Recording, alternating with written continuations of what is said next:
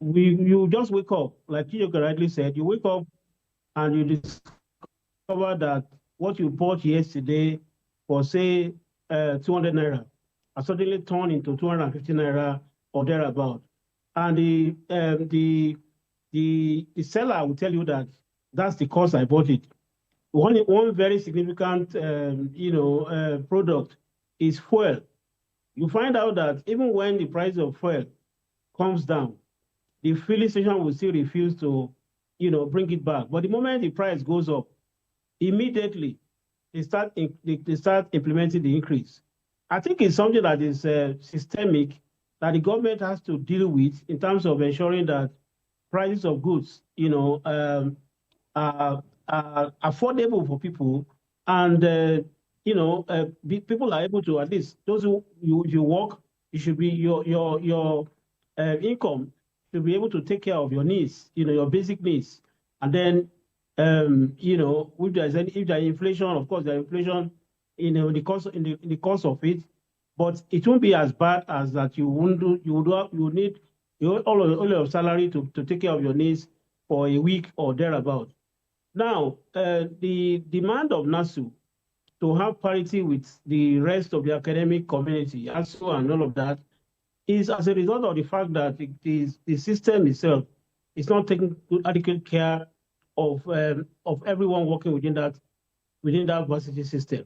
Otherwise, as you rightly said, you cannot compare the academic staff with the non-academic staff. That is not to say that there's a disregard for them. No. But in every sector, there is what is called the core. The core in every sector. The core of the academic sector is the academic staff. Yes, they cannot live without the non-academic staff, but you cannot equate them with the non-academic staff. But what is pushing it is the fact that whatever income they are earning as non-academic staff, just like many other sectors in Nigeria, is not able to take them home. Not to talk of taking care of other things that they require to do, as workers. So I think that NASU is demanding for that because of the economic situation that we find ourselves. But in the end, I want to believe that they themselves realize that they can't actually, in real sense, ask for parity with the academic All right. community. So, well, based on what you've said and based on what Chijoke has said, you gentlemen are saying, look, it is okay to ask for more money, but it mustn't be on the same level as the academic staff. But it must be enough to take care of basic needs, is what I hear you gentlemen say, basically. All right, let me quickly. All right, let's move on now to something else I'd like for us to tackle. I'll continue with you, Miwa, before I go back to Chijoke. So the International Monetary Fund, IMF, has advised Nigeria to introduce excise duties on telecom services and extend a VAT to fuel products to boost revenue. This is happening in the midst of intense hardship, with Nigerians crying that there is a multiple taxation with nothing to show for it. Okay, so I'm not going to put words in your mouth, Muyiwa. Do you think this is a legit proposal put forward by the IMF? And do you think Nigerian government should accept it? Well, I don't know whether the IMF is familiar with what's happening in Nigeria before they make that recommendation, because the tax regime that was started in January this year has actually made it very, very difficult for the ordinary Nigerian to be able to breathe and breathe very well and survive. All manner of taxes are coming up. If you make transaction of some amount of money, you realize immediately that you are being charged for stamp duty, which never used to exist before. Some people are already canvassing that VAT, which is 7.5%, should be increased because they are comparing it to what happens in other countries, not only just in Europe, but countries around us. So then you now have this situation where you already, even the telecommunication companies here have increased their costs. Nigerians have been complaining very seriously about data. You realize that when you are calling people now, particularly if you are using platforms that use data, you find that they won't be able to even receive your call. Sometimes it rings without they being able to, pick your call. They are not on. They are not there. Everybody is managing the data now, and that is without this excess duty that they are now trying to introduce. The question I begin to even wonder, I want to ask is whether they really want the Nigerian people to, to survive the harsh economy. Just as the government is asking for more revenue, the ordinary people are also asking for, which is why when we were discussing about NASU earlier, you can see the reason why they're asking for parity. Everybody, everywhere you turn now, the cost of living is so unbearable. I mean, and this cuts across the country. I'm based in Lagos, but I've been in Abuja for some time, and I see that in Abuja, even the cost of living has gone astronomically high. And if you're a federal civil servant, for instance, what you earn in Kano is what you earn in Enugu, is what you earn in Abuja or earn in Lagos. And these things are not enough to take care of any need, any responsibility. To now add additional tax to it, I think it's something that those who are asking for it and the government that is being asked to approve it should reconsider and not push people to the wall, because it's very dangerous when people get pushed to the wall. What will happen is that when they cannot get further push, then something has to give, and that's what the government has to worry about. Well said, Muyiwa. Chijoke, I want your take on this. So this is not the first rodeo, right? When it comes to IMF advising the Nigerian government. Let's walk back down memory lane to when it was Ibrahim Badamasi Babangida that was at the helms. And then after an advice from IMF or recommendations, the SAP initiative was born. And Nigerians fondly called it a stomach adjustment program. And that wasn't it. This was a structural adjustment program. Now, IMF has come again in the midst of hardship, but they're saying, look, if you want Nigeria to come out of this fog financially, you need to impose more tax, specifically on telecoms companies. But then again, that's going to boomerang. It will be the Nigerian people that will suffer for it. So I want you to respond to that and also respond to what Muyiwa just said, that he doesn't think IMF is in touch with the reality on ground in Nigeria. Chijoke.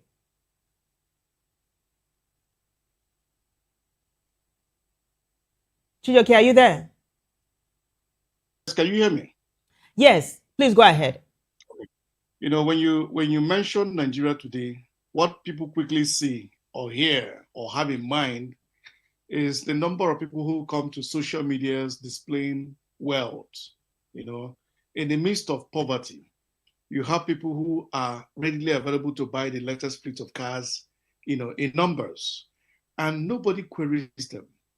The lavish lifestyle of the average person that is seen to be in leadership is what is now prompting the IMF to see that the suffering, is not projected, because the average person, even in their poverty, still defends these, emperors. Look around you. With the ringing of the bell of now the coming up of elections, who are the promoters? Who are the people who are carrying the flags? Who are the people when when people should ordinarily be in their farms or in different fields working and, trying to put food on the table? You see stadiums lined up. You see buses going from here and there, all in the midst of the mindset that the money will simply trickle from the top and go to the down, right? An expectation of, everything will come to be okay, even without making any efforts. So the IMF is saying, so long as for political campaigns, they show up. That means that what the few are projecting, who are the lowest voices that are not really heard, is not the major reality of what is on ground in Nigeria. Forgetting that the clothes you now see covers so much that when you take off the clothes, you will find that Nigerians have lost more than the expectation.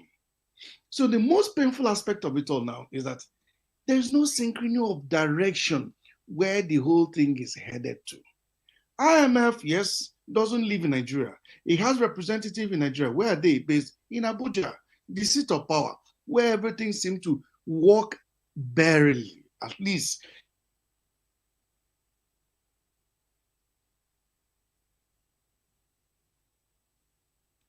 Chijoke, are you there? Chijoke, I think we're having issues with connectivity. It's the network. But Muyiwa was saying that even though he's based in Lagos, he's in Abuja, and it's not even easy for them in Abuja as well. I know, unfortunately, we are having connectivity issues with Chijoke, but we get the gist of it. Muyiwa, I think you understand the exactly what Chijoke is talking about. He's saying that Nigerians live make-believe lives, especially on social media. Probably that's where IMF is getting their information from. But the question or the answer I wanted Chijoke to give was, if the government should take this advice hook, line, and sinker, even though you had already advised that there must be some consultations and consideration before this kind of thing is implemented. But can we quickly talk about something else before I let you go, Muyiwa? The Socioeconomic Rights and Accountability Project, SERAP, has sued the NNPCL for failure to account for, wait for it, 5.9 billion naira spent on its transition from NNPC to NNPCL. Muyiwa, last week, I mean, it was Oshomole, Senator Adams Oshomole versus the rest of the Senate, right? When he was saying that Mele Kyari, former GMD of the NNPC, should be arrested, he said that. He also called the NNPC a house of thieves, and he said their managers are criminals. The Senate immediately distanced themselves from that comment, and Adams Oshomole was saying he was not going to withdraw his comment, even though he was asked to withdraw it. So I want you to respond to all of this and to what SERAP is demanding at the moment.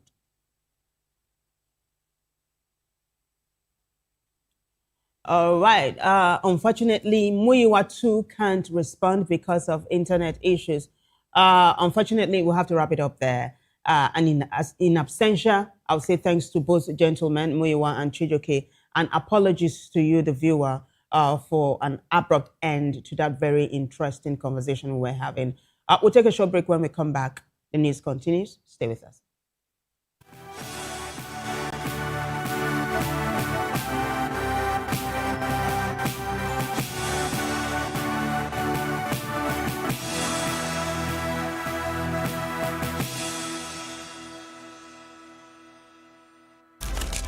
In a world where power shapes with every headline. In a nation full of questions. In a world filled with noise, the truth needs a voice. The policies that shapes our world and the economy that determines our future. Every hour, every day, the grapevine keeps buzzing. And together, we are committed to telling the stories that shape our world, because your voice is our focus. Don't forget, our voice matters the most. Let us come together and share our concerns.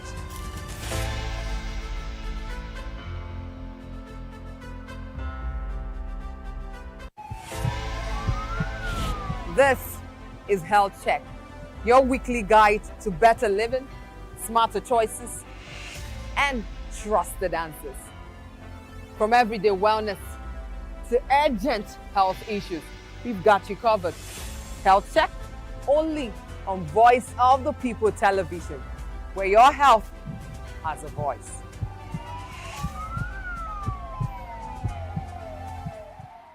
Welcome to the locker room, the home of football talk that matters. I am Jerry Ampelon. Join us every weekday, Monday to Friday at 5 p.m. Nigerian time, as we share the hot takes and hot debates in the exciting world of football. And joining me are the usual suspects, Ikechukwu and Mayowa, as we break down all the hot takes and everything that's happening in the football. Don't just watch football, live it with us. Catch us on the locker room and Voice of the People Television at 5 p.m. Nigerian time. And like I always say, if not 20 minutes off, with the sport. Welcome to Romeo Pizza.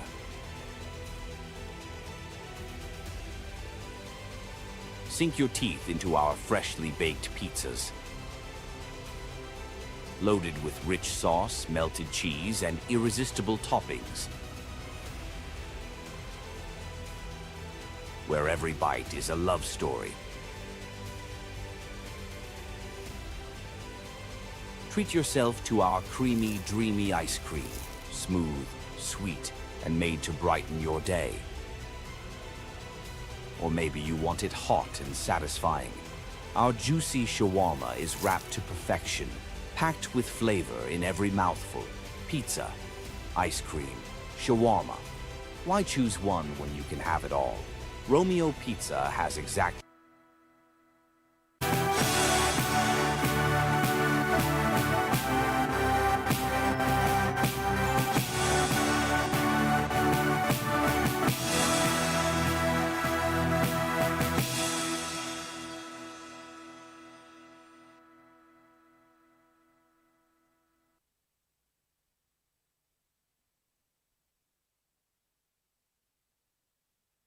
Welcome back, everyone. And now the rest of the bulletin.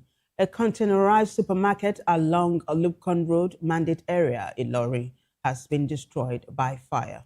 Kwara State Fire Service said the fire started in the early hours of Sunday after a spark from a high-tension electricity transmission line. The inferno caused significant damage to goods and property. The fire service received a distress call at 3:08 a.m. and deployed firefighters to contain the blaze. Kwara State Fire Service Public Relations Officer Hassan Adekunle confirmed the incident in a statement issued in Ilori.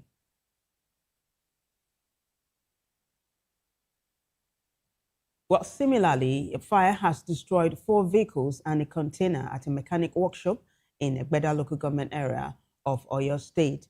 The incident occurred Saturday night at exactly 9:16 p.m. along Old Ife Road.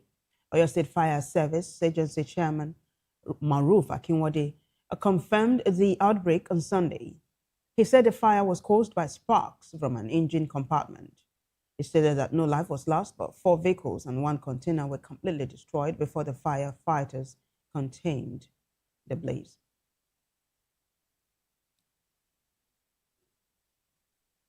Well, away from that story, the Sultan of Sokoto, Mohammed Sahad Abakar III, has asked Muslims across Nigeria to look out for the new moon of Muharram 1448 after the Hijrah. The directive was issued Sunday by the chairman of the Advisory Committee on Religious Affairs, Sokoto Sultanate Council, Professor Sambo Wali Junaidu. According to the statement, the moon sighting exercise will hold on Monday, June 15, 2026, which falls on 29 Jul Hijrah 1447 after the Hijrah. The sighting will determine the start date of the Islamic new calendar. Muharram is the first month of the Islamic lunar calendar.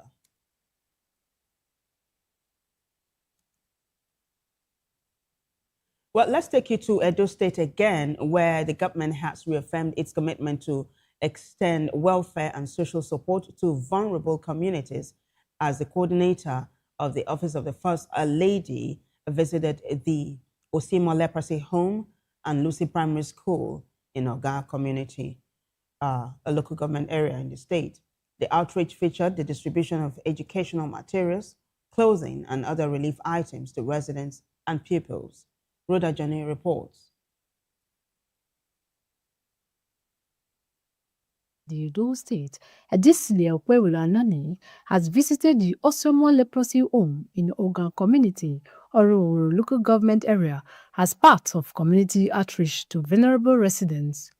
She said the visit was in line with efforts to extend government presence to all communities, including underserved and vulnerable groups across the state. She added that attention to such communities remains important within ongoing social support initiatives. You know, I'm very particular about children. They are the leaders of tomorrow. They are our future. Our time is passing by. These are the ones that we take over. And I said to my team, what are we going to do? So we decided to give them school uniforms, educational materials, because education is important. But before you become who you want to be, somebody here might be the president tomorrow. One of you might be the governor tomorrow. Somebody here will be the chairman of this community. See your chairman, they say he was born here. Somebody here will be in the House of Representatives tomorrow. But you must take your education seriously. Anani also noted the importance of caring for children and ensuring they receive adequate support for their development. Officials at the event, including the Commissioner for Health, Dr. Cyril Oshemole, and the Special Advisor on Health, Dr. Andrew Iyamu, restated the government's commitment to improving access to healthcare services across the state. This program demonstrates that true leadership is measured by how we care for those who need our support the most. As Commissioner for Health, I assure you that the Ministry of Health will continue to work closely with all relevant stakeholders to improve access to quality healthcare services and strengthen interventions that promote inclusion, dignity, and healthy living for all. In championing this cause, today's outreach is not merely an act of charity. It is a bold declaration that no Edo citizen shall be forgotten, and that our administration recognizes health, dignity, and social inclusion as fundamental rights, not privileges. Rhoda Johnny, Vop TV News.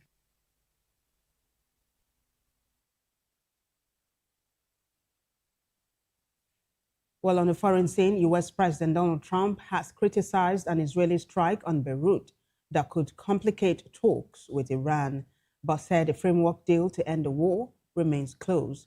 Trump wrote on Truth Social that the attack should not have happened on a day when a peace deal with Iran was near. He said all sides should stand down. Iranian negotiator Mohammed Bakr Kalibaf said the strike shows the U.S. lacks the will to meet its commitment. He said continuing talks is not possible. Iran's military said a strong response to Beirut strike is coming. Israel said the strike targeted Hezbollah militants and that it is not party to the U.S.-Iran deal. Well, we'll take a short break. When we come back, a news hour continues. Stay with us.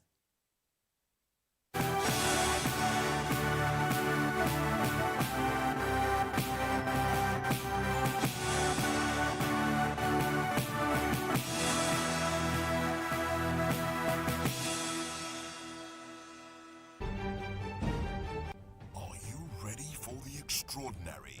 Something big is happening on your screen. Introducing Vop TV. Now streaming on SLTV channel 264. From breaking news to captivating conversations, news analysis, giving you all sides to the story. We bring in-depth discussions on the issues that matter, from politics to sports, entertainment, and lifestyle. Vop TV on SLTV channel 264. Join us as we redefine what television means to you. Voice of the People Television, Vop TV. Now you have more than a voice.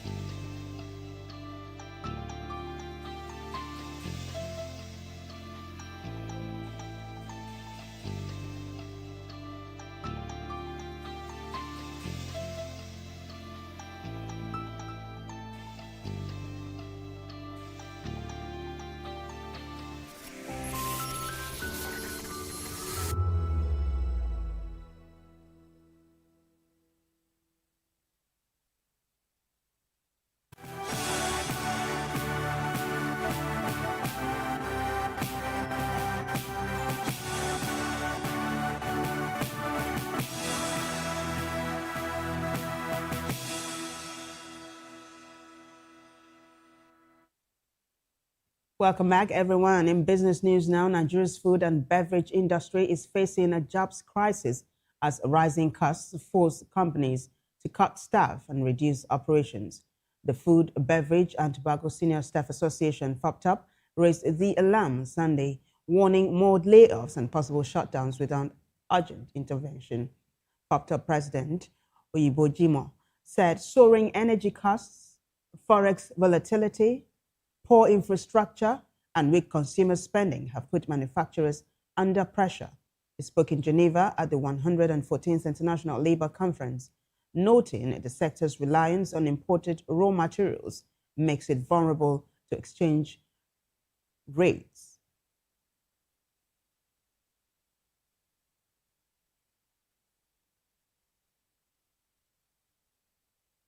Well, in sports news, the Athletics Federation of Nigeria has praised Nigerian athletes for their performance at the 2026 NCAA Division I Outdoor Track and Field Championships in Eugene, Oregon.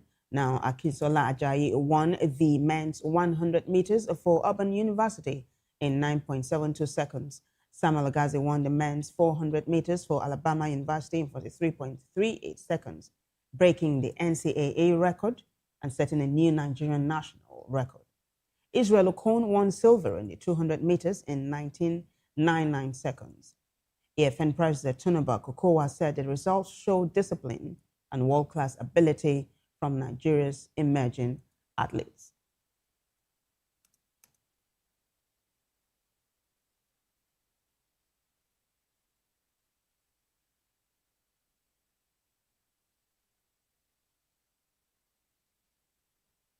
Well, in entertainment news, presidential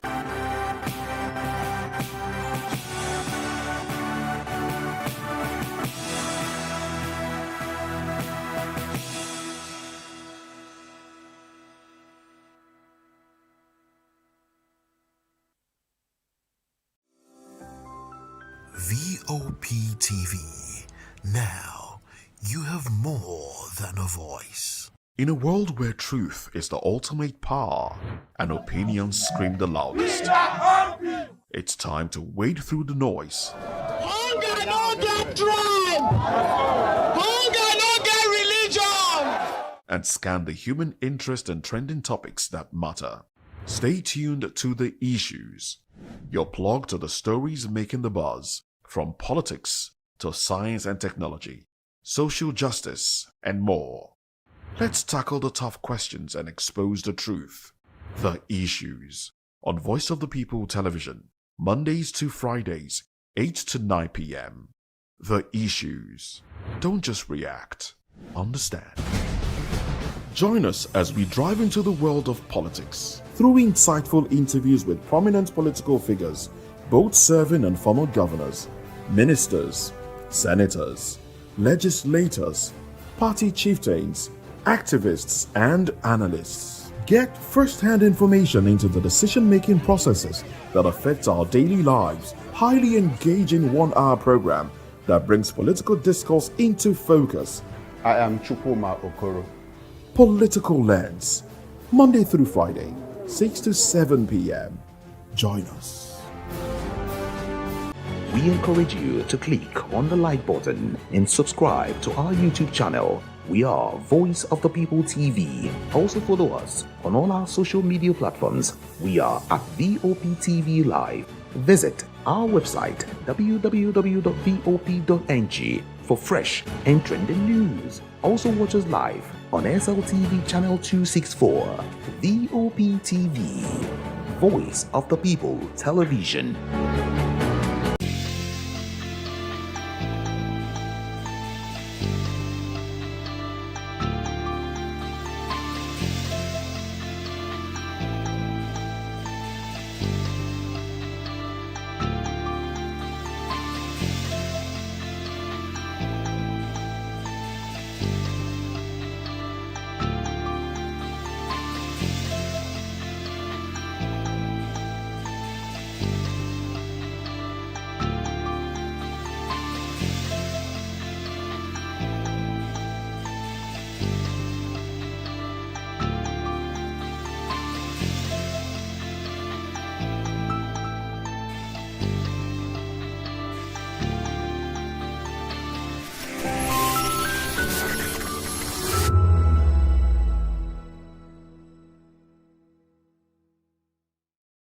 This is African News on Voice of the People Television, where we don't just bring you the news, we bring you Africa's heartbeats, the policies that shapes our world, and the economy that determines our future. African News on Voice of the People Television. Stay with us.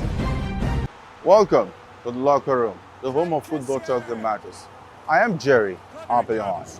Join us every weekday, Monday to Friday at 5 p.m. Nigerian time, as we share the hot takes and hot debates in the exciting world of football. And joining me are the usual suspects, Ikechukwu and Mayowa, as we break down all the hot takes and everything that's happening in the football. Don't just watch football, live it with us. Catch us on the locker room and Voice of the People Television at 5 p.m. Nigerian time. And like I always say, if not 2024, please the sport. To know the happenings in the maritime sector, join us on the program Maritime Frontiers on Vop TV as we discuss key areas in the maritime sector, from aquaculture, maritime transportation, maritime labor regulation, oil and gas exploration, ferry and passenger insurance, marine pollution and prevention, port operations, and lots more. Maritime Frontiers, exploring Nigeria's blue economy. The red carpets, awards, the razzmatazz, music, fashion, interviews, and more. Spotlight on Voice of the People Television. Let's feed you with all the juicy stories in the global entertainment space, bringing you the glitz and glamour as they hot. Stay tuned to Spotlight, 1 p.m. Monday to Friday. Spotlight on Vop TV. Entertainment like never before.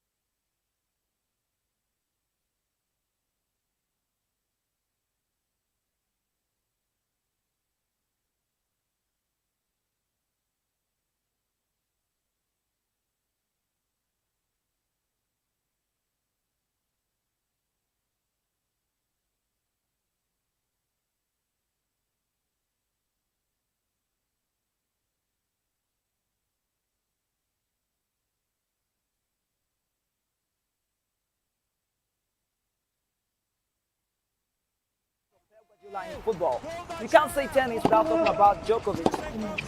So why not give me attention on the show so I can run your race on the TV like Lewis Hamilton, Formula One star? Don't forget, when God have mercy on you, you can achieve your goals like Cristiano Ronaldo.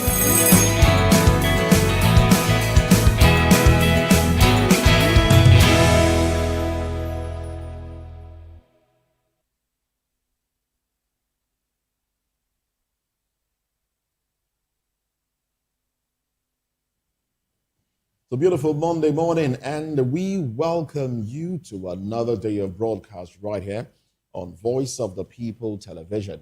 This is VOP This Morning. I am Moses Humphrey. A quick look at the rundown for today. We'll be starting off with insecurity, of course.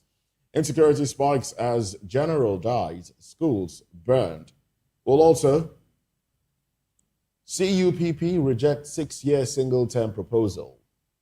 Obi pledges dialogue as NDC, NNPP deny 2027 rumors. Now, these are the conversation for today.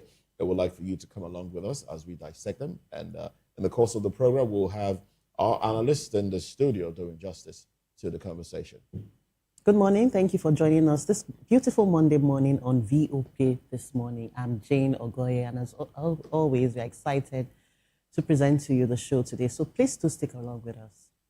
Good morning, and I am Chukwuma Okoro. Good to have you join us. Now, beyond those interesting topics, we also have others that we'll talk about in the course of the program. And we'll go to the Southeast, where Works Minister Dave Umahi says President Bola Tinubu is executing long-abandoned Southeast road projects under the Renewed Hope agenda. Well, during an Ebonyi inspection, Umahi said the Calabar-Ebonyi-Benue Trans-Saharan Superhighway is a colonial-era dream now being built.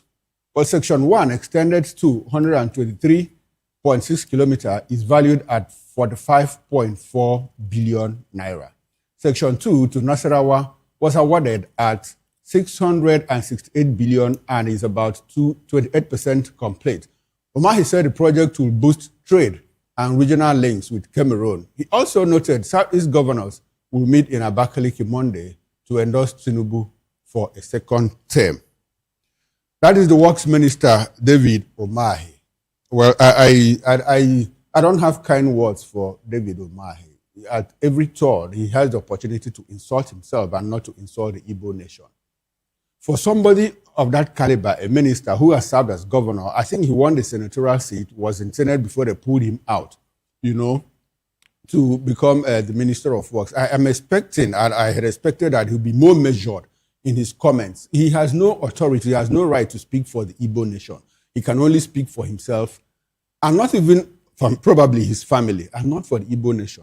Now, Umahi has the effrontery to tell the Southeast people that the president is reviving colonial era roads in the Southeast, clearly admitting that for the past 65 years, the Southeast has been abandoned, neglected, marginalized by the Nigerian state. That is how I interpret it, and that is the way most people from the Southeast and moderate Nigerians, very well-meaning Nigerians, interpret that the Southeast had been abandoned.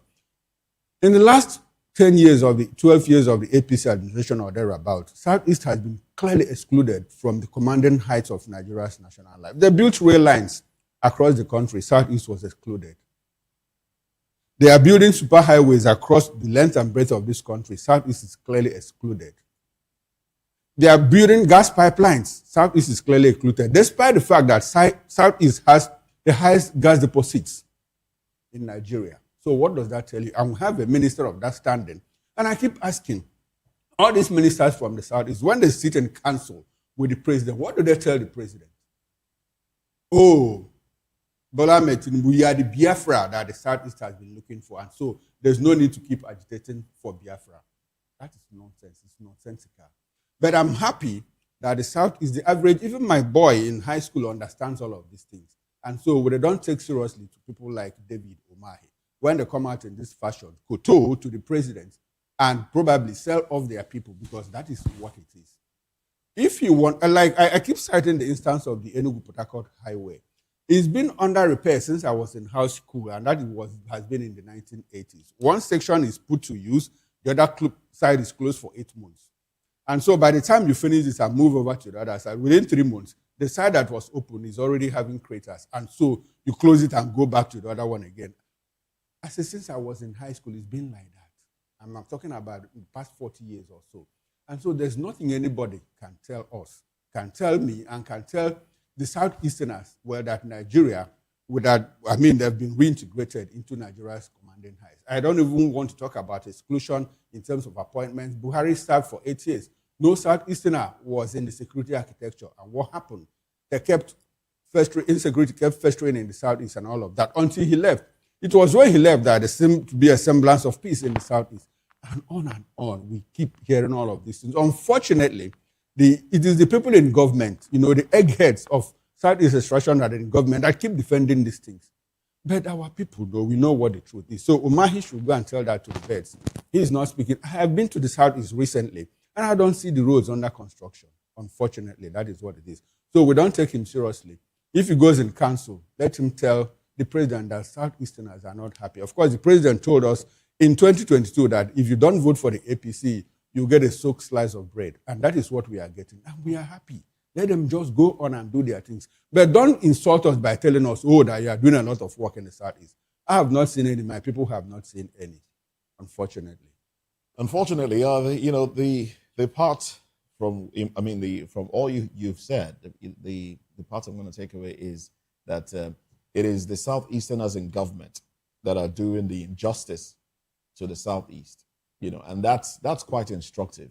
And the question on my mind is, so what happens to the rest of the people? I mean, if government is of the people, for the people, by the people, why aren't the people holding the politicians in their midst to account? I mean, the people still have power.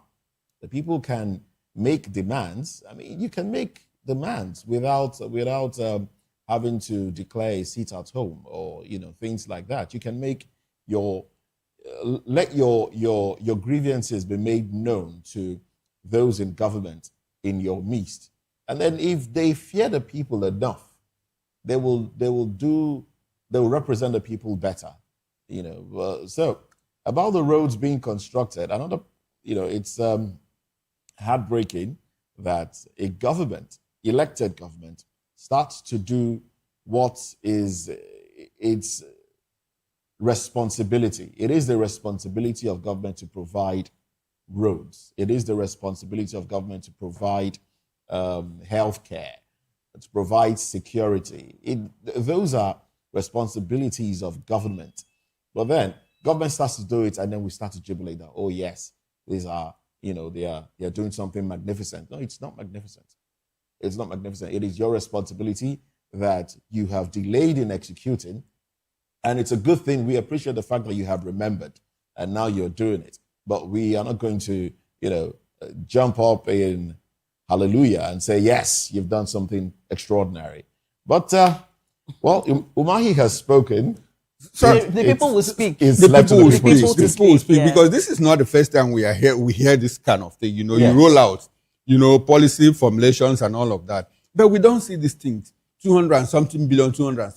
You go back, those roads are not constructed. Monies are not released. And he even said that the Southeast governors will sit this week sometime, to endorse today to endorse the president. Well, they can endorse him all they want. Yeah. They can endorse him all they like. They endorsed him in 2022, 2023. What happened?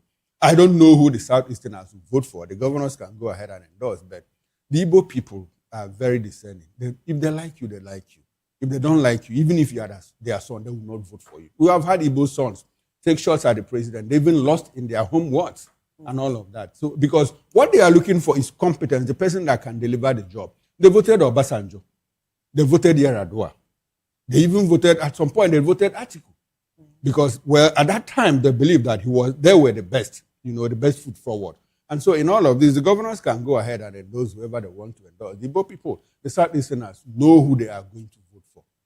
They really do know who they will vote for. I think for me, the angle I would like to approach this matter is how infrastructure cannot stand on its own merits and has to be politicized. Why are projects being embarked upon during election cycle and then rushed up so as to meet a certain deadline, so as to appease the people to vote a particular government into power? Why can't it be on merit? Infrastructure such as roads, schools, health, and what have you, education are the fundamental rights of the citizenry.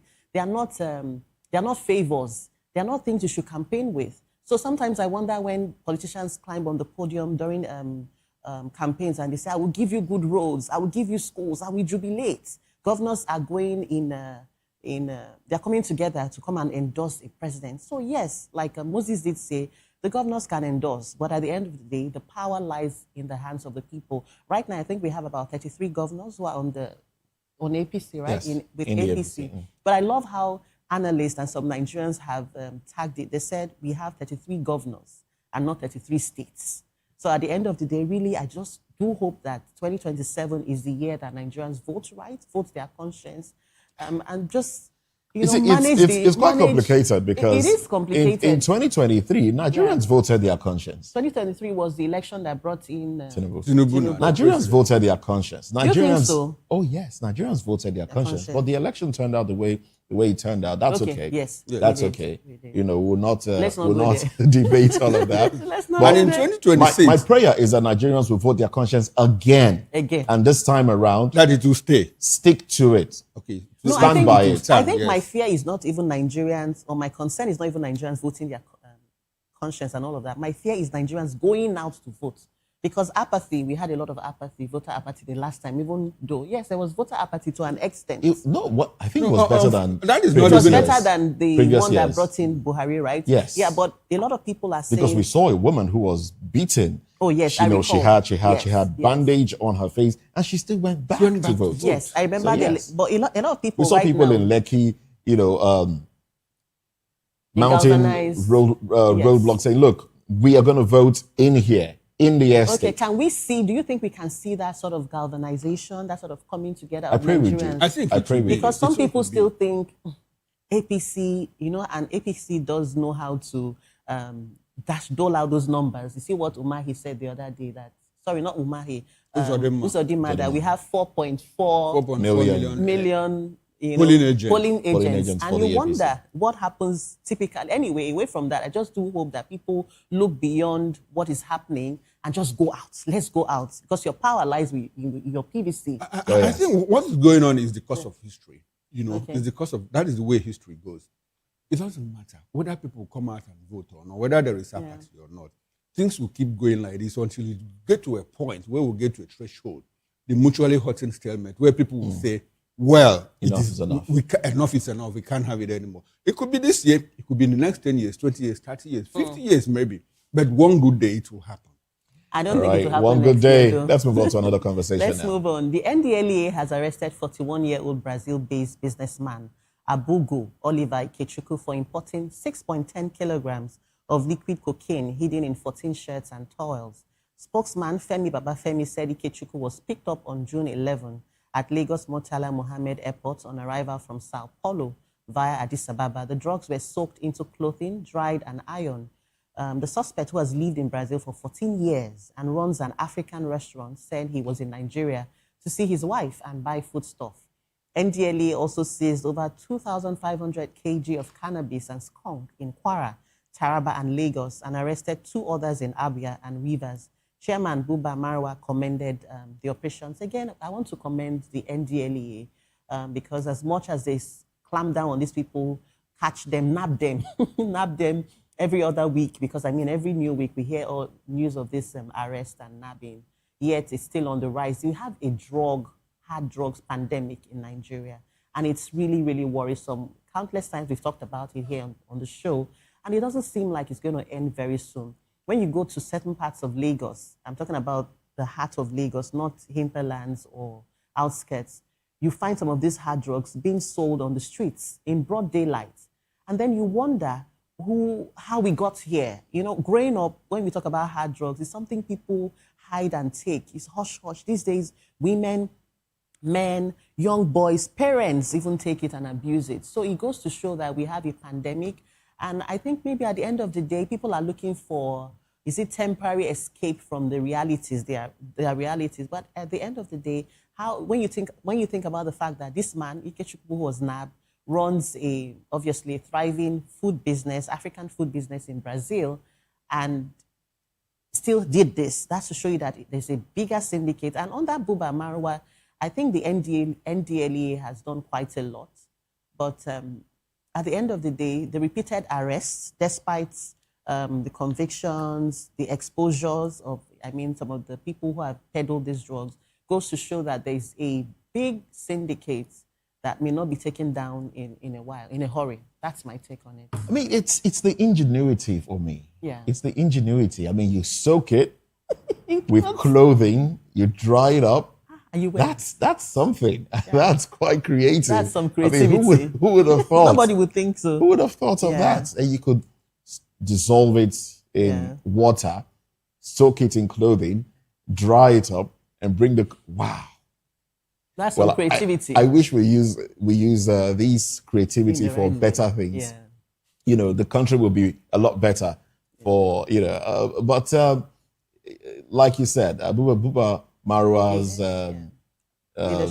leadership is doing great. They're doing fantastically well. Yeah. But you see, I need to see you translate. It's one thing to arrest all these people. It's another thing for you to, you're basically not going after the kingpins themselves. If you go after, when you arrest, before you publicize, get information. If you can, I know it's difficult, but if you can, track down the barons themselves. These are just foot soldiers. These are those they use in trafficking.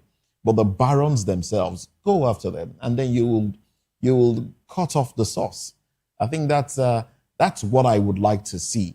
But then again, there's this report about 386 Nigerians in Ethiopia who are being brought prisoners from Ethiopia coming back to Nigeria in an agreement.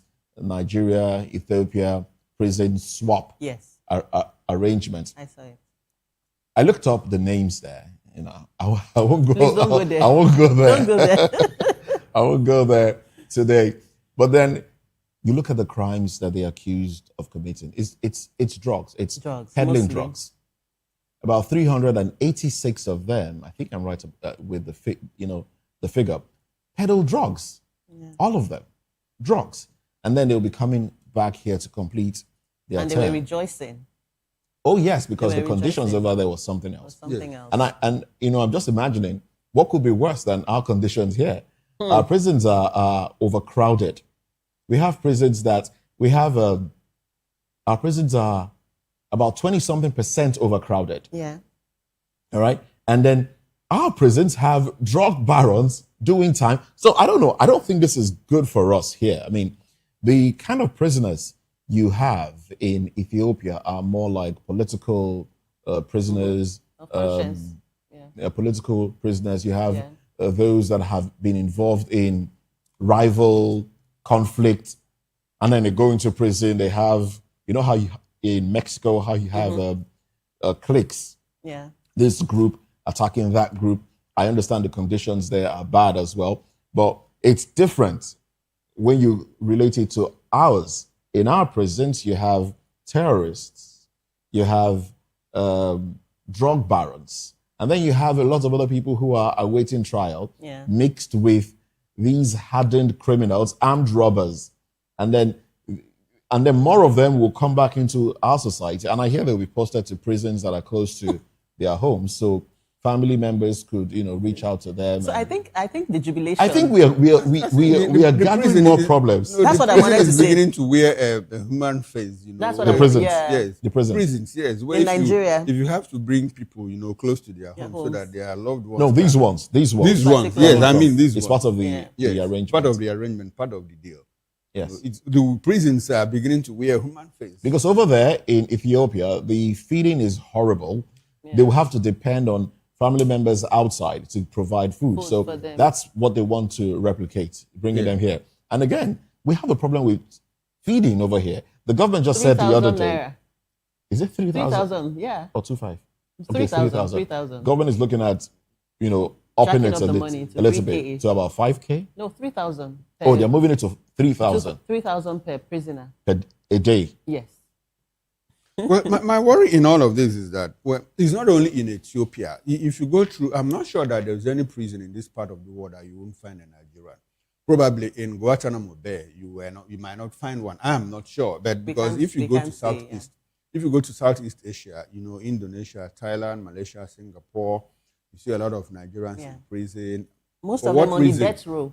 On the death row. For what reason? For drug and all of that. Yeah. And so we discussed it the other time. Nigeria is gradually becoming a hub, a drug hub, because fly in from Mexico, from here to wherever, Colombia, and all of that. It is quite unfortunate. But the bigger problem is that as this guy has been caught, probably 2 or 3 other people scaled through. And so you understand how it works. We understand. I do understand. I have people that are close to, I relate with people in the security agencies, and I'm told, and I understand through that, as a matter of fact, some of these people that get caught are people who are on the bad list and all of that. So, and when these things are captured, where do they end up? They still find their way back to society. It's sold in the open in some parts of Lagos. So you begin to wonder, if we are cracking down on all of these Chinese nationals, South Americans and all of that who come here and they are called Nigerians, and those things are confiscated, how is it that we still find them in the streets, peddled freely?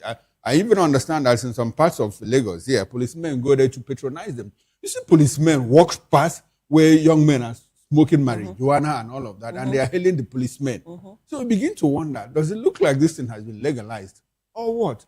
So it's a bigger problem until we have a handle on it, to the extent that if you cut off supply, which goes back to what Moses said, look for the kingpins. It is not these guys, these young men, the barons themselves. These ones don't do anything, because they will simply find another young man who wants to blow, and get him involved in the trade, and he's going to try his luck. Unfortunately, some of them are caught. Last year, about 23 of them were killed. I think that was in Indonesia. Of those 23, one was from one state, the other 22 were from a particular state. And so what kind of children are we breeding? You go back to the village, and one young man comes in from either Southeast or from South America, is buying cars, is building houses and all of that. And the parents say, well, go and do what your mates are doing. They are telling other people without knowing, that they are putting their children's lives in harm's way and all of that. And when the person gets caught and killed, they say, oh, it's my enemies and all of that. Baba is doing a good work, but he needs to do more. He needs to do more, because we still find these things sold in the streets of I just wanted to, let me just quickly add this. Growing up, some crimes, you get ashamed, like it brings shame to your family. Imagine, in your time when you were growing up, or when I was younger, imagine seeing maybe the firstborn of a particular family holding what's that thing called? Holding the NDLE charge thing. It's a thing of shame to the family. But these days, there's no shame. No, there's no shame. So even this strategy is not even working. This naming and shaming them, it's not even working. People will even post it. Family members will just move on. So I think we've also lost that shame. Those days we say, no, it's my not family. just it's the world over. It's the world over. Okay, the world over. But I want to relate. The world is becoming more permissive. Permissive is the word. There's this mugshot of yes, I was looking for the of word a young mugshot. of a guy who, the mugshot went viral. And they said he got a modeling gig. Yes, I recall. From being good looking. From being good looking, he had blue eyes. Yes. Oh well, let's move. There's another story here. So the federal government has urged Nigerians to embrace voluntary blood donation, as Niger State shut 15 private health facilities and arrested a fake doctor. The National Orientation Agency director in Jigawa, Ahmed Tijani, said on Sunday during World Blood Donor Day that every unit of blood saves lives in emergencies, surgeries, and for patients with sickle cell and cancer. Well, he called for regular donation and support for blood banks. In Niger, NISFA sealed 15 clinics in Suleja. Chairman Dr. Abdullahi Suleiman said Elamara Specialist Hospital was closed after a suspect, a medical school dropout, allegedly practiced as a doctor for 6 years without a license. He's been handed to security agencies. Suleiman warned clinics against unqualified staff and urged the resident to report suspicious health practices. It's a big problem. We have people pretending to be lawyers. We have people pretending to be doctors, and that's even more deadly. Yes. And then I ask myself, who employs them? Is it that they have monies to set up hospitals and just pretend? Who goes through their certificates? There's this Nigerian who was caught in America. She applied as a nutritionist, and she was getting really good pay because she said she was, a class, whatever, a nutritionist. But then when she was asked questions on how you should treat one who is diabetic and how you should treat one who had ulcer and questions like that, she could not provide answers. And I wonder how people venture into areas where if they make a mistake while practicing what they claim to know, they will endanger people's lives, and nobody vets them properly to ensure that they are what they say they are, and then they go out there. It's really unfortunate.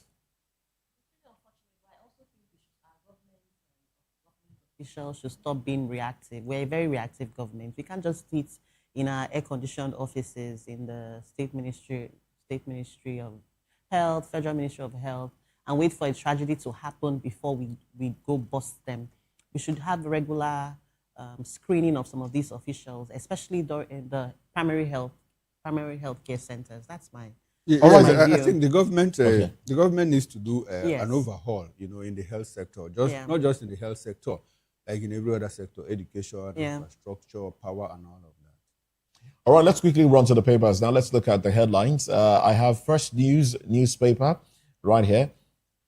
2027, governors don't win elections, Nigerians do. That's Obi speaking. And then Badenoch criticizes Nigeria's power sector performance, always taking a swipe at taking a jab at Nigeria, using Nigeria to score points. Amotekun arrests 97 suspects in Ondo crime crackdown. Serap drags NNPCL to court over 5.9 billion naira rebranding expenditure. We also have Oshomole. Edo was safer under my administration than Anambra under Obi. Atiku demands probe into fresh 4 trillion naira power sector bond. Military airstrikes kill 27 terrorists in Borno operations. Defamation. Ex-Imo governor demands 5 billion naira damages. Public apology from Okonkwo. 11 fear dead as Benue funeral boat capsizes. Not again. Oh well, those are the headlines from First Daily newspaper. Let's move on to the Punch newspaper. Bandits launch over 50 attacks in 1 week. Police recover 33 firearms in nationwide anti-bandit offensive.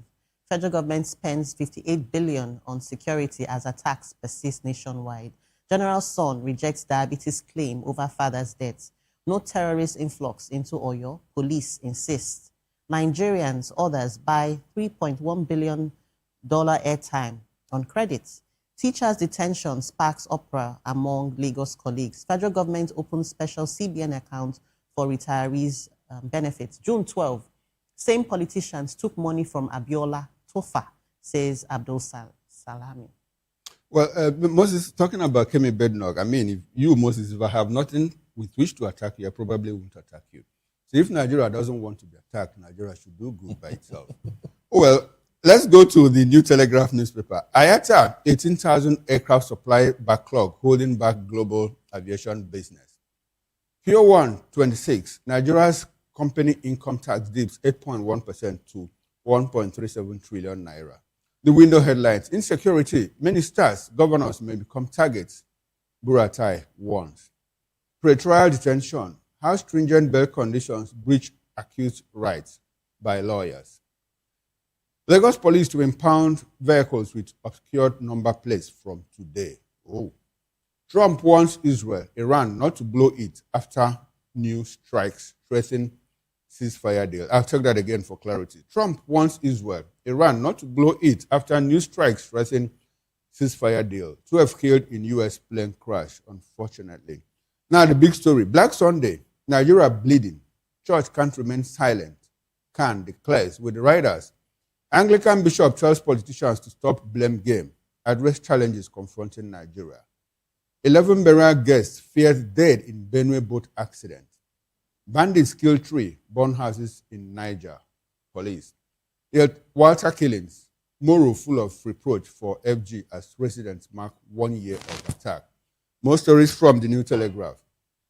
My father wasn't diabetic, General Rabe's son. State police are an idea whose time has come. Hope rises for decentralized policing in major bid to address growing insecurity. SA deploys drones, BWT to stop 586 Nigerians, others from sneaking in, clears 318 Nigerians to return home today. 2027, Atiku's ADC ticket sparks fears of southern vote split, realignment. And in the world of health, fasting may offer new hope for gum disease treatment. That's according to a study. And that's it from the New Telegraph newspaper. And that's how far we go on newspaper headlines. At 10 o'clock, we'll get deeper into these headlines, making sense of it all right here on the show. In the meantime, let's touch on the general who died in captivity, retired general, dies in captivity, schools burned. Let's look at this when we come back from this break. Stay with us.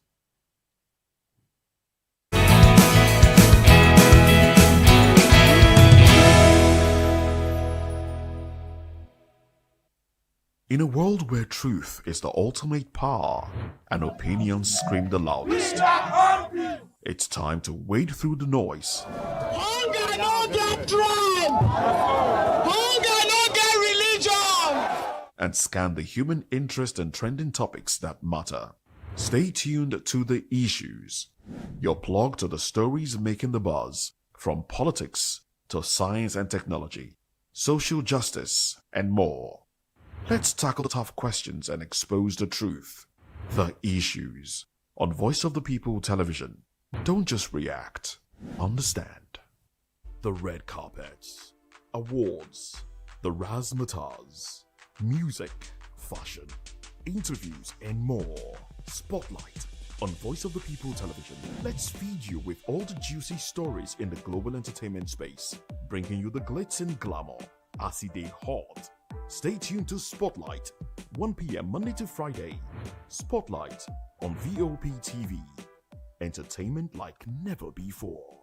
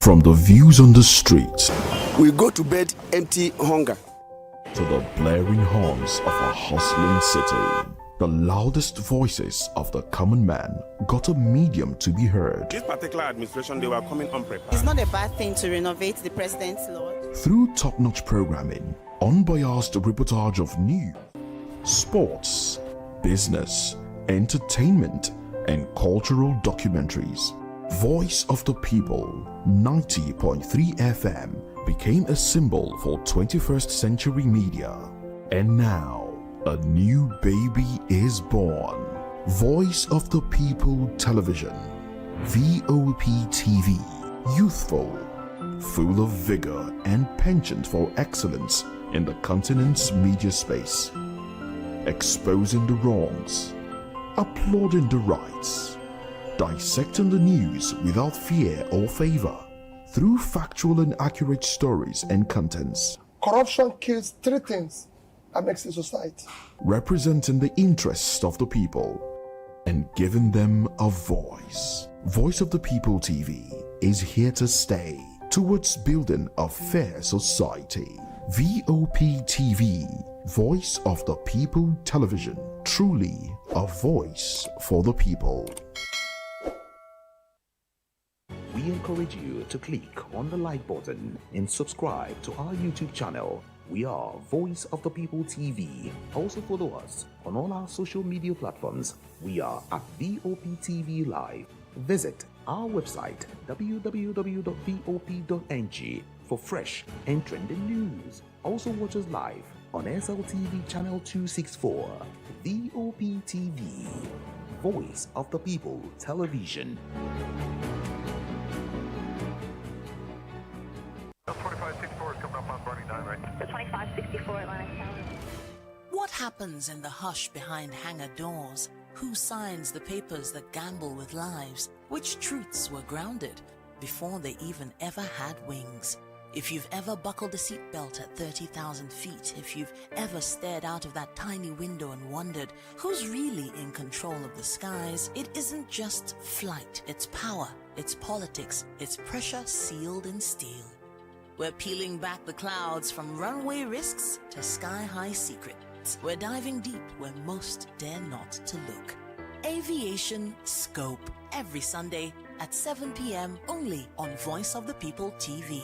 We don't just report, we reveal. We don't just ask, we uncover. Because when it comes to the skies, ignorance is turbulence. Aviation Scope, the sky isn't the limit, it's just the beginning. On Edge Dialogue, we bring you fresh ideas and conversations, shaping the future of learning in Nigeria and beyond.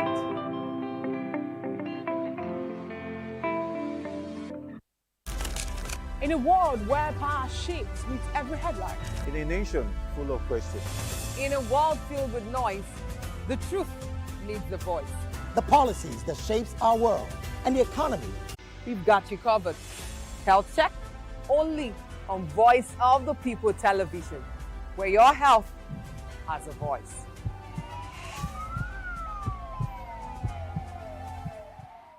welcome to the locker room, the home of football talk that matters. I am Jerry Arpillon. Join us every weekday, Monday to Friday at 5 p.m. Nigerian time, as we share the hot takes and hot debates in the exciting world of football. And joining me are the usual suspects, Ikechukwu and Mayowa, as we break down all the hot takes and everything that's happening in the football. Don't just watch football, live it with us. Catch us on the locker room and Voice of the People Television at 5 p.m. Nigerian time. And like I always say, if not going to the front, with the sport. Welcome to Romeo Pizza.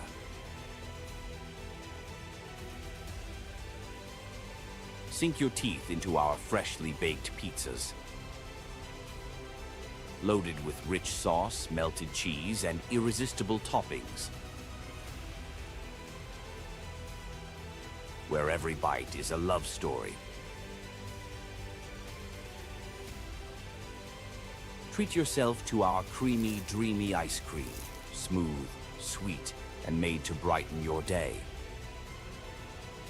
Or maybe you want it hot and satisfying. Our juicy shawarma is wrapped to perfection, packed with flavor in every mouthful. Pizza, ice cream, shawarma. Why choose one when you can have it all? Romeo Pizza has exactly what your taste buds desire. Are you ready for the extraordinary? Something big is happening on your screen. Introducing Vop TV, now streaming on SLTV channel 264. From breaking news to captivating conversations, news analysis, giving you all sides to the story. We bring in-depth discussions on the issues that matter, from politics to sports, entertainment, and lifestyle. Vop TV on SLTV channel 264. Join us as we redefine what television means to you. Voice of the People Television, Vop TV. Now you have more than a voice.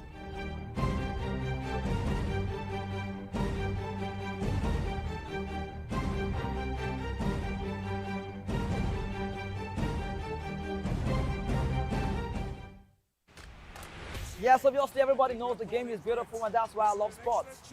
My name is Kizzy K. You're welcome to my republic. But remember, there can never be a transfer without a window. Just like there can never be a deep thinking without a Pep Guardiola in football. You can't say tennis without talking about Djokovic. So why not give me attention on the show so I can run your race on the TV like Lewis Hamilton Formula 1 star. Don't forget, when God have mercy on you, you can achieve your goals like Cristiano Ronaldo. I am a proud Nigerian, and right here, we talk NFF. For every sports update, commentaries, live interviews on the game, we got you on this, because right here at Voice of the People TV, the Sports Public Show has got everything just for you to be part of it. I love the beautiful game, and that's why KGK loves sports. In a world where truth is the ultimate power and opinions scream the loudest, it's time to wade through the noise. Hunger no get tribe. Hunger no get religion. And scan the human interest and trending topics that matter. Stay tuned to The Issues, your plug to the stories making the buzz, from politics to science and technology, social justice, and more. Let's tackle the tough questions and expose the truth. The Issues on Voice of the People Television. Don't just react, understand. The red carpets, awards, the razzmatazz, music, fashion, interviews, and more. Spotlight on Voice of the People Television. Let's feed you with all the juicy stories in the global entertainment space, bringing you the glitz and glamour as they hot. Stay tuned to Spotlight, 1 p.m. Monday to Friday. Spotlight on Vop TV. Entertainment like never before.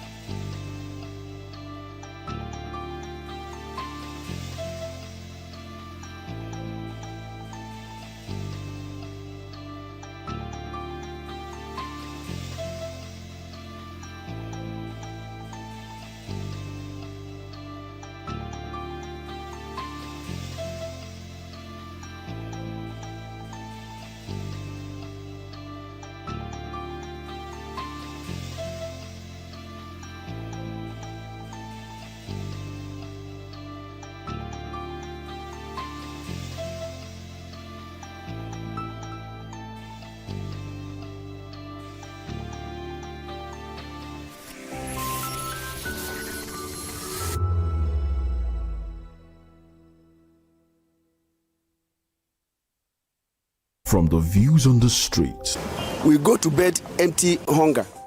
to the blaring horns of a hustling city, the loudest voices of the common man got a medium to be heard. This particular administration, they were coming unprepared. It's not a bad thing to renovate the president's lodge. Through top-notch programming, unbiased reportage of news, sports, business, entertainment, and cultural documentaries, Voice of the People 90.3 FM became a symbol for 21st century media. And now, a new baby is born.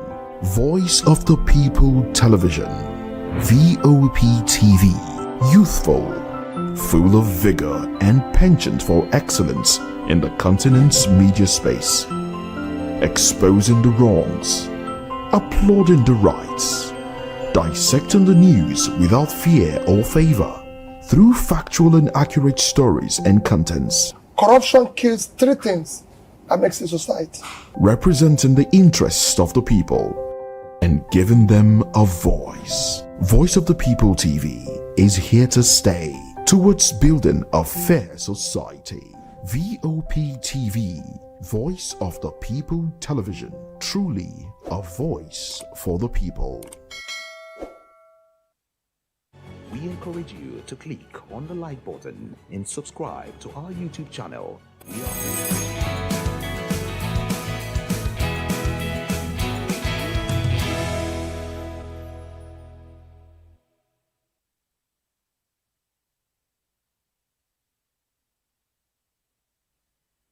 Suspected Boko Haram ISWAP fighters set primary and secondary schools ablaze in Kautakari, Chibok local government area of Borno State on Saturday.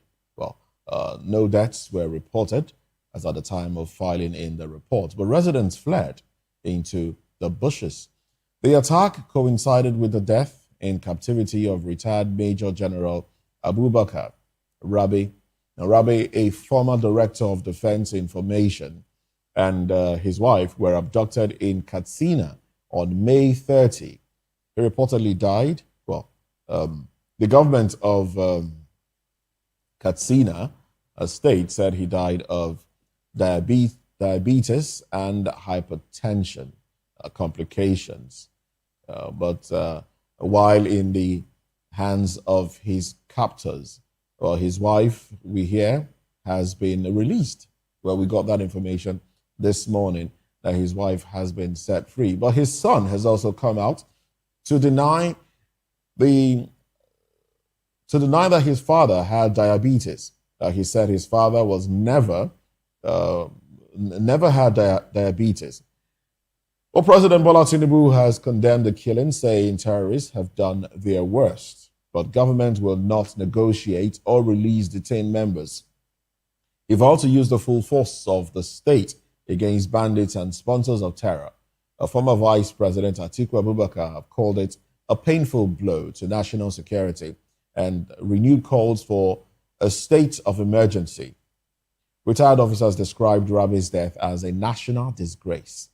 Separately, bandits killed at least 20 people in Kebbi State. It's they have been on the rampage with all the killings so far. Well, we have joining us from our Benin station, Mr. Liberty Omori, who is a public affairs commentator. Good morning to you, Liberty. Welcome to the conversation. Good morning, we have sir. with us in the Good morning, studio. sir. Yes, good to have you. With us in the studio, we have Darlington Agumo, who is a lawyer and, of course, a public affairs analyst. But let's start off with Liberty Omori. My question is, how does it feel that government is trying to explain away the death of a general, a retired general, while in captivity? Government saying, oh, it's not as if they killed him. You know, they didn't put a gun to his head or anything. It was complications from diabetes and hypertension that killed him. Is that something that should be heard? Should we even be talking about the fact that he had complications of whatever terminal illness he might have had, even though his son has come out to say that's not even the case? There's another, the son, and you know, some of the people are saying that he died from complications from snake bite. That's another narrative. But the fact of the matter is he died while in captivity. So how do you react to all of this? First of all, I must appreciate for having me on this program. But we have to be tell ourselves the truth, I think, as a nation. That being said,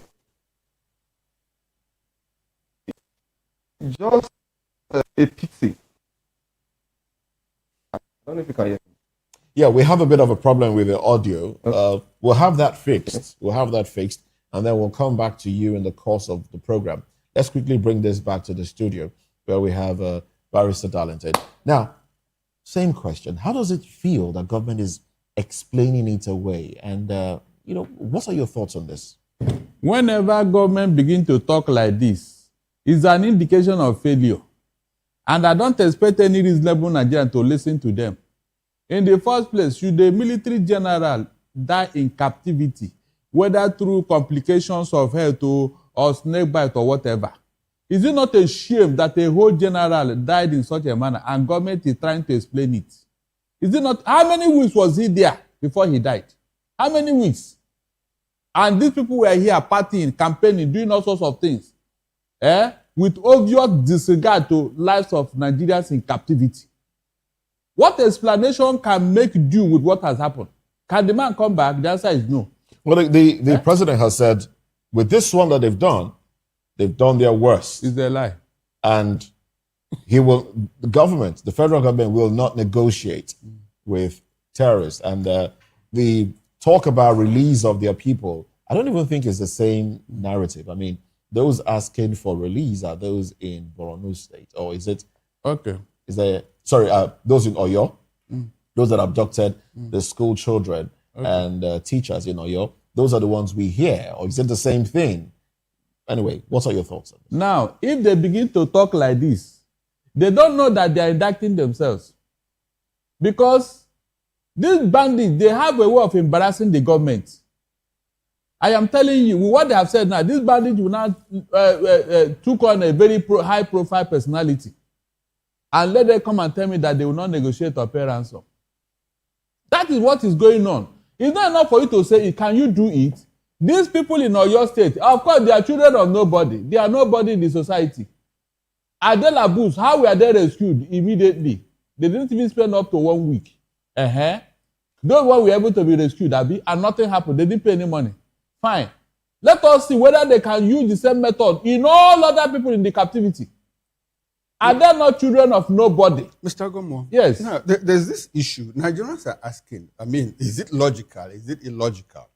The people that kidnapped and eventually led to the death of General Rabe said that 3 of their members yes, were captured by, Nigerian state. The Katsina state government is holding them.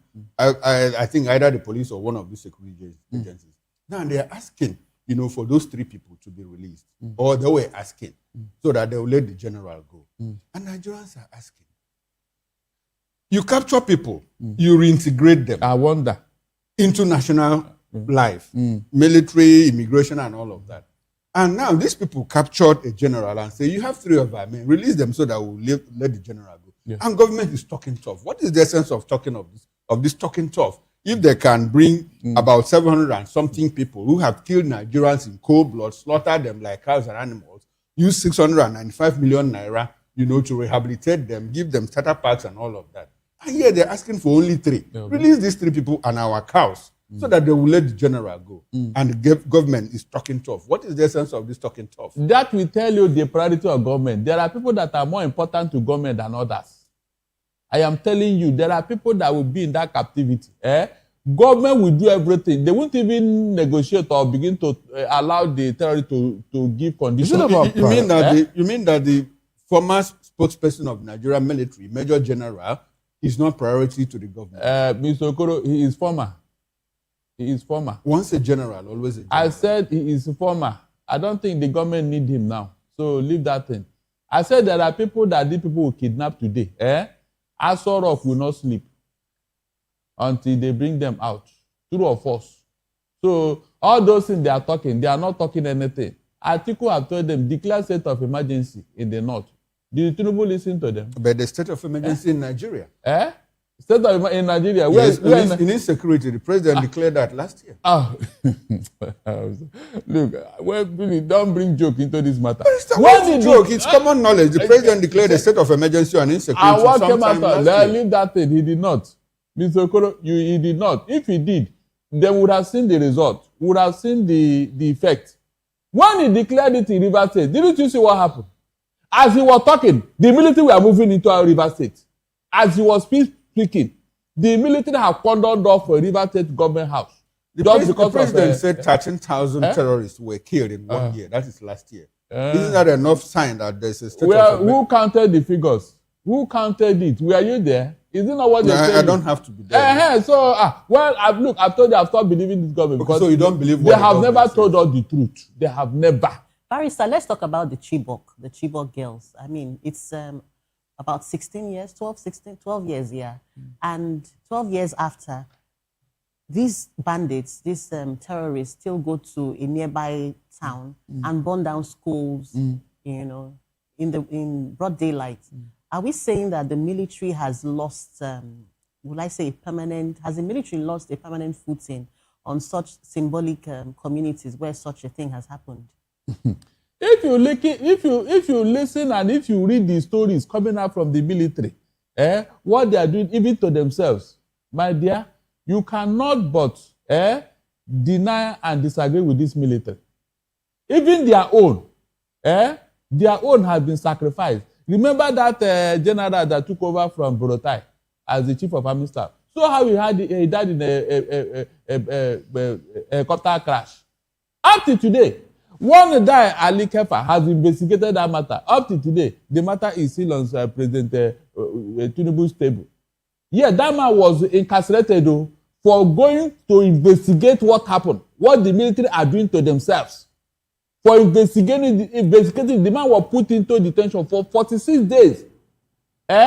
Is that how to solve a problem?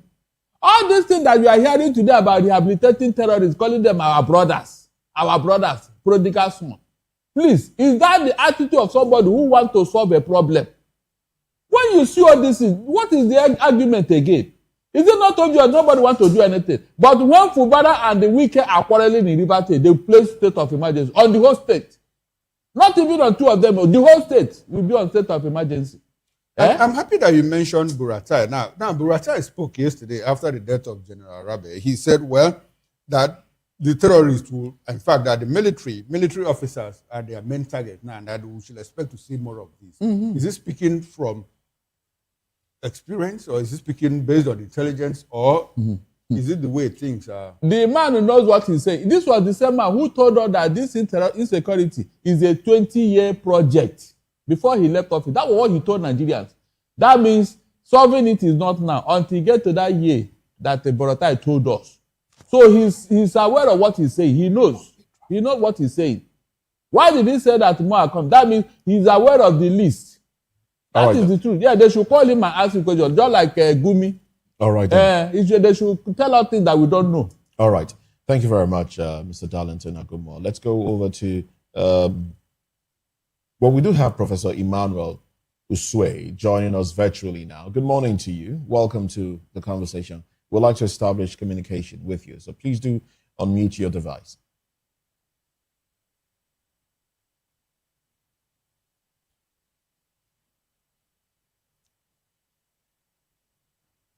Well, do we have the feed from Professor Emmanuel Usue?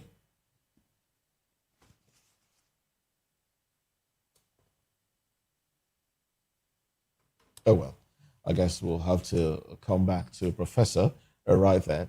Let's go back to Benin, where we have Liberty Omori. Liberty.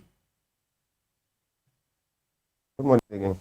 Yes. Can you hear me now? Yes, we can hear you. We can hear you. Okay. Let's have your reaction. You were about to react to the question asked earlier. Okay, the barrister has an setting. The reality is very simple and direct. There are too many politics in security matters now. The government has no business with knives and property of the Nigerian state and Nigerian citizens. Why do I say this? People who the government of Jonathan, all the theories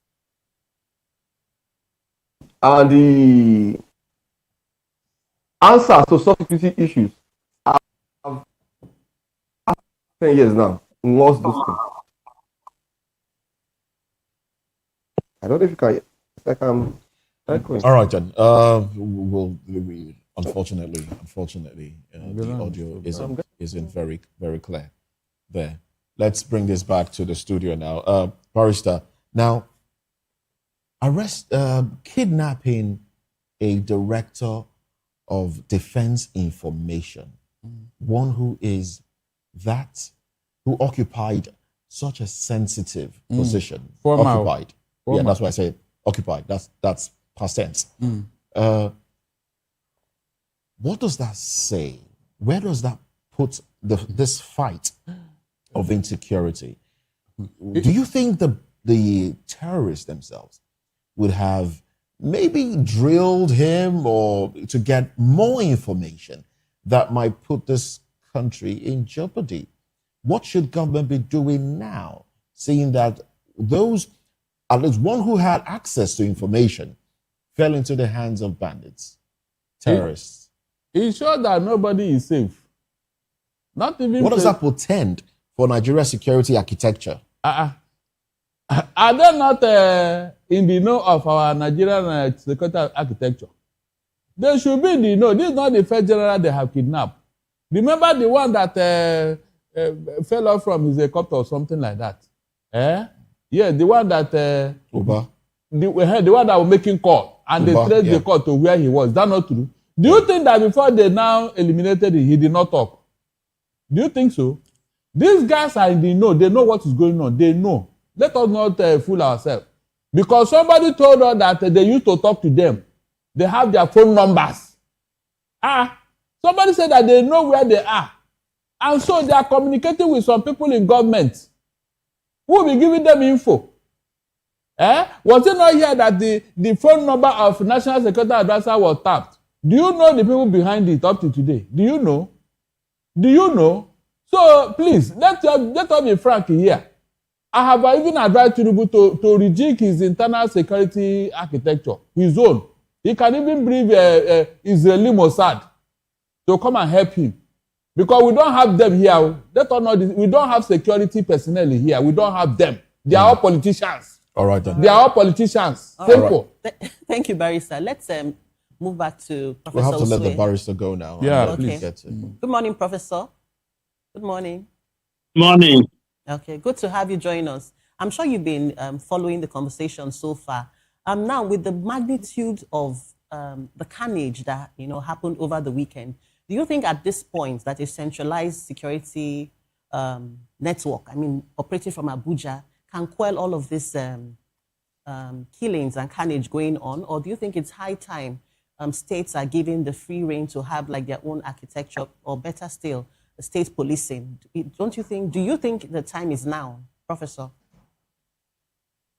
Yes, we have allowed the central administration of the armed forces for long to be able to calm down this security situation, and yet it has not been able to achieve even 50% of it.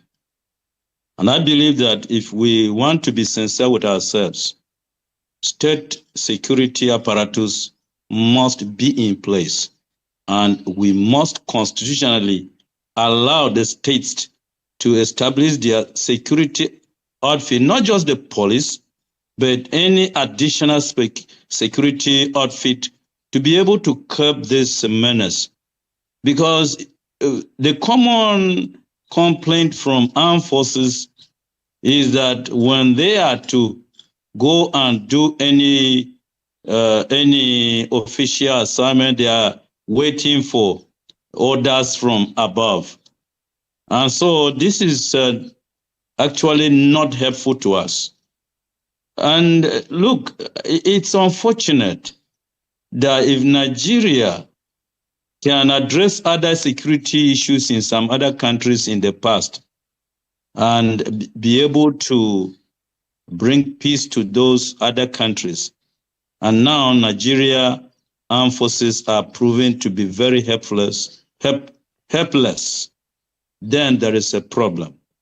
And one of the other things that I really feel very unfortunate is this idea of repentant terrorist. Where does this whole idea comes from? Are we in religious institutions like Nigeria is a secular? So where is that idea of repentance come from? But don't you think the government is somewhat justified in all of this? Because the government has said some of those that they term repentant are those that were involved in logistics, not the killers themselves. And so government has released quite a few, those who are maybe sympathizers of terrorists, those who, were with the terrorists at some point, but then they are holding back the leaders, the rank and file of the terrorists themselves. Doesn't that justify the narrative that they are not all bad?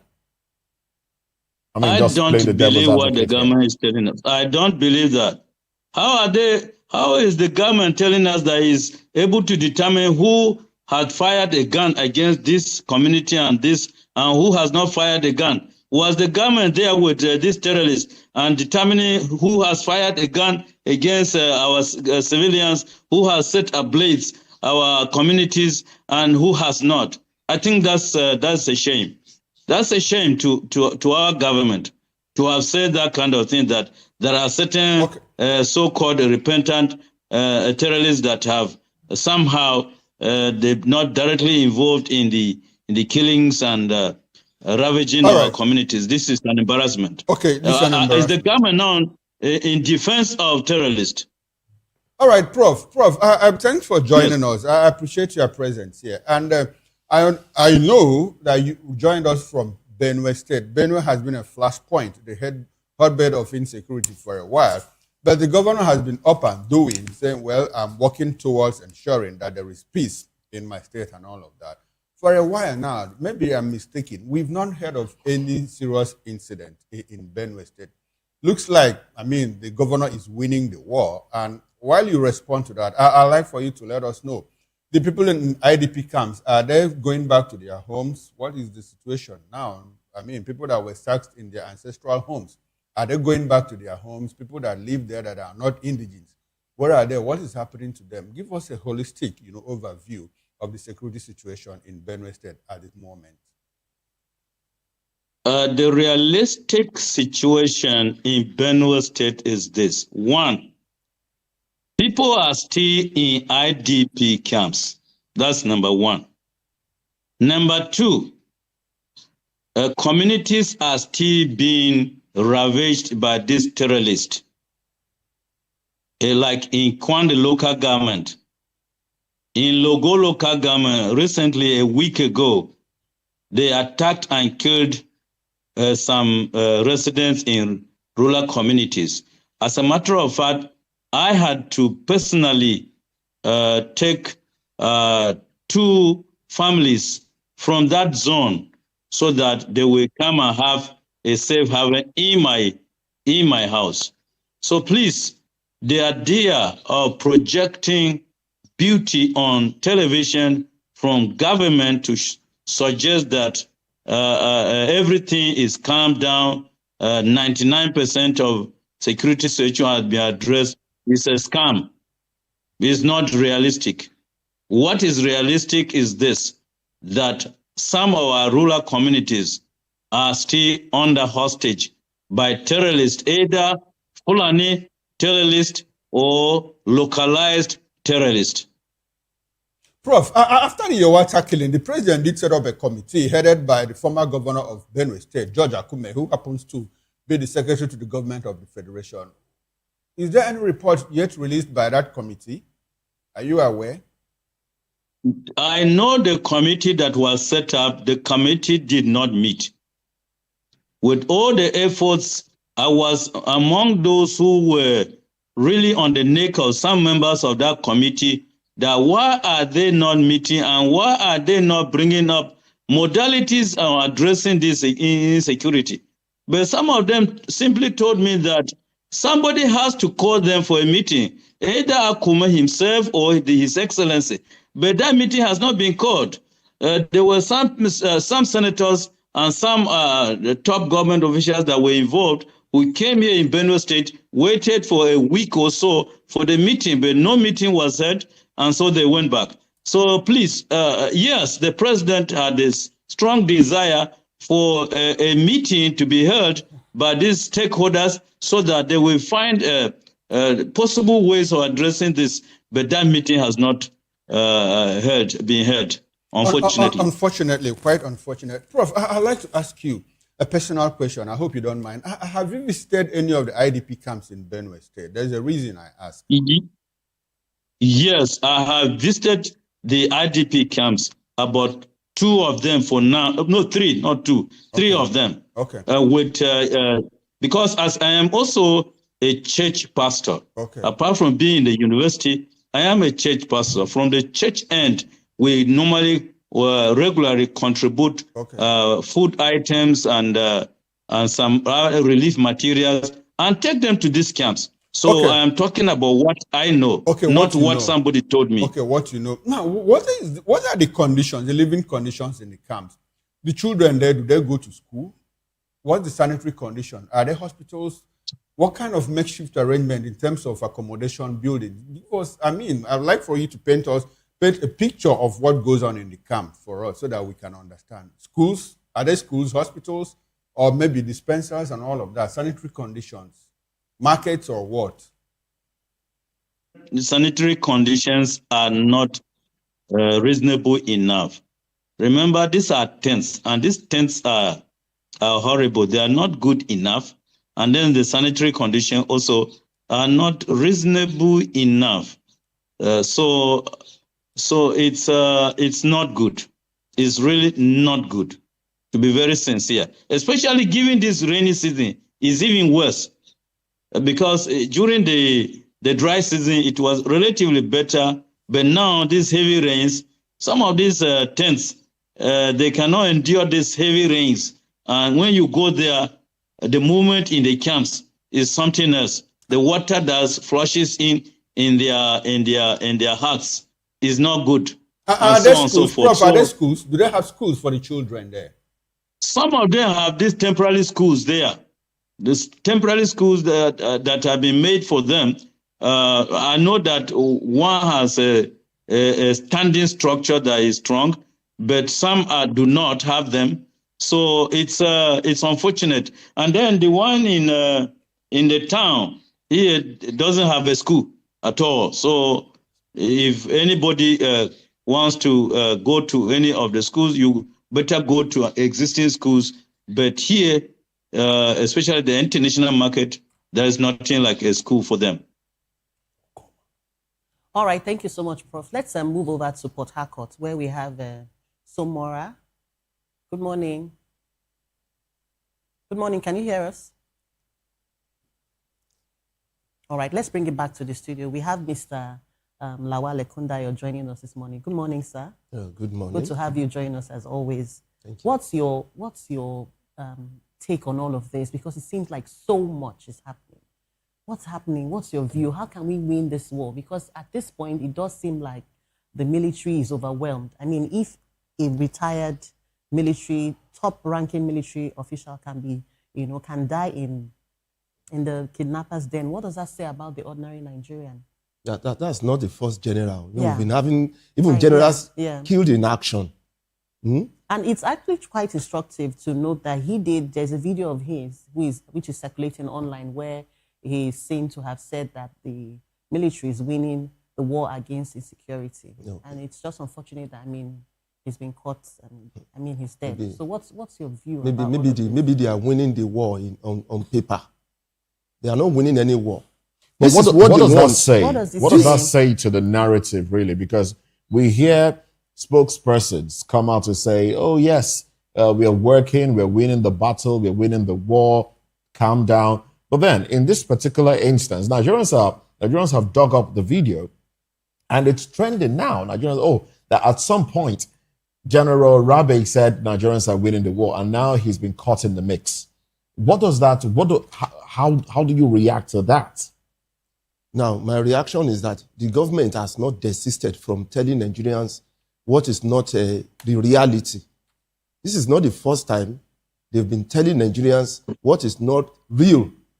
The reality is totally different from what they are telling us. Across board, they'll tell us one thing now, you'll be seeing something else. Even one of a government official will come back and begin to debunk it. Now, the problem we have with military is not that military is overwhelmed. Some certain people who controls the narration of this country, are dictating what they want. And this is what they want. This is what they want. What is happening? This insecurity is the dictate of some certain people who control the government. And that's why we have it like that. And that's why it continues. Because some people are dictating what the government must do, the direction they must follow. Okay, look at this IDP camp. We've been saying it since. Have they been returned back to their ancestral land? Let the government come out and tell us now. The president could not even go to those areas where the incidents took place. And then they told us they are winning war. If they are winning war, the president will be there making a speech And they will see the people return to their lands, making speeches along with the government or the president. We don't see that. The people are in the IDP camps, like that is where they want them to be. And so what happened to their ancestral lands? Taken over by some certain people. As the government got there to chase away those people and return them back, the people back to their lands, it's not been done. Mr. Lawal, at this point, what is the way out? Are we looking at maybe cutting off the funding, going after the masterminds of these people, these bandits and terrorists, or are we looking at maybe a leader with the political will to do the right thing? What is the way out? That's a problem now. This is a political machination. This is a political decision. This is where they want it to go. That's why it's going this way, this direction. We will keep talking and talking. I told Nigerians, I said, see, instead of waiting for terrorists to come and kidnap you in your community, and then you begin to gather millions to settle them, why not each community begin to contribute money and get your own securities and protect yourselves? Because it has come to that level in which the people must protect themselves. You just said something. You said it's part of the political machination, but the president is actually seeking a second term. Do you think he would deliberately allow this to thrive? Vis-a-vis his ambition. Or do you think his hands are tied? What does it mean by his hands are tied? What does it mean by his hands are tied? We should look at the Constitution and see which part of the Constitution actually tightened or tie his hands. Let's see the Constitution now. It should come out and tell us which part of the Constitution said, at this point, the president's hands are tied. He cannot go beyond this level. Okay. All right. Thank you very much, Mr. Ekundayo. Let's try and get back to Port Harcourt and establish connection with Mr. Comrade Somina Nwokoma. He is the President General Ijawari Initiative and the convener Rivers Alternative. Good morning, Comrade Nwokoma. Can you hear me? You might need to unmute your device so that we can get your audio feed. Good morning. I can hear you clearly. Good morning. Beautiful. Good to have you join us. We appreciate your presence. I'm sure you have followed this conversation. Now, over the weekend, a retired general of the Nigerian military, Colonel Abubakar Rade, was killed, in the insurgents, in the kidnappers' hideout, where they captured him and his wife, and in the process, there are statements here. He died of hypertension and diabetes. The son says, no, he's not diabetic. And another line says that he died of snake bite and all of that. But the important thing is that he died in the hands of kidnappers, people who kidnapped him. Now the president says, well, the military, the kidnappers, you have done your worst. Last week, the president gave them some respite, open window. He opened the window to them. You have to surrender now or we will come after you. This should be about the 7th general, both retired and in service, who has been killed and in the past 4 months or so in Nigeria. Do you take the president for his words when he says, you have done your worst and enough is enough? Do you take him for his words if you rely on the experience of history? Well, with what we have experienced so far, the president's words cannot be taken seriously. That is number one responsibility of government, which is to protect lives and property. And when government fails to protect lives and property of citizenry, their words will no longer be taken seriously. And what we are seeing in Nigeria is very pathetic, that military generals will be kidnapped and they will then eventually die in the hands of the kidnappers. Then I ask again, what is the hope of the ordinary citizen of Nigeria who is not military trained, who doesn't have security and intelligence? So what is the government and what is the hope of Nigerians? Nigeria, when it comes to security, have failed us. They have failed citizenry. And the government, the president saying that his hands are tied, to me, is an irony. How can the president's hand be tied? The chief executive officer of the country, the number one citizen, the man in charge of the military, the armed forces, his hands are tied. That means there is a strong cabal I am seeing that there is a strong cabal that is against the Nigerian system. If this insecurity is a political activity of some selected cabal, they put this threat, they put this security threat in the country to put fear in the hearts of Nigerians, so Nigerians will now do according to thus says the cabal. I can imagine a situation where the number one country, African giant of Africa, Nigeria that sends troops to Ecuador to fight war in Ecuador, Nigeria that will say that they are good in ground fighting. Today, Nigeria is now impact. Today, Nigeria is looking for help. Nigeria is sourcing for help. This causes that there is or there should be a revolution from the people of Nigeria. All right, all right.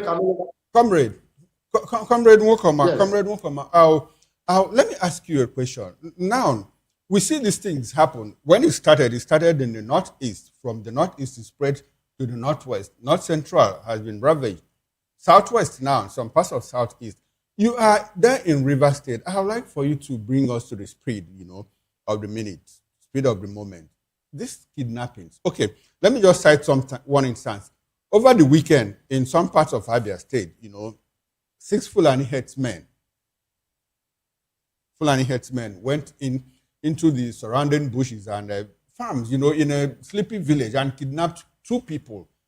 And when the youths got wind of it, they surrounded the bushes, combed the bushes, and found these 2 people with 6 of the herdsmen and were able to overpower them, arrested them, and took them, to the police station, to the police division in that locality. That's in Umuahia, to be very precise. And they were able to rescue those people. 2 questions. One, should this be a model that we should use, that Nigerians should use in fighting insecurity? 2, I'd like for you to tell us, we don't seem to have a lot of news, coming out from River State about kidnapping incidents, Fulani herdsmen, headers, and all of that. Does it look like it's not happening in River State? Well, I will say the first question, I'll answer the first question first, that kidnappers, the Fulani herdsmen, 6 Fulani herdsmen, kidnapped somebody and 2 persons and the villagers got wind of it and went and rescued them and handed over the kidnappers to the police. Fine and good that they got wind of it and immediately took action. What if the case that they didn't get to know about it? It's something we are talking about. The government of Nigeria has failed their number one responsibility, which is to protect lives and property of Nigerians. And especially the political class. Our political class have failed us. If we are talking about the presidency, what about the governor? What about the local government chairman? They get security votes every month. They give them security votes. What are they doing with their security votes? The Fulani herdsmen, we have access to our forest. They're in our forest.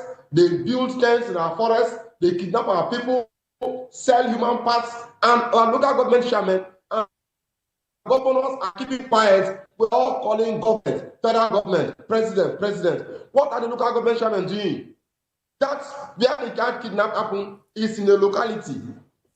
What has the local government chairman done with his security votes?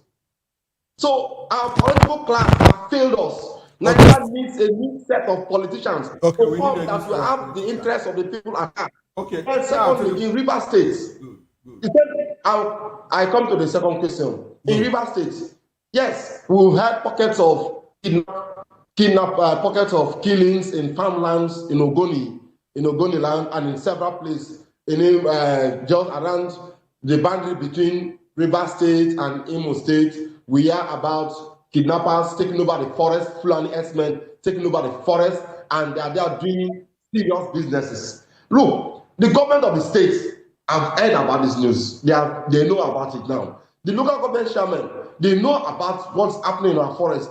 The question I bring back again, what are they doing? What are they putting in place? Like the model I want us to say, that model of the people taking up security by themselves is key for us now. Nigeria, we must be given the freedom to protect ourselves. we must be given the chance to protect our territory. If that calls for community policing, if that calls for state policing, it is necessary now. Nigeria cannot rely on security from the central anymore. Look at us in Rivers State. State of emergency was declared where there is no war because of rift between the governor and his godfather. All right. Just rift between the governor and his godfather. We saw our constitution of Nigeria was bent and democratically elected people all right. were Okay. All right, gentlemen. suspended. And well, we are not seeing that happen in the security sector. The president did declare. The people should be allowed to protect their communities. All right. Well, the president did declare a state of emergency on insecurity, and we need to look at what that means and how that has affected the issue of insecurity. We'll talk about that much later. But let's take a break from this conversation. Let's get into another conversation now. And I say taking a break because I know we'll get back to the issue of insecurity and how it affects us at a later date. CUPP rejects 6-year single-term proposal. That's the other conversation we're getting into right after this break. Stay with us.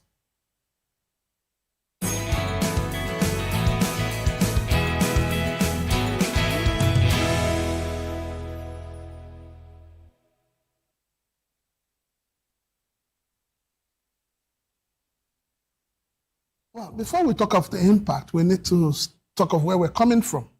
When this administration came on, the president had promised us electricity, and actually said to us that he was going to make sure that there is electricity, and people were not going to be paying for estimated bill, and it was going to be available.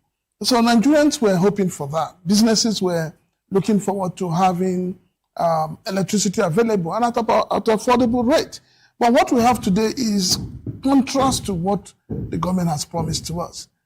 Today, organizations are running more like everything they're doing, their profit, everything seems to be taken over or eaten up by electricity. And so it's difficult for a lot of business to survive in Nigeria, and it's difficult for us to begin to put our fingers on it to say, yes, we are benefiting from the dividends of democracy from this administration. Well, the supply itself is a big problem because, for instance, there is a hotel that has about 60 rooms, and on a monthly basis, they pay 27 million plus. And at the same time, they also run diesel for about 18 million. So by the time you add it, you find out that in a month, 45 million goes to the supply of electricity and their own supply of electricity by themselves.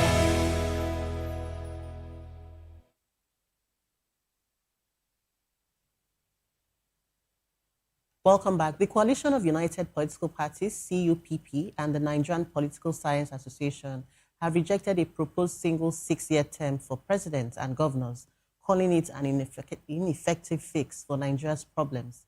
Senate leader Opeyemi Bamidele announced plans to sponsor a bill for the single 6-year term after the 2027 elections, saying it would let leaders focus on governance instead of re-election. COP spokesperson Mark Adebayo warned that the plan would raise suspicion of a third-term agenda and said leaders might do anyhow if they cannot seek re-election. He suggested a 4-year term with a 4-year break before a former leader can run again. Meanwhile, the former NPSA president, Professor Hassan Saliu, said a 6-year term could cut election costs and improve focus, but noted that it won't change politicians' attitudes or guarantee accountability. He added that it would deny voters the chance to reward or reject performing leaders. 6-year term, Mr. Ekundayo, is this a distraction? Yes. Is this what we should be discussing at this time? It's a meaningless thing. It's a meaningless thing. You know why? Because what you can achieve, a serious leader will achieve it. In a year, you can achieve what you want to achieve. And then set a good standard for the next person coming into power. You don't need that long years. Now, they are proposing 6 years. What have you done with the 4 years? What have you done with the 8 years you've spent? Let's look at it now. So is it the years that's our problem? or decisive actions. We are talking insecurity now. Is it about the years? We are talking an economy that is crashing. Is it about the number of years? Is it crop you plant that you are talking about the number of years that it will grow? Or is it ram you are rearing that you talk about the number of years? We are talking about governance here. And then you are proposing years where that is absolutely not the issue. The issue is decisive action. A leader that will come in, set a timeline, do the right thing, set that standard for the next government to build on and move on. The argument some people are having, most Nigerians are having right now, is that when you say 6 years, it means that the president can just afford to do anyhow because he knows he's not going to be rushing for a re-election bid. So don't you think this is tantamount to, it's counterproductive? What's your view? See, whatever they place it, it's always a joker for these politicians. They will rearrange, they will dress it, put something in the mind of some people. They'll start saying it, in order to get their way. It's absolutely, it's nothing. It's nothing. It has nothing to do with development. It has nothing. We are looking for a leader that will set a standard for the country to move forward. Mandela spent 4 years now. He spent 4 years and left the place. And the whole place was fine when he was leaving. He set a standard. We are looking for leaders that will set a standard and stop distracting us. All right. That's what I see. I see it as a pointless distraction. Totally what we don't need this now. Pointless distraction. Let's take it down to Port Harcourt. Comrade Somina, can we have your views on this, please? Proposing 6-year term for president and governors, I think it's counterproductive. What we are concerned about is governance. Our government should give people of Nigeria and the various states governance, not the number of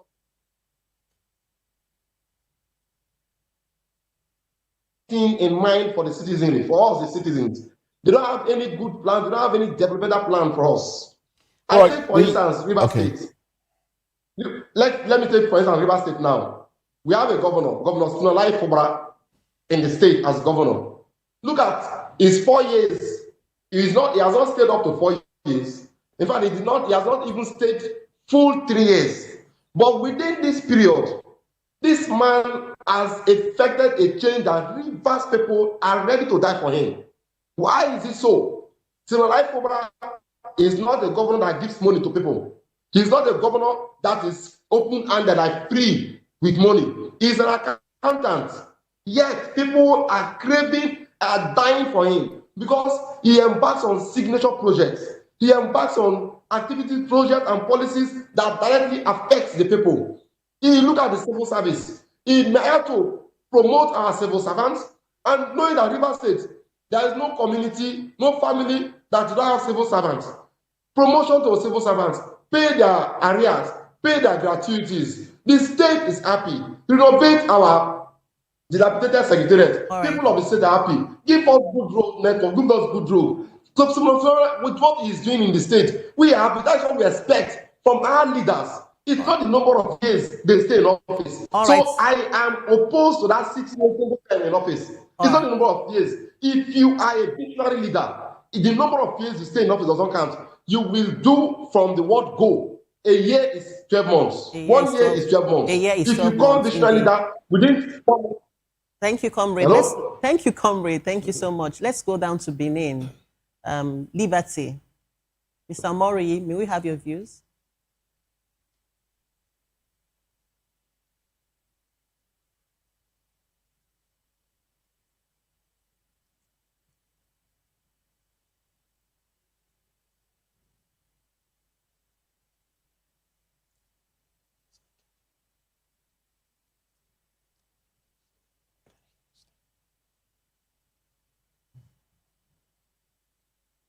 All right, we'll come back to you. Let's bring it back to the studio. Mr. Lawal, why is there so much emphasis on this re-election? Because a lot of things needs to still be done.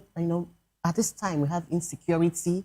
which is biting hard and is literally grounding, putting everything to a standstill. Why is there so much emphasis on this re-election, and how can Nigerians begin to demand for accountability? Now, the main issue is two things: being a politician and being an administrator. That's the main problem in Nigeria here. Either a politician or administrator. We focus more on politicians. When a politician gets to a political office, the next thing he will be doing is politicking. You get it? Everything that has to politics is what he will be doing. He is not concerned about governance. Now, and that the nation will not move forward. But if you put an administrator in government, the first thing that will come to that person is reorganizing the system, putting the system in a good shape, because that is what administrators do. Somebody who is a professional administrator, who has experience, that is what he goes there to do. But put a politician there. He's experienced in politics. He knows how to manipulate and get power. He knows how to, you get. So when he gets into power, the next thing he will be thinking of immediately is politicking. And that's what we are facing in Nigeria. That's why they are concerned about the next election. That's why you see in the house, the camping here and there. No direction again, except to decamp. The only thing they talk about, even the Senate president will be talking about, he will say, yes, we are still expecting more to, as if that Senate belongs to a certain party. Like it's their party caucus. He will say, we are expecting more decampees to decamp. That's a Senate president, so there's an umpire that's supposed to regulate you, supposed not to talk you, and it's already biased in that house. Right. You go to across board. You know why? Because they are politicians. That's what politicians do. If Bamidele's bill sails through, there's a clause there that says that for a past president to contest, he has to give himself a 4-year break. Is that not some way of, making space for past leaders to return into office? One thing is this: we keep making. And finally, and why wait till 2027 to effect this bill? Why not now? That's why I told you before that when you put politicians in political office, that is what they know how to do best. Politics. They keep politicking, how to win more members. They don't care about governance. So when in that house, the same thing, that's what they are concerned about. How you will be there, how me will be there, how somebody else will not be there. That's what they are busy doing, instead of doing the right thing. All right, then. Thank you very much, Lawale Kundayo. Now let's go to Professor Emmanuel Usue. Professor, I hope you stay with us.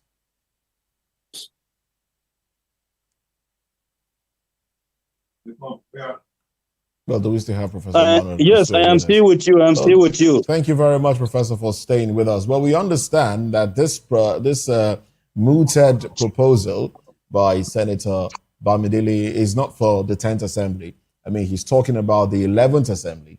When they come back during the 11th Assembly, well, I guess he's certain that he will come back to the Senate in the 11th Assembly. But the spokesperson of the Coalition of United Political Parties, CUPP, said something. And, he said his own proposal is 4 years, a break, and then if you want to be re-elected, you come back after another 4 years.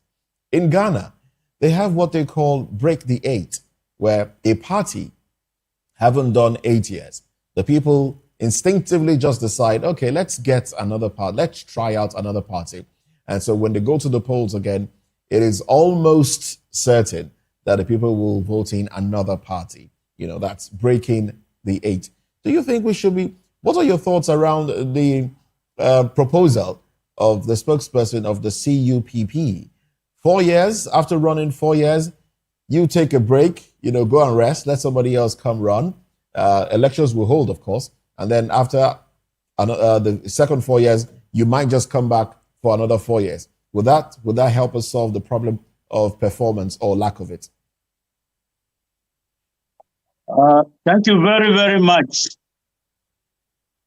Look, the problem with Nigeria, we are looking for good governance. And good governance requires honesty, transparency, and accountability. And for some reason, our leadership has never been able to embrace good governance.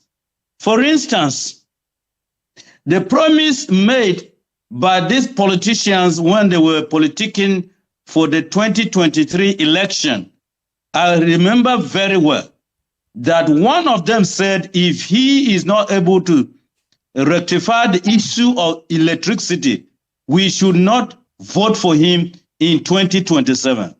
But that same person is still canvassing for 2027 election when he has not yet fixed electricity. So this is why I am saying that the problem with Nigeria is the lack of good governance.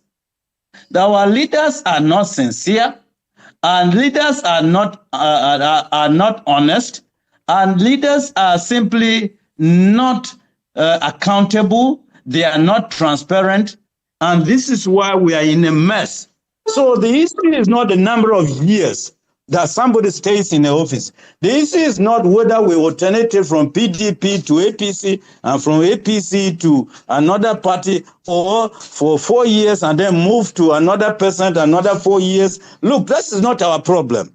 Whoever is there, if the person takes good governance as a model, we would like to see sincerity, honesty, transparency, accountability, and seriousness. Okay. Not this scam that that are being projected as a governance. All right. What we are seeing here is an embarrassment.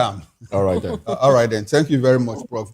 I'll stay with you. You're welcome. And I'd like Thank for you. other analysts, other guests to also stay as we segue into another conversation that is somehow political as well as we'll touch on insecurity. Now, the NDC presidential candidate, Peter Obi, says he will dialogue with agitators nationwide if elected, stressing, in his words, I will listen to all agitators, harmonize them, and make some sacrifices. He also dismissed concerns over governors backing Tinubu, noting he won 12 states in 2023 without one governor.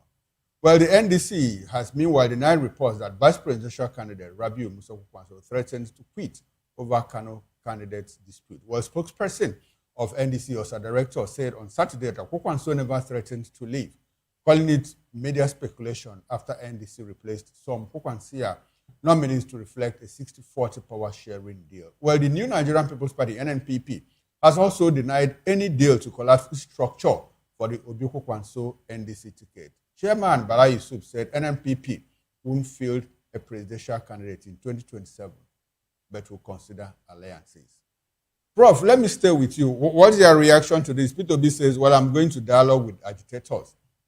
That word agitators, I wouldn't know. We know that there are some agitators in the southeast. I mean, people are looking for a sovereign state of Biafra.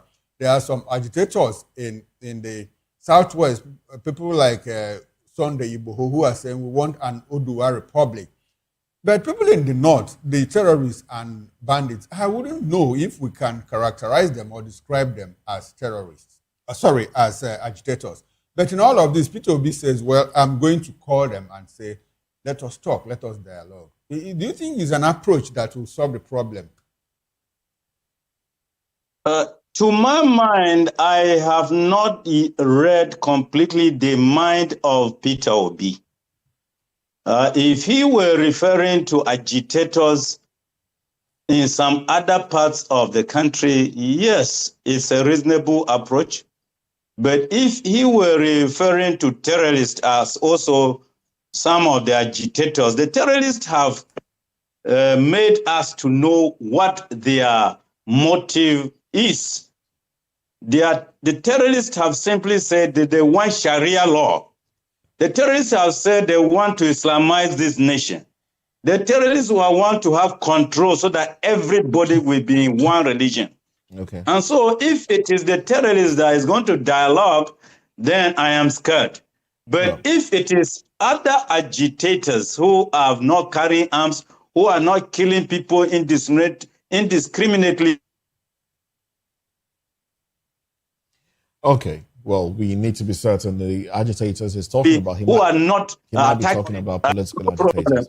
With him. Hello? Yes. Hello? Yes, let's have you conclude. Let's have you wrap up. Legitimate agitators, then I have no problem with that thinking. All right, then. Thank you very much, Professor Emmanuel. You're welcome. Usue. Thank you for joining the conversation. Now, let's quickly run to Benin, where we have Somina Wokoma. Well, that's not Benin. That's where he joined us virtually. Let's get your concluding thoughts on the conversation so far. Somina? All right, we seem to have lost connection to Comrade Somina Wokoma, who is President General Ijo Wari Initiative. We do have Lawale Kundayo here. Let's have your concluding thoughts now. On this, you could talk about this, yes, this, and then the other conversation we've had as well. Okay, I'll focus more on this issue. I don't think he meant the terrorists in this.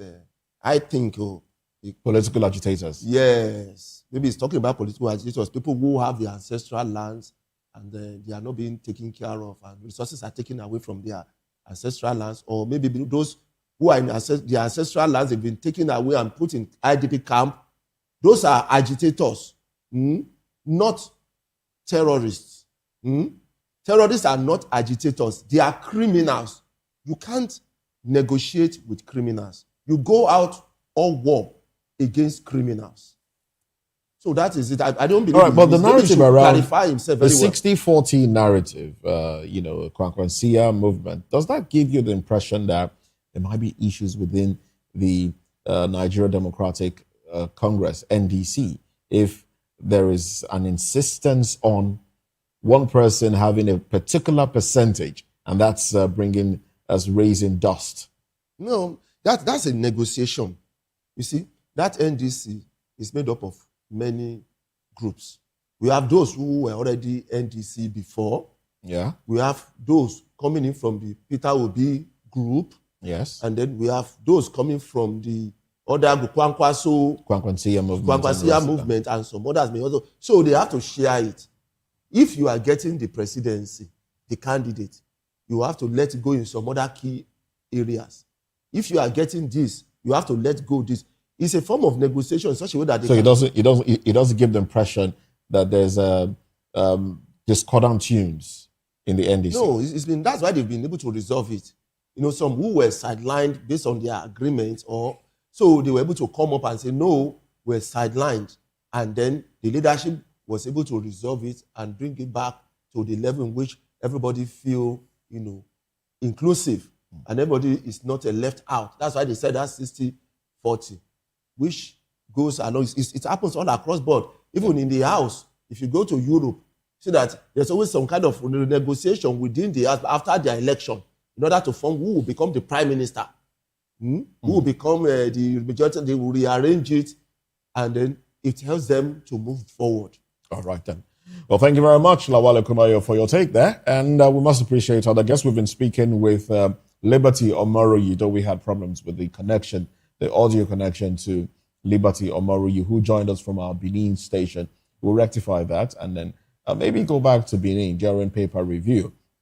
We must appreciate Somina Wokoma, who also joined us from Port Harcourt, Rivers State, and Professor Emmanuel Usue from Benue, I beg your pardon, and Lawale Kundayo with us in the studio. Now, this is how far we go on VOP this morning. Newspaper review comes up next, promises to be interesting as well. Join us again at 10 for newspaper review. I am Moses Humphrey. Bye for now. I'm Jane Ogoye. Thank you for watching. I'm Shukuma Okoro. See you again on top of the hour.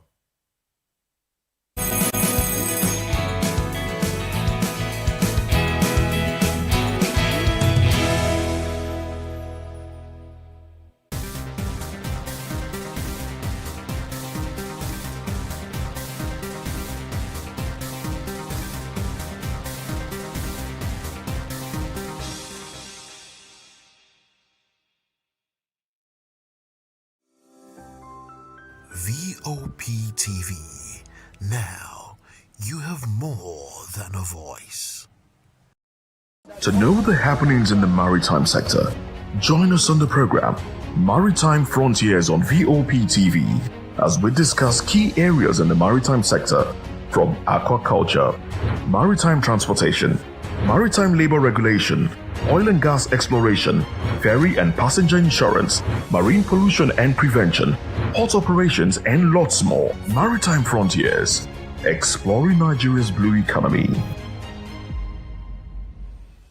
This is African News on Voice of the People Television, where we don't just bring you the news, we bring you Africa's heartbeat, the policies that shapes our world, and the economy that determines our future.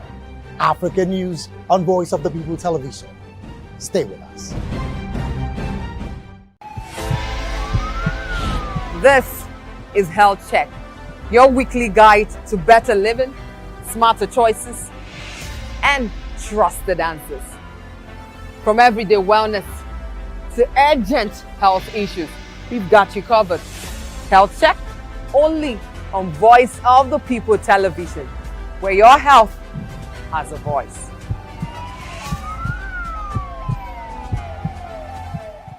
Behind every broken desk lies a broken promise. Education shapes the nations, but who is asking the right questions? Introducing Edu Dialogue, the show that goes beyond the surface, exposes the cracks, the corruption, and the silence in Nigeria's education system. Edu Dialogue, Saturdays, 3 p.m., only on Vop TV. We break the biggest stories, from missing funds to policy failures. We ask the tough questions and demand real answers. Edu Dialogue, this Saturday, 3 p.m. on Voice of the People Television.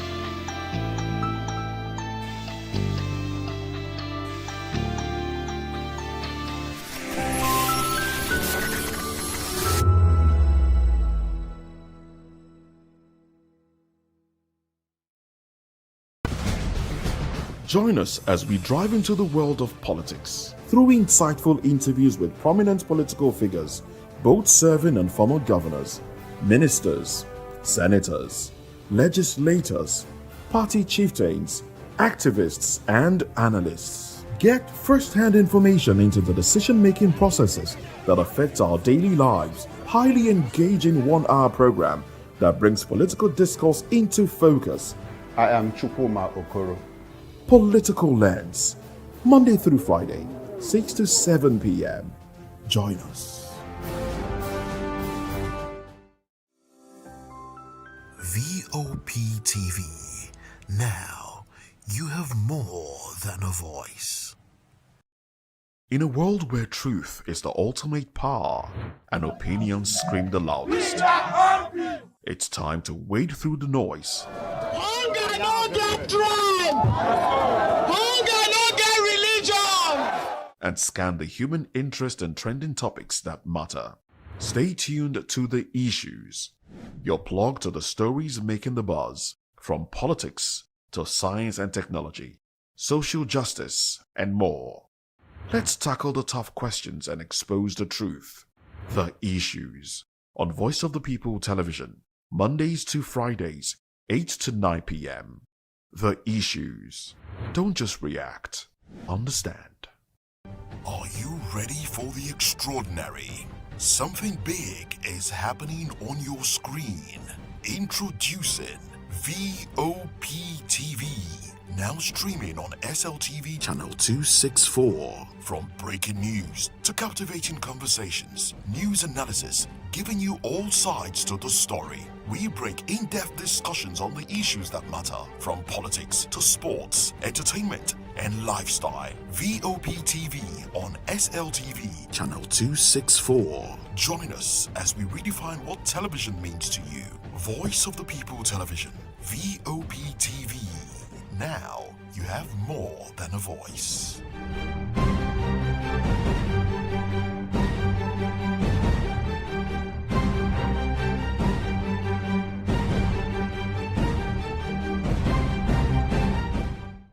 Nigerians, your voice matters, and in 2027 it starts with your permanent voters card, your PVC. If you're 18 and above and you're a Nigerian citizen, you have the right to choose who leads your community, your state, and your country. But that right only counts if you have your PVC and your name is on the voter register. Here's what to do.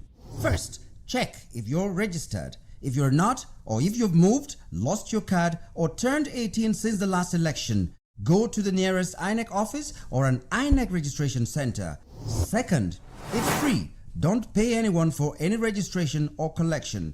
Third, collect your PVC early. Don't wait until the week before elections. INEC will announce dates. Listen to radio, TV, and follow INEC's official pages.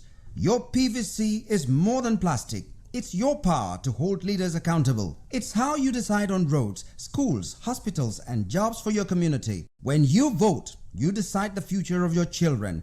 Get registered. Get your PVC. Vote in 2027. For Nigeria to work, you must be a part of it. Your vote, your future, your responsibility. This message is brought to you by Voice of the People, VOP Media.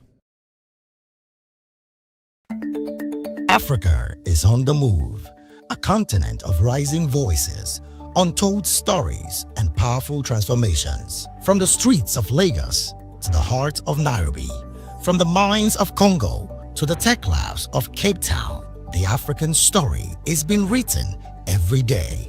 Bold, dynamic, unstoppable. This is African News on Voice of the People Television. We don't just bring you the news. We analyze and bring you Africa's heartbeat, the politics that shapes our nations, the economies that drives our future, the cultures that defines who we are, the voice that must be heard. Africa News, Africa's voice, Africa's future. Where Africa speaks, the world listens.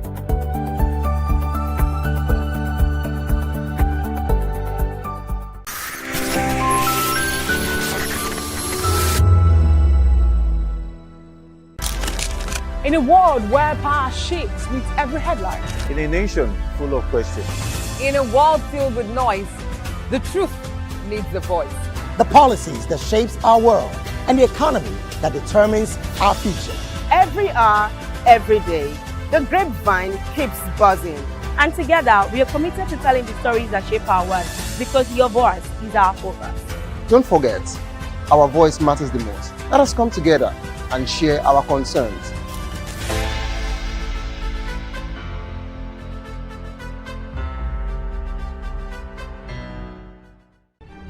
In a world where power shifts with every headlines, news breaks and events happens, we bring you unbiased and explicit information on politics, economy, and state of the nation. We break down the chaos. Facts, not fluff. Truth, not spin. We discuss not just politics, but a glimpse into the future. Voice of the People Television. Now you have more than a voice. The red carpets, awards, the razzmatazz, music, fashion, interviews, and more. Spotlight on Voice of the People Television. Let's feed you with all the juicy stories in the global entertainment space, bringing you the glitz and glamour as it is hot. Stay tuned to Spotlight, 1 p.m. Monday to Friday. Spotlight on VOP TV. Entertainment like never before.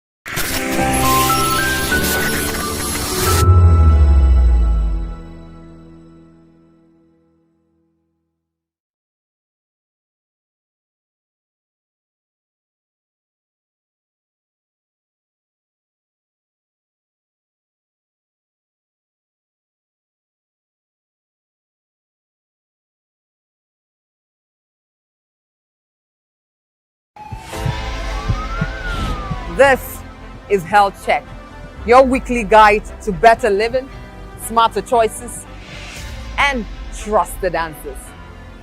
From everyday wellness to urgent health issues, we've got you covered. Health Check, only on Voice of the People Television, where your health has a voice.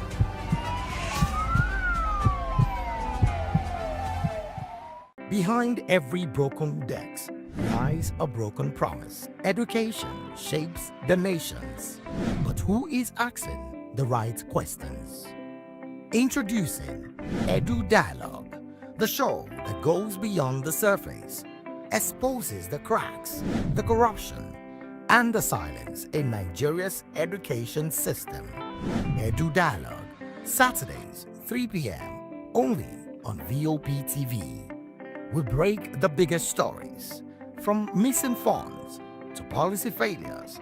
We ask the tough questions and demand real answers. Edu Dialogue, this Saturday, 3 p.m. on Voice of the People Television.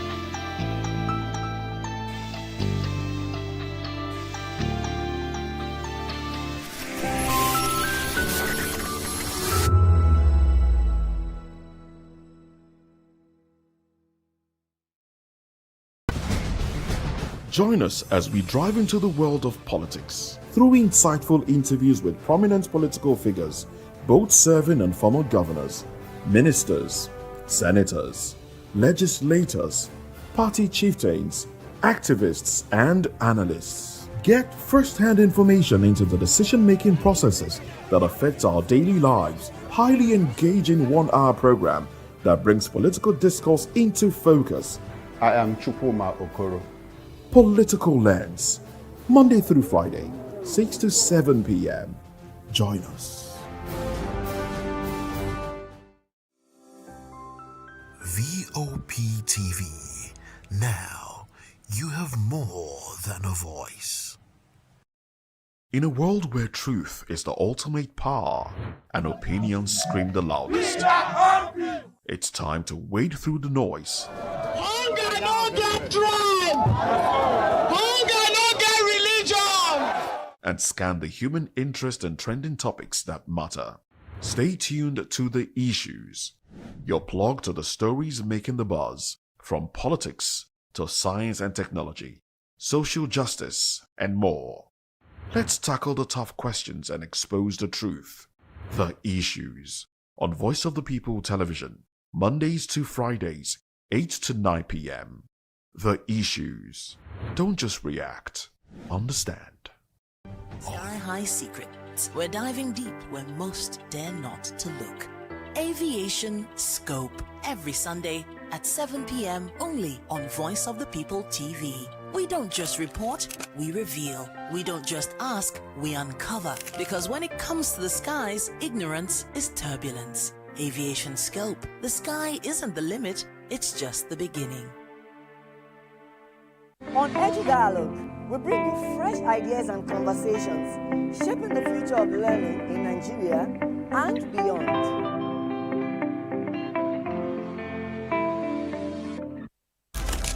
In a world where power shifts with every headline.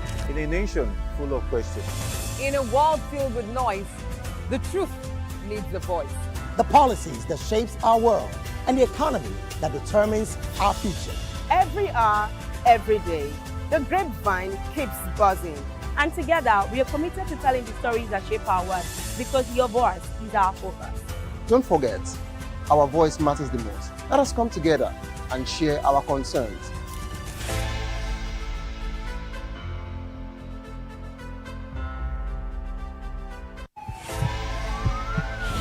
This is Health Check, your weekly guide to better living, smarter choices, and trusted answers. From everyday wellness to urgent health issues, we've got you covered. Health Check, only on Voice of the People television, where your health has a voice.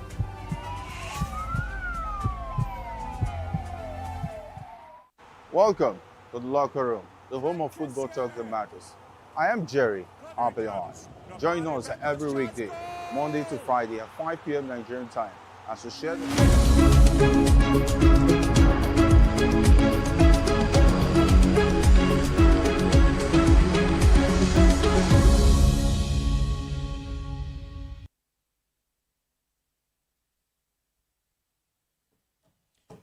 Thank you very much for joining us again. This is Newspaper Review. I am Moses Humphrey. And I am Chukwuma Okoro. Good to have you join us again. Yes, good to have you join us. And we do have Lawal Ekundayo joining the conversation. We have Darlington Agumo, who is a lawyer, and of course, a public affairs commentator. Both gentlemen are public affairs commentators. To Benin, we have Liberty Omoruyi also joining the conversation. We'll go to Benin and try and I do hope the audio will help us. Will be good enough for us to take Liberty's comments on the show today. And well, let's look at the headlines this morning from This Day newspaper to all the way to the Punch newspaper. The Guardian also has its own headline. Guardian says concerns over assets, risks as airports shun comprehensive insurance. Well, let's focus on the issue of insecurity. So we have Atiku, General Rabe's death in bandits' captivity, proof of Tinubu's incompetence. Can marks Black Sunday across Nigeria. Centralized policing can't effectively address Nigeria's complex security threats, says Carlo. I take that one again for emphasis. Centralized policing cannot effectively address Nigeria's complex security threats, says Carlo. And I understand where Carlo is coming from, because we do have some governors who in times past have said, look, these are our brothers. So when the security architecture is placed in the hands of those governors, you think they would want to do anything against those they consider brothers? Yeah. Oh well, I'll hand the microphone over to you, gentlemen, very, very shortly. Police reports from the Punch says bandits launch over 50 attacks in 1 week. Police recover 33 firearms in nationwide anti-bandit offensives. FG spends 58 billion naira on security as attacks persist nationwide. General's son rejects diabetes claim over father's death. No terrorist influx into Oyo. Police insist. Gentlemen of the press. This particular last one. If there is no terrorist influence in Oyo, so who are behind the kidnapping? Two. Eh? Who are behind the kidnapping? Are they indigenous of Oyo? You see, some of these headlines, look, we are not telling the press not to do their work, but they should not be in bed with government when they want to play these pranks. You know, there are some newspapers that are government friendly according to them. So whatever government does, they will try to support it. If you are not saying there's no terrorism... No, it's not about supporting, it is the report. Let's not attack the press and all of this, because the paper did not manufacture the story. The paper is reporting what was said. So it's up to us to now analyze that report. For them to have carried it out, they should have verified. Moses, they should have verified before going to the public with it. They cannot always believe in what the police and the government are telling them. They're not saying it's true. They're not saying it's not true. Barrister, they are saying this is what has been said. So it's up to you now, as the analyst, to say, oh no, it's not true, because you have facts that contradicts this. That's why you are the press, fourth estate of the rim. investigate whatever government is telling investigation you are going to, you are still going back to the same police authorities to confirm what they have said. What happened to independent investigation? Which one is independent? You go and start counting the... Yes, independent investigation, like this newspaper used to the Premium Times, abi? What do they do? They do investigative journalism. That was why when Wike was trying to be clever in Abuja, they went in depth, brought out everything, all the details. Yes, they did. And after that, what happened? But at least the truth has come out, and so Wike can... Who defines what the truth is? Sorry? Who defines what the truth is? The public. The public. Yes. The public. What I would say is that both sides of the coin have been, exposed to Nigerians. What the police said and what the people are saying. For example, when they talk about the IDP, peace has returned to the country, and then you now go to ask the IDP, people in IDP camp, are you at peace now? And they say, no, we want to go back to our ancestral land. No, now we have 2 reports, conflicting reports.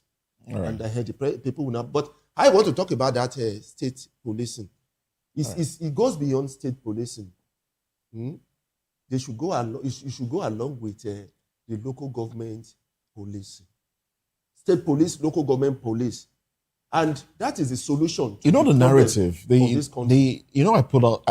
put out a narrative, and that's also the position of Carlo here. He says centralized policing will not effectively solve the issue of insecurity. It's not solving now, it. Like I said, in situations where you have governors who are sympathetic to terrorists, and the policing in the state is in the hands of the governors, do you think those governors will go after them? What do you think the problem will be? No. That's my position. That is why it is now called state police. If you want terrorists in your state, live with it. If I don't, they will not be there. That's why the state police. So you stay with your terrorism. You stay with your terrorists in your state since you like it. But they should not enter my state. That's the meaning here. That's the major advantage of this state police. Another thing is that, see, your people will be able to know that you are the one that is failing. Nobody will be pointing at the president every time or the IG. They will know that you are here. So they'll be able to pinpoint you, and then they will make sure they deal with you as a governor or maybe as whoever you are. From the proposal, before the House of Representatives, there's an argument that what the House of Representatives has proposed is clearly, is akin to changing the name of the Central Police, that it is still the Central Police, centralized. Because at the end of the day, if there's a conflict between the state and the federal police, there's a body, at the federal level that resolves it. So what the argument out there is that, well, until you remove that clause in that proposal, that we are merely changing the nomenclature, that is still the federal police that we have. A situation where at some point that in fact the state police commissioner still has to take authority from a federal agency, even if it is not the IGP of police, before he can act. No, that's wrong. There's a clause. That's totally wrong. There's a clause in the proposal made by the House of Representatives. You see, and so that is what the argument is. I understand what, I'm sorry, Barrister. I understand what Moses is saying. Moses is saying that, look, the idea of state policing will not clearly solve problems because some governors will also use it against people in their state. That argument is also there. But people on the other side of the argument is this. So does it look like now that the federal government is using the police, against others, don't we still have the police? You recall that at some point, the minister ordered the police to do something. I think the minister of the FCT, and we got into argument. We went back to the Constitution.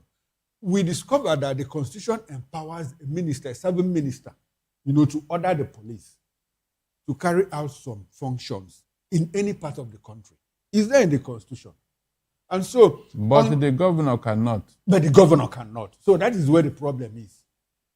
So until such a time that you amend the Police Act, like I said the other day, there's a confusion. What the proposal that is before the House of Representatives and the Senate, is it a new Police Act or is it an amendment of the existing Police Act? If it's an amendment of the existing Police Act, it still has to go through the House of Assembly for them to ratify it. And you need like 24 of them, which is 2/3. Well, that argument is valid because I remember what I said when this thing was given to the police. I said, no, you should have given it to the House, the National Assembly, because they have a body, a committee on police affairs, who should have gone through all these things. But now that it's coming from the police and it's before the National Assembly, I am sure all the needed clauses, because they bring in the Police Act, and then look at what the Constitution said about Section 214 and the 215 about one central police called the Nigerian Police. So all these things have to be amended. If we are going to go the route of state police, I will equally advise them to go to America, United States of America, and look at the three layers of police they have there and how independent all of them are operating.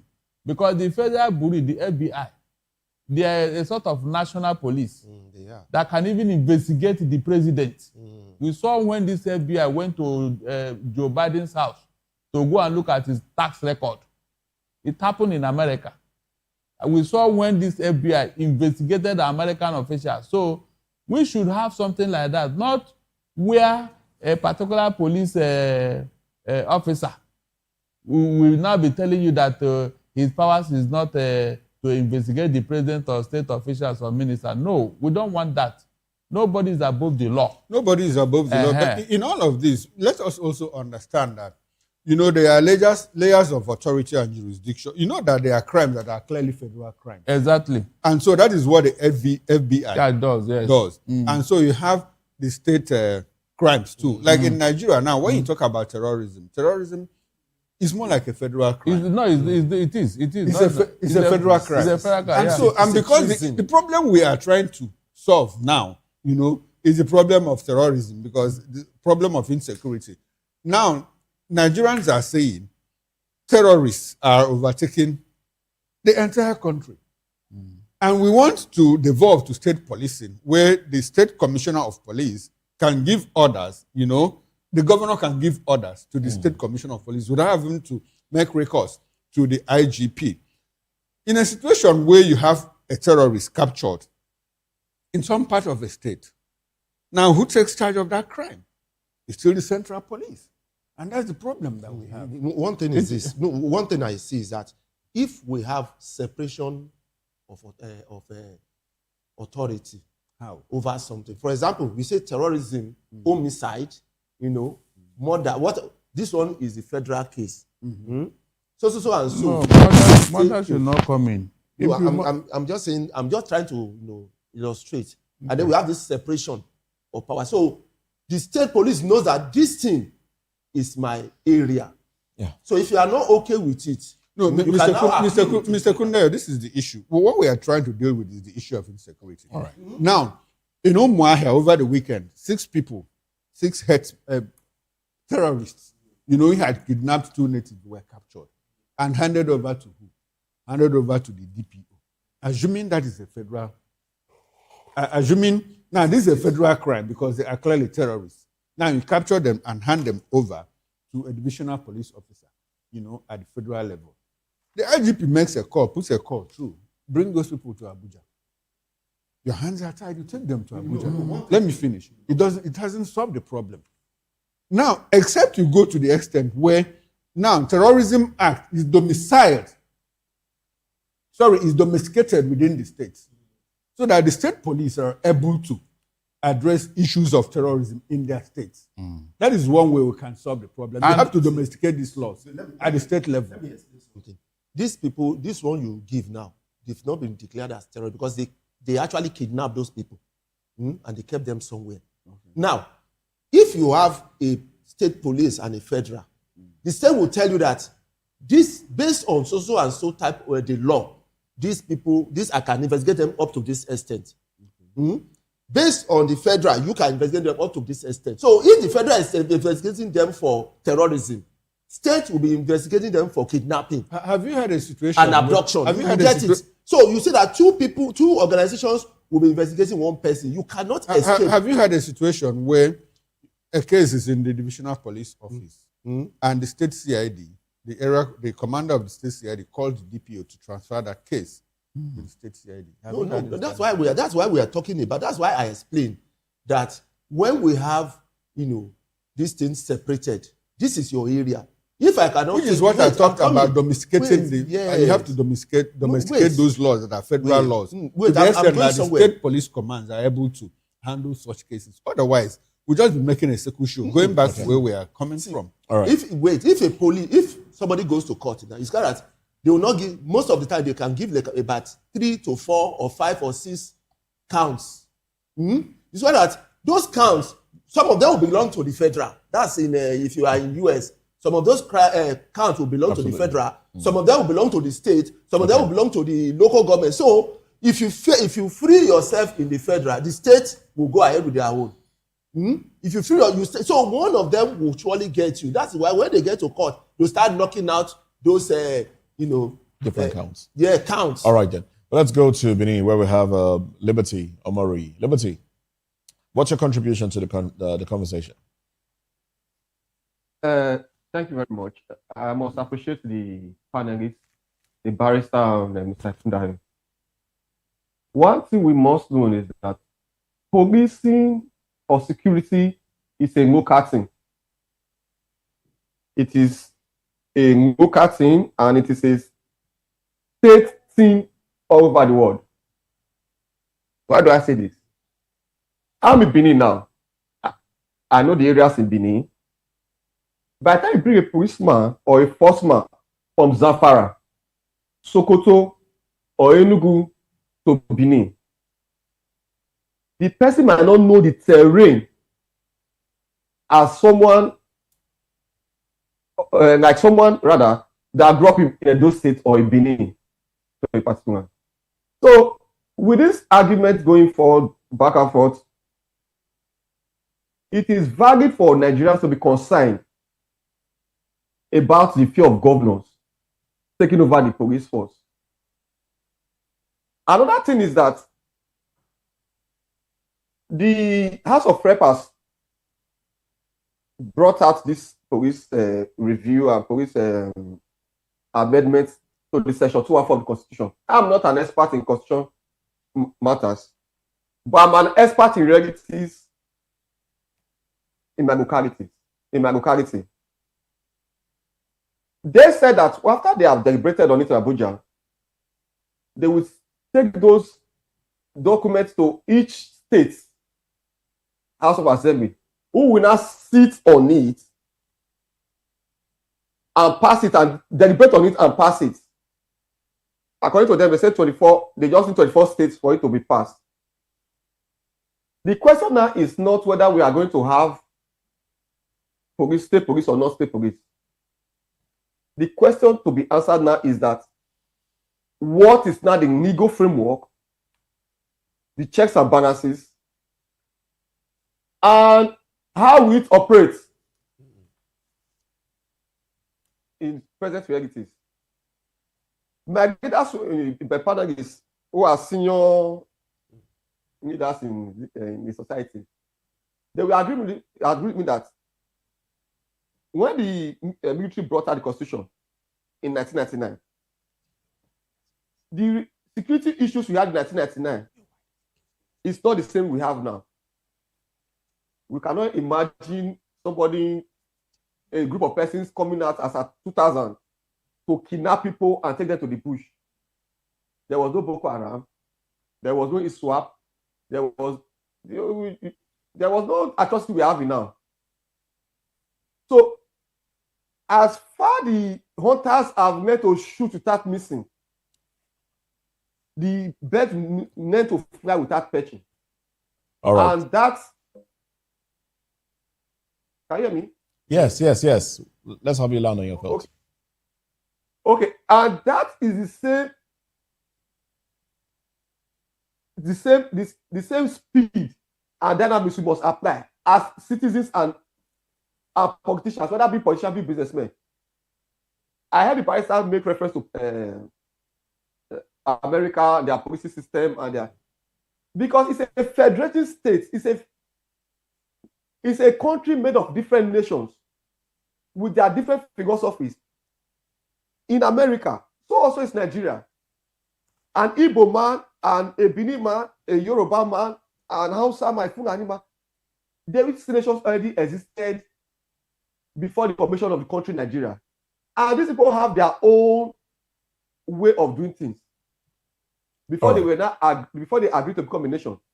All right. So also the policing system now that we ought to have in this country has to be local, first of all, and has to be tailored to the locality where it is this station, like in Bauchi.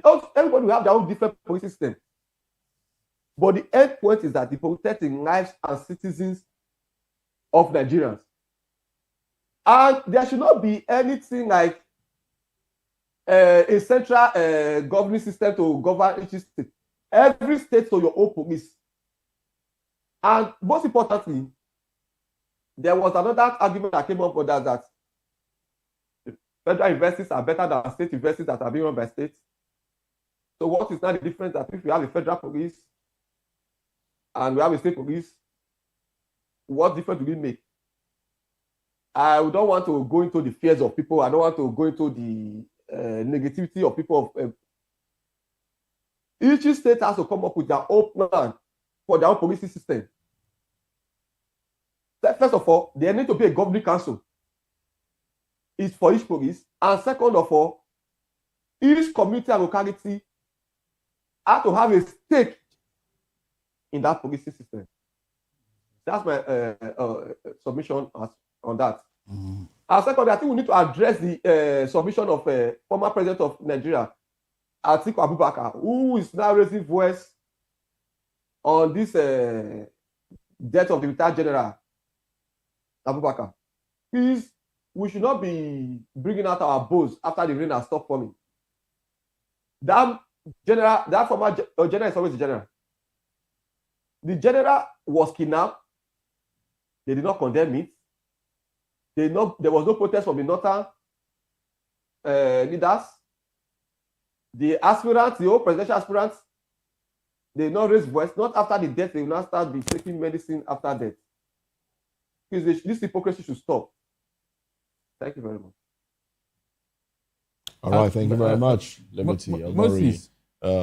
Moses. Yes. I am thinking that this state police should take the form of Land Use Act in 1978, and that was even when the military was in charge. If you check, no matter how powerful this federal government is, they can't go into any state and take any land. All lands are domiciled with the governor. And so, why not look at it from that template and say, okay, this particular area of authority should be left with the states and their police. And then this other one, maybe federal crimes, should be left with the federal government. In fact, where the state is overwhelmed with this. They cannot invite, like they do in America, invite, what's it called now? National Guard and the SWAT. And, these are things that we should have copied from America because they too are a federating unit. Just like Nigeria. Just that things that happen here, we always do things upside down, expecting it to work. It cannot work because the people have developed this thing. They have tested it and they see it working. So why not to copy exactly what you saw in America instead of copying it the other way around? That is my take here. And all right, to say 1 minute thing. Nigeria is not a federating state. It's not a federal. He wasn't talking about Nigeria. It's a federal. No, he said a federating state. Nigeria is not a federating state. It's a federal. No. We have a federal constitution of 1963. All right, let's move on. Practice is never. You know why?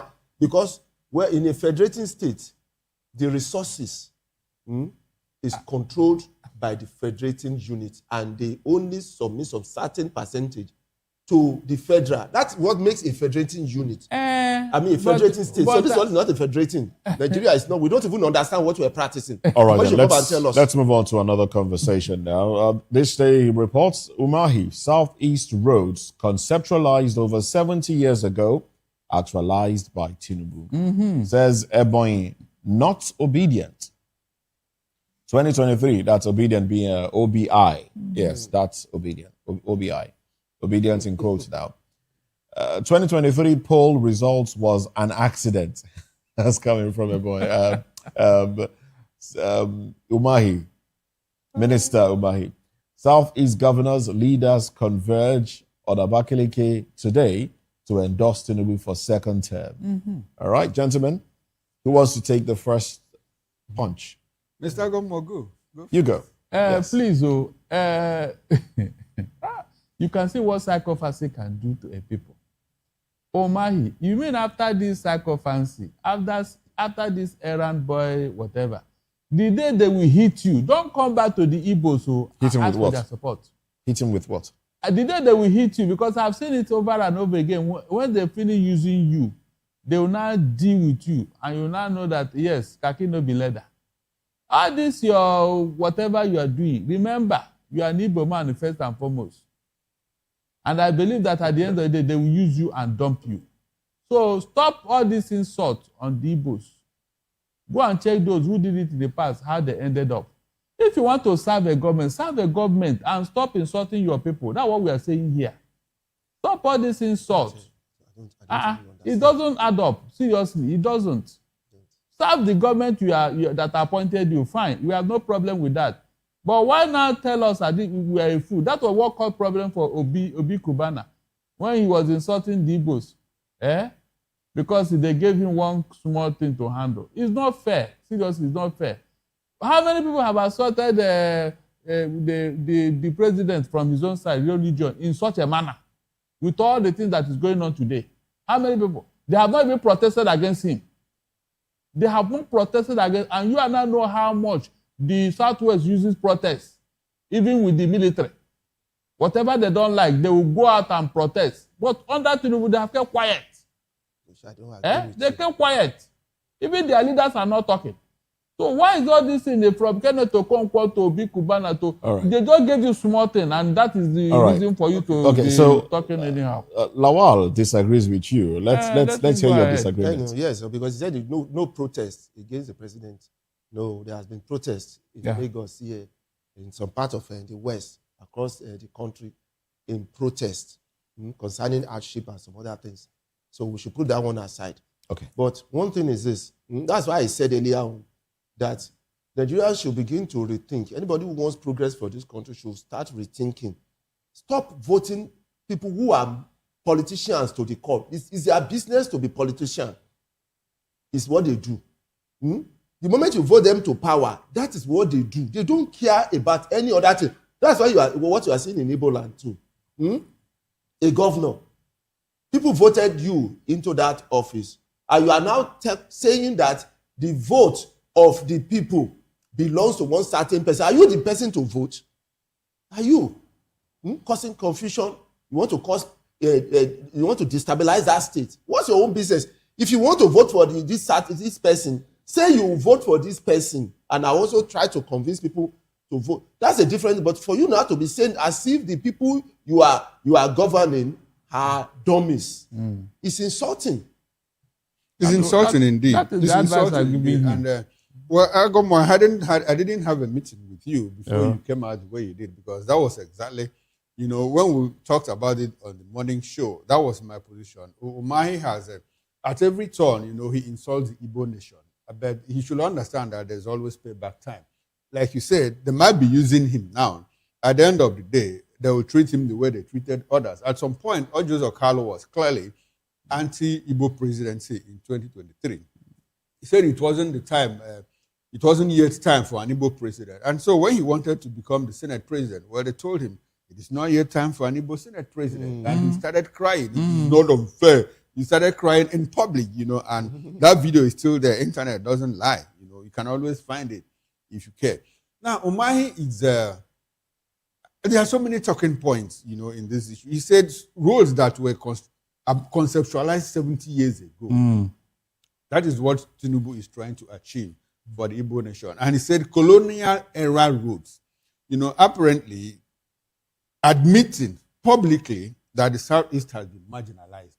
In Nigeria, in terms of infrastructure. And they are putting up coastal highways from Lagos to Calabar that cuts across 9 states of the Federation. None of those states is in the Southeast. They have another one between Badagry and Sokoto State, across how many states? Up to 11 states of so many regions. Southeast is clearly excluded. The gas master project, Southeast is excluded. Imo State has the largest gas deposits in Nigeria. Exactly. Imo State, but there's no gas line project in that state. Now, rail line, they excluded the Southeast completely. Only one that runs from Port Harcourt to Aba, through Port Harcourt to you, through some section of Aba. That's it. So at every turn, and I keep asking myself, people that represent the Southeast in council, when they are in council, what do they tell the president? What do they tell him?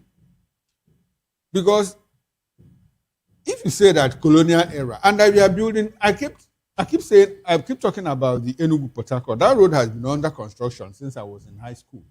They open one end of it, close it after 8 months, and by the time they come back, the other part already has craters and all of that. And so it's been going on and on. Now, and he said they are converging today in Ebonyi, to endorse the president. They have done that before. I wonder. If Omar, he knows that he's a true Igbo son, let him go to Onitsha. Let him go to Anambra State and do that endorsement. Let him go to Aba or Enugu and do that endorsement. No.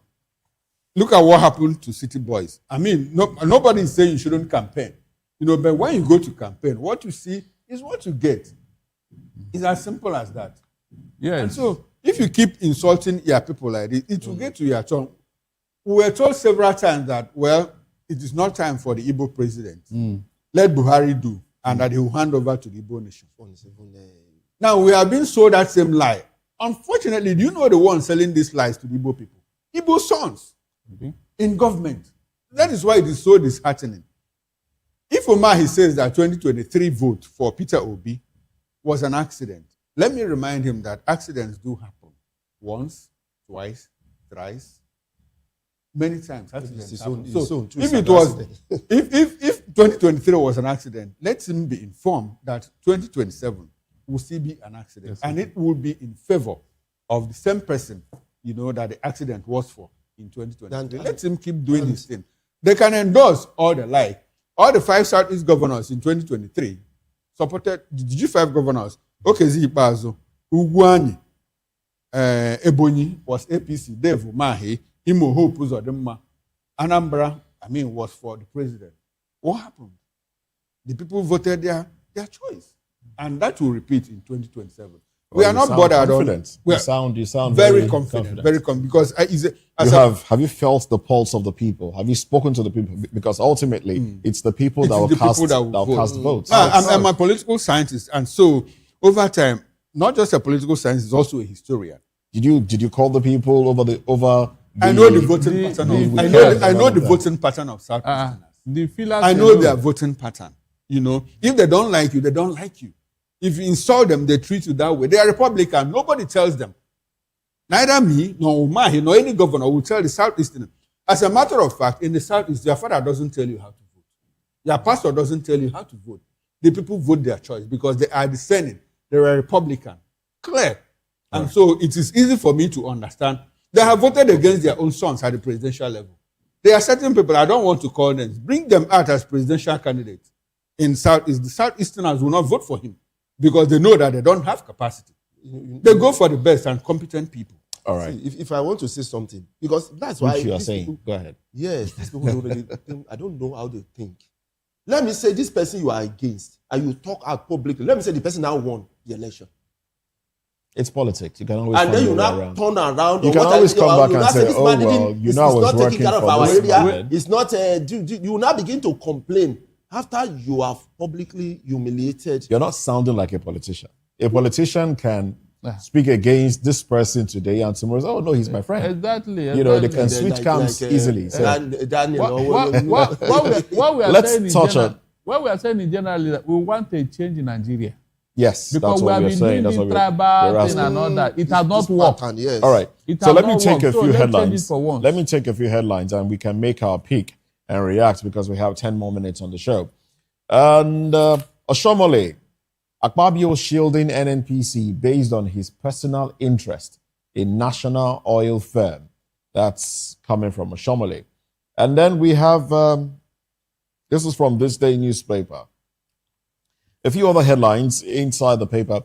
68 pledges unmet as 10th National Assembly nears end. That's a report. You might want to react to that report. Banks earn 225 billion naira from ATM, e-banking charges. US-Iran truce could slash petrol price to 900 naira. That's coming from operators. This Day also reports as relief as US-Iran strike deal to end 107-day war. Trump orders stop to US naval blockade. Says let the oil flow. Iran, Pakistan confirm peace agreement. Both sides declare permanent termination of military operations. Final written understanding set for signing on Friday. At $84, oil price falls to first week of war. All right, there you have it. Nigerians, others buy $3.1 billion airtime on credit. Teachers' detention sparks uproar among Lagos colleagues. FG bans, FG opens special CBN account for retirees' benefits. No. There you go. Is it that one is a routine now in Nigeria? Credit. After the federal government is borrowing just anyhow, the state is borrowing. So why can't Nigerians also borrow when they have the opportunity? So that borrow is now a routine in Nigeria. You know they are beginning to block some people's lines because they borrow and they don't pay you back. You can no longer borrow. You can no longer borrow. Yeah, the networks have borrowed. They are learned their lesson. FCCPC, stopped it. You can't borrow anymore. You can't borrow anymore. And so what they do is, if you borrowed and you try to clear, they won't even let you clear it. They'll keep taking 10% percentile of it until you exhaust the debt and now go back to normal. But if you want to borrow again, most of you are looking at me like I don't even know people borrow. Because they say how much? $3.1 billion. It's shocking. It's shocking. It's not naira. It's dollars. In dollars. $3.1 billion.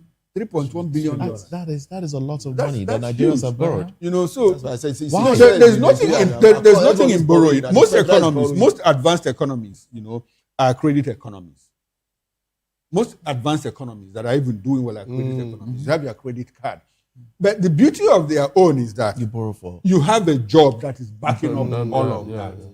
And so you borrow. And you borrow for projects. You borrow for things. You borrow to buy a car. You borrow to build a house. Mortgage. Yes. You want to feed not borrow to buy credit. You can even borrow to buy data. You can even borrow to buy equipment. You know why they brought out this borrowing plan is in case you are in a tight corner that you need to make an urgent call. If you look at the adverts that they rolled out initially, you are stuck somewhere that you can't buy airtime. And that was before they started selling airtime, virtually. That you could buy from your bank account and all of that. That was the philosophy behind it. But you discovered that people have before they restricted people to some very low amount. When it's got that people were complying, they were paying, they now increased. Moses, and then people now borrow and stop. Your virtual guest is trying to weigh in. Let's have your contribution. Go ahead. You mean my own? Yes. Okay, what I'm saying in essence is that whenever any privilege is abused, please you stop it. The people that borrow without paying, yes, I will advise the network to stop. If not, they will cripple their business. Upon all the hardship they are going through, adding debt into it will not help their business at all. It will not. Then this other one you said about the teachers. Teachers. The protests. Will it bring back I don't get it. Will it make them to do the needful? We are talking of Oyo have not been resolved though. And now Lagos. You mean this thing have entered into Lagos, Moses? No, this is this is a different case entirely. It's not an abduction issue. It's a teacher's detention with the police. The police, of course. Teacher's detention sparks uproar among Lagos colleagues. Is it not a bailable offense? I mean, what crime did they commit that you detain them indefinitely? These are what we are talking about, state police and federal police. It's just one teacher, right? Just one teacher, yes. These are what we are talking about. Abusing the power given to you. Is it not a bailable offense? That's the question. You can see now. You see, when these things happen, these are the reasons why some Nigerians are worried about this state police. Some people will now become lord of the manor. Some now acquire power that even the constitution did not give them. But the story has it. The story has it. Let's just, because of time, let's just see. Well, colleagues of a Lagos teacher, Peter Shodikbe of Ijayi Ojokoro Junior College, have appealed to authorities to thoroughly review the circumstances surrounding a drama presentation that allegedly triggered panic among students in the school. Shodikbe was arrested after a co-curricular program organized by the National Value Education Department of the school caused confusion when some students mistook a drama presentation on banditry for a real-life attack. Can you imagine? And the incident which occurred during Wednesday's co-curricular activity later drew the attention of the police after frightened students shouted that bandits had invaded the school, sparking, and then he was arrested. Oh my God! But one thing is this: why did they detain this person? Why? Why did you detain? It's a drama. It's a drama now. What? Oh God Almighty! People do skits and do pranks, and so they keep telling people that do pranks and all of that. It's not even a prank. It's a drama. They already told them they are coming. This is a drama we are doing. Go and do research. I'm a teacher now. Go and do research. So you know, do the everybody's in the hall. You do the drama for them. Sometimes like maybe drama somebody produce fire, and everybody you pack or maybe but why arrest? Do you know that if Nigeria were to be America, Hollywood will make a fortune out of this insecurity. But my question now would be, who were the actors? Were the actors students? Were the actors teachers and students? No. If the actors were the students themselves, then the students will be able to identify one another. They will do a costume. They will do a costume. It's a costume. But I didn't see the drama, but they should have been able to identify rather than screaming, running out of the hall, screaming that bandits had attacked. But then again, it speaks to a bigger problem. When they were not carrying any gun. It speaks to a problem of trauma. A lot of our children who have watched the news, who have heard stories, are already traumatized without even experiencing it. That's anything nice. So there's paranoia in the air. So any semblance of an attack could trigger confusion. That's a problem that we need to fix. Let me tell you something. There's a subject in secondary school called security. Do you know? There's a subject. This is a federal. This is a core subject called security. Now, in that security, these things are taught in that security. No, you don't get my point. I understand where you're going. You are now acting that thing based on the fact that Mr. you are Lawal, trying to pass a message across. I absolutely get you. My point here is that a lot of students are paranoid because they've heard stories. Yes. They've seen the news. They've seen videos. So they are paranoid. So that is a problem that we need to fix. We are breeding a generation who maybe have not been kidnapped but have heard stories and are already paranoid. So the onus now is on government to fix that. And how do they fix that? There should be some sort of psychological, reorientation of some sort, because children are affected. So the onus is on the government to do something about that. Yes, it's on the government, but I think they will start by solving the problem itself, problem of insecurity. We have not solved it, and we are looking at psychological reorientation. Where would that come from?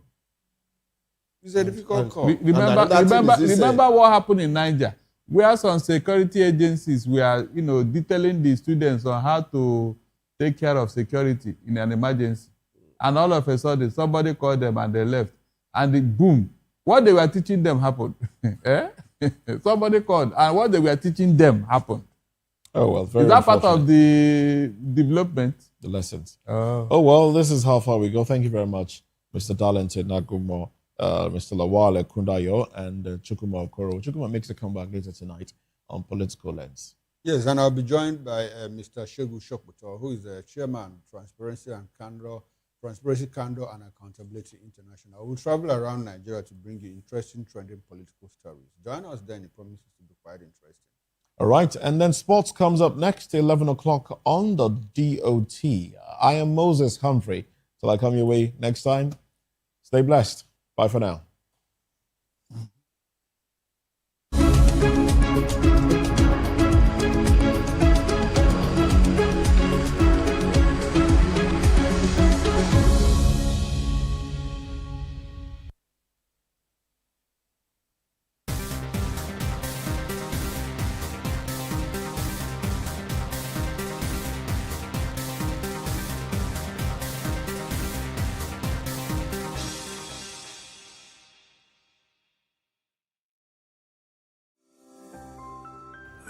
Vop TV.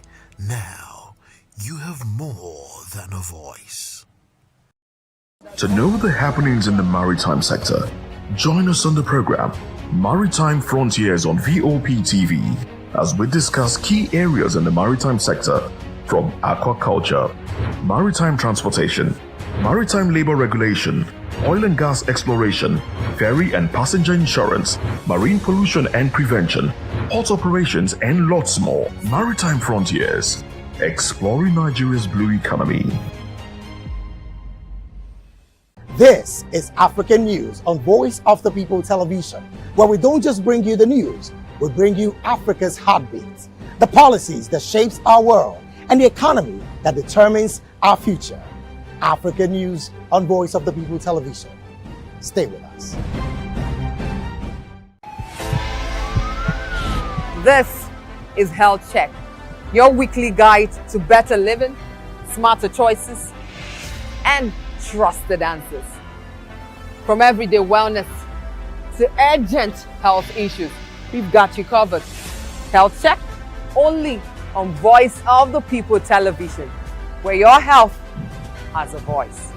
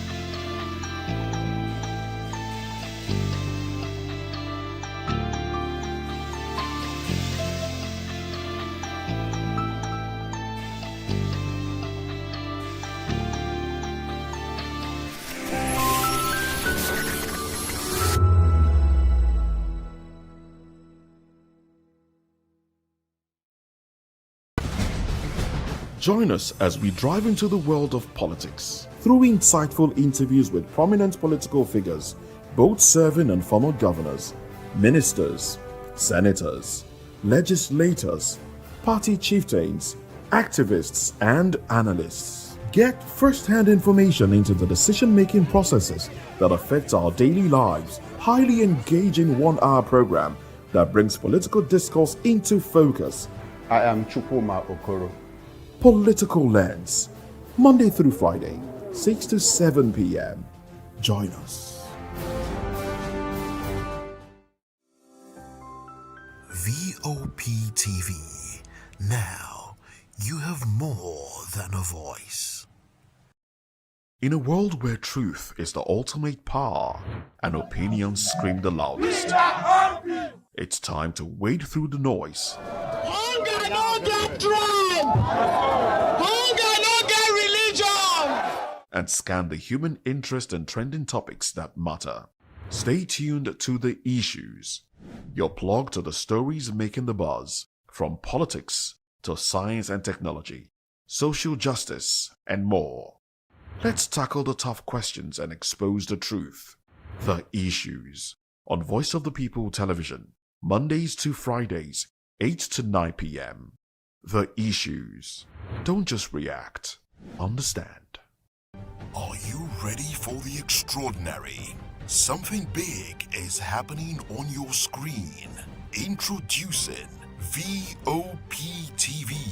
Now streaming on SLTV channel 264. From breaking news to captivating conversations, news analysis, giving you all sides to the story. We break in-depth discussions on the issues that matter, from politics to sports, entertainment, and lifestyle. VOP TV on SLTV channel 264. Join us as we redefine what television means to you. Voice of the People Television, VOP TV. Now you have more than a voice.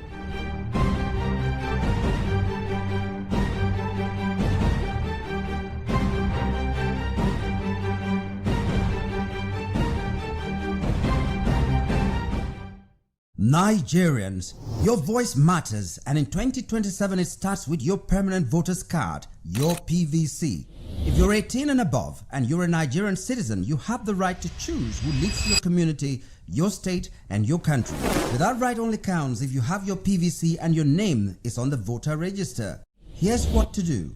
First, check if you're registered. If you're not, or if you've moved, lost your card, or turned 18 since the last election, go to the nearest INEC office or an INEC registration center. Second, it's free. Don't pay anyone for any registration or collection. Third, collect your PVC early. Don't wait until the week before elections. INEC will announce dates. Listen to radio, TV, and follow INEC's official pages. Your PVC is more than plastic. It's your power to hold leaders accountable. It's how you decide on roads, schools, hospitals, and jobs for your community. When you vote, you decide the future of your children. Get registered. Get your PVC. Vote in 2027. For Nigeria to work, you must be a part of it. Your vote, your future, your responsibility. This message is brought to you by Voice of the People, VOP Media.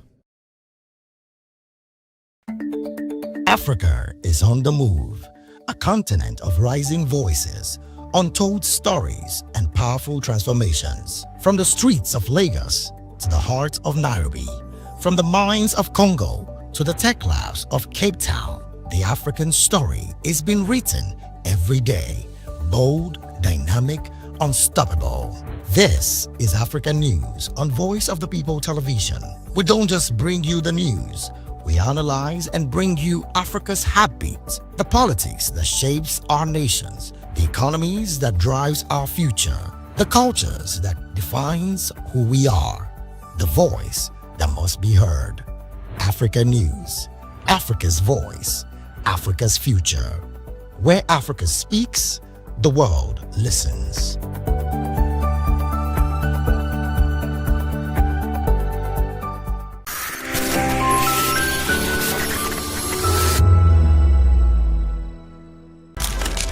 In a world where power shifts with every headline. In a nation full of questions. In a world filled with noise, the truth needs a voice. The policies that shapes our world and the economy that determines our future. Every hour, every day, the grapevine keeps buzzing. And together, we are committed to telling the stories that shape our world because your voice is our focus. Don't forget, our voice matters the most. Let us come together and share our concerns.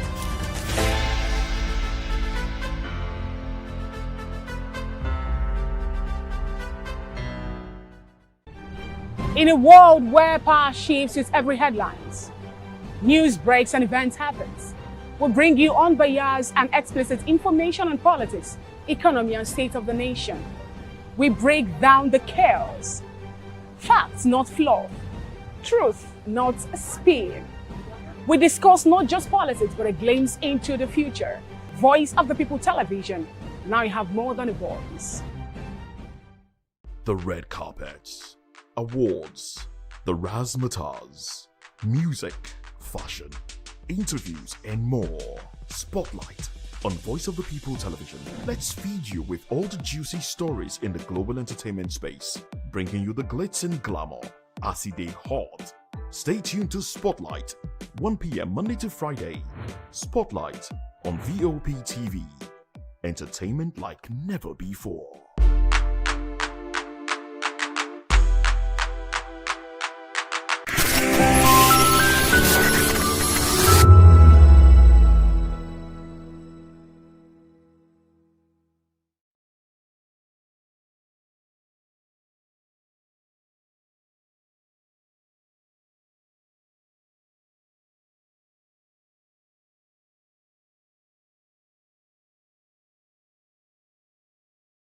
To the story. We bring in-depth discussions on the issues that matter, from politics to sports, entertainment, and lifestyle.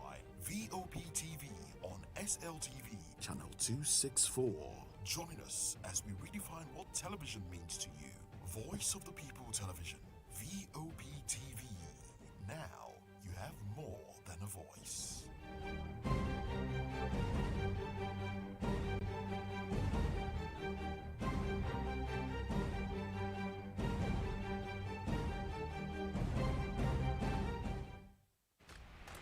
Yes, obviously everybody knows the game is beautiful and that's why I love sports.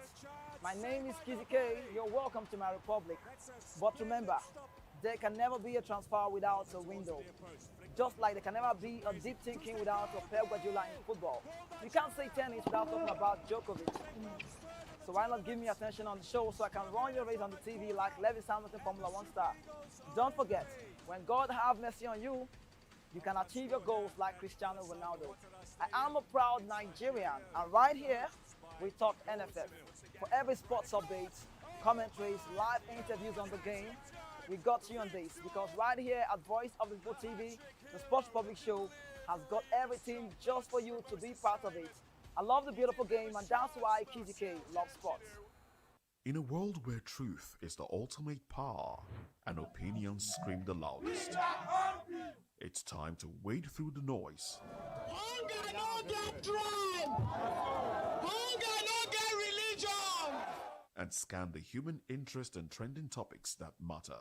Stay tuned to The Issues, your plug to the stories making the buzz, from politics to science and technology, social justice, and more. Let's tackle the tough questions and expose the truth. The Issues on Voice of the People Television. Don't just react, understand. The red carpets, awards, the razzmatazz, music, fashion, interviews, and more. Spotlight on Voice of the People Television. Let's feed you with all the juicy stories in the global entertainment space, bringing you the glitz and glamour as it is hot. Stay tuned to Spotlight, 1 p.m. Monday to Friday. Spotlight on Vop TV. Entertainment like never before.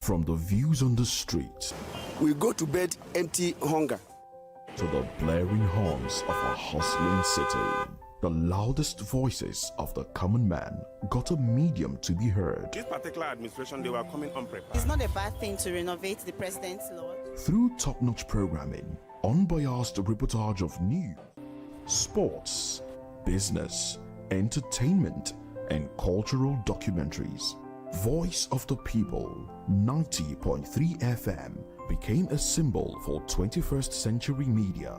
And now, a new baby is born. Voice of the People Television, VOP TV, youthful, full of vigor and penchant for excellence in the continent's media space, exposing the wrongs, applauding the rights, dissecting the news without fear or favor, through factual and accurate stories and contents. Corruption kills three things that makes a society. Representing the interests of the people and giving them a voice. Voice of the People TV is here to stay towards building a fair society. Vop TV, Voice of the People Television, truly a voice for the people.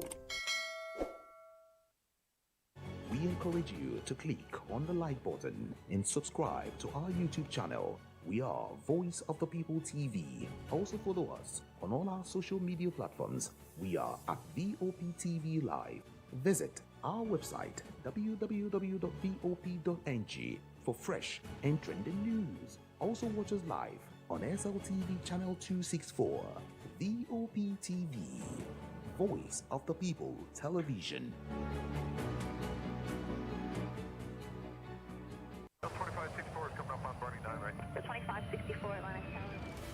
What happens in the hush behind hangar doors? Who signs the papers that gamble with lives? Which truths were grounded before they even ever had wings?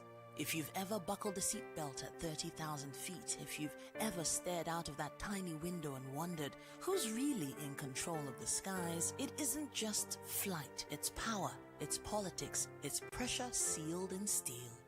We're peeling back the clouds from runway risks to sky-high secrets. We're diving deep where most dare not to look. Aviation Scope, every Sunday at 7 p.m. only on Voice of the People TV.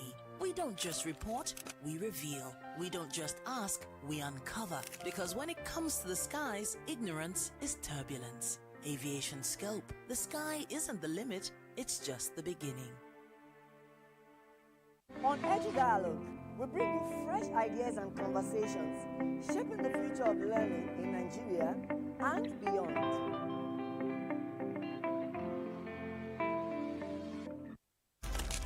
In a world where power shifts with every headline. In a nation full of questions. In a world filled with noise, the truth needs a voice. The policies that shapes our world and the economy that determines our future. Every hour, every day, the grapevine keeps buzzing. And together, we are committed to telling the stories that shape our world because your voice is our focus. Don't forget, our voice matters the most. Let us come together and share our concerns.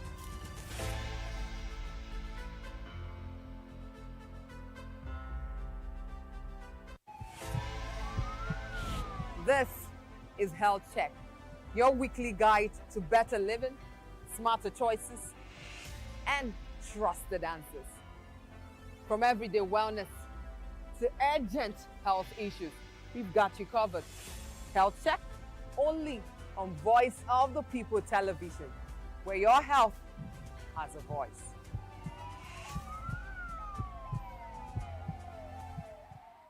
Welcome to the locker room, the home of football talk that matters. I am Jerry Arpillon. Join us every weekday, Monday to Friday at 5 p.m. Nigerian time, as we share the hot takes and hot debates in the exciting world of football. And joining me are the usual suspects, Ikechukwu and Mayowa, as we break down all the hot takes and everything that's happening in the football. Don't just watch football, live it with us. Catch us on the locker room and Voice of the People Television at 5 p.m. Nigerian time. And like I always say, if not 20 minutes off, with the sport. Welcome to Romeo Pizza.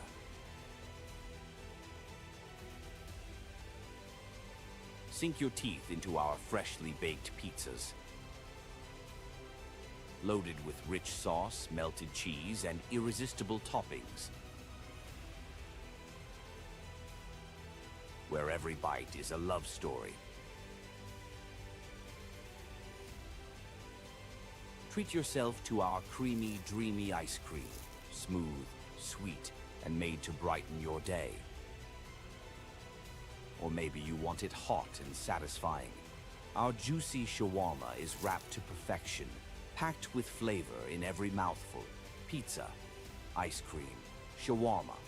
Why choose one when you can have it all? Romeo Pizza has exactly what your taste buds desire. Are you ready for the extraordinary? Something big is happening on your screen.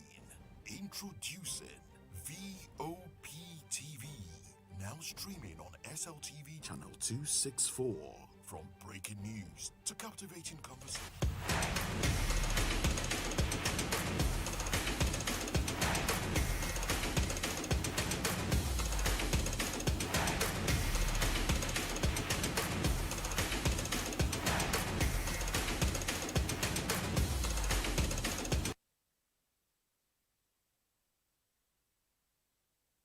There's always a way to start up a World Cup talks. But we must start the show by saying a very big respect to who it's due. The FIFA World Cup has started and it's been so nice. I personally having fun. Let's talk about one man just in a bit. Lewis Hamilton, we saw that one with Max Verstappen. Congratulating Lewis Hamilton in the Formula One story. We did say that more of like a highlight. Max Verstappen, congratulating Lewis Hamilton. And then we also, aside of Formula One story, where we had this so quality Max Verstappen, and then you look into Lewis Hamilton, what they've done over time. Lewis Hamilton is incredible in the Formula One stories move. Max Verstappen has been a man who has taken over in a beat for Formula One story. And then before we go off that one, let's let you know that the power of the World Cup is big. We did see, America, a very large capacity stadium, and I've always loved the tournament, the stadium. It's crazy. Whenever you see this atmosphere, it looks so very, very nice. So that's just what it is. But we're talking about the first one and talk about the second one. And then it's been great to see. But let's talk about the World Cup exclusively. Let's start off with the men. Before we talk about Vinicius Jr., I like to state this and talk about just a man. He's 18. I have never seen a boy like that. He's a kid. You could call him a kid. His name is Ayub Wadi. And his game against the Brazilian side was masterclass football. Masterclass performance, you must say. And while everyone is talking about Saibari's goal, and also talking about, brilliant composure from the Saibari. He did the celebration with his hand on his head. And also that wonderful equalizer by Vinicius Jr. But the real story about Brazil and Morocco now is the young kid, Ayub Wadi. He's just 18. And if you look at this boy, he was born in France, but from Moroccan roots. Now, he boasts and buzzed the Brazilian midfield. They had Casemiro, they had Bruno Guimaraes, and then had a lot of quality out there. Fabinho later on came into the game. And if you look at what this guy has done, showing the world, stunning the Brazilian midfield on the biggest stage of football. And at 16 years and 3 days old, he became the youngest player ever to appear. That's what it is, to appear in European club competition. And then beating a record. That's a record that has stood since 1978 on his birthday. And again, on his 17th birthday, Ayub Wadi, you could see, he got involved, made his debut for Moroccan side against Brazil. 91 pass accuracy, that's top-notch. 100% final third, 5 interceptions. He had 9 duels won, and that's a veteran stat line from this young player. And also, I must tell you, Liverpool, Man United, Chelsea are all keen on this boy. Nearly all of the big clubs in Europe football are wanting to sign this young kid, or this kid, you could call him. And also, he's already outgrowing his promising, prospect. A prospect tag that we've seen a milestone reached. And then entering the realm of midfield, who can dictate big matches on top level. And this is the most shocking one. Let's tell you this. Didier Deschamps, right? Didier Deschamps personally called Ayub Wadi on the phone and said, hello, man. Hello, man. I want to talk to you now. Can I talk to you? I would love you to come play for the French national team. I'm a World Cup winner. I'm the coach of the French side. I won the World Cup back in 1998. I also did it as a player for 1998 and as a coach in 2018. You can play for the French national team. And only for this young man to turn down the French national team and chose to play for one side. He decided to play and go on to play for the Moroccan side. How would he have known that he would be getting a start? He's just 18. I keep on repeating it again. He's 18. Ayub Wadi. Everybody wants to sign this man. Everybody loves him. Everybody likes him. Everybody knows what he brings to the game. And then looking at how far he has come. And some question has been asked, if he had played for the French national side, what would have been the story?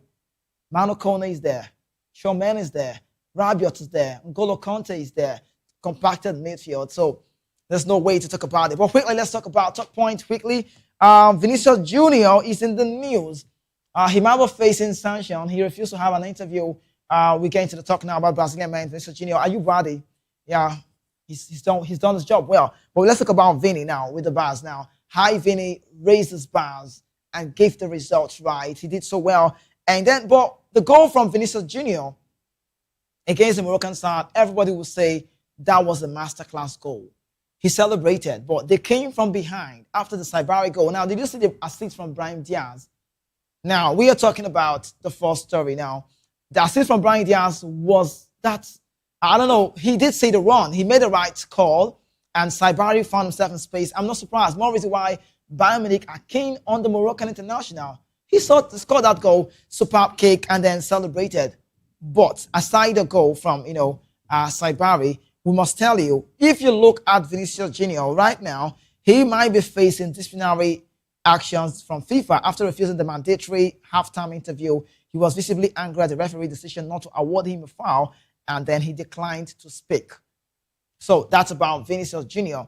But we have Carrington Palmer, our guest all the way from Edo State, Benin to be exact. He'll be having some, talks with me on the show today, so we can dissect all of the World Cup talks, and he can tell me just a bit about Ayub Wadi. We'll also talk about him because Arsenal, Chelsea, Man United, big top clubs right now are keen on that young player. But let's have you, Carrington Palmer. Good morning. Great to have you join us today.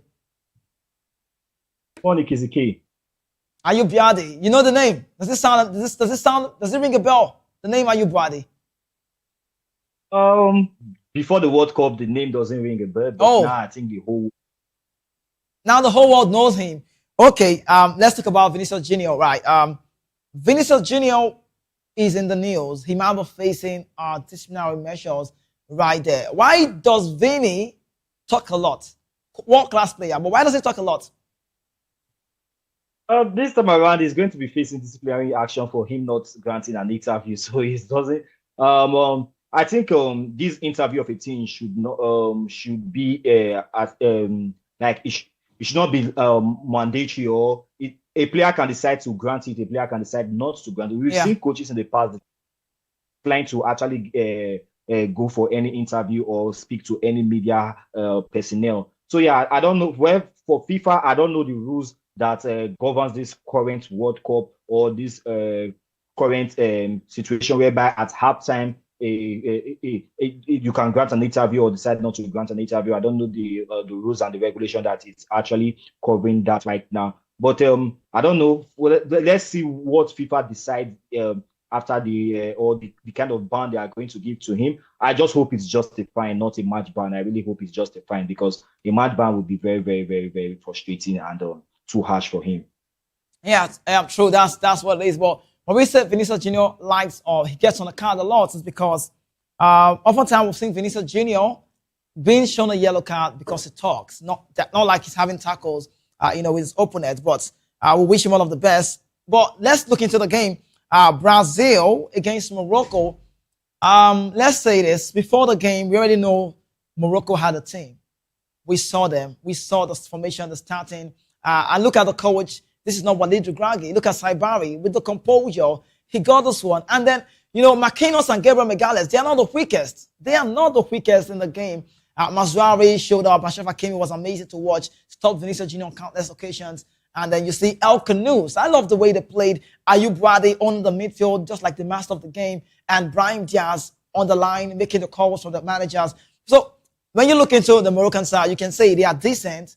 They are one of the teams we should be looking out for. We should recognize weight. We should reckon weight because they are a strong side. Going to the semi-final in the last edition back in 2022, you can say they stood their ground. And they played against an all-star team.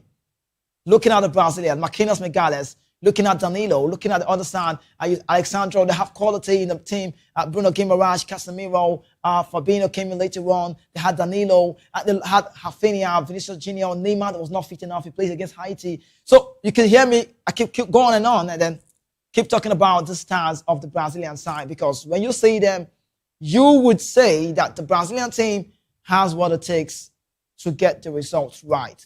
But against the Moroccan team, everybody felt like the Moroccan side are a team that maybe with less, I don't want to say less value, but not really less value. They've shown that they can contain the game. They've shown that they are good enough to go. They've shown that they have the quality. They've shown that they have the presence. But that game ended 1-1. And it was the Brazilian side, I could say they struggled. Possession-wise, it was more like if there was time on the game, we would have seen the Moroccan side dominate that game and then get the result.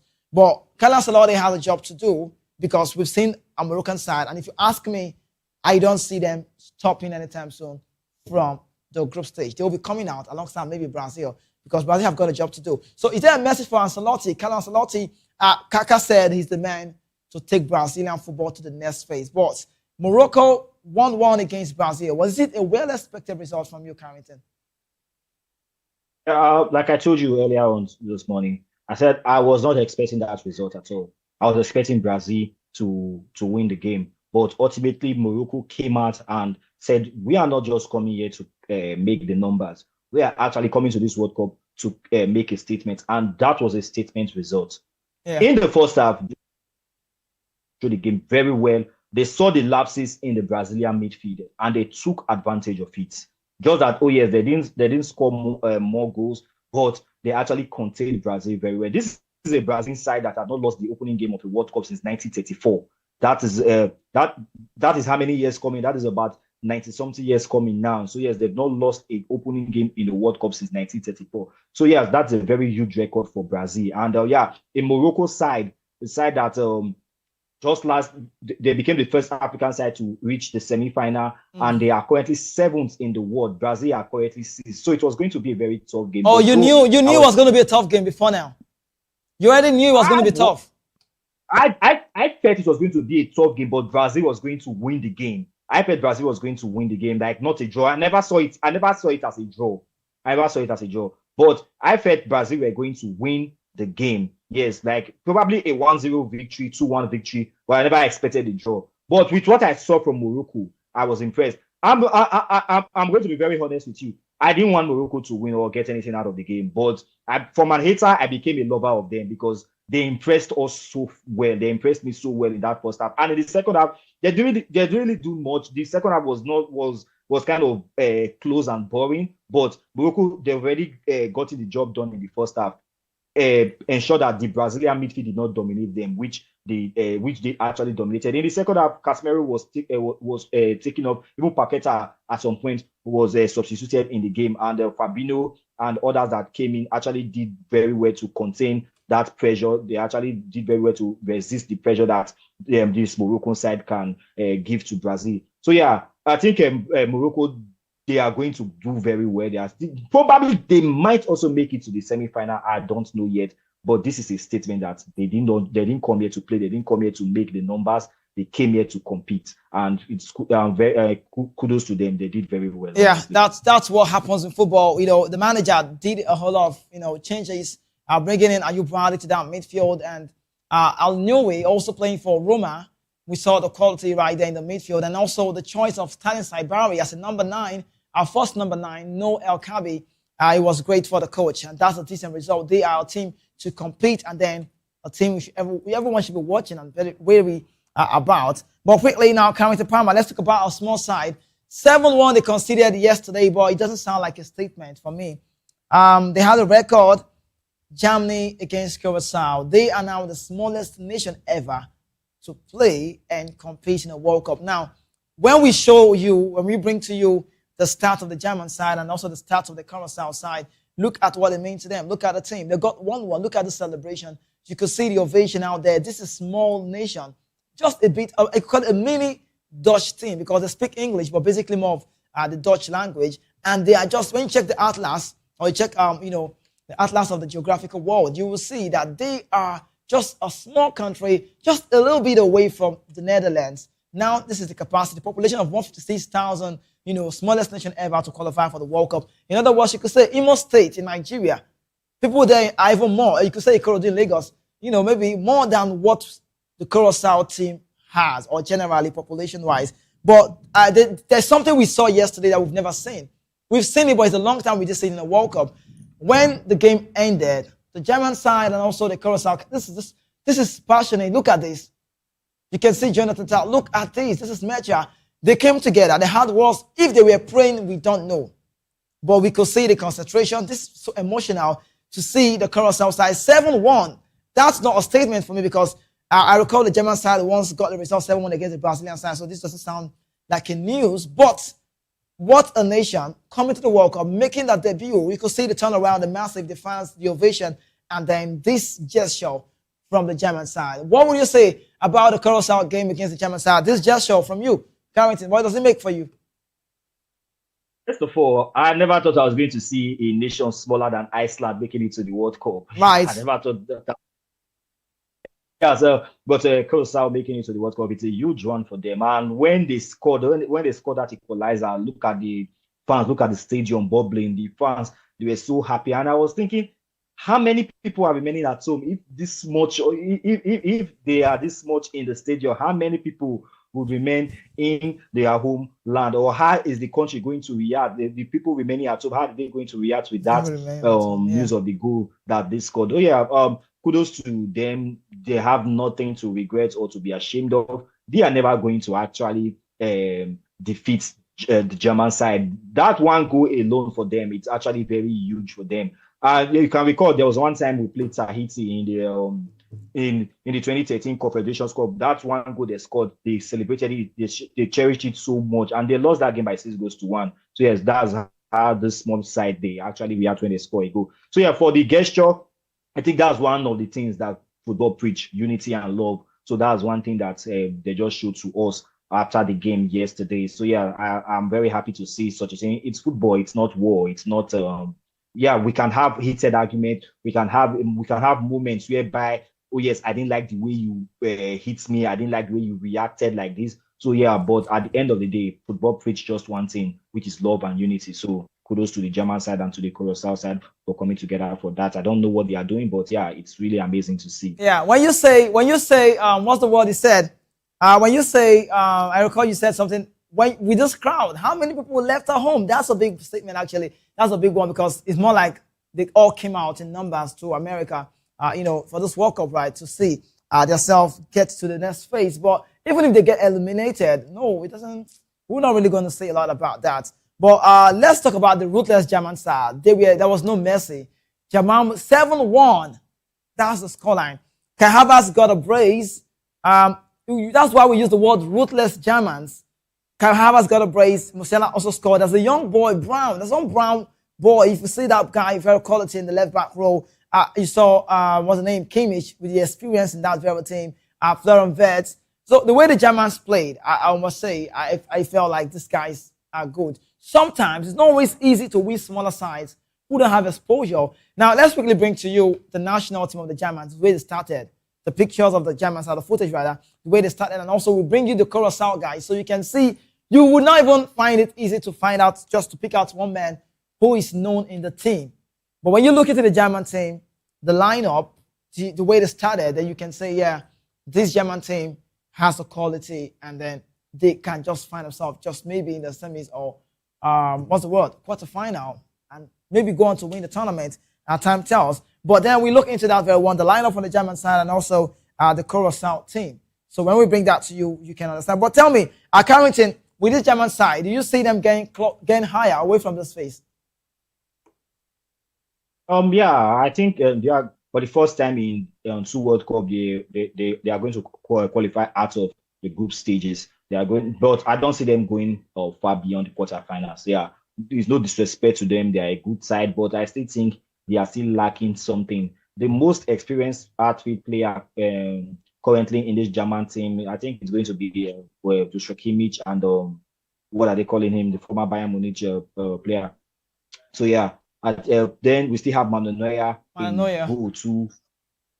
So yeah, this thing, they are actually rebuilding. They are actually on a rebuilding phase. So many players have left. So many players are coming into the team back. So yeah, this World Cup is just it's just like that Euros, whereby they finished in the quarterfinal. They lost to Spain. When they meet a proper side, a proper team, a team that knows how to play very well, they are still going to struggle. Yeah, this game, like you earlier said, it's not a statement at all, because Curacao is a very small nation, it's a very small country in football. I think this is the first time I'm hearing about them. This World Cup that they qualified for was the first time I heard about them. Yeah, and even though I know about Tai Chung because of he played for Manchester United, I never knew where he came from. So that is that for that journey. They are not going to go beyond the quarterfinals. In my opinion, they won't go beyond the quarterfinals. Okay, Carrington. Just a highlight about the way the Germans started. They had a man on the goal post from the right back. They had Joshua Kimmich, and then Jonathan Tah alongside Schultzberg. He scored a goal, and then Nathaniel Brown. This is what it looks like in the team. Now, Alexander Pavlovich from Bayern Munich, Felix Mecha. I love his goal. Quite composed as well. Find the back of the net. He plays for Borussia Dortmund. Leroy Sané, we've seen Galatasaray quality. Jamal Musiala plays for Bayern Munich. And you look Florian Wirtz. So the midfield look quite compacted. And then Kai Havertz, who we know traditionally he's not a number 9. found the back of the net, got a brace for himself, found his name in the World Cup sheet. This is good to go. But these ones, you would know these names. There's no way you don't know these names. But just talk about the Curacao team. This is what it looks. This is what the team looks like. You begin to ask questions. Who are these boys? We don't even know them in the World Cup. Should they be playing in the World Cup? But that's what it does. It is a 48 format. An European minor team. You could say. Let's talk about the Curacao team now. The quality they have. Do they have a quality? Maybe no quality.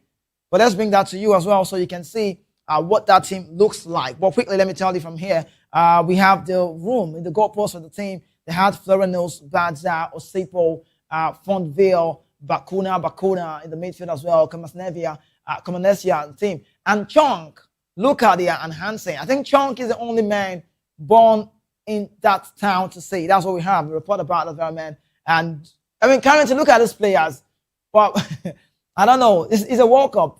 They could put themselves on a sell sheet. Nobody knows, but you can see there's no way you can compare this team with the Germans, right? And the experience-wise to say too. Like I said, Chong is the only player I know here because of his Manchester United days, and also for his playing time with playing days with East Town in the Premier League. Right. I never knew where he came. The rest of the team, these players, we don't even know them. We don't even. I know that. I think Chong is the only player that was born in that town, in that country. Right. So yeah, you see, sometimes in the World Cup like this, we can see this kind of moments whereby these smaller nations or this smaller side, they find a way to actually shock and give the world a shocker. Yeah, we might also say, okay, let's look at it that way if they are going to actually do that. But that is yet to be seen. We are expecting that, obviously. But and with the way they approached the Germans yesterday, they still had their moments in the game, but unfortunately, the German side were just too better than them. They like none of these players here will make it to the German team. No disrespect to them. None of these players here will make it to the German team. So yeah, and they made a very good side. Of course, I know everybody is going to forgive me when I say I don't see them even getting the points out of this of the group that they are currently because of the other side they are going to face. Yeah, but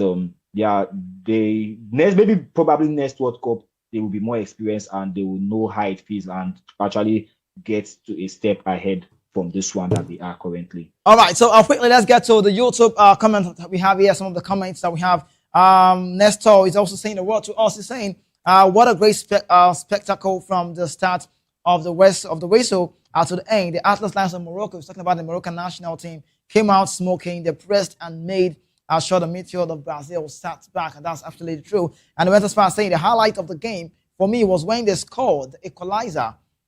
It's the beauty that the Mondial brings. We eat football, we drink football, go on preach football. From Curacao, biggest fan. He's saying that. And he also said, well, Bakuna, elder brother of Chong, was known. He's just talking about that. But then we are looking at the African countries. One, we've seen like 3 of them played now. South Africa lost to Mexico. We did see the other team, Tunisia, losing to Gyökeres. He did that celebration about Victor Gyökeres. He got a goal for himself. He got a brace. Isaac was also decent in that game. But we saw that result. No African side has gotten a win. Never got a win, rather. Not until we saw Diallo. Amad Diallo's team, Ivorians, 1-0 against Ecuador. That goal came in a very late minute when everybody felt like it was done. Like Carrington Riley said on radio, he gave me the analysis saying that Ecuador had a very decent game from the start. But how did the Ivorians find themselves on the score sheet? And then they have a good team, just know that. Ivory Coast now are the first African team to win in the 26th World Cup. So we are waiting for the rest of the Algerian side, the Egyptian side, the Senegalese side, the play against the French side, the Congo, the DRC Congo.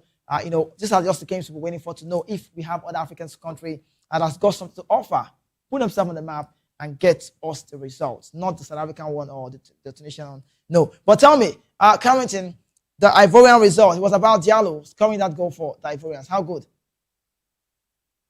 It was a well-taken goal. It was a well-taken goal, well worked, and Amad Diallo scoring the goal that gave Ivory Coast the win. And I was very happy that Ivory Coast got that victory. Before the game, I was expecting that game to end the way it ended, a 1-0 victory, but I didn't know the side that was going to win. because of the defensive structure and unit of both sides. We know their defensive strength and solidity from the Ivory Coast side. Ivory Coast did not concede a goal in the qualifiers coming to this World Cup. They did not concede a single goal in 10 games. That is a very huge one and huge statement for them. So yeah, it was going to be a very difficult game because you are facing a side that is this strong defensively like you. And Ecuador, they had their chances. They had a couple of ball hitting the post, and unfortunately they could not get the goal that they wanted. But and the last World Cup, they lost to an African team that ultimately knocked them out of the group stage against Senegal in Qatar. And starting the World Cup, that was the last game of the World Cup of their 2022 World Cup campaign. The first game of the 2026 campaign, losing to an African side again. And so I'm very happy that an African side had finally gotten a victory. Before then, it was 3 African teams that have played with not getting I think 3 or 2 have played without getting a win. South Africa lost. Morocco drew. Okay, yes, 2. Then Cote d'Ivoire finally won. Then Tunisia unfortunately lost by a very big margin to Sweden. So yeah, congratulations to Ivory Coast for that win. It was a very important win for African football. Okay, so Carrington Palmer, thank you so much for that one. We go on a very quick break. When we return, we'll tell you what's really going on. I've never seen a team like the Japanese. How do you come to the World Cup with a good result? And every time you're done with your game, guess what they do? You want to know? They go clean the stadium. That's a cleaning record, a cleaning culture. Absolutely incredible historically for me as well. We look into all of those ones, and then we talk about Mourinho, how he's getting players from different club sides. And then in quick succession, it will be a very big talk when we return. Please don't go anywhere. Stay with us.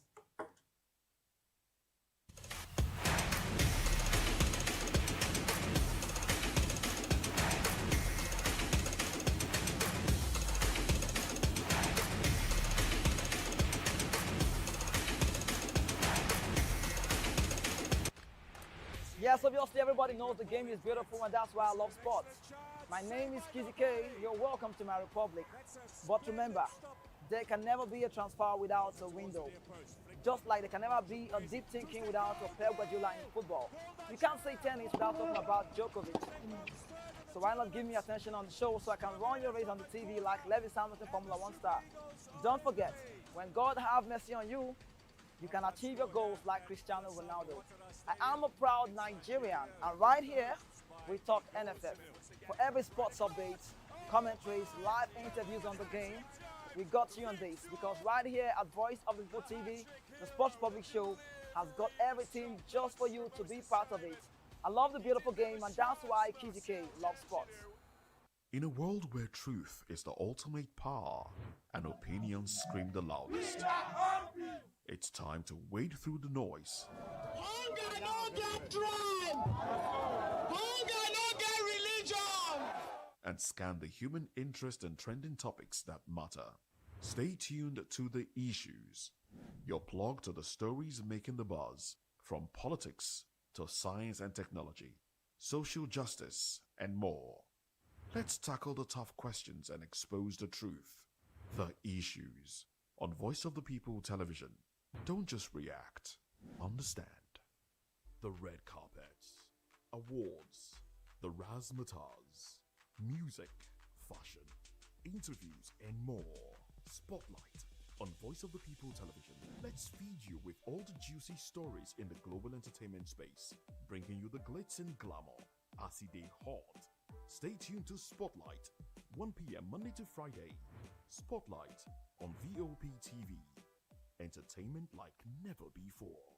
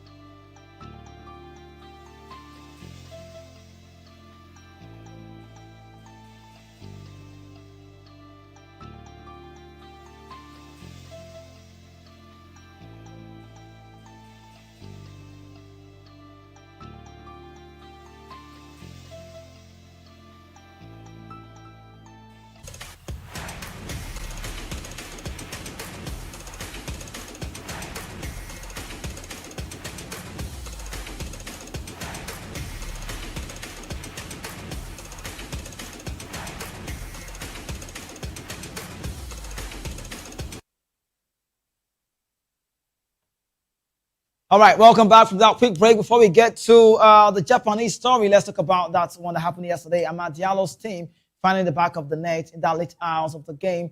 And 1-0 it ended for the Ivorians. Just how the group looks like and what the footages look out there. This is the result. Amad Diallo scoring in the 90th minute. And guess what? American hit star, rapper to a call, Jay-Z, was also in attendance and he supported one team.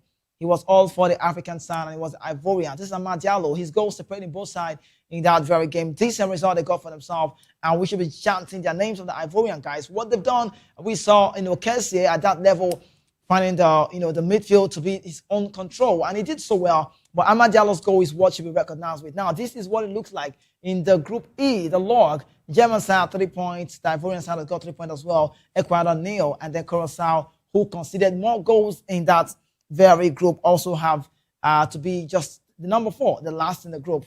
No disrespect to the small nation Curacao, who made their debut in the World Cup, becoming the smallest nation ever to play in the FIFA World Cup tournament. Now let's jump on till then and get to the Japanese side. I must tell you, there's a record about the Japanese. They've never lost a game to any European team since 2019. But guess what they do? Whenever the game is done, these players, the fans basically go on to the pitch and make sure everywhere is neat, like clean everywhere. And this is what look at this. When the game was done, the Curacao game, we saw it. And after that one, we did see the Netherlands game. Now, this is what the Japanese do. Look at this. They clean up the locker room. You can see the players, the fans, making sure that the stadium is kept clean. I don't know of a team that does this better than these guys. Now, look at them. They're coming with this just to see that at the end of the day, whether it goes their way or not, either it goes their way or not, or it goes the other side way, they make sure they find this done. This is class for me from the Japanese side. And I already said, the Samurai Blue keep delivering a huge statement result on international stage. This is how the Japanese, got that result. 2-2 against the Netherlands. We'll bring to you. You can see the lineup. The Japanese, some of the players are known. Kamada, we saw him. We know Duan as well. He's been on the World Cup before. They had a very decent start. Kubo, who plays for Real Sociedad in that team as well. This is what they look like. Kamada in the midfield controller with Sano. And then Watane, Tenkuchi, Aito, Dan. You have Nakamura, who scored. He just tried to do what he loves to do so well in that game. And also Maeda. This is a result. Now look at this. This team are a team to be talked about. They have not lost to any European team since 2019. And look at how they find it. Against Spain, they won 2-1. Croatia 1-1. Now, they played against another side, and this side are the Dutch side.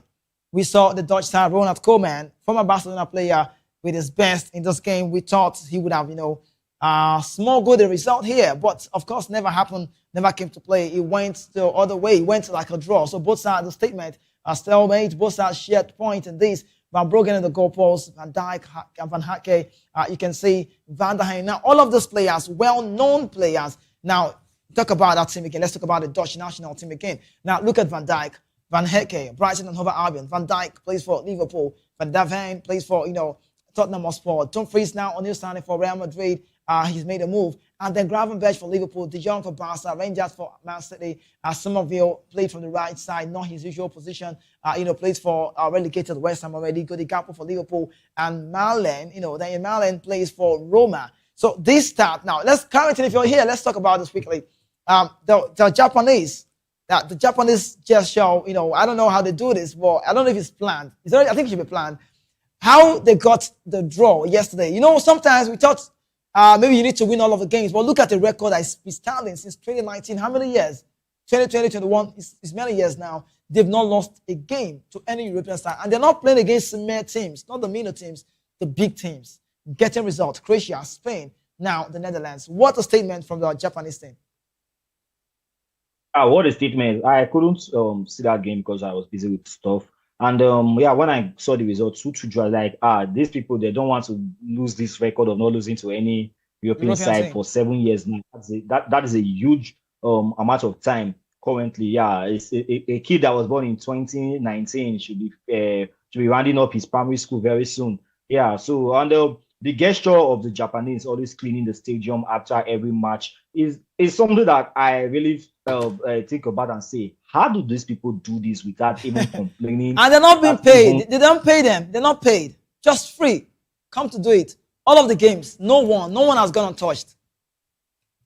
Yes, all the games that, as long as the game concerns Japan, they are always cleaning the stadium. And forgetting that they have stadium steward that do clean, that will do this, that is their job. That they are people that they are being paid for that particular thing. But the Japanese, they take it upon themselves to clean the whole stadium after each match day. It's a very, very, very encouraging, and I don't know, like, I don't think we'll ever see any football fan or countryside or club side do a thing like this ever again in football. Since I think since the 2018 World Cup, that was when they started this cleaning culture. Yeah, and even the game that they lost, even when they lose, they still do it. They still take it upon themselves to do it. So yeah, kudos to the Japanese, and that is why Japan is one of the cleanest nation in the world, or even the cleanest in the world. We can't tell, but it's definitely one of them. So yeah, I love the culture, and it's encouraging, and I wish other side can actually learn from this and do such a thing. Yeah, that's a nice one, like you rightly said, one of the neatest country in the world. But we saw some shocking results as well. Turkey losing to Australia 2-0. That's another one, and also a news about the Uruguay side. But let's jump to Ronaldo's news. I said Ronaldo's news because Ronaldo is Portugal. Portugal is Ronaldo. Let's talk about Portugal now. It was a gift. They had a gift from their our prime minister. His name is Luis Montenegro. A bracelet. Now look at Ronaldo's hand. Look at his hand. You can see that of Diogo Jota. And looking at Diogo Jota, he should have been a very big part of this very, very squad. Ruben Diaz, Bruno Fernandes, Bernardo Silva on that one. But it's all about Diogo Jota. Who would have been in this team if he was alive today? But blessed memory to Diogo Jota. What is this one for you? I think it's a huge one for me. This gift is much more important than any money or any bonus that this Portuguese team are going to receive for in this World Cup. Like, this gift is a very huge one, and kudos to the Prime Minister. So unfortunate that Jota lost his life last year. It's almost a year now. So very, very unfortunate. It was a sad event and sad day for the world of football. And kudos to the Portuguese team for always trying to honor his memory, always try to keep him around. You can see even in the squad announcement, there was they kept a place for him where and his name was written in red, Diogo Jota. So yeah, that's to show that they actually love him. He's a very important part of the team, and yeah, he would have made it to this team if he was here today. So bad, so painful. That's a very huge loss for not just Portugal but for the world of football. And we also saw that it also people might not want to say it, but it actually did affect Liverpool performance in the league this season, because a player like Jota in your bench, he can always come out and make a difference. So yeah, I'm spot on from the Prime Minister of Portugal. Yeah, Luis Montenegro. Okay, thank you so much, Luis Montenegro. We are from Nigeria saying thank you so much for what you've done there about Diogo Jota of blessed memory. We keep saying it all the time. But lastly, let's come to where it closes. This one is big. Real Madrid Sami Khedira will be Mourinho's assistant at the club. He's now a new man as well, former player and also former coach, now working together. And Mourinho also managed Sami Khedira. But this is the last one. Don't freeze. How the signings are happening so fast, we can tell. Mourinho bought Denzel Dumfries in 24 hours, and also they got Ibrahim Konate very, very fast. Bernardo Silva, the deal was sealed in 36 hours, and now Marco Correa out of nowhere.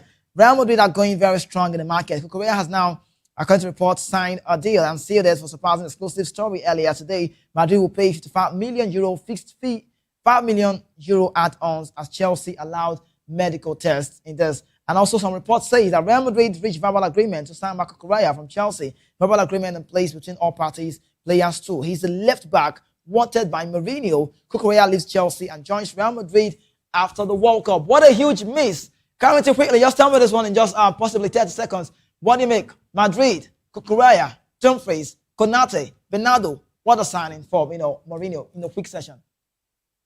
What a signing, especially Cucurella. I never thought this was going to happen because of his Barcelona heritage. Yeah, true. Yeah, it's a very, very huge move for him and for Real Madrid. So yeah, it's a very good one. So kudos to Real Madrid for getting Cucurella. All right, thank you so much, Karen Palmer. Let me let you go from here. We can continue again, hopefully for Wednesday You played an integral part on the show today, and you made the show look very blossom. Thank you so much. We can do this again when we connect. Have yourself a great day. Yes, up until then, we have the media news coming up right here on Vop TV, Voice of Television, Lagos, Nigeria, and it's that man. So tomorrow happens to be a Tuesday. Hopefully, our feast, Ogubanja, returns on the show to take you through. But do well to join the guys' locker room 5 p.m. a very big auspicious time, so they can tell you everything exclusively all about the FIFA World Cup show. And that will come your way 5 p.m. Nigerian time. But then we have the media news coming up for 12. Please don't go anywhere. Enjoy other programs just as it comes. Safe.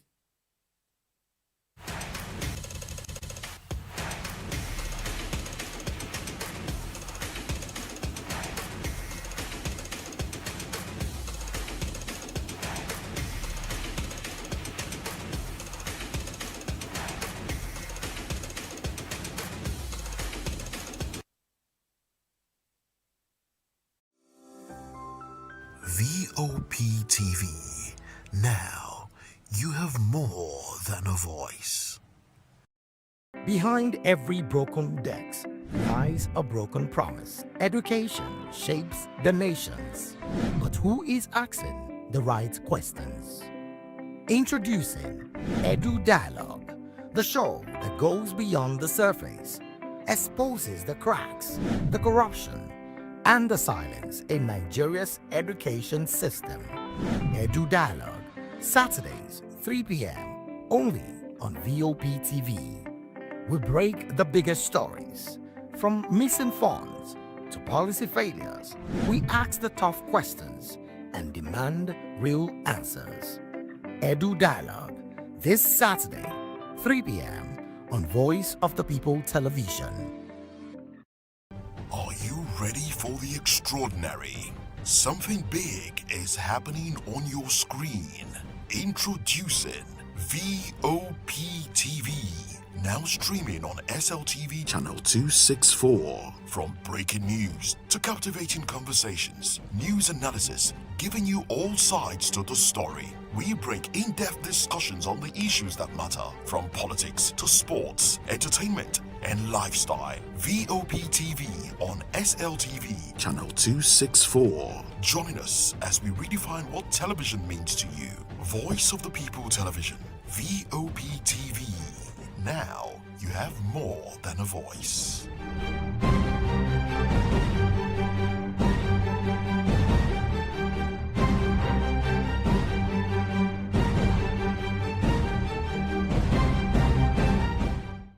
The red carpets, awards, the razzmatazz, music, fashion, interviews, and more. Spotlight on Voice of the People Television. Let's feed you with all the juicy stories in the global entertainment space, bringing you the glitz and glamour as it is hot. Stay tuned to Spotlight, 1 p.m. Monday to Friday. Spotlight on Vop TV. Entertainment like never before.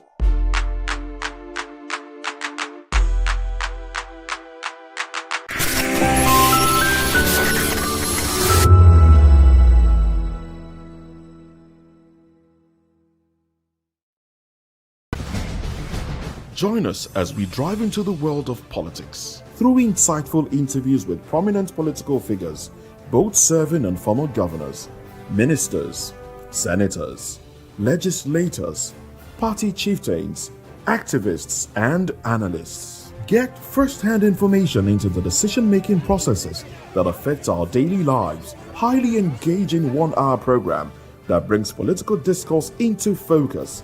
I am Chukwuma Okoro. Political Lens, Monday through Friday, 6 to 7 p.m. Join us. To know the happenings in the maritime sector, join us on the program Maritime Frontiers on Vop TV as we discuss key areas in the maritime sector, from aquaculture, maritime transportation, maritime labor regulation, oil and gas exploration, ferry and passenger insurance, marine pollution and prevention, port operations, and lots more. Maritime Frontiers, exploring Nigeria's blue economy.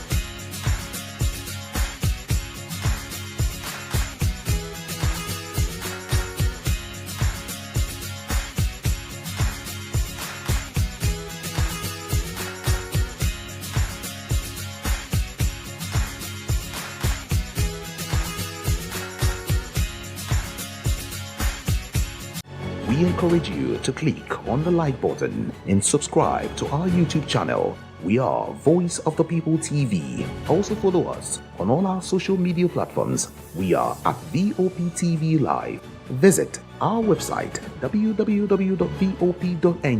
for fresh and trending news. Also watch us live on SLTV channel 264. Vop TV, Voice of the People Television.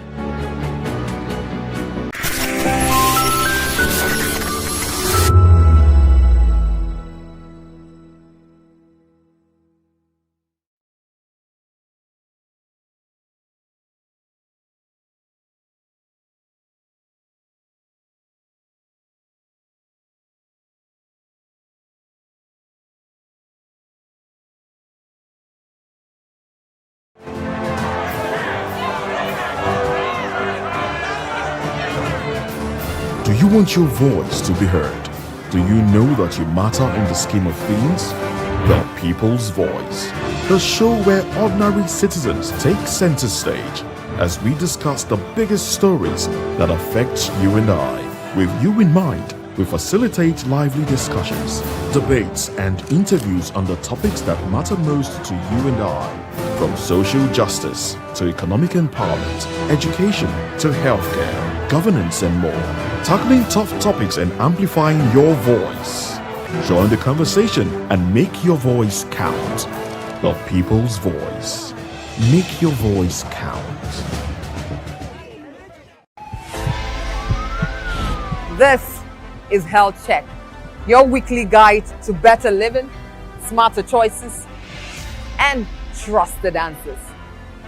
From everyday wellness to urgent health issues, we've got you covered. Health Check, only on Voice of the People television, where your health has a voice.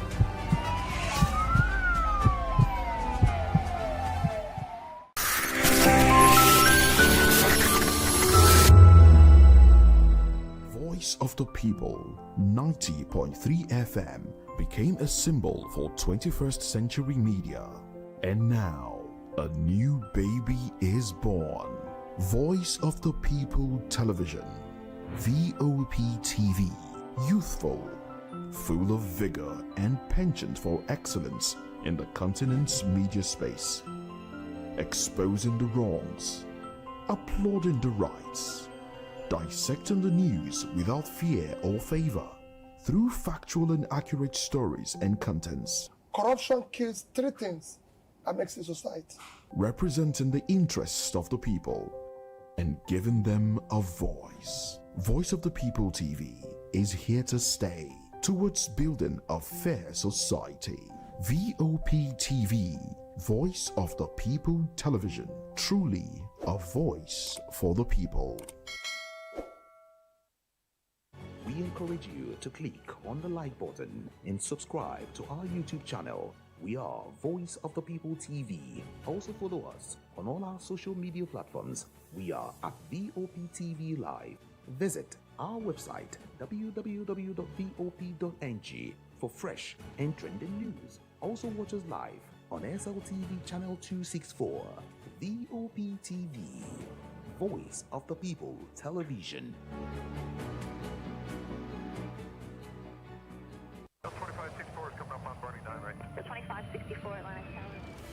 What happens in the hush behind hangar doors? Who signs the papers that gamble with lives? Which truths were grounded before they even ever had wings?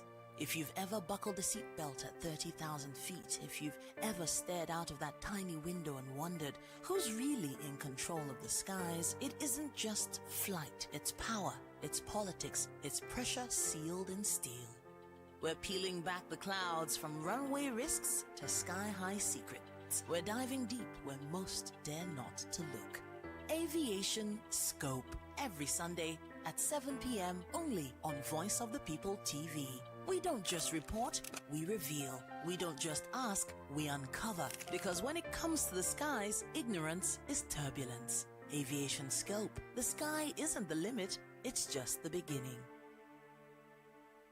On Edu Dialogue, we bring you fresh ideas and conversations, shaping the future of learning in Nigeria and beyond.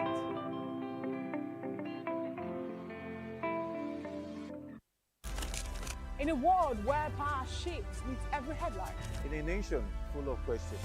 In a world filled with noise, the truth needs a voice. The policies that shapes our world and the economy that determines our future. Every hour, every day, the grapevine keeps buzzing. And together, we are committed to telling the stories that shape our world because your voice is our focus.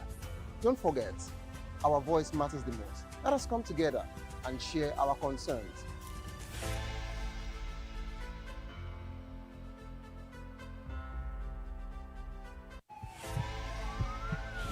This is Health Check, your weekly guide to better living, smarter choices, and trusted answers.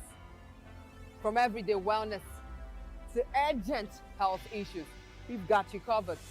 Health Check, only on Voice of the People television, where your health has a voice.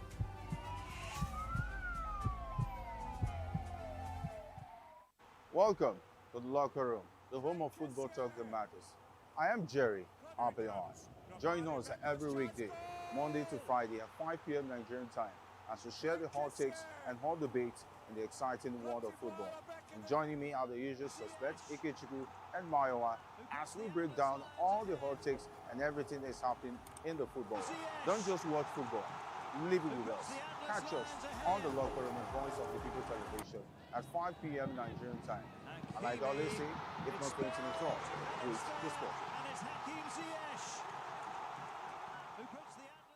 Welcome to Romeo Pizza.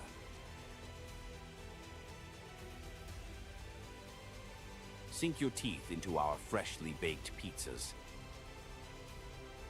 Loaded with rich sauce, melted cheese, and irresistible toppings. Where every bite is a love story. Treat yourself to our creamy, dreamy ice cream. Smooth, sweet, and made to brighten your day. Or maybe you want it hot and satisfying. Our juicy shawarma is wrapped to perfection, packed with flavor in every mouthful. Pizza, ice cream, shawarma. Why choose one when you can have it all? Romeo Pizza has exactly what your taste buds desire. Are you ready for the extraordinary? Something big is happening on your screen. Introducing Vop TV. Now streaming on SLTV channel 264. From breaking news to captivating conversations, news analysis, giving you all sides to the story. We bring in-depth discussions on the issues that matter, from politics to sports, entertainment, and lifestyle. Vop TV on SLTV channel 264. Join us as we redefine what television means to you. Voice of the People Television, Vop TV. Now you have more than a voice.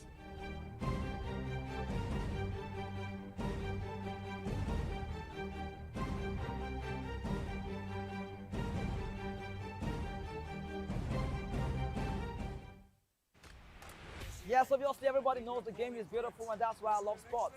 My name is Kizzy K. You're welcome to my republic. But remember, there can never be a transfer without a window.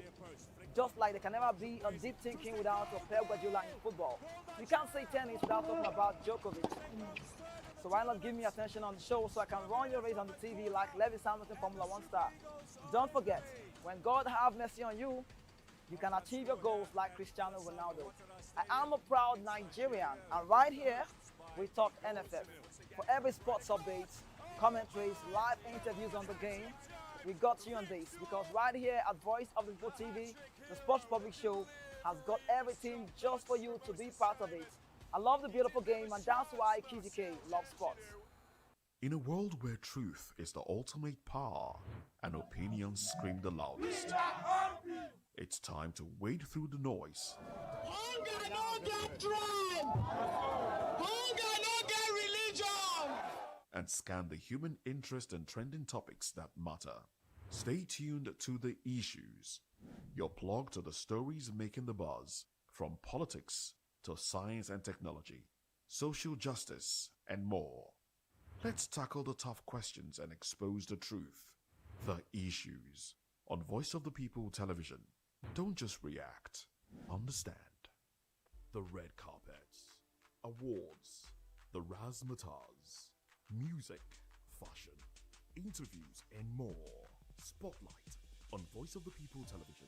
Let's feed you with all the juicy stories in the global entertainment space, bringing you the glitz and glamour as it dey hot.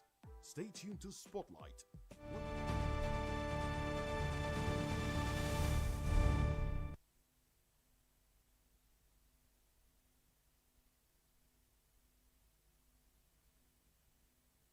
Hello and welcome to Midday News on Voice of the People Television. I am Solomon Offem. Before we begin the news, kindly visit our website www.vop.ng for fresh and trendy news. First, the headlines. INEC clears 26 candidates and 8 parties for legislative seats. CAN insists security central to democracy survival. Rabe's family refutes blood pressure and diabetes claim. Reps seek improved local arms production, blockade of crime financing. Civil group documents 6 to 8 unmet pledges by National Assembly. And the business news report says domestic gas sales rose 30% on reforms. On our sports news, Edo Queens emerge 2026 NWFL champions.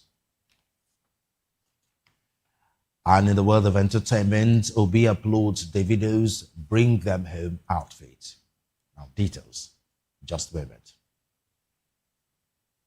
Once again, welcome to the midday news on Voice of the People Television. I am Solomon of FM. First on the news, the Independent National Electoral Commission (INEC) has cleared 8 political parties and 26 candidates for Saturday's by-elections to fill vacant federal and state legislative seats in 6 states. The elections will be held in 4 senatorial districts in Rivers, Enugu, Nasarawa, and Ondo states, 1 House of Representatives constituency in Kano State, and a House of Assembly constituency in Kebbi State. The vacancies arose from the deaths of 7 lawmakers and the resignation of Senator Jimo Ibrahim of Ondo South following his appointment as Nigeria's permanent representative to the United Nations. According to INEC, a total of 26 candidates from various political parties will contest in the 6 elections, as other political parties failed to submit candidates within the stipulated deadline. Meanwhile, tension erupted in the Edo South Senatorial District over the weekend as members of the Nigerian Democratic Congress (NDC) staged a protest around the Oba of Benin Palace, rejecting the emergence of Sonny Iguabo as the party's senatorial candidate for the 2027 general election. The protesters, led by their spokesman Osaze Idemudia, accused some party leaders of attempting to impose Iguabo on members in spite of the outcome of the party's primary election. Addressing newsmen, Idemudia said the NDC was embraced by Edo South voters because of its democratic ideals, but alleged that certain individuals had hijacked the party to pursue personal interest contrary to the wishes of members.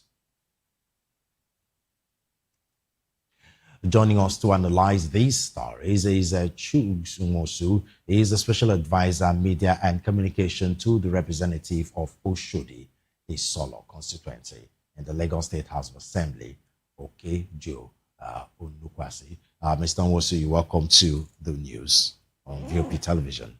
Thank you and good afternoon, viewers. Now, let's go to the first topic for discussion.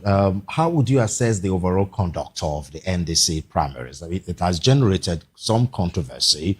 Well, some are saying it's probably because of the very short window by INEC, but what do you think about the primaries in NDC?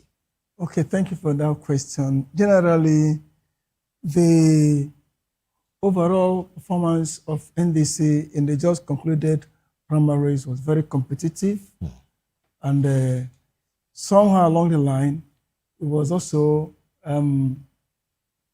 induced by money politics, transactional politics, some irregularities that the party frowned at.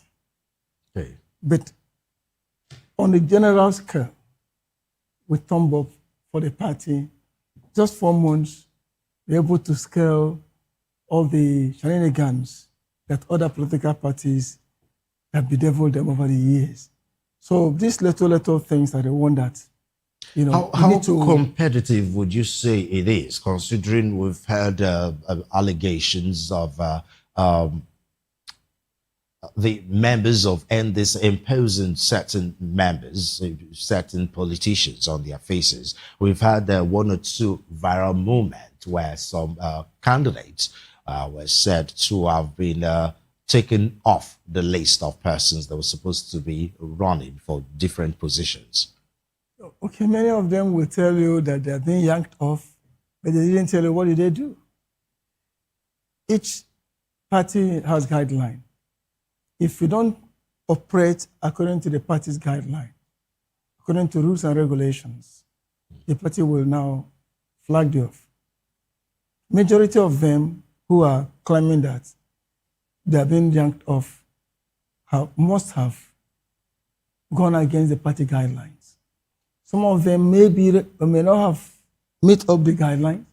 Some may have come to the primary venue with talks.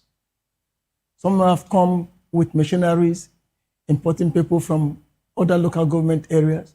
Some must have been involved in transactional politics that NDC stood against. So these are small things they will do, but they will not tell you. And the leadership will frown at it. And, not imposition. Are you getting me? Okay. When somebody commits a crime and you punish him, he will not tell you that he has committed a crime. He'll be hyping on the punishment that he has received. So generally, the NDC primaries has gone more than 75% As transparency, fairness, and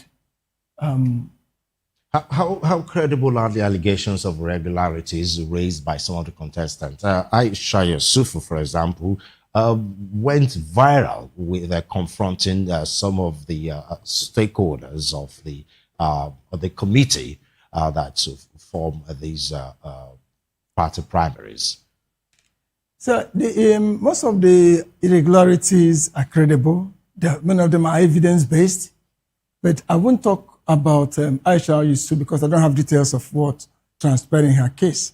But some of in a country like this, there are one or two areas that you see some irregularities.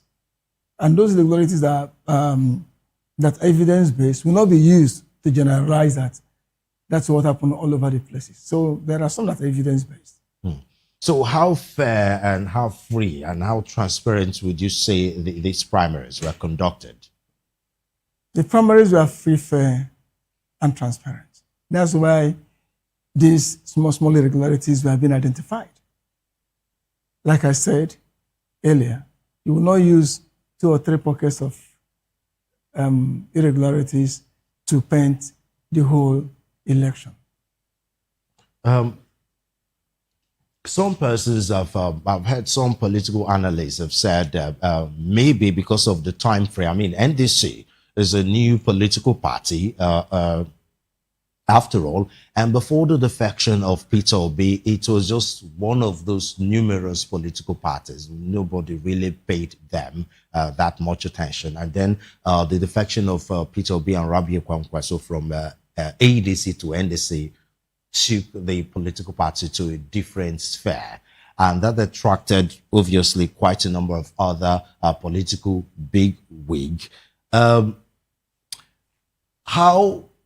did the party manage the original, well, will I say the original members of NDC as to the people like Yusufu that defected with Peter Obi? How well do you think the party managed the old guard of the NDC and the new people? Yeah, NDC, they were already looking for new entrants. And the defection of Peter and Kwankwaso was a big catch. And they are big followers. So they have to integrate the newcomers with the old ones. They are the people asking, please come and join us. And when you are inviting somebody, you must have made rooms to accommodate them. So they were well accommodated, and their presence did not intimidate those of the other previous ones. That's why a platform was given to everybody to contest during the primaries. What was the agreement behind the same? Because we saw the same thing happened in APC, where it has resulted in some aggrieved APC members. Some of them are stuck now because it's too late for them to start defecting to any other political party. I think some would say the same thing is happening to NDC in the sense that the old guard, a lot of them obviously have political ambitions. They saw themselves in different political positions. Riding on the coattail of Peter Obi and Rabi Kwankwaso, and then some of the new political parties that affected, either from the obedient faction on the Kwankwasia movement. Some of them obviously will have some political ambitions too. So how did you let some drop down in favor of others without having to cause grievances and anti-party activities when the election is around the corner? The answer was direct primaries. Many of them refused on consensus. It's okay. Let's go to direct primaries. The most direct primaries, winners emerged. Those who play within the stipulated guidelines and the rules of the game. I mean, we heard some stories of consensus. Are you saying that was a fault? Everything 100% all direct primaries? I say some did not agree for consensus. So those who didn't agree for consensus went for direct primaries. So there are some people that have come out to defend the NDC that because of the short window, obviously the defection, the boom from NDC, and from just suppose NDC, just suppose the timeline with INEC, it was a very, very short window for a political party of that magnitude to conduct primaries for different positions. They said because of the short window and the hush-hush way, some consensus, some primaries, some, it is expected that there will be grievances from some party members because of everything wasn't exactly organized well because of the short windows. What would you say to that defense? Short windows contributed, and personality, human beings being who we are. People may not let go easily the ambition. So many of them who are ambitious that they must contest or on one particular for one particular position or the other, and somewhere along the line lost, they will complain. So the short window is one thing, personality is another thing. The desperation of individual, which that's the sum total of the personality, plays a major role in ensuring that they keep on crying over they are not being able to scale through. So generally, the primaries, either by consensus or by direct primaries, I think it was okay, was transparent, was fair, and justifiable. And they were able to manage it because they're not full-time political players. They've been in various political parties. And they came with their experiences, with their background, with so many things, but it's just like coming together, using a different name to do what they've been doing before. So how has the party leadership responded to complaints from aggrieved candidates? Well, they listen to the parties and look into the merit of the complaints. And a committee was set, a reconciliatory committee, to make sure that anyone who is aggrieved will come to term. And it's not a winner, zero-sum power, winner takes it all. There should be that, collaborative relationship between both the loser, perceived loser, and the winner. So we will not say that the person has lost because there's room for everybody to play in NDC. Well, how would you include that to the interview that the leadership of NDC, Seriki Dixon, former Bayelsa State Governor, had some days ago, where he accused the obedient movement of sabotaging and insulting the candidates? That send a lesson of he being overwhelmed by this whole situation. Support groups have a way they behave. Do you understand? There are difference between political party members and support groups. So if there was one particular case. But in this case, they are together. I mean, the obedient movement for all, terms and purposes are now members of NDC. Not all obedient members are members of NDC. The obedient members cut across. Well, but if the person they are supporting, Peter Obi, is a member of NDC, that's what it means. Well, it might not totally mean that, because I know last time there are people who are obedient movement who belong to so other parties. But then what I'm trying to bring, if there's one particular case, it should not be used to generalize. Okay. As a leader, he used that time to caution that if there's anything coming up that way, that it will not be tolerated. So, but be sure that. But I guess the point I'm trying to make, though, if the talking about the response to a lot of this criticism from some of these contestants, if it was resolved amicably behind the scene, then doesn't that mean he wouldn't have come out in public to say stuff like that? Yeah, the efforts have been made to resolve those things by setting up the conciliatory committee. It depends on individual to accept or not to accept. And those who didn't accept may just go thinking that by their complaints here and there, they want to whip up public sympathy. Okay. So how united would you say the party is after this primary contest? Yeah, the party will come stronger. They will go back, find out one or two areas that they didn't do right. They didn't do things right. And, correct it and come stronger and more cohesive. What lessons can the NDC learn from the primary process? Because obviously, as a new party, it's fair to say this is the first time they are conducting, elections or primaries of this magnitude. Some mistakes obviously were learned, were made. It's expected that there will be lessons learned from those mistakes. What lessons do you think were learned from that contest? Primaries. The lessons learned, one is the lesson that transactional politics, that's, our witness in one or two areas where vote buying and logistics. Do you understand?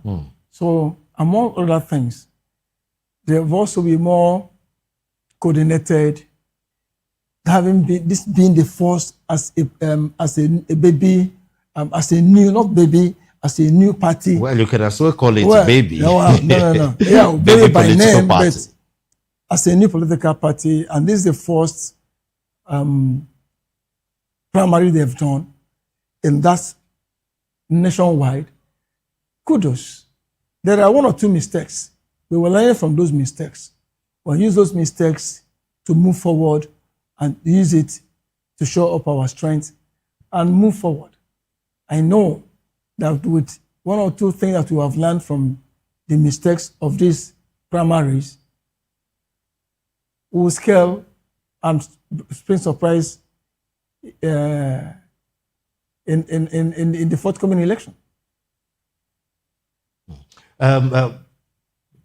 What can political parties learn from each other's, parties' processes? We have obviously different political parties. In this case, a couple of opposition political parties. And a lot of these political parties are fighting very hard to unseat the ruling APC and the President, Bola Tinubu. And we know the opposition political parties aren't exactly united, different ideologies, different candidates, but what can they learn from each other ahead of the 2027 general elections? There are so many lessons to learn. One, NDC as a party will learn from APC that imposition of candidates, as is being glaringly witnessed in APC, that it will not do well for NDC. That's one. Two, they also will learn that going to the forthcoming election as a united, one indivisible family will be the only secret that will help us to win at or to unseat the current ruling party. Another thing also we have learned, I'm not talking about what others should learn. We are talking about what we should learn from the ruling party. That our words should be our bond. If we say something, we stick to it, and we govern by example. We will lead by example, and we will not have a zero tolerance to corruption. That's a lesson NDC will learn from the ruling party now.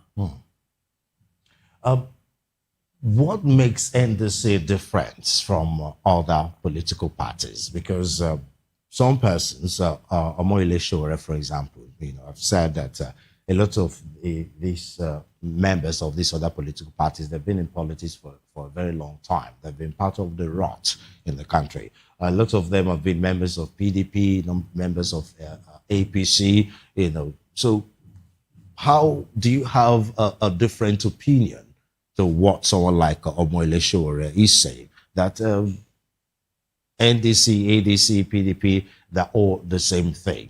A lot of old politicians that should leave the political scene in favor of new and fresh blood. Yes, there are rooms for the young to grow. But we should also not discard the experience of the old. So, addressing your question is why NDC is quite different. Our presidential candidate has been an old politician with a difference. And if he was able to govern a state like Anambra successfully and coming to the center, all eyes are on him. He is a living example.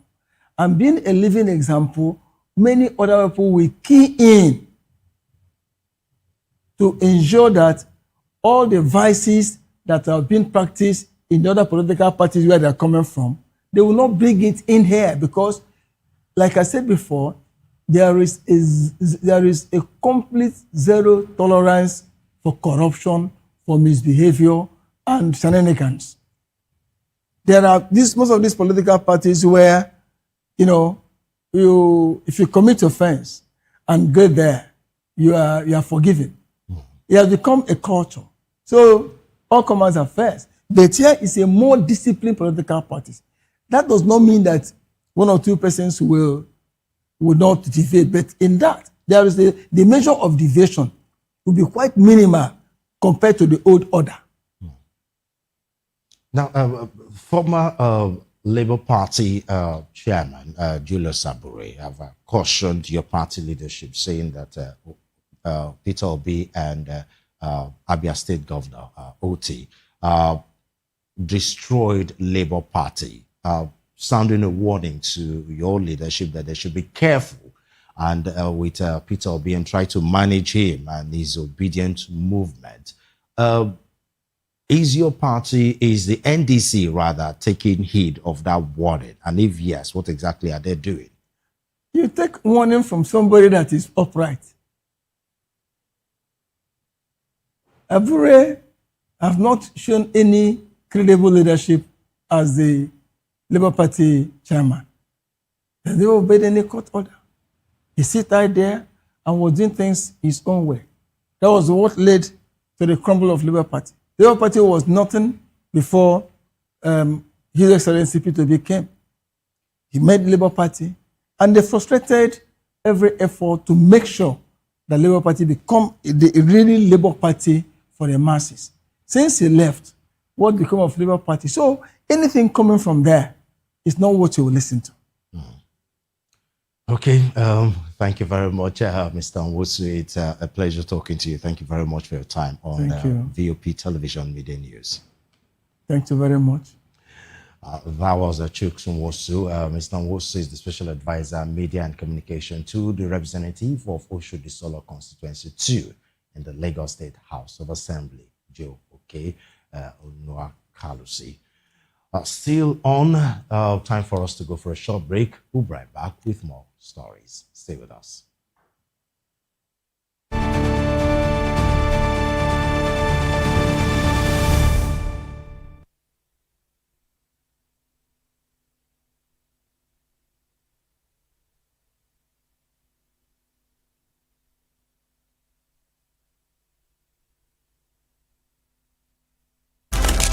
In a world where power shifts with every headline.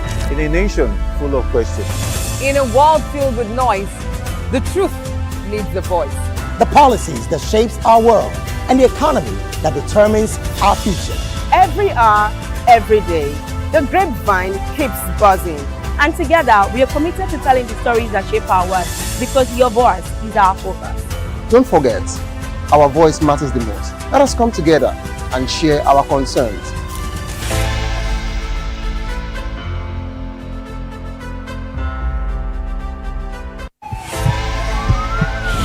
This is Health Check, your weekly guide to better living, smarter choices, and trusted answers.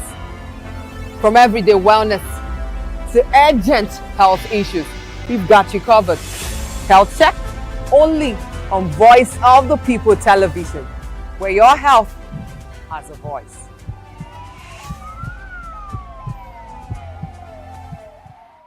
Welcome to the locker room, the home of football talk that matters. I am Jerry Arpayon. Join us every weekday, Monday to Friday at 5 p.m. Nigerian time, as we share the hot takes.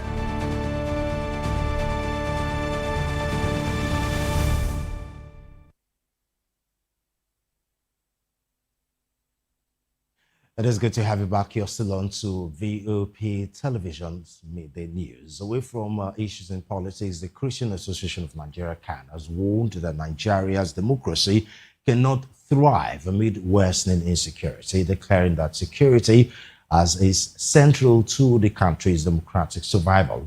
CAN spoke at a ceremony marking Black Sunday in honor of victims of violence across the country, including those killed, displaced and traumatized by insecurity. In a Black Sunday message to Christians across Nigeria, CAN President Archbishop Daniel Oko stated that the nation is bleeding, adding that the church cannot retain and remain silent while innocent lives are lost and families live in fear. Demanding urgent action from the government, the body also urged churches and faith-based institutions to strengthen security measures, even as it backs efforts to establish community and state policing. According to him, Black Sunday is being observed in honor of the countless victims of insecurity, including men, women, children, clergy, farmers, students, and entire communities whose lives have been shattered by violence, kidnapping, terrorism, banditry, and bloodshed.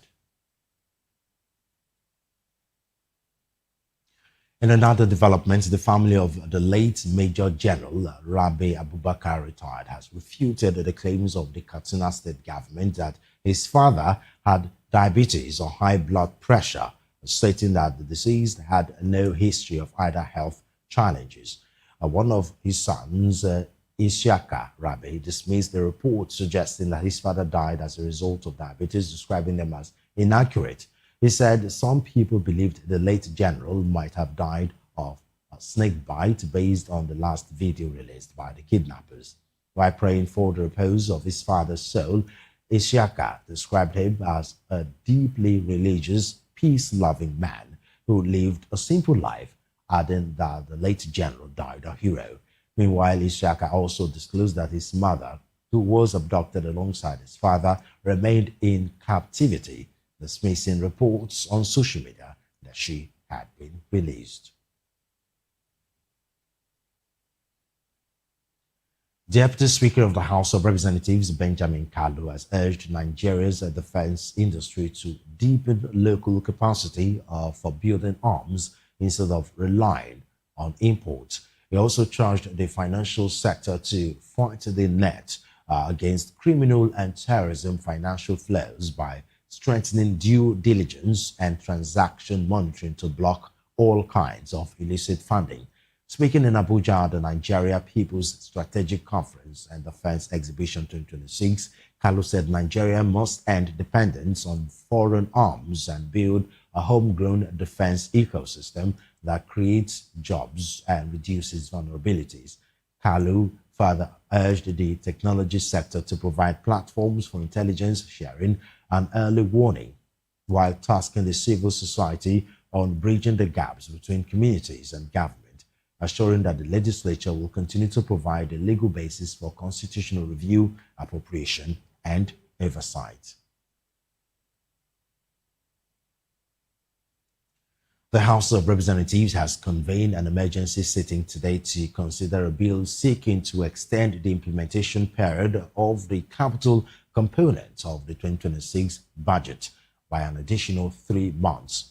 In a notice dated June 11, 2026, signed by the acting clerk of the House, Ibrahim Sidi, lawmakers were informed that the emergency session would hold on Monday, June 15, 2026, at 11 a.m. pursuant to Order 5, Rule 2.2 of the Standing Orders of the House of Representatives. According to the notice, the purpose of the emergency sitting is to consider the Appropriation Act 2026 Amendment Bill 2026 to further extend the implementation of the capital aspect of the budget from 30th June to 30th September 2026. The proposed legislation seeks to provide ministries, departments, and agencies with additional time to complete ongoing capital projects and fully utilize funds appropriated for infrastructure and other development programs under the 2025 fiscal framework. The acting clerk urged lawmakers to attend the sitting, noting that the notice that all honorable members are required to take note and accord the sitting priority attendance. A new assessment of the 10th National Assembly has found that lawmakers have failed to deliver 68 of the 92 legislative commitments tracked since the beginning of their tenure, with the House of Representatives recording an overall 26.8% and the Senate 44.11%. The report by civic tech organization Adolf KC Foundation examined the performance of the House of Representatives and the Senate against promises contained in their respective legislative agendas as the Assembly enters its final year.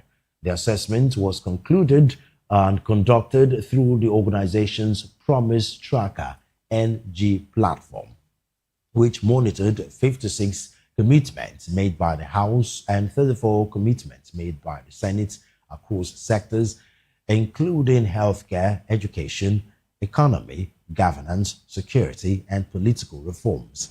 According to the report, the House of Representatives fulfilled 13 of its tracked commitments, while 4 were classified as compromised and 39 as broken.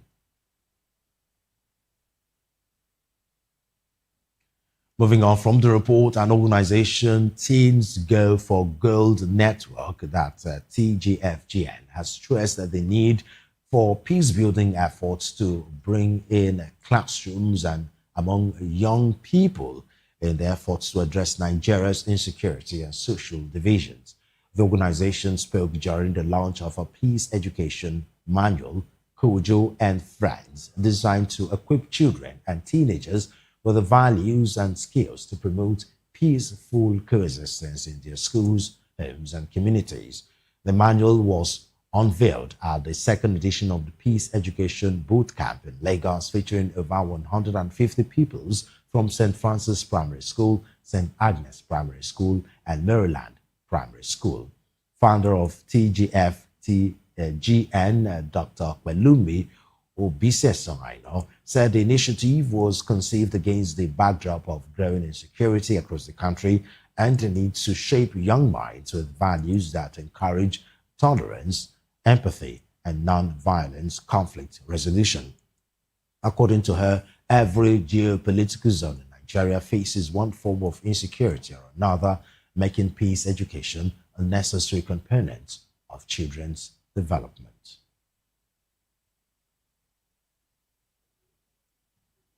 Former Governor of Kaduna State, Nasiru El-Rufai, has arrived at the Federal High Court in the state capital for the continuation of proceedings in its ongoing corruption trial. He was brought to the court at about 9:30 a.m., accompanied by officials of the Independent Corrupt Practices and Other Related Offences Commission (ICPC), operatives of the Department of State Services (DSS), and the Nigeria Police Force. The case brought by the ICPC involves allegations of abuse of office, fraud and financial misconduct during his tenure as governor. Prosecutors allege that funds were improperly released for projects that were either not executed or irregularly managed. At today's sitting, the court is expected to continue hearing motions and arguments from both the prosecution and defense as the case progresses. Although El-Rufai's lawyers had applied to the court for the variation of the bail conditions, the Kaduna State High Court, presided by Justice Darius Kobo, has repeatedly denied him bail, citing concerns that his influence could interfere with investigations into serious corruption allegations by the ICPC.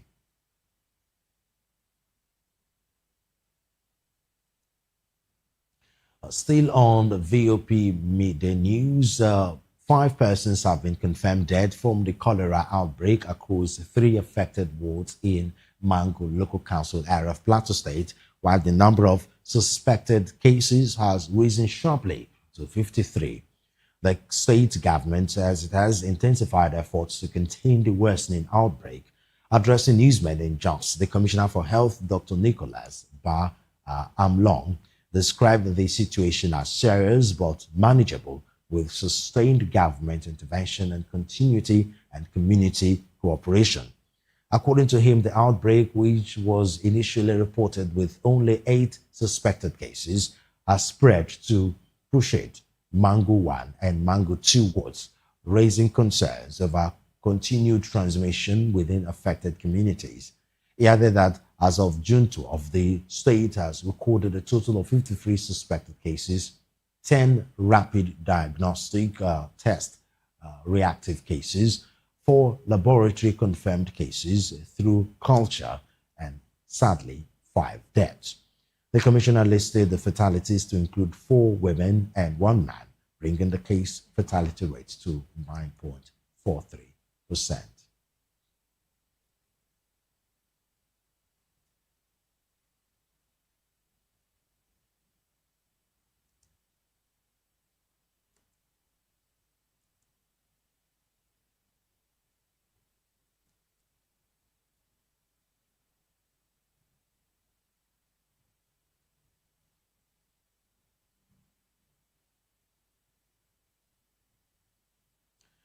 And now to business news. Domestic gas market sales, boosted by investor confidence, rose significantly by about 30% between January 2022 and January 2026, driven by the Petroleum Industry Act (PIA) 2021 and recent executive orders by President Bola Tinubu. This analysis is contained in a report by a Lagos-based law firm, Tokwe Adebayo LP, which stated that the reforms have improved regulatory clarity, fiscal attractiveness, and investor confidence across the gas value chain. The report noted that domestic gas sales rose from 49.3 billion standard cubic feet in January 2022 to 64.2 billion standard cubic feet in January 2025, with the PIA as the turning point. It described the PIA as the most comprehensive sectoral reform in decades, with a stronger foundation for domestic gas development through regulatory clarity, pricing liberalization mechanisms, infrastructure support, and enhanced investment incentives. The report further noted improvements in gas utilization and supply performance, alongside modest reduction in gas flaring and the expansion of the Nigerian gas flare commercialization program, which is said has seen multiple flare sites auctioned for monetization projects.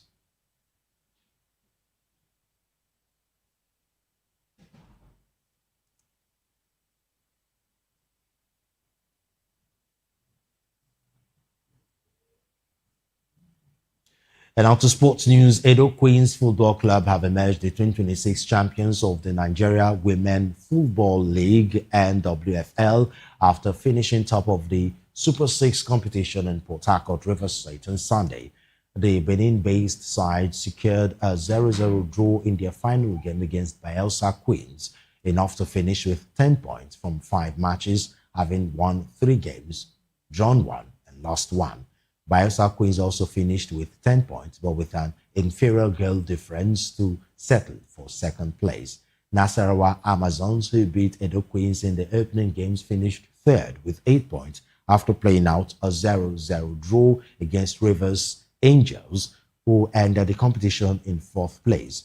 The third place game of the final day between FC Robo and Abia Angels ended 1-1, with Abia Angels finishing fifth with 4 points, while FC Robo finished sixth with 3 points.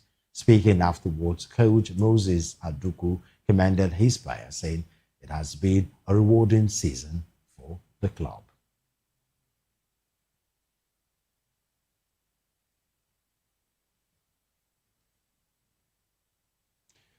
Presidential candidates of the Nigeria Democratic Congress (NDC) for the 2027 general elections, Peter Obi has commended Afrobeat star David Adeleke for snatching the opportunity at the 2026 FIFA World Cup countdown concert to protest against the persistent insecurity and mass abductions in Nigeria.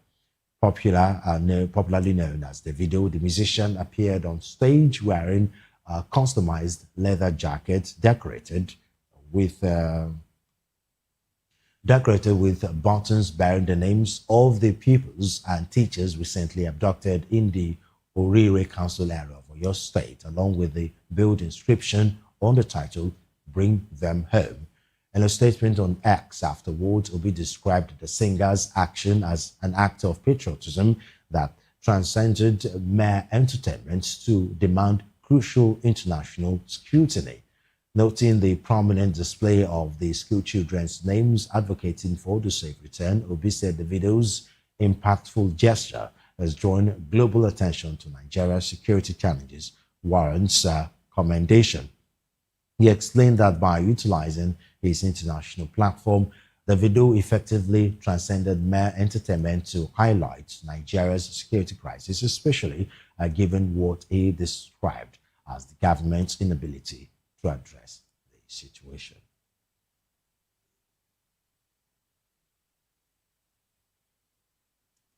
And that's the midday news. Well, before we go, do well to subscribe to our YouTube channel. On YouTube, we are Voice of the People TV. And on other social media platforms, we are at Vop TV Live. If you witness news happening near you, we want to hear from you. Send your eyewitness reports, event coverage request, photos, or videos directly via WhatsApp to 0814-606-4057. You can also reach our newsroom by email at news@vop.ng. And that's a wrap on the media news on Voice of the People Television. I'm Solomon Offem. Good afternoon, and thank you for watching.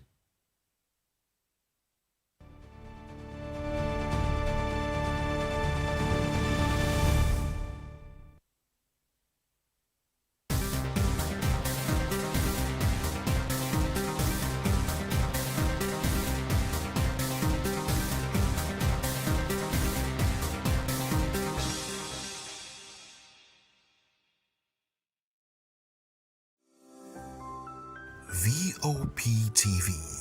Now you have more than a voice.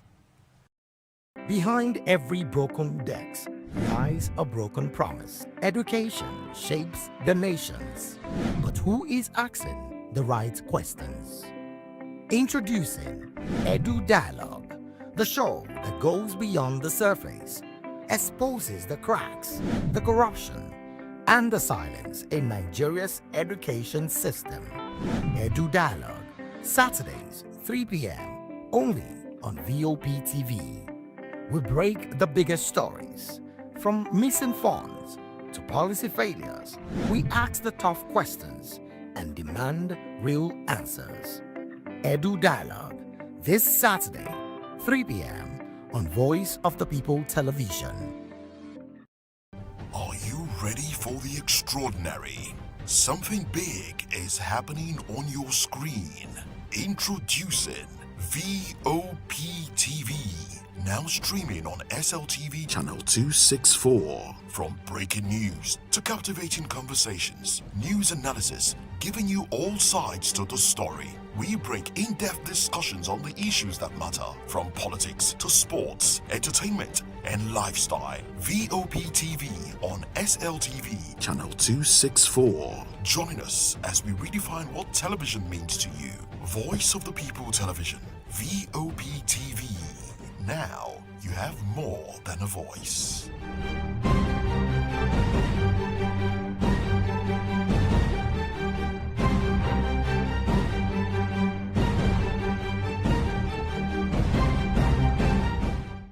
The red carpets, awards, the razzmatazz, music, fashion, interviews, and more.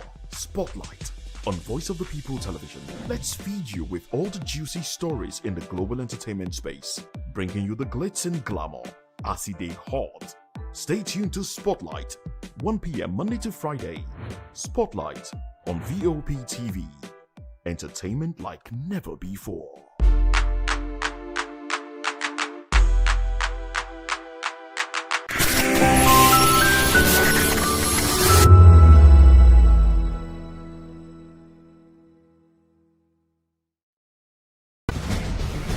Join us as we drive into the world of politics through insightful interviews with prominent political figures, both serving and former governors, ministers, senators, legislators, party chieftains, activists, and analysts. Get first-hand information into the decision-making processes that affect our daily lives. Highly engaging 1-hour program that brings political discourse into focus. I am Chukwuma Okoro. Political Lens, Monday through Friday, 6 to 7 p.m. Join us. To know the happenings in the maritime sector, join us on the program Maritime Frontiers on VOP TV as we discuss key areas in the maritime sector from aquaculture, maritime transportation, maritime labor regulation, oil and gas exploration, ferry and passenger insurance, marine pollution and prevention, port operations, and lots more. Maritime Frontiers, exploring Nigeria's blue economy.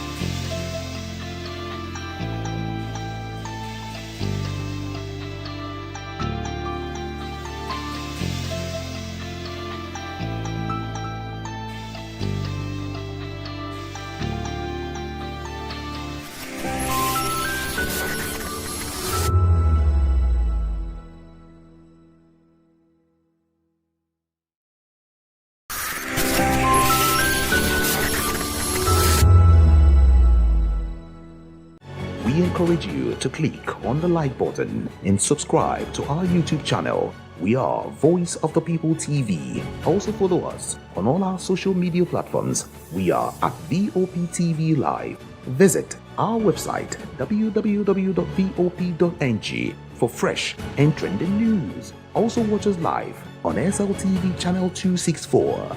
VOP TV, Voice of the People Television.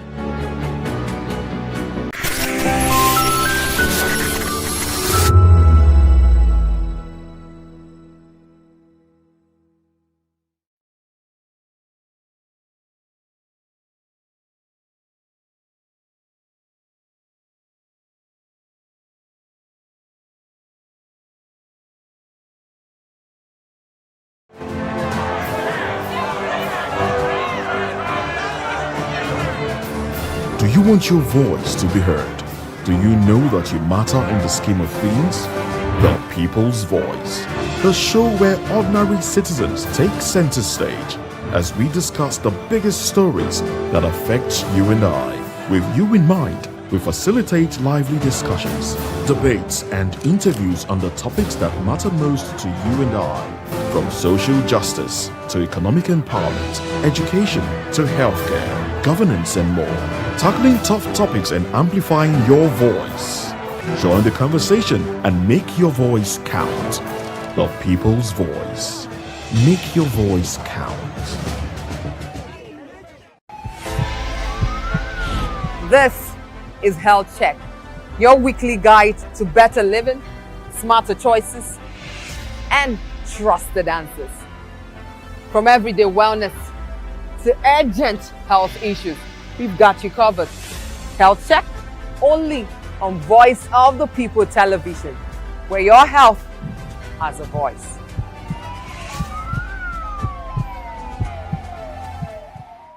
Are you ready for the extraordinary? Something big is happening on your screen. Introducing Vop TV. Now streaming on SLTV channel 264. From breaking news to captivating conversations, news analysis, giving you all sides to the story. We break in-depth discussions on the issues that matter, from politics to sports, entertainment, and lifestyle. Vop TV on SLTV channel 264. Join us as we redefine what television means to you. Voice of the People Television, Vop TV. Now you have more than a voice.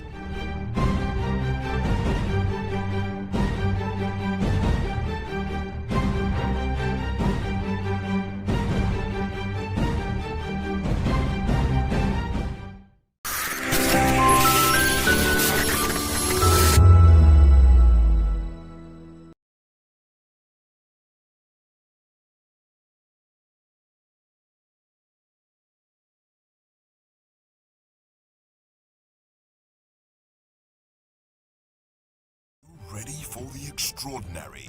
Something big is happening on your screen. Introducing Vop TV. Now streaming on SLTV channel 264. From breaking news to captivating conversations, news analysis, giving you all sides to the story. We break in-depth discussions on the issues that matter, from politics to sports, entertainment, and lifestyle. Vop TV on SLTV channel 264. Join us as we redefine what television means to you. Voice of the People Television, Vop TV. Now you have more.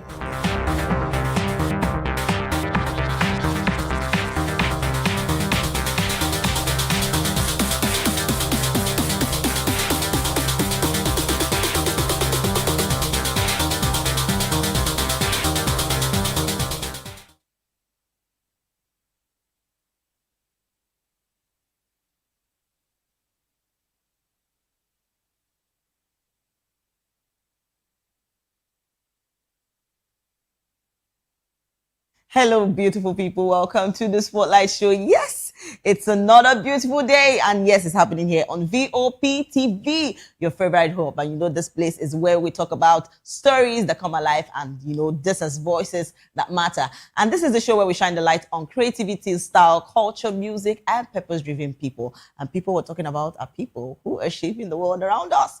And yes, it's another beautiful, beautiful day. A day to stay inspired, to make money, to motivate, right? Yes, and you know that I'm your beautiful host, Precious Agumanu, aka call me Prezi. I see they waiting, I see they be. So get ready, everyone, because we're about to write true stories that matter, voices that moves, and people who make a difference. And guess what? As I always say, I said every time on the Spotlight Show is a special time. And we have a lot of stories to talk about, things that has happened, you know, during the weekend. And yes, we have lots of gist and lots of stories to talk about. And first on our list today, we're talking about Niniola mourns her husband, and she says she cannot live without him. So it's something I always talk about people that lose someone. It's really touching. So yes, our Nigerian singer Niniola Apata has expressed deep sorrow over the death of her husband, Michael Indika. So revealing in an emotional social media post that she feels she cannot live without him. And the singer shared the heartfelt message on Instagram story with, you know, grieving his passing and, you know, prompting an outpouring of a lot of, you know, condolences from and support from fans and colleagues. So I always talk about this and say it's a lot. You see, this 2026 has, had a lot of things, coming around. People have, celebrated. People have been celebrated, and people have gone, and people still survived a lot of things this year. I mean, this year has really been a tough one for everyone, seriously. And talking about people that actually lose someone that is very dear to them, it's somehow, I don't know how to put it, but you will understand when you lose somebody. The pain and the grief, has a lot on people. And come to think of that, you won't see that person again for a very, very, except you go to heaven too to meet them. So it's a pity for Niniola, and I pray that God continue to strengthen her during this time. And I pray that God strengthens her and give her the grace to, push forward. All right, you see, fans have actually come out to say things about Niniola and her grieving concerning the loss of her husband. So let's take some comments from fans and colleagues, because trust me, a lot of people are really so sad about Niniola's fall. And people people didn't really know that she was married. And I mean, it's someone's decision not to, be on the spotlight or be on the your personal life should be on the spotlight or be anywhere. I mean, it's her choice. She made it like she's in the spotlight, but she kept all her, private issue to herself and inside. I like that kind of, lifestyle. It mustn't be everything that you must put out there. You must know everything. But then I also pray that God gives Niniola the strength to actually push forward this person and this particular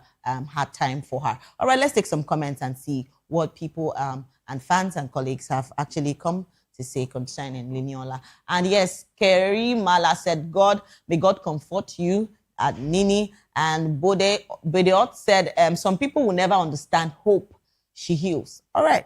And someone else said, God, it's really painful, to lose someone so dear to you. The pain is really something else. And Royal Doment said, may the good Lord comfort you. Indeed, I cannot imagine. And there's somebody else said, the billionaire.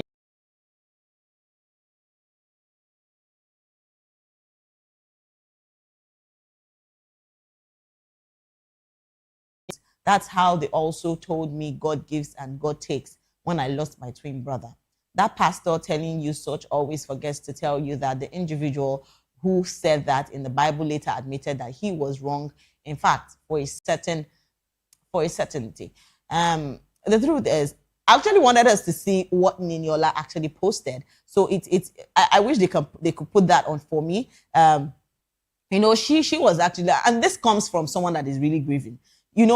I know the fact that you feel so much pain, at that moment you could say a lot of things, but trust me, most times those particular statements comes from the place of pain, comes from the place of grieving. So it's really a painful thing for Niniola to, be going through this, and, she's, voicing out herself. I mean, you mustn't, it's a lot.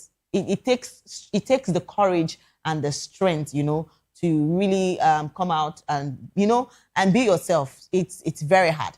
All right, let's take more comments. A lot of people are still talking about Niniola's statement, and I wanted us to see the post of what she made online, because trust me, people that might read that might be like, oh, she's not being nice, like talking to God like he's a maker. Yes, he's a maker. He knows, and he has a reason for all those things. But trust me, I understand where she's coming from.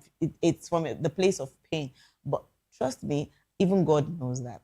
Basically, it might not be from her heart that she says all those things. I mean, it's really painful. All right, let's see this. And somebody said, Omo, the stage where she did now only God fit truly console her. Yes, and go really understand them until you lose someone where you believe, say, no fit ever die.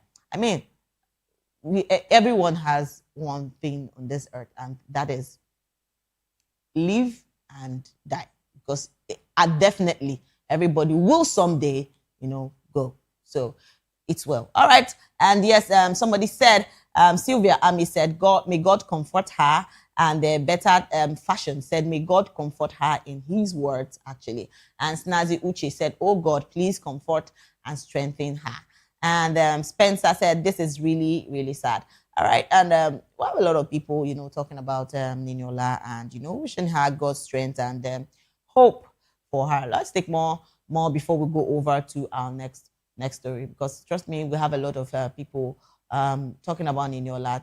To lose somebody is really a sad thing, and it just takes the grace of God to stand that trying time, because trust me, it's a trying time. I mean, someone that really makes you smile, someone that really has been there for you when no other person has.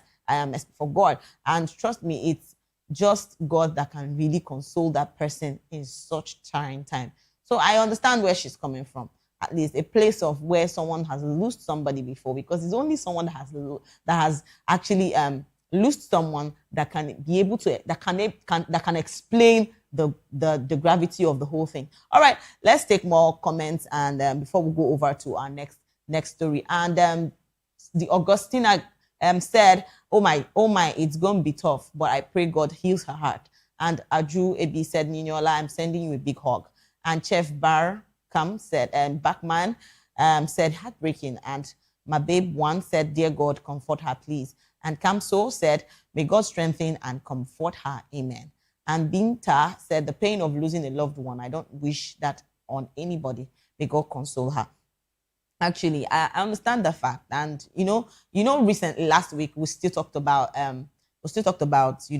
one of our very good, well-known actor, Alex Ekobo, that that's passed on, and seeing the fact that his service of songs was held, a lot of people said a lot of good things about him, and it's touching, because when you see people that actually matter, people that bring smiles on people's face, it's like when they pass on, it's the pain is so much.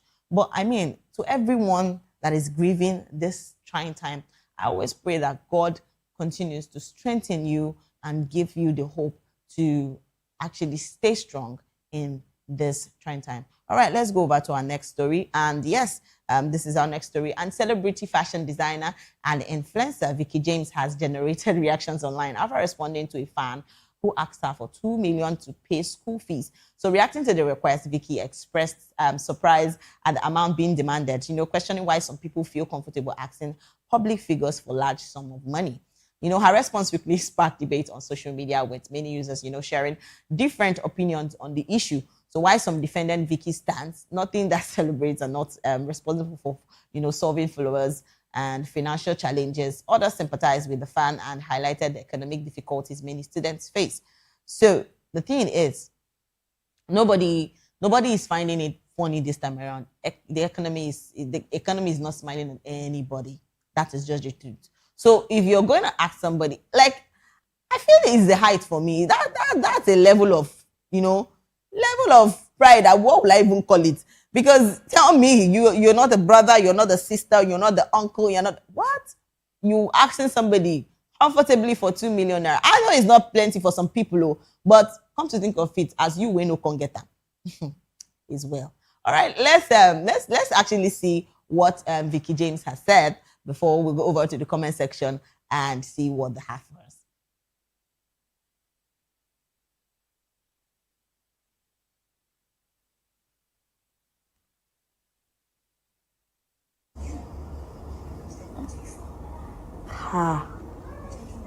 Hey, Jesus. Is it? There's something I'm doing wrong. There's something wrong somewhere. In what way have I portrayed myself? In what way have I portrayed myself to make somebody think that they can ask me to please help with 2 million naira for school fees so randomly? Yeah? Hey!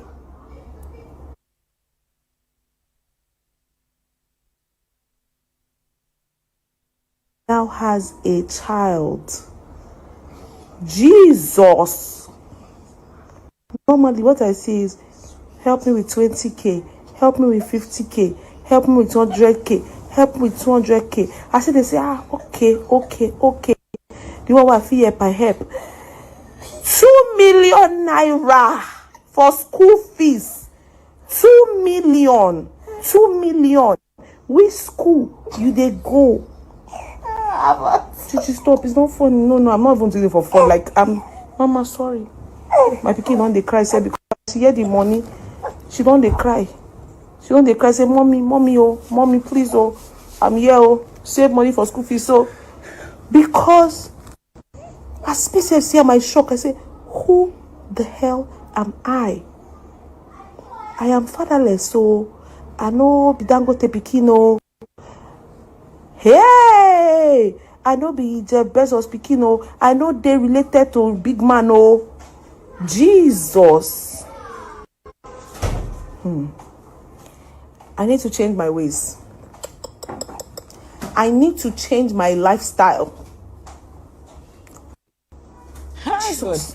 It's how people, ask for money these days. I mean, it's okay when you just say, oh, can you please help me with 20K? Can you please help me with 50? Can you please help me with... Oh, but 2 million, like, it's even the mind that you are, the strength that you even use to open your mouth to ask for that kind of money. In this economy, like, seriously, I need to fear this kind of person, because tell me why I no go fear you. That's a lot. Seriously. But trust me, I feel that, when you're even asking of money, just have conscience. Because a lot of people don't even get conscience. They ask for money. Not be your papa, not be your brother, not be your sister. I know they get conscience to ask for money. I feel people that are now doing this thing, normally, and people feel relaxed about it.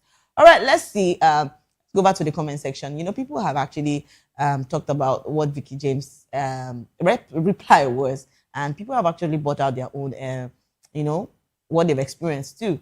And yes, let's take some comments and see what they have. And yes, Evali CC said 2 million is a lot in any currency. Okay.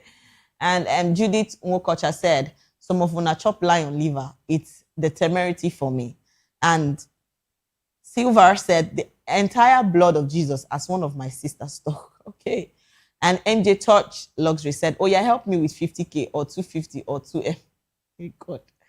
All right, let's take more comments. People are still talking about this. And, I know the fact that the economy is really, really hard and everybody is trying to survive, But the truth is, if you are, if you can be kind enough, you could, if you have that, money to lend to people, it's fine to help people.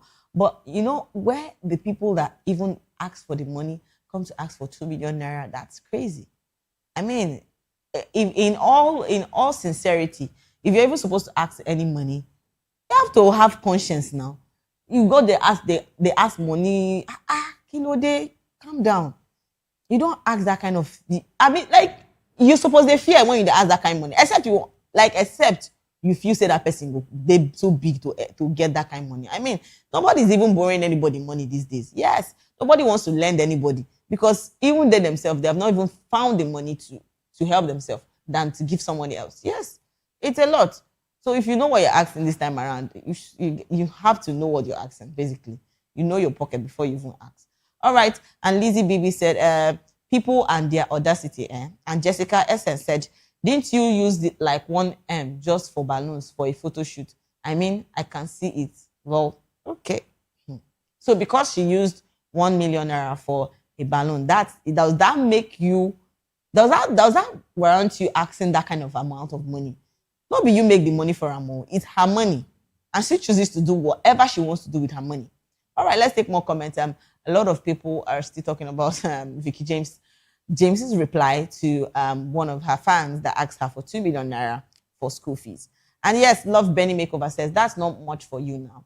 Me, I have so much money and I'm not doing anything so lucrative, but I give people some amount that when somebody heard, she was shocked that I can give such amount. So a giver will give in any capacity. All right, Mana Teza said, which school you they go? Sote Vicky Pikin, don't they cry? Okay. And Eddie's Award said, the baby shock. Okay, Jade Design Signature said, audacious beggar. Oh, wow. It's well. And the Lisi Power said, which school should they go? Is it not the same who made a masterclass worth about 5 million naira? Okay.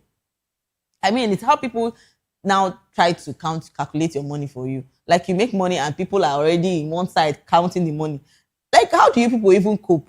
Seriously, how do you people cope? That's a lot. And Snow Girl said, what of buying you a house in Ikoyi? Okay, Snow Girl said, me we never chop beauty belefu. Okay, I am Sam said the crazy part is the person asking her for such would be one of the people trolling her on internet.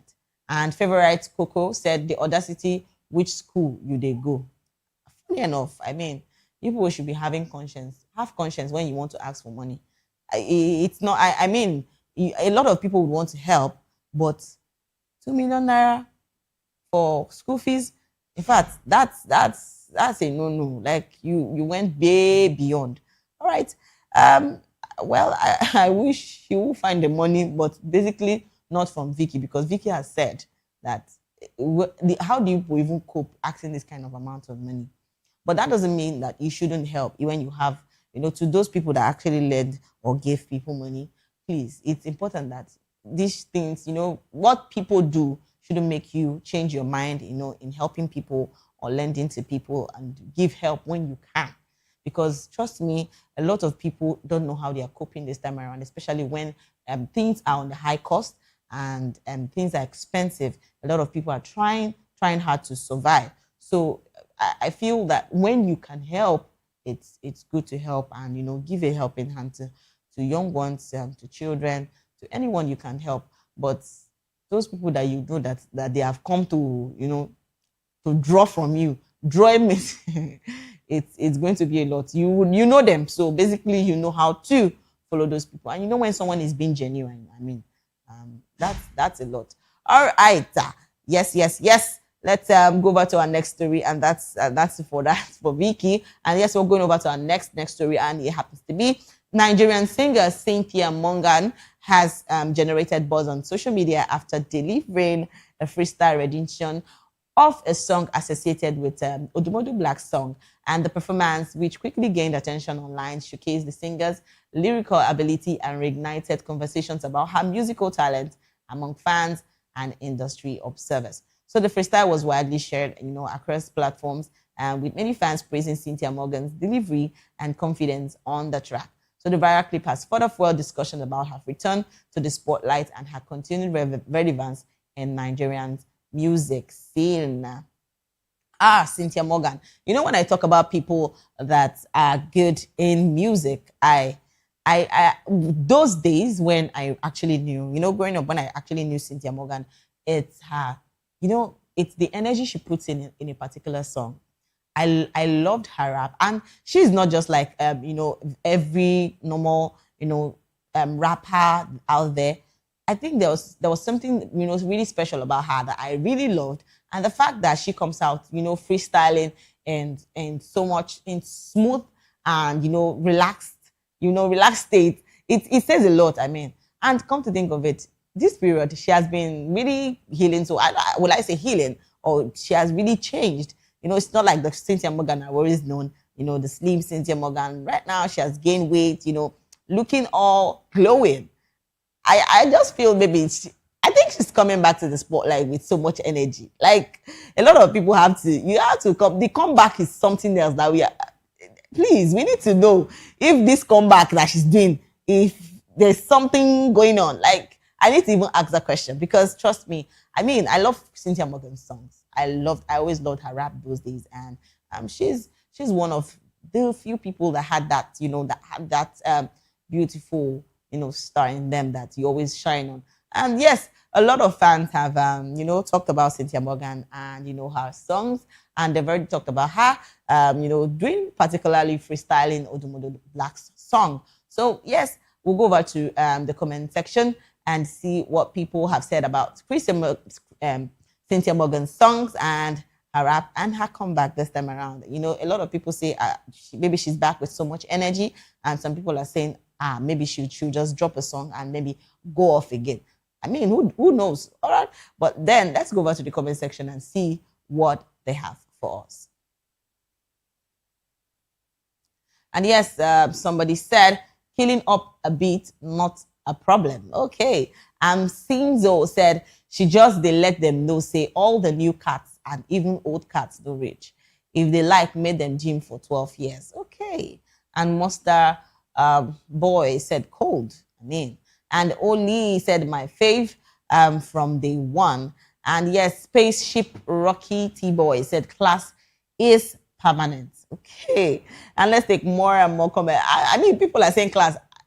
See, I talked about it. I said she's one of the few people that I know that has so much energy in them. And Cynthia Morgan, she's packed with that so much energy. And when this guy said class, I mean it. I think that is just the word to, describe who she is. All right, let's take more comments. A lot of people are still talking about Cynthia Morgan. And yes, I am Scarface said the talent is really customized. Okay. And Ada Ijero said, welcome back, Jerry. Okay. And Mr. Olu maintained, and he said, Ide body. And Priest DSTN said, Ide body. And the very fair man said, damn, lyrics, they cry. And it's Stella said, Cynthia Morgan back with confidence. And with the fire. Actually, it's a lot. With the confidence is the energy, is the fire she brought into everything. I think she just killed that, that freestyle about the Mother Black. Wherever the Mother Black is supposed to be proud of her, I mean. And Kim J Gang Official said, you can't go Jones us earlier. Okay. And Tim Dalton said, who be this, lol? All right, Empress Njama said, I they talk but una no one here. This talent is customized. Go, girl. And yes, Mr. Funny One said Jesus. Okay. I don't know why the Jesus there, but I mean, maybe the Jesus is for, you are shocked, actually. I think she's going to shock a lot of people, definitely. And just Timmy Comedy said, oh boy, you too good. Undisputed champion. All right, 100%. Let's take more comments. And Stone Boy, yes, said, see my sister. Let's go. And yes, Trek Mui Livia said, I don't smoke. I do better things for fun. I don't shrink. I maximize. And reading those words again reminds me why so many of us connected with your spirit in the first place. Life may have taken you through seasons of silence, but stars don't stop shining just because clouds pass by. So your resilience, strength, and authenticity are inspiring. It's beautiful to see you reclaiming your space with confidence and grace. Keep maximizing, keep rising, and keep being unapologetically you. The world still has room for your voice, your talent, and your light. Welcome back, Queen, at one Cynthia Morgan. We never forget. And I am reading... B said, once an OG, always an OG. Okay. Ide body like kidney. Take your flowers. Actually, she deserves the flowers. I mean, yes, she does. All right, let's take more comments. A lot of people are talking about Cynthia Morgan and, talking about her comeback. Maybe this is the heat. All right, let's take more comments. A lot of people are still talking about Cynthia Morgan. And yes, MC Tokye said, you don't smoke anymore. Okay. I mean, she changed. Yes. Maybe the Cynthia Morgan before, it's not the one now. Let's take more comments. I still have a lot of people still, people are really shocked that she came back with so much force. I mean, we all know that she went out a while for a long time, but basically her comeback is something I can't even imagine. I can't even imagine it because when I first saw the video, I was like, wow, I was wowed, actually. I was wowed. We'll take more comments and before we go over to our next story. Trust me, it's a beautiful thing that I'll put it most because most of our celebrities are doing excellently well. Those of them that have been out of the space for a very long time. And, come to think of it that they come back with so much energy. I mean, maybe they will just give themselves some space to relax, maybe come back again. All right, and it's DJ Glory said, I don't smoke anymore. I do better things for fun. And Lucy Quinn said, Cynthia, please come back to music fully. This is your calling. Too hard. And Charles Okucha does put a fire with a love. And Ilbis said Kingston property. Okay. And Neo Akwarofure said, always got it. an official Adams said if she open mouth sing, just forget it. It's always a hit. She too sabi. When somebody has that talent, the person has the talent. It's not like you're faking it or anything. It's original. All right, guys, we'll take a short break. And when we come back, we still have more stories to talk about. So please don't go anywhere. Don't go anywhere. Stay with us.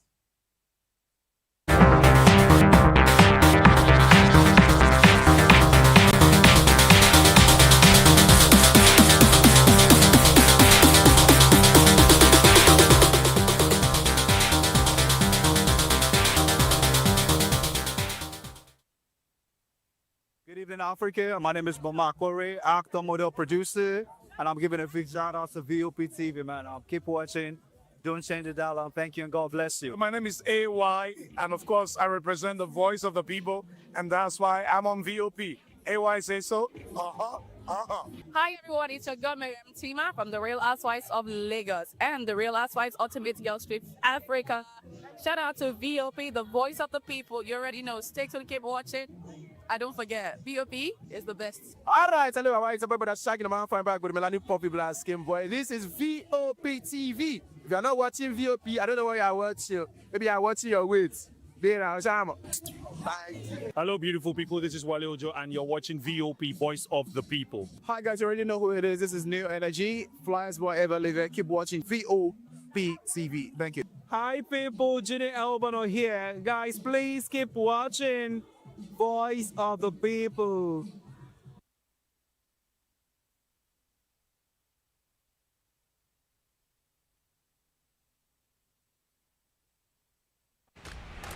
Yes, obviously everybody knows the game is beautiful and that's why I love sports. My name is Kizzy K. You're welcome to my republic. But remember, there can never be a transfer without a window. Just like there can never be a deep thinking without a Pep Guardiola in football. You can't say tennis without talking about Djokovic. So why not give me attention on the show so I can run your race on the TV like Lewis Hamilton Formula 1 star. Don't forget, when God have mercy on you, you can achieve your goals like Cristiano Ronaldo. I am a proud Nigerian, and right here, we talk NFF. For every sports update, commentaries, live interviews on the game, we got you on this, because right here at Voice of the People TV, the Sports Public Show has got everything just for you to be part of it. I love the beautiful game, and that's why Kizzy K loves sports. In a world where truth is the ultimate power and opinions scream the loudest, it's time to wade through the noise. Hunger no get tribe. Hunger no get religion. And scan the human interest and trending topics that matter. Stay tuned to The Issues, your plug to the stories making the buzz, from politics to science and technology, social justice, and more. Let's tackle the tough questions and expose the truth. The Issues on Voice of the People Television. Don't just react, understand. The red carpets, awards, the razzmatazz, music, fashion, interviews, and more. Spotlight on Voice of the People Television. Let's feed you with all the juicy stories in the global entertainment space, bringing you the glitz and glamour as it is hot. Stay tuned to Spotlight, 1 p.m. Monday to Friday. Spotlight on VOP TV.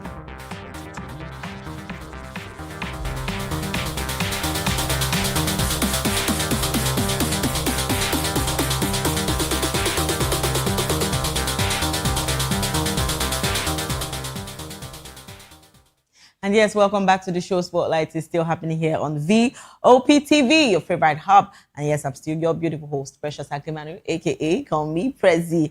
And so, because it is still a special day for us, for you, for me, for everyone, trust me, during the weekend, a lot of people have been enjoying themselves, going for parties and the rest of them. And, some of our celebrities that really celebrated their anniversary, talking about Chief Imo and the rest of them. Yes.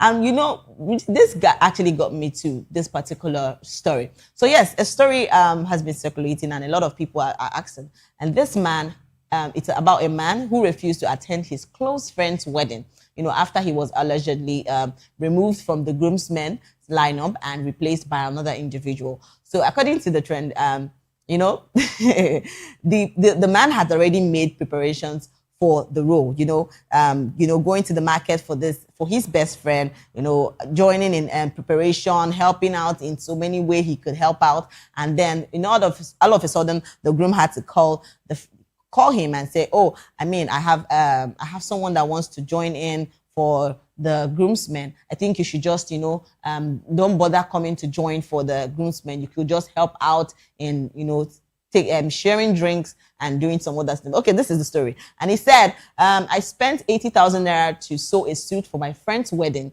and he replaced me with his other friend who had just returned from the UK.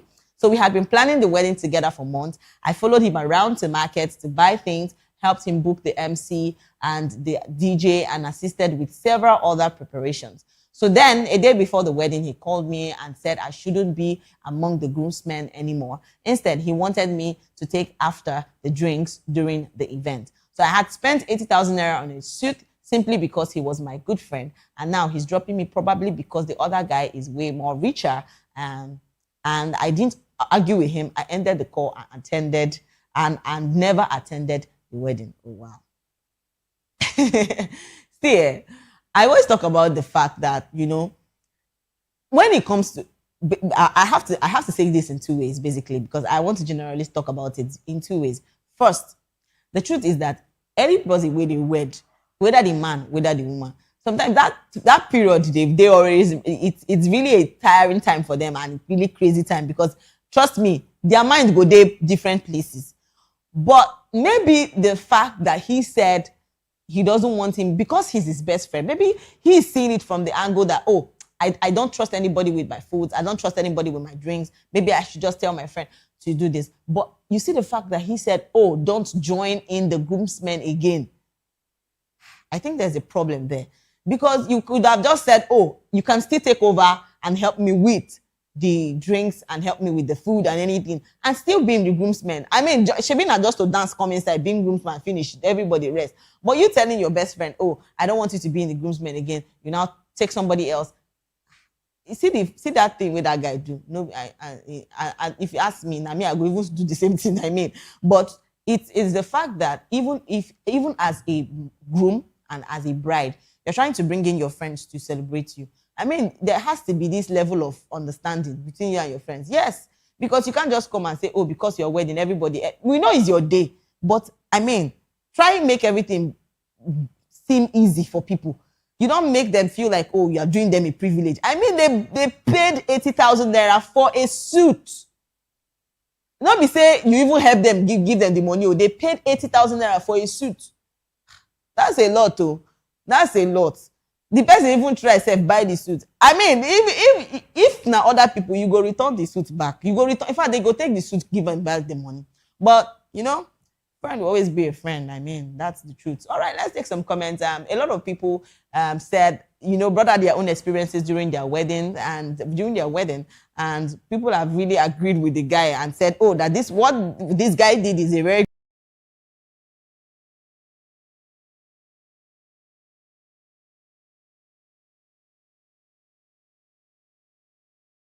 and Easy OKD said, if you ever forgive him, you mess up.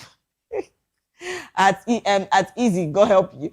And Ella Emmanuel said, avoid friendship with a touch of sea finish. Actually, you get, like, it's the way he even said, oh, I don't want you to be in the groomsmen again. That's a lot for someone you call your friend. Wow.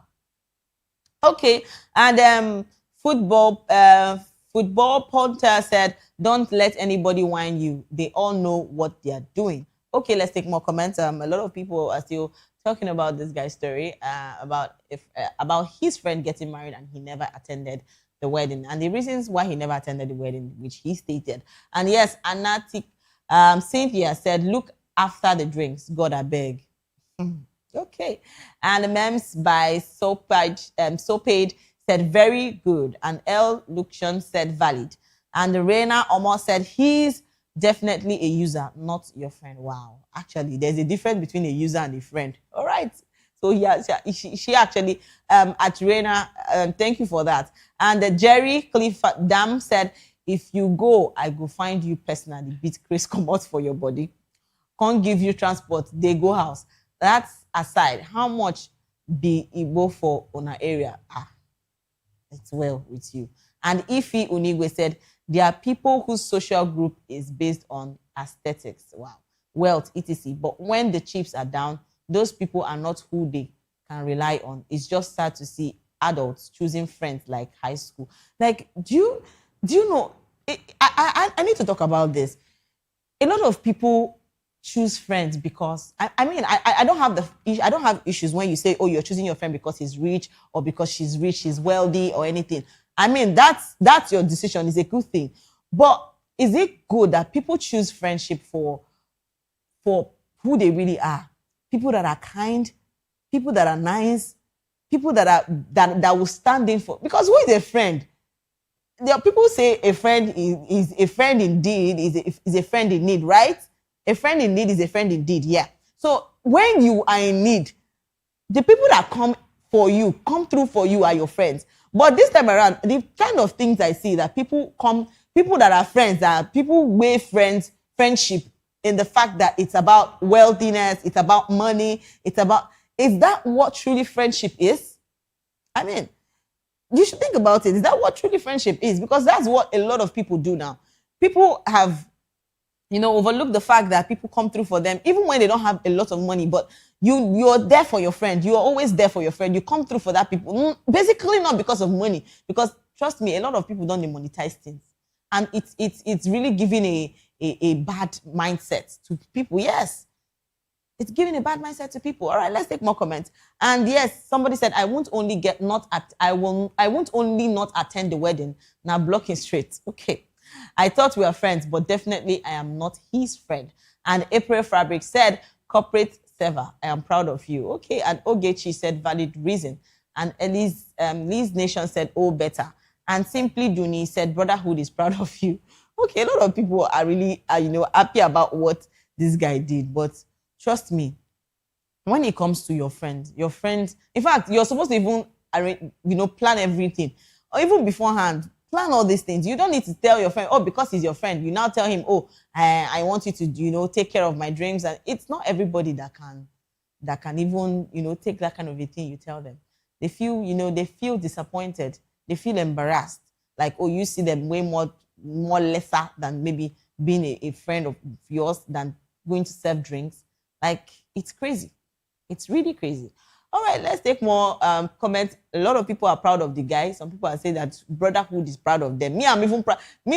I'm proud of you. And yes, somebody else said not attending was the most respectful response he could have given. And Mokmad said, you see him as your friend, but he's not your friend. Yagazie. Okay. And Strawberry Cute Face said, as you should, 100%.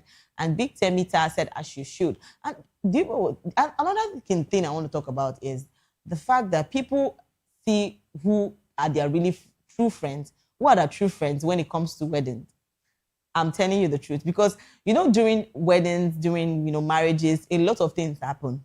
And people that you really trust, bring out their real character. And I don't know, maybe, is it only me that notices this? But because a lot of weddings I've seen so far, there's always issue between friends. And, I've seen some friends who say this, do that. And I'm like, what is going on? Is everybody... real character comes out maybe during marriages. I don't know what your thought, because I think that's how I view it. But I don't know if it's only me. All right, let's take more comments before we go over to the next story. We have a lot of people still talking about this guy's stance on not attending his friend's wedding. And yes, Big Shark said, never overplay your role. All right, Da Vinci said, you had a friend who was not your friend. That I don't even call him a friend, actually. That's not a friend. For someone to behave that way, he's not a friend. And yes, Shushi said, I feel this na Lambasha. He drop you, finish. Come say, make you day in charge of drinks. Now, Lollywood. God.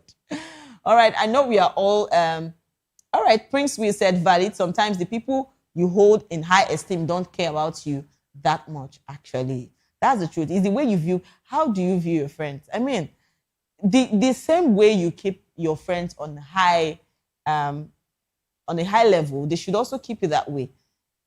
Yes. And Romeo Maxwell said, you can be a groomsman and still look after drink now? Now inside church, them they share drink. I be them they share drink when couple and grooms they snap pictures. I actually talked about that. You can actually be a groomsman and also share drinks. But the fact that the guy said, "Oh, don't be among the groomsmen again," I mean, you have to replace him with another person. That's crazy. Okay. And Jeremy O said, "If to say you go, I forswear for you." But people have not even thought about the fact that the guy maybe had acted somehow for the guy to say, "Oh, I don't want you to be my groomsman again." And maybe he didn't know how to tell the guy. Yes, who knows? It's somehow. Maybe the guy don't act one kind of weird character like that. Now the guy can't say, "Oh, but I say I know, like they made this guy. I know they trust friend. You understand that kind of thing. I know, like made this guy did this kind, they my groomsmen again. Make it just a share drink." I mean, but but think of it, is it even the drinks that is even more safe? All right, let's take more comments before we go over to our next story. We have a lot of people still talking about this. And yes, Dima Luxury said, "As you should." And the village chef said, "I may do the same. You are within your rights to feel a type of way." Okay, and Maya Sen said, "I don't want to believe this happened as how now?" Okay, please believe it, because even more happens on the day of marriages. And somebody else said, "Very, very valid." And Mark Valley Agbasi said, "It's not that deep. You fit be groomsman to anyone. It's not that deep. Not attending the wedding after assisting the way you did, that's the problem. The wedding will never happen again. It's only once. And a little participation with the groomsmen isn't enough reason. And if the groom is really your guy, you're supposed to clear your mind and eliminate any sort." All right. Okay. See, I always say this. Please, your friend, you should really be your friend. If you really say someone is your friend, that person should carry the vibe of that your friend, because it comes with love, it comes with sacrifice. Yes. You can't just open your mouth and say, "Oh, this person is my friend." You should be able to say, "Oh, this person is my friend." And those things should come with all those, respect, with everything you feel that it is right for you to become friends. I mean, it's a lot when I see somebody saying, "Oh, he's my friend," and you tell the person, "Oh, don't be my groomsman again." That really hurts bad. And the guy has been preparing. And to come to think of it, the guy has been preparing and planning for that particular space. And you tell him, "Oh, you tell him, "Oh, he's not longer in the groomsmen, and you should go share drinks and do." I mean, that's really, it's a sad one. And I wouldn't even want anybody to do that kind of thing to anybody. It's crazy. All right, guys, this is where we draw the curtain. Thank you so much for staying with us on the Spotlight Show. And it was a blast. Remember, if you're going viral or going global, please stay true to your stories. And don't forget to follow us on all our social media handle at VOP TV Live, and subscribe to our channels for more exciting episodes and updates. And until next time, I am Precious Akumanu, aka Call Me Prezi. This has been Spotlight. See you next time. Bye for now.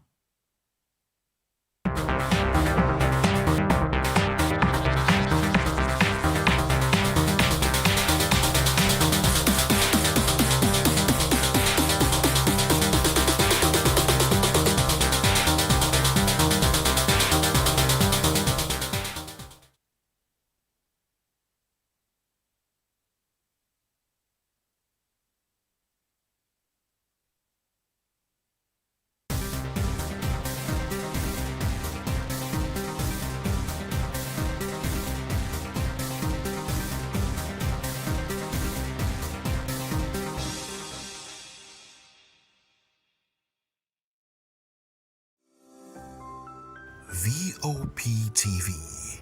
Now, you have more than a voice. Behind every broken deck lies a broken promise. Education shapes the nations. But who is asking the right questions?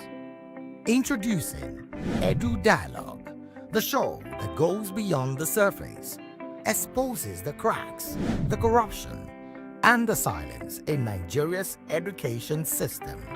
Edu Dialogue, Saturdays, 3 p.m., only on VOP TV. We break the biggest stories, from missing funds to policy failures. We ask the tough questions and demand real answers. Edu Dialogue, this Saturday, 3 p.m. on Voice of the People Television. Are you ready for the extraordinary? Something big is happening on your screen. Introducing VOP now streaming on SLTV channel 264. From breaking news to captivating conversations, news analysis, giving you all sides to the story. We break in-depth discussions on the issues that matter, from politics to sports, entertainment, and lifestyle. Vop TV on SLTV channel 264. Join us as we redefine what television means to you. Voice of the People Television, Vop TV. Now you have more than a voice.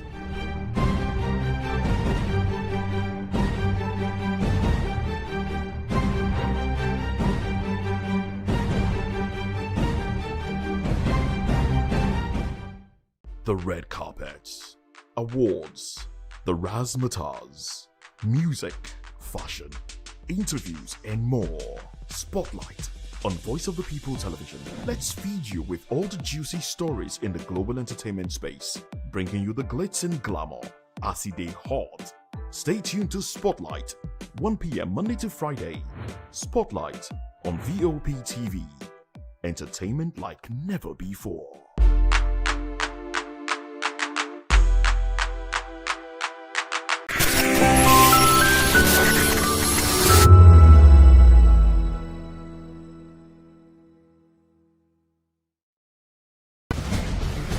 Join us as we drive into the world of politics through insightful interviews with prominent political figures, both serving and former governors, ministers, senators, legislators, party chieftains, activists, and analysts. Get first-hand information into the decision-making processes that affect our daily lives. Highly engaging one-hour program that brings political discourse into focus. I am Chupuma Okoro. Political Lens, Monday through Friday, 6 to 7 p.m. Join us. To know the happenings in the maritime sector, join us on the program Maritime Frontiers on Vop TV as we discuss key areas in the maritime sector, from aquaculture, maritime transportation, maritime labor regulation, oil and gas exploration, ferry and passenger insurance, marine pollution and prevention, port operations, and lots more. Maritime Frontiers, exploring Nigeria's blue economy.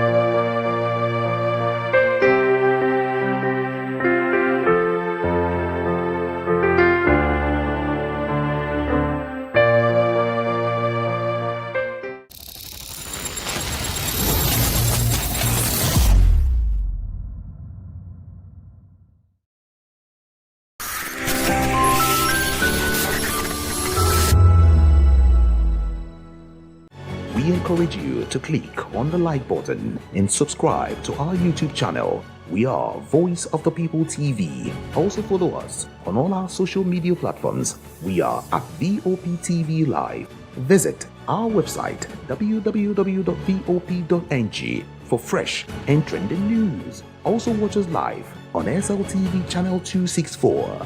VOP TV, Voice of the People Television.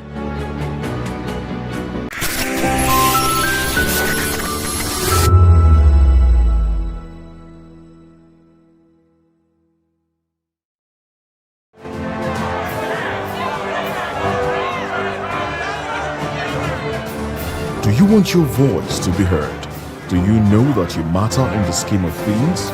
The People's Voice, the show where ordinary citizens take center stage as we discuss the biggest stories that affect you and I. With you in mind, we facilitate lively discussions, debates, and interviews on the topics that matter most to you and I. From social justice to economic empowerment, education to healthcare, governance, and more. Tackling tough topics and amplifying your voice.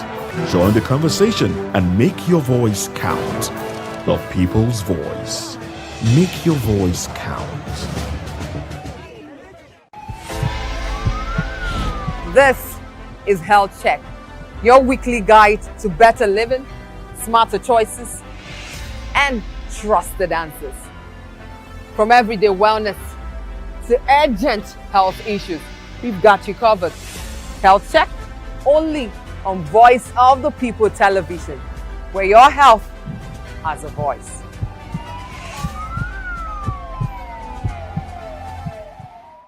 Are you ready for the extraordinary? Something big is happening on your screen. Introducing Vop TV. Now streaming on SLTV channel 264. From breaking news to captivating conversations, news analysis, giving you all sides to the story. We break in-depth discussions on the issues that matter, from politics to sports, entertainment, and lifestyle. Vop TV on SLTV channel 264. Join us as we redefine what television means to you. Voice of the People Television, Vop TV. Now you have more than a voice.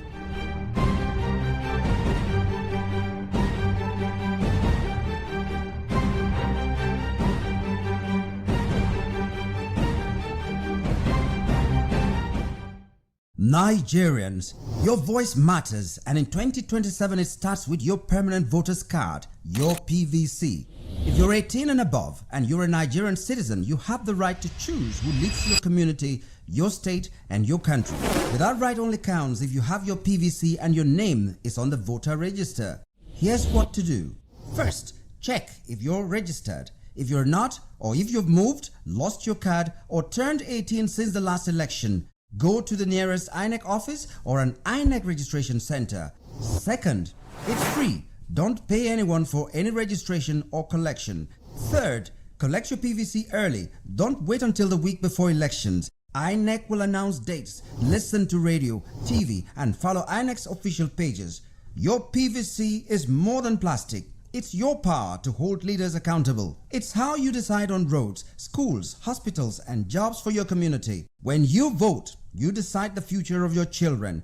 Get registered. Get your PVC. Vote in 2027. For Nigeria to work, you must be a part of it. Your vote, your future, your responsibility. This message is brought to you by Voice of the People, VOP Media.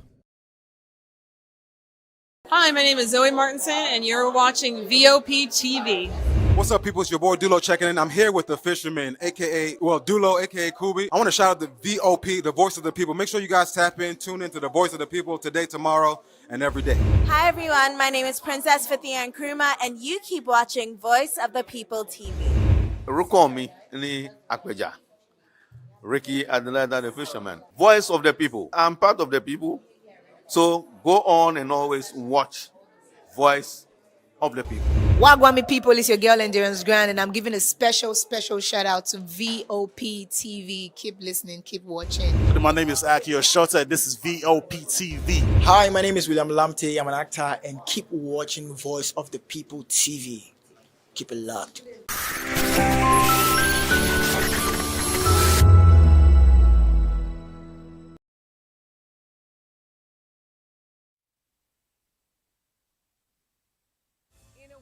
Filled with noise, the truth needs a voice.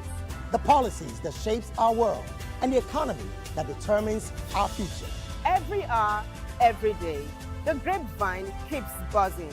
And together, we are committed to telling the stories that shape our world, because your voice is our focus. Don't forget, our voice matters the most. Let us come together and share our concerns.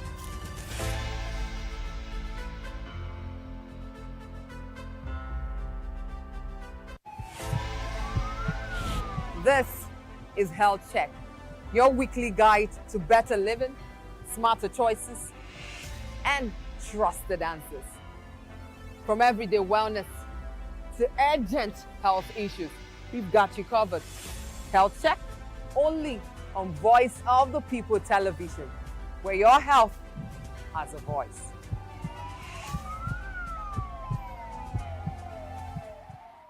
Welcome to the locker room, the home of football talk that matters. I am Jerry Arpelon. Join us every weekday, Monday to Friday at 5 p.m. Nigerian time, as we share the hot takes and hot debates in the exciting world of football. And joining me are the usual suspects, Ikechukwu and Mayowa, as we break down all the hot takes and everything that's happening in the football. Don't just watch football, live it with us. Catch us on the locker room and Voice of the People television at 5 p.m. Nigerian time. And like I always say, if not 20 minutes off, with the sport. Welcome to Romeo Pizza.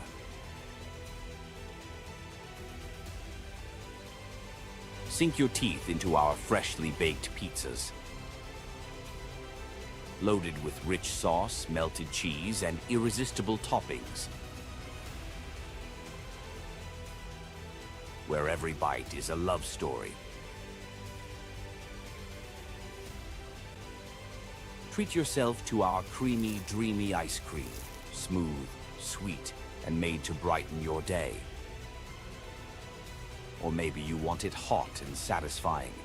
Our juicy shawarma is wrapped to perfection, packed with flavor in every mouthful. Pizza, ice cream, shawarma. Why choose one when you can have it all? Romeo Pizza has exactly what your taste buds desire. Something big is happening on your screen. Introducing VOP TV, now streaming on SLTV channel 264.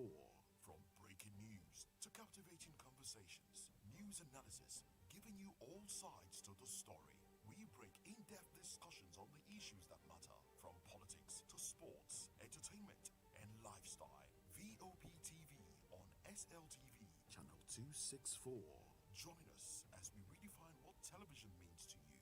Voice of the People Television. VOP TV. Now you have more than a voice.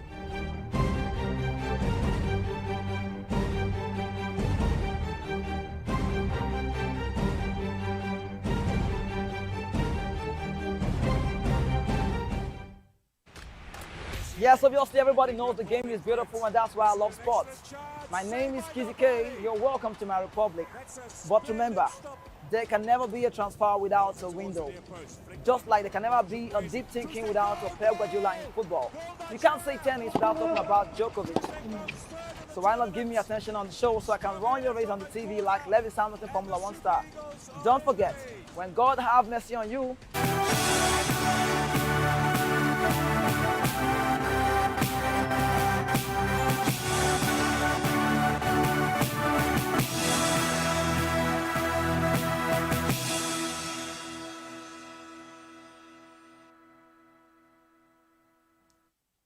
hello and welcome to the African News on Voice of the People television. I am Chioma Innocent. Before we begin the news, kindly visit our website. It's www.vop.ng for fresh and trending news. And for WhatsApp, the number is 0904-473-2605. Now the news in detail.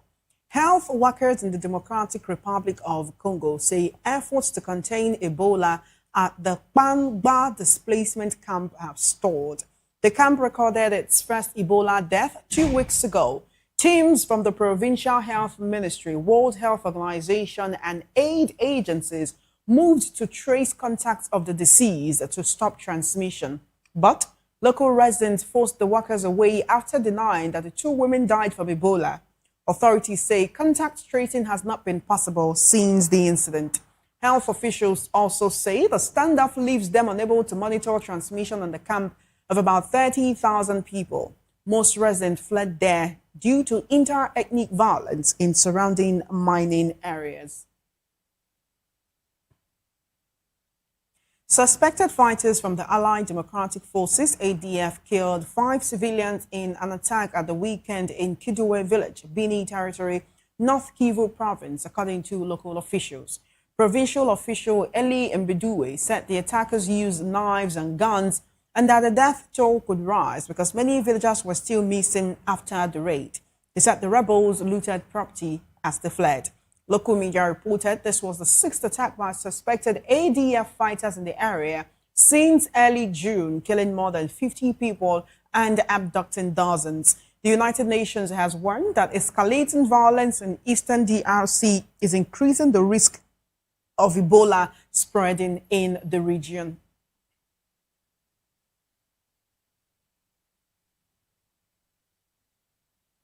In this report, the United Nations has released $10 million from its emergency fund to Somalia to prevent famine, according to the UN's humanitarian chief, Tom Fletcher.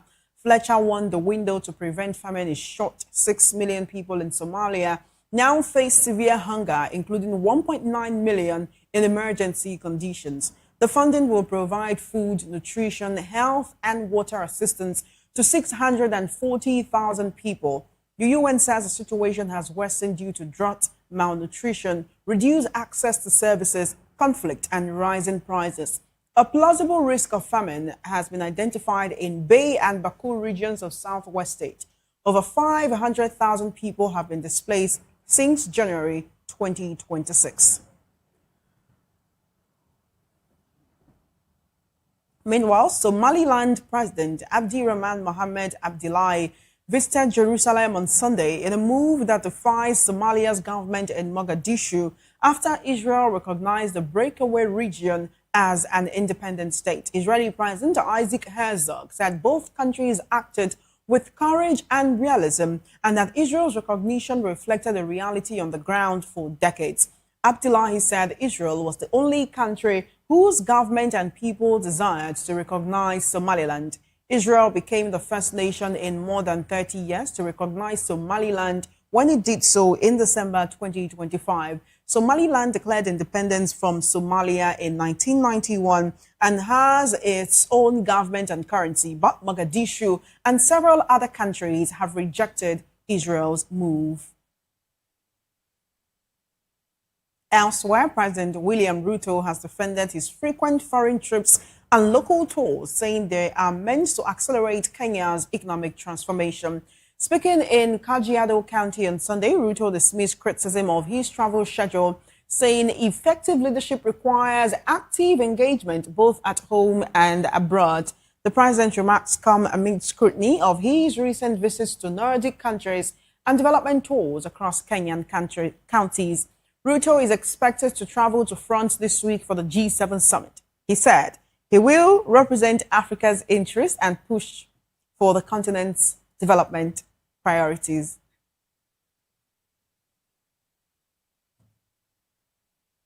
In another development, President William Ruto says the government remains committed to stabilizing fuel prices despite rising global oil costs. Speaking in Kajiado County on Sunday, President Ruto said interventions are aimed at moderating prices and ensuring a steady supply of whatever the people in the counties need.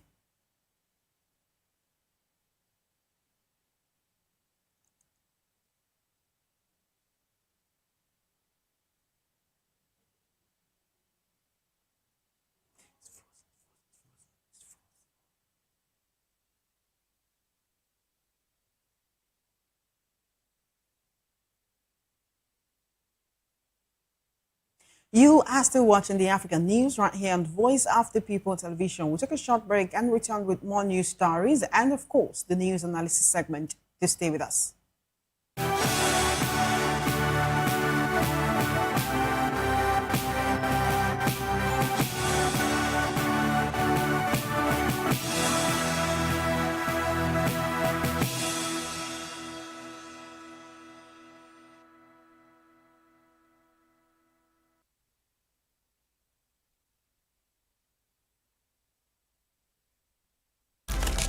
In a world where power shapes with every headline. In a nation full of questions. In a world filled with noise, the truth needs a voice. the policies that shapes our world, and the economy that determines our future. Every hour, every day, the grapevine keeps buzzing. And together, we are committed to telling the stories that shape our world because your voice is our focus. Don't forget, our voice matters the most. Let us come together and share our concerns.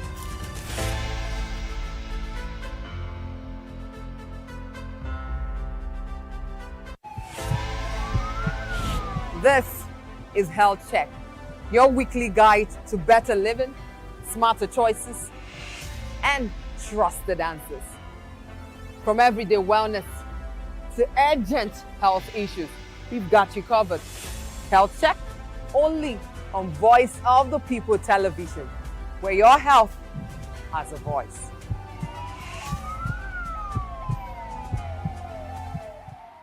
Welcome to the locker room, the home of football talk that matters.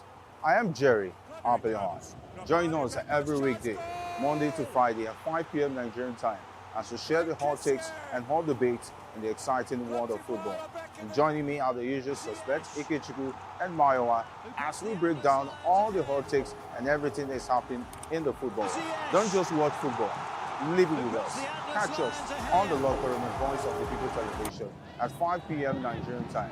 And like I always say, if not 20 minutes off, please discuss. Welcome to Romeo Pizza.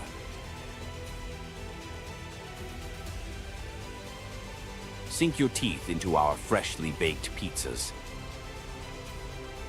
Loaded with rich sauce, melted cheese, and irresistible toppings. Where every bite is a love story. Treat yourself to our creamy, dreamy ice cream. Smooth, sweet, and made to brighten your day. Or maybe you want it hot and satisfying. Our juicy shawarma is wrapped to perfection, packed with flavor in every mouthful. Pizza, ice cream, shawarma. Why choose one when you can have it all? Romeo Pizza has exactly what your taste buds desire.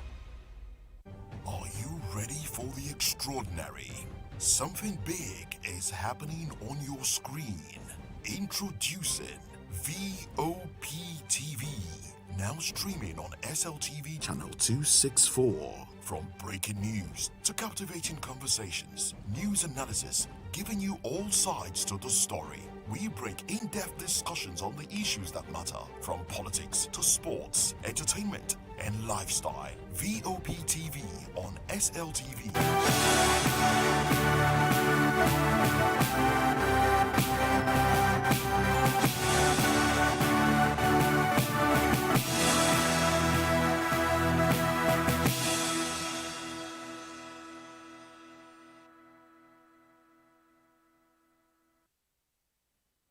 Welcome back. Motorists Association of Kenya has criticized the latest fuel price review, accusing regulators of letting politics influence prices. The MAK called the 0.22 shillings per litre reduction in petrol for June and July insulting and questioned why motorists are not benefiting from falling global oil prices. The association says Kenya's fuel pricing system is no longer transparent but driven by political interest and backroom negotiations. Away from that now, South Africa has repatriated 2,745 foreigners in the week after President Cyril Ramaphosa vowed tougher action against illegal immigration. Home Affairs Minister Leon Schreiber said on Sunday that the number is a moving target, with most of those repatriated residing in the country illegally. The move follows fresh anti-immigrant unrest in recent weeks. Mobs carrying sticks and whips have marched through parts of the country, ordering foreigners without residency papers to leave by June 30. Security fears after businesses were looted and foreigners targeted have prompted citizens of Nigeria, Malawi, Ghana, Zimbabwe, and Mozambique to accept voluntary repatriation. About 7,000 Malawian nationals are still sheltering in an open field in Durban.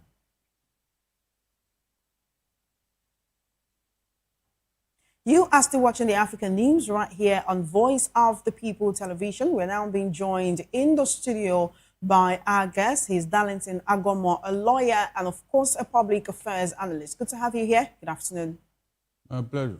All right. I want us to begin from Kenya, where President William Ruto has defended his frequent foreign trips and local tours, saying they are meant to accelerate Kenya's economic transformation. He actually spoke during one of these touring visits. He says effective leadership requires active engagement both at home and abroad. You know, he's been visiting Nordic countries. He says he's going on development tours across different counties in Kenya. Maybe in Nigeria, we could call them state. He's expected to travel to France this week for the G7 summit. He says he's going there to represent Africa's interests. He wants to push for Africa's development priorities. Is the Kenyan president doing too much? Is he wasting taxpayers' money? Is he wasting citizens' money? Is he wasting public funds on these travels? Because he calls them working travels. It's not like they're supposed to be vacations. The president of Kenya is lying. He is lying. After all, it was not just too long ago that the Western world assembled in Kenya for African Development Summit. Is that not true? So what happened to that summit that was organized in Kenya, where even France, I think France sponsored it or so, where they said they are going to give us $23 billion or something like that. So what happened to that development summit that is now wasting in Kenya's money because of the obstacle they will collect? The man is lying. Since that man became the worst, most corrupt in 2025, I don't have interest in what he's saying. Seriously. Do you know what it means for a one person to be the most corrupt in the whole world? The most corrupt, number one. And he's here telling me it's about development what? Development is carried out at home, not abroad. Somebody should tell Ruto that development is carried out at home, not abroad. Okay, how many foreign presidents have entered Kenya? How many? Of all the travels, how many have come into Kenya? To show, yes, solidarity with him and all that. He's just collecting Kenya's money, nothing else. And he reminds me of somebody at home. Maybe the same birds of the same feather. Because that one was number 3. He was number 1. So you can see the correlation. They should start lying to themselves. He's not working for the development of Kenya. If he is, he should sit at home. The work is at home, not abroad. And if Kenya is good today, foreigners will run into Kenya. In fact, they will be begging him to come to Kenya. He's not the one going there. If Kenya is good, if things are working, he does not need anybody's whatever to come to Kenya. No, they will come for him. They will come. They will beg to enter Kenya. It's as simple as that. Some would actually say that these traveling is to actually make Kenya more open to foreign investment, for him to try to have conversations with foreign investors and also the political and economic elite in these other countries to see how he can actually attract investment to the country. And also, he's not just visiting countries outside of Kenya, he's also visiting the counties in Kenya. Maybe here we could understand them as states, you know, local governments and others, to try to interface with the people and see what they need. Should he be encouraged rather than be discouraged? If you want to go around Kenya to know how things are better, yes, that is even more acceptable. If you want to go around Kenya, all the counties, to know how they are faring, to see things for himself, because sitting there in the capital, he may not know or see everything. So if you want to tour the whole of Kenya, I have no problem with that. Let him see for himself how Kenyans are. But to be going abroad, jumping into private jet to go and catch cruise, and after that he will come back and tell us he's looking for which investor? The other countries that developed, did they need Kenya's support to develop? Did they need the Kenyan support to develop where they are? How many of them have even come to Africa, not to talk of Kenya? There are things that are not arguable. Some of these debates, I don't want to enter into because these people know they are lying. I don't want to follow them. That's the truth here. All right, then. Still in Kenya, actually, we have, Transport Association that are not happy with the increase and also the decrease in fuel prices. It recently reduced by 0.22 shillings, and they say that that is an insult to them. They say it is still very high in different parts of the world, even in Nigeria. Many people are complaining about fuel prices. One reason that has been given recently is the closure of the Strait of Hormuz. Thankfully, just yesterday, the US and Iran signed a peace deal. So very soon, I say the Strait of Hormuz fully reopened so that petroleum products can actually pass by and go to the countries that need them. But do you foresee a situation whereby it actually reduces? I mean, recently we had the IMF advising Nigeria in a recent, report that they should actually impose taxes on petroleum products in order to fund government spending. So is this a case of whatever goes up stays up, or with the Middle East conflict being resolved, are we going to see a situation where these fuel prices would actually come down? And, citizens around the world that have unfortunately had to bear the brunt of high fuel costs can finally heave a sigh of relief. There is no doubt that fuel prices will come down based on the new agreement reached by US and Iran. It will definitely come down because Donald Trump is saying let the oil flow. And so with this ease at the Strait of Hormuz, things are going to ease out. And people are going to have easy access to that stress. And so all the governments that have been using it to suffer the people, shame on them. Because I don't see why other countries will be making things life easy for their people, especially the Western world. It is only in Africa that some governments are using it as an excuse. As an excuse. In fact, I am beginning to think that some African nations will not be happy that this war is about to get to an end, because when they sign these truce on Friday, it will be over. Things will become normal. But some governments who have been using it as an excuse to make their people, to suffer their people, even though they are making more money, I'm sure they are going to be angry. That is the word, angry. They'll be saying to themselves, why should this war end? Why should this war end? Because look at it this way. The war is about to end. And one wicked organization, one wicked financial organization is telling Nigeria to tax the people more. Can you just imagine? They have seen a government that will kowtow to them. That's why they are doing all these things. The 65% poverty rate in Nigeria does not concern them at all. It doesn't. They don't want to know. Because if Tinubu is preparing to borrow another set of loan from them, they will give him conditions so that their money will be secured and all that. Is that not the reason? That is how wicked these people are. And they do this thing when they see a government that is so weak, a government that is so incompetent, a government that does not know how to create wealth, that depend on borrowing. That is when they do all these things. Some Western countries that have been making waves in their economy, do they borrow money like this? Because somebody will call and tell me now, there's nothing wrong in borrowing, Borrowing while you are suffering. Borrowing while you are suffering. Look at how much Tinubu has borrowed so far. Where is the impact on Nigerians' life? And they are telling him now to tax the people more. And he's going to implement it. Because look at it this way.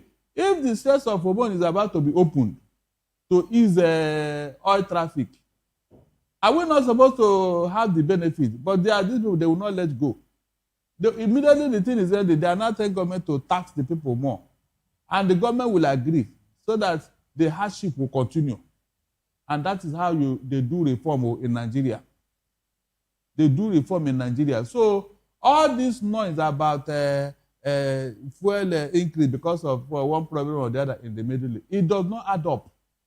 It does not add up, please. It does not. Why do you have reserve? Is it not in times like this? You use it to cushion the effect on the people. That is the essence of reserve. But we don't have any. We don't have any. So in fact, I support those transport unions. Let them go ahead and protest. and protest. This hardship that the people are facing, are you facing it as a president, as a government? Are you facing it? Are you facing it? Did your salary, did anybody tamper with your salary? No. Rather, you are enjoying hardship allowance, travel allowance, sleeping allowance. Do the people enjoy these services or these privileges? The answer is capital no. So why are you not sympathetic to the people? It's all about you. You want to live life while the people suffer. It's unfortunate, seriously. So please let that access of one be open for the sake of the suffering people of the world. Some governments are using it to deceive their people that they are not making money because of this and that. The one you are making before, the increase in the oil prices that you are enjoying, where is it? We bent our budget on $65. Now the thing has gotten to 80 something. For how many months now? So that difference, what happened to it? Nobody will tell us. They still want to go and borrow money. All right. I want us to go to the Democratic Republic of Congo, where officials say the efforts to contain Ebola at the Kwangba displacement camp have been stalled. The camp actually recorded its first Ebola deaths about 2 weeks ago. The Provincial Health Ministry, World Health Organization teams, and some aid agencies have tried to trace the contact of the disease to stop transmission. In the beginning, local residents forced the workers away after they denied that the 2 women who had actually died from Ebola. It's been difficult for them to trace contacts, people who may have had contact with the disease. Now, health officials say that this standoff has left them unable to monitor the transmission on the camp of about 30,000 people. The problem is that most of these residents actually fled there due to inter-ethnic violence in surrounding mining areas. We know that the DR Congo conflict is still ongoing. In fact, an ADF attack recently killed 5 people in North Kivu. Dozens are missing as many run into the bush to try to escape these attacks. How can the DRC actually try to mitigate the effects of Ebola while fighting a rebel war or this conflict? From what is going on in Kenya, it looks like Satan has relocated to that country. In the DRC? In the DRC, sorry. It looks like Satan has taken residence in that country. That is why all manner of infamy has befallen that country. Look at the dreaded Ebola, and people are now resisting care. They don't even know what is going on. In fact, they don't see it as a problem. They want to save you from that, and you say, no, you want to die. That will tell you the level of frustration among the people. War is going on. A plague is going on. Which one are they going to run from? Which one are they going to run from? Because whichever way the people go now, they are facing what? Bleak future. That is what happens when things like, when bad leadership, when bad governance is in place. The people are no longer sure whether they have a government or not. That's why they don't believe what they are being told. They are already down, so they need no fall. It's unfortunate, seriously. I don't know how to advise the people of DRC Congo. I don't know how. Because when there was no Ebola, they were in a deep mess from militia group and bad leadership. Now that Ebola have joined the fray, you can imagine. There is a conundrum there now, a conundrum going on in DRC. And the people don't know which one to face. That's why they don't believe in all these people that are trying to save them from dying. They don't believe. As far as they are concerned, no, is it not better they die? That is the impression they are giving the government. Is it not better we die? We are in a camp where they quarantined us and war is raging around us. That means, but whether we stay here or we live here, we are going to die. That's the meaning. They had to go on a what? And a campaign to reorientate the mentality of these people. I'm telling you, it's a very tough job. They need to reassure them. If not, they will not listen to anybody. They will continue to spread this thing. They will continue to spread it. All right, then. I want us to take a look at this report of the United Nations releasing $10 million from its emergency fund to Somalia to prevent a famine. This is according to the UN's humanitarian chief, Tom Fletcher. He said the window to prevent the famine is actually short. 6 million people in Somalia now face severe hunger. 1.9 million out of these 6 million are in emergency conditions. This funding is expected to provide food, nutrition, health, water assistance to 640,000 people. Now, if you look at 600,000 people, that is about 10% of the 6 million. So by the time you add the 40,000, you're looking at just, a little less than 12% of the people who actually need this help getting it. $10 million can only cater to less than 15% of the people. We are seeing risks of this famine. Over 500,000 people have been displaced since January 2026. Please, I want to ask these countries that are in all this separatist fight and all that. Is there anything wrong if a country say, or a people say that they want to stay on their own? I mean, this is what is enshrined in the UN Charter.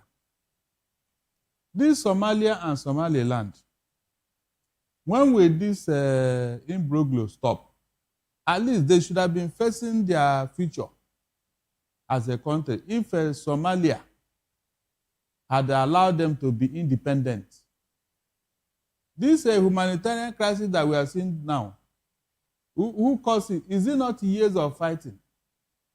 Years of fighting and instability, which Somalia could not allow. You can see what happened. Is it not when a country is stable that they can begin to, have peace and begin to think and plan? But Somalia will not allow it. When the people say they want to be on their own, please, why not allow it? I mean, what problem will it cause? What problem will it cause you when somebody says, this place that it is too toxic for me, I don't get it, I want to stay on my own. What is wrong with that? It's only in Africa that these things happen. No? In Europe, there are countries that are just 1 million in population. 1 million, they're on their own. 700,000, they're on their own. And the country and the God allowed it.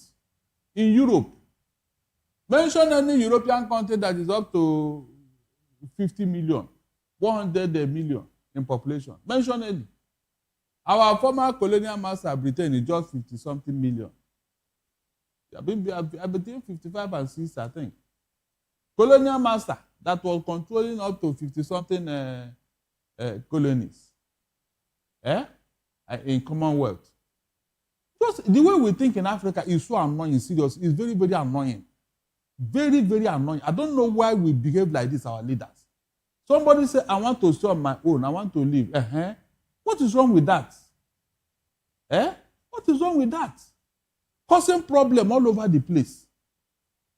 It's unfortunate, seriously. Thank God the UN have come in to save lives. Okay, where is Somalia in this matter now? Somalia, where are you in this matter? Are you going to assist Somaliland? You will not. But you are going to force them to come to you. For what? For what? The people have decided they want to stay on their own. Allow them. Allow them so that peace can reign, so that they can, champion their own cause. There is no other way. If UN can recognize what is going on there, I don't see why Somalia cannot. Please, every country, especially the superpower, they should begin to talk to Somalia. Let them leave Somaliland alone. They want to be on their own. To avoid some of these things. All right, then let's quickly take a look at South Africa repatriating 2,745 foreigners just in the week after President Cyril Ramaphosa vowed that there will be tougher action against illegal immigration. The number is a moving target, according to the Home Affairs Minister. He says many of those that were repatriated were actually residing in the country illegally. There's been fresh anti-immigrant unrest. We could see mobs carrying sticks and whips and, actually assaulting people they consider to be foreigners. There was actually a story about a young South African boy who was unfortunately murdered because he could not speak, I believe it was the Zulu language. He wasn't Zulu, I believe he was Xhosa.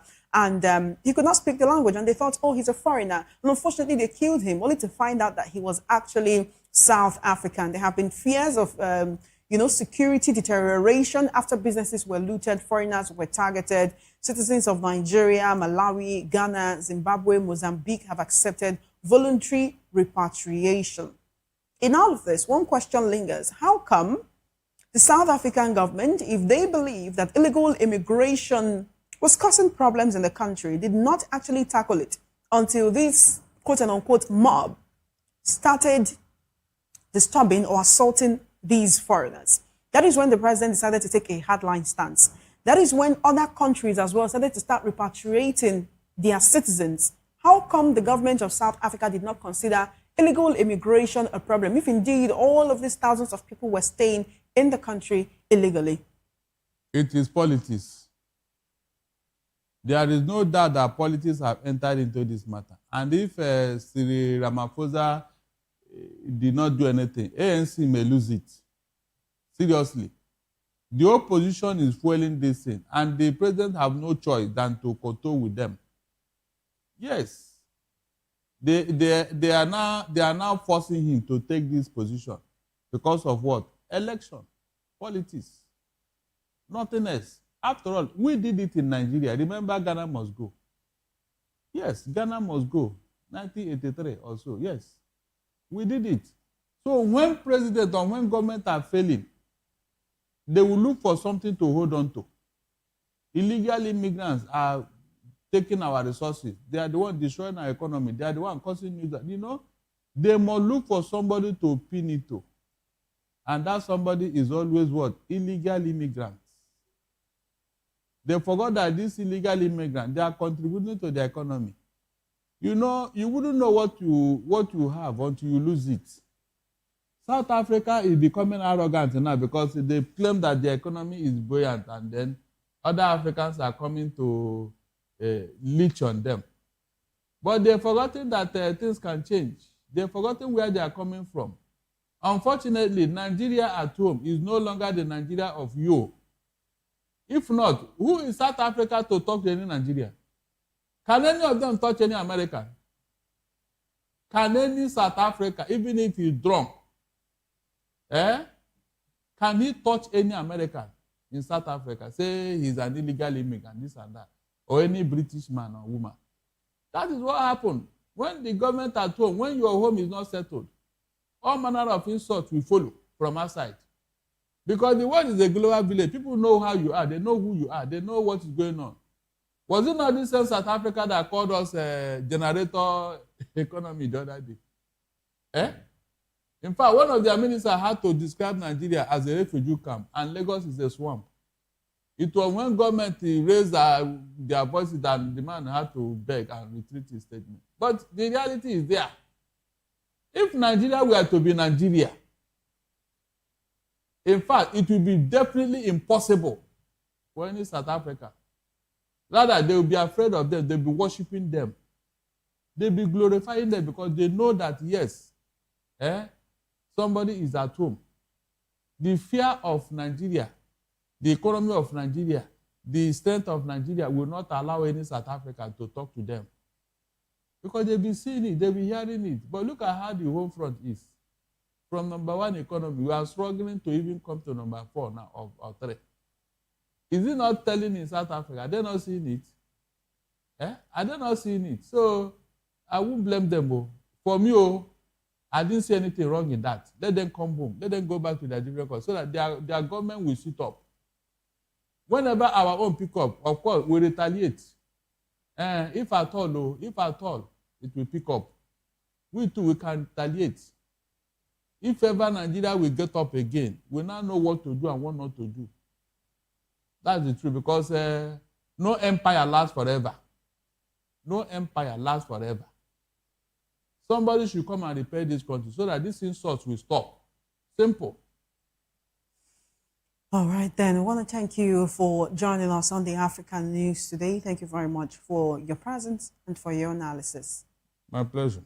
You're still watching the African News on Voice of the People television. Still ahead, South African TV star Jub Jub arrested over kidnapping claim. This and more stories coming your way after this break. Join us again.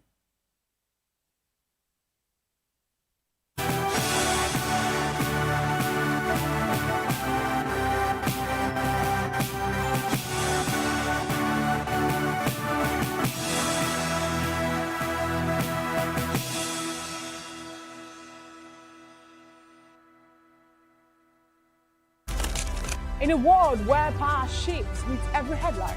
In a nation full of questions. In a world filled with noise, the truth needs a voice. The policies that shapes our world and the economy that determines our future. Every hour, every day, the grapevine keeps buzzing. And together, we are committed to telling the stories that shape our world because your voice is our focus. Don't forget.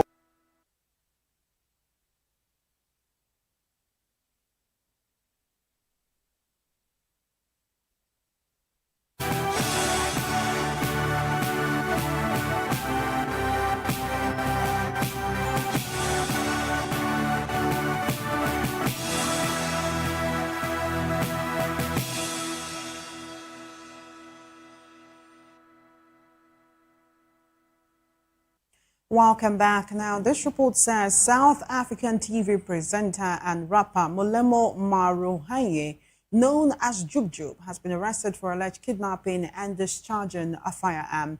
Police say Maruhanye confronted a taxi driver in Edenville, east of Johannesburg, on Sunday, accusing him of a relationship with his girlfriend.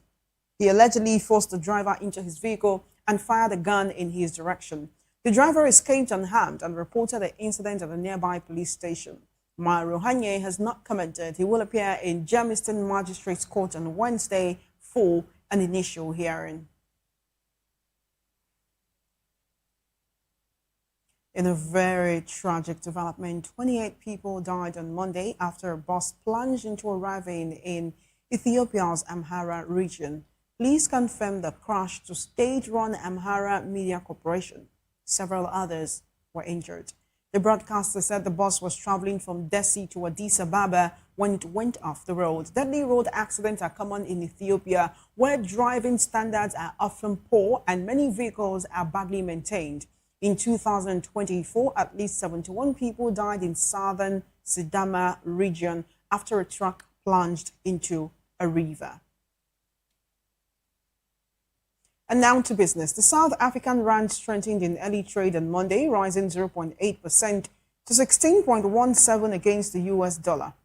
The dollar weakened to a 10-day low after reports that US and Iranian officials reached an initial agreement to end their conflict. The deal could lift the US blockade on Iranian ports and reopen the Strait of Hormuz. Gold climbed 2.5% to its highest level since June 9. Locally, markets are watching Wednesday's inflation and retail sales data. Analysts expect May inflation to accelerate to between 4.7% and 5.1% year-on-year, up from 4% in April, driven mainly by higher fuel and transport costs. South Africa's benchmark 2035 government bond also strengthened, with yields falling 10.5 basis points to 8.4%. Still in business, the African Export-Import Bank has cancelled its annual meeting scheduled for next week in El Alamein, Egypt, citing Ebola concerns in Central Africa. Afreximbank said on Monday it will conduct shareholder business by correspondence instead. The bank cited joint measures taken by Egypt and the African Union after the Democratic Republic of Congo reported 782 Ebola cases since the outbreak began a month ago. Uganda has also reported infections. The Egyptian government has also postponed other international events planned for this month. And now to sports. Ivory Coast marked its return to the World Cup after 12 years with a 1-0 win over Ecuador on Sunday. Substitute Amad Diallo scored in the 90th minute to secure the 3 points. As a result, ended Ecuador's 19-match unbeaten run. In Group F, Tunisia suffered a 5-1 defeat to Sweden in its opening match. Omar Rakik scored for the Carthage Eagles, but Yassine Ayari netted twice for Sweden. Alexander Isak and Victor Gyökeres each added a goal and an assist, while Matthias Svanberg scored late. The Netherlands and Japan drew 2-2 in the group's other match. Ivory Coast will face Germany next Saturday, June 20 in Toronto. Tunisia takes on Japan the same day in Monterrey, while Sweden plays the Netherlands in Houston. Still in sports, Senegal will face France on Tuesday, June 16 in a FIFA World Cup Group I match at MetLife Stadium. The fixture carries historic weight. Senegal beat then world champions France 1-0 in the 2002 World Cup opener in Seoul. Both nations also share colonial ties with many players holding links to both countries. Senegal won the 2021 Africa Cup of Nations and initially won the 2025 edition before being stripped of the title by CAF over a walk-off in the final. Their appeal is pending at the Court of Arbitration for Sport. France lost the 2022 World Cup final but arrived with 14 years of stability under Didier Deschamps and a deep squad. Iraq and Norway complete Group I. The top two in each group, thus 8 best third-place teams advance to the round of 32 in the first 48-team World Cup. Meanwhile, Somali referee Omar Abdul Kadir Artan will receive his full FIFA World Cup fee despite being denied entry to the United States. Artan, named Africa's Referee of the Year in 2025, was set to become the first Somali to officiate at the World Cup, but U.S. authorities denied him entry, citing links to suspected member of terror organizations. FIFA has committed to paying his full tournament salary, even though he will not officiate. Artan returned home to a hero's welcome. UEFA has since appointed him to referee the UEFA Super Cup in August between Paris Saint-Germain and Aston Villa.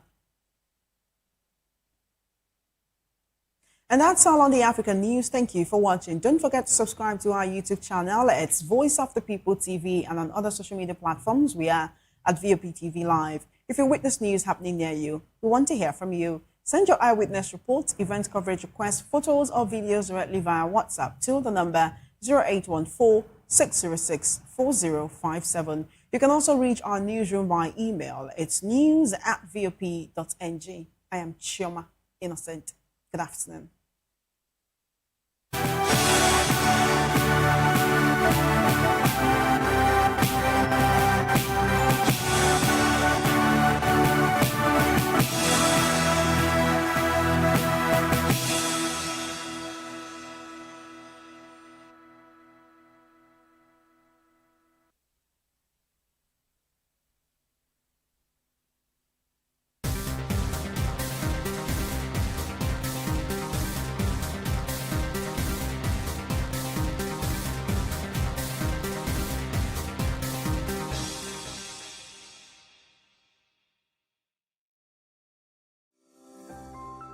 VOP TV. Now, you have more than a voice. To know the happenings in the maritime sector, join us on the program Maritime Frontiers on VOP TV as we discuss key areas in the maritime sector from aquaculture, maritime transportation, maritime labor regulation, oil and gas exploration, ferry and passenger insurance, marine pollution and prevention, port operations, and lots more. Maritime Frontiers, exploring Nigeria's blue economy. This is African News on Voice of the People Television, where we don't just bring you the news, we bring you Africa's heartbeats, the policies that shapes our world, and the economy that determines our future. African News on Voice of the People Television. Stay with us. This is Health Check, your weekly guide to better living, smarter choices, and trusted answers. From everyday wellness to urgent health issues, we've got you covered. Health Check, only on Voice of the People Television, where your health has a voice.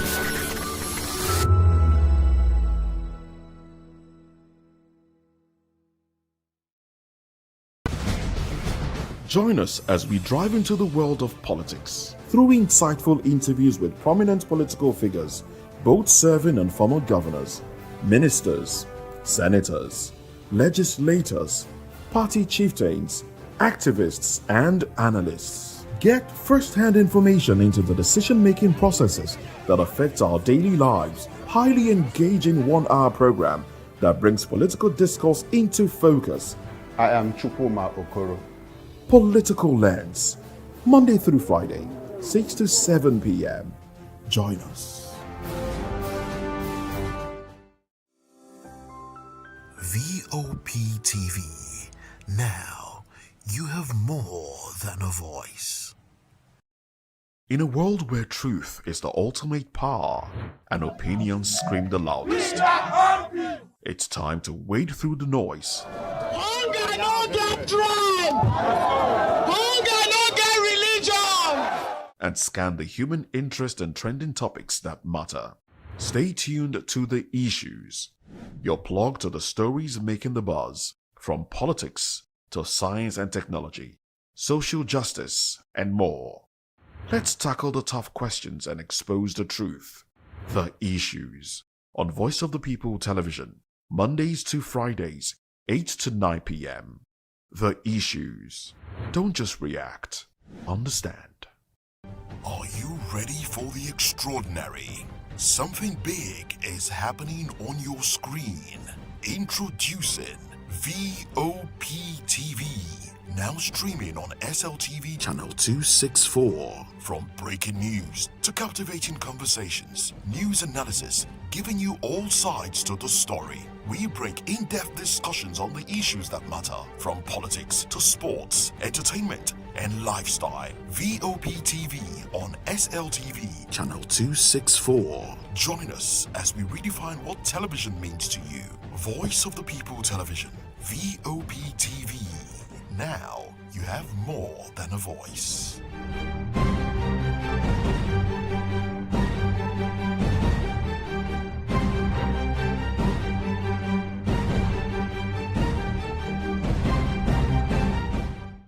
Nigerians, your voice matters, and in 2027 it starts with your permanent voters card, your PVC. If you're 18 and above and you're a Nigerian citizen, you have the right to choose who leads your community, your state, and your country. But that right only counts if you have your PVC and your name is on the voter register. Here's what to do. First, check if you're registered. If you're not, or if you've moved, lost your card, or turned 18 since the last election, go to the nearest INEC office or an INEC registration center. Second, it's free. Don't pay anyone for any registration or collection.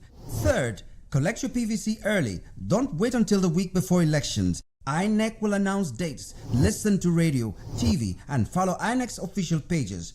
Your PVC is more than plastic. It's your power to hold leaders accountable. It's how you decide on roads, schools, hospitals, and jobs for your community. When you vote, you decide the future of your children. Get registered. Get your PVC. Vote in 2027. For Nigeria to work, you must be a part of it. Your vote, your future, your responsibility. This message is brought to you by Voice of the People, VOP Media. Africa is on the move, a continent of rising voices, untold stories, and powerful transformations. From the streets of Lagos to the heart of Nairobi, from the mines of Congo to the tech labs of Cape Town, the African story is being written every day. Bold, dynamic, unstoppable. This is Africa News on Voice of the People Television. We don't just bring you the news. We analyze and bring you Africa's heartbeat, the politics that shapes our nations, the economies that drives our future, the cultures that defines who we are, the voice that must be heard. Africa News, Africa's voice, Africa's future. Where Africa speaks, the world listens.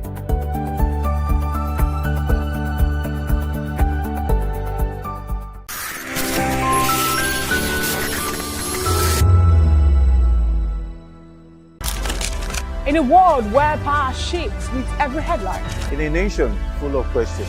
In a world filled with noise, The truth needs a voice. The policies that shapes our world and the economy that determines our future. Every hour, every day, the grapevine keeps buzzing.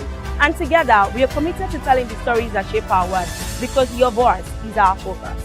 Don't forget, our voice matters the most. Let us come together and share our concerns.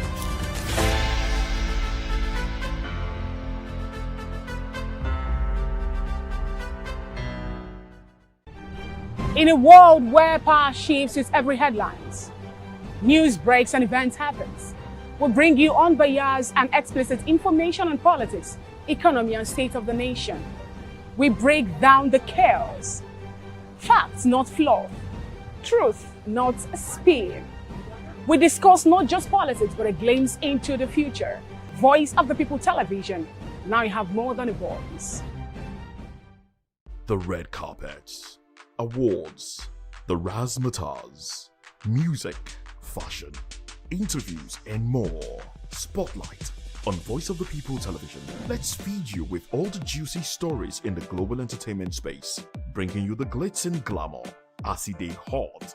Stay tuned to Spotlight, 1 p.m. Monday to Friday.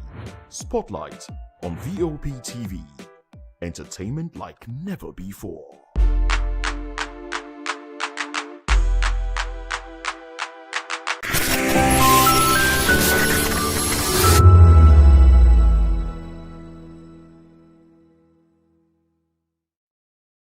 Behind every broken desk lies a broken promise. Education shapes the nations. But who is asking the right questions? Introducing Edu Dialogue, the show that goes beyond the surface, exposes the cracks, the corruption, and the silence in Nigeria's education system. Edu Dialogue, Saturdays, 3 p.m., only on Vop TV. We break the biggest stories, from missing funds to policy failures. We ask the tough questions and demand real answers. Edu Dialogue, this Saturday, 3 p.m. on Voice of the People Television.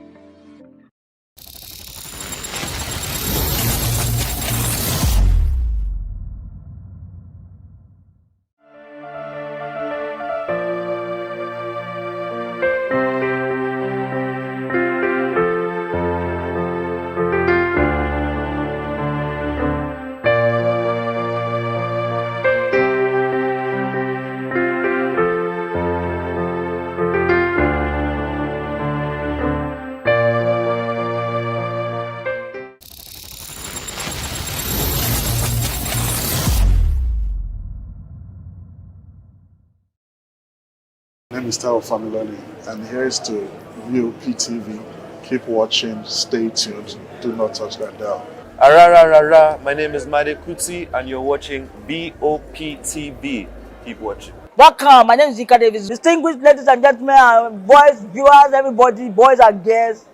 This is Vop TV. Do you know what that means?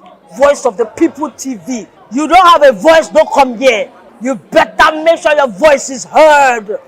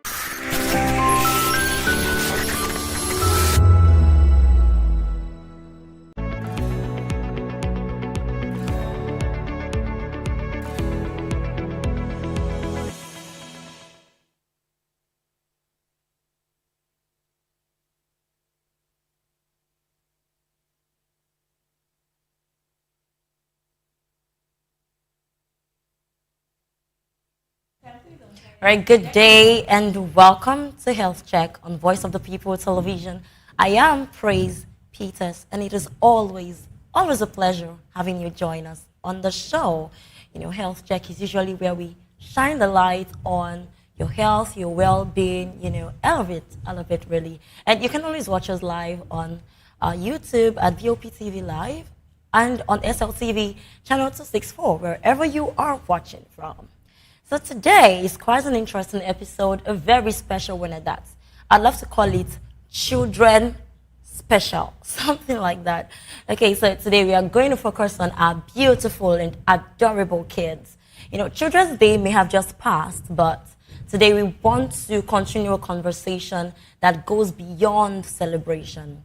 Because when we talk about children, we are really talking about the future of families. We're not just talking about families, we're also talking about communities. We're not just talking about communities, but we're talking about the society itself. I mean, the kids make up the society because they eventually grow and become the future leaders, of course. So many conversations around children's health only begins when a child feels sick, and it is not meant to be so. A child's health is meant to be a priority even before they are born.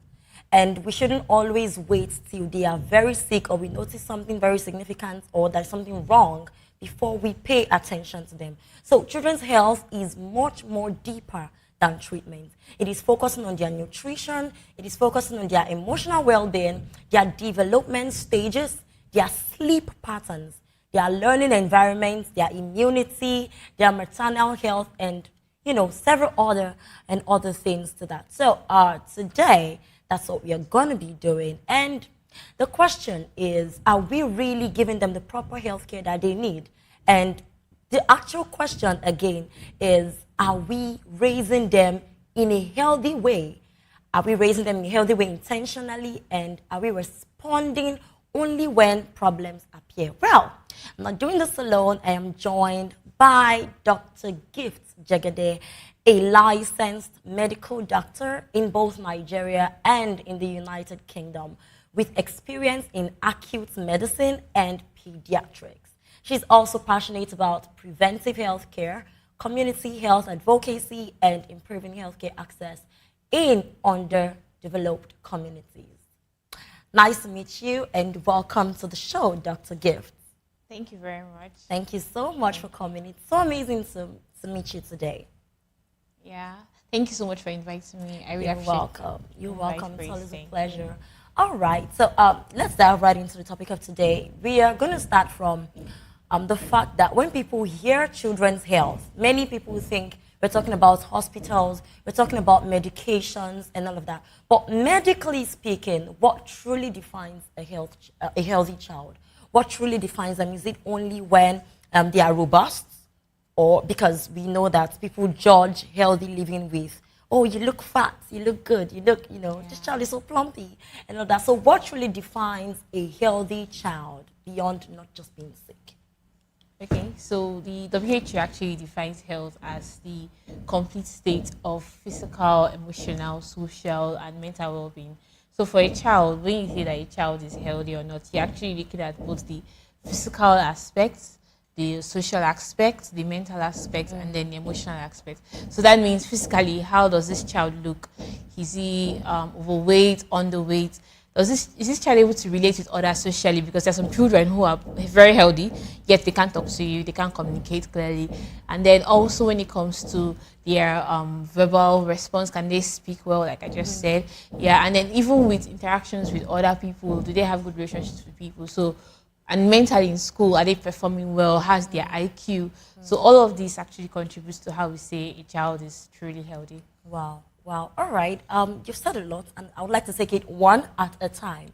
Right. Okay. So many parents actually focus more on physical growth than the other things that you just mentioned. And really, as we were speaking, it just dawned on me that healthy living is all round. It's an all-round thing, it's an overall thing.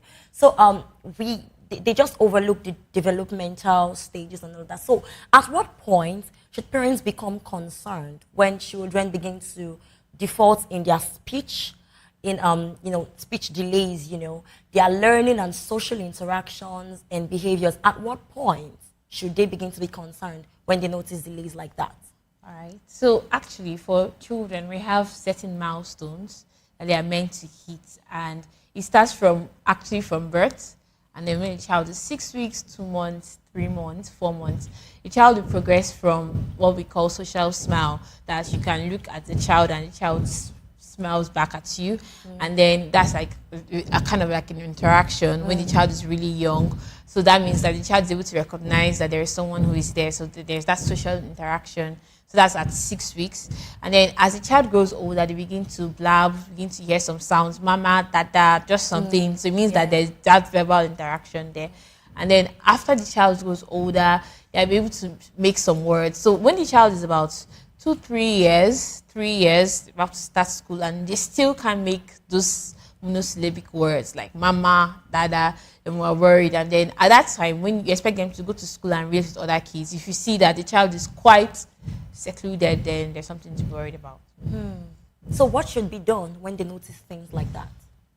Currently, if you notice a child who has those kind of delays, the first thing is to actually find a pediatrician who can actually assess the child and know what exactly is wrong. So from the pediatrician is able to assess and then know who to refer them to. Because we have the speech therapists, we have the psychologists, we have different specialties, occupational therapists. So it depends on what the pediatrician is able to assess. So I would advise that they actually see a pediatrician. All right, noted. Okay, let's go into another aspect of this, their nutrition. We all know how children love sweets, they love sugary things. Some of us are still children and we still love it, you know. I don't want to expose I'm not talking about myself, right? But some of us are very guilty. We can boldly call ourselves children at this point. So let's talk about their nutrition, because a lot begins there, really. So many children today consume more processed foods, they consume more snacks, they consume more unhealthy drinks, you know, soda and all of that than ever before. So how much damage can poor nutrition quietly do to a child in their developmental stages? Or is it okay for them to take so much sugar since they are still growing up? Okay. When it comes to nutrition for a child, a child who is really young, a child who is a toddler, the first 5 years of life, the actually developing. At the time when the child is about 5, we expect that the brain is fully developed. So that is the time when they really need balanced diets. So it's not just enough to say, okay, let's give them sweets and all. You have to be very intentional about, are they getting proteins? Are they getting vitamins? Are they taking fruits? Are they taking vegetables? Are they taking a lot of fat and oil? Because all of those things contribute to building the brain of a child. So it's not just not to focus on one aspect, because by the time the child is 5, 6, 7, 8, by that time, you really can't do much about their growth of the brain. So you've really done a lot already. So it's important that first 5 years of life, you're very intentional about their diets. All right. So what feeding mistakes does parents make concerning feeding their children and all of that? What mistakes do they make? Because I know a lot of people say pap is what they need while they are growing up and all of that, but I don't really know.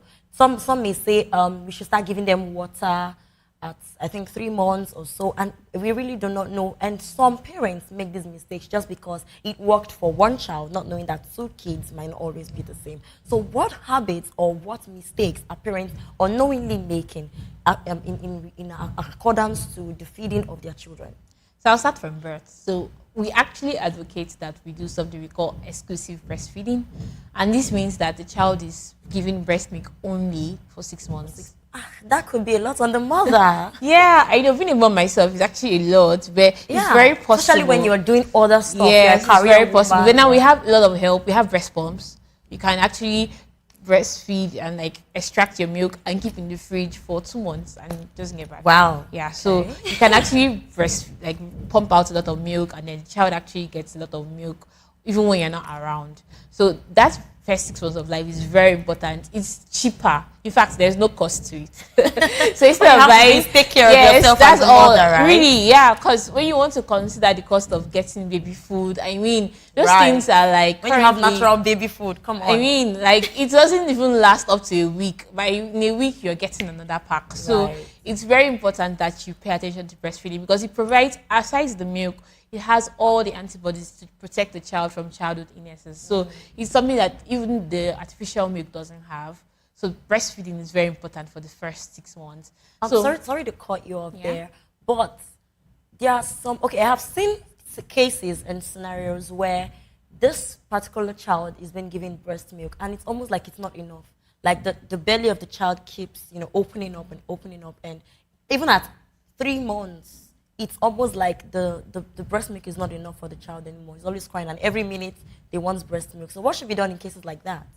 Well, really, for you to be able to assess a child and say that the breast milk is not enough, we need to assess the child based on the amount, like the standard, the weight check standard. So we have like a let's say like a standard weight that we expect per age for each child. So at 3 months, we expect the weight to be at a certain range. If a child has that certain range, we're fine.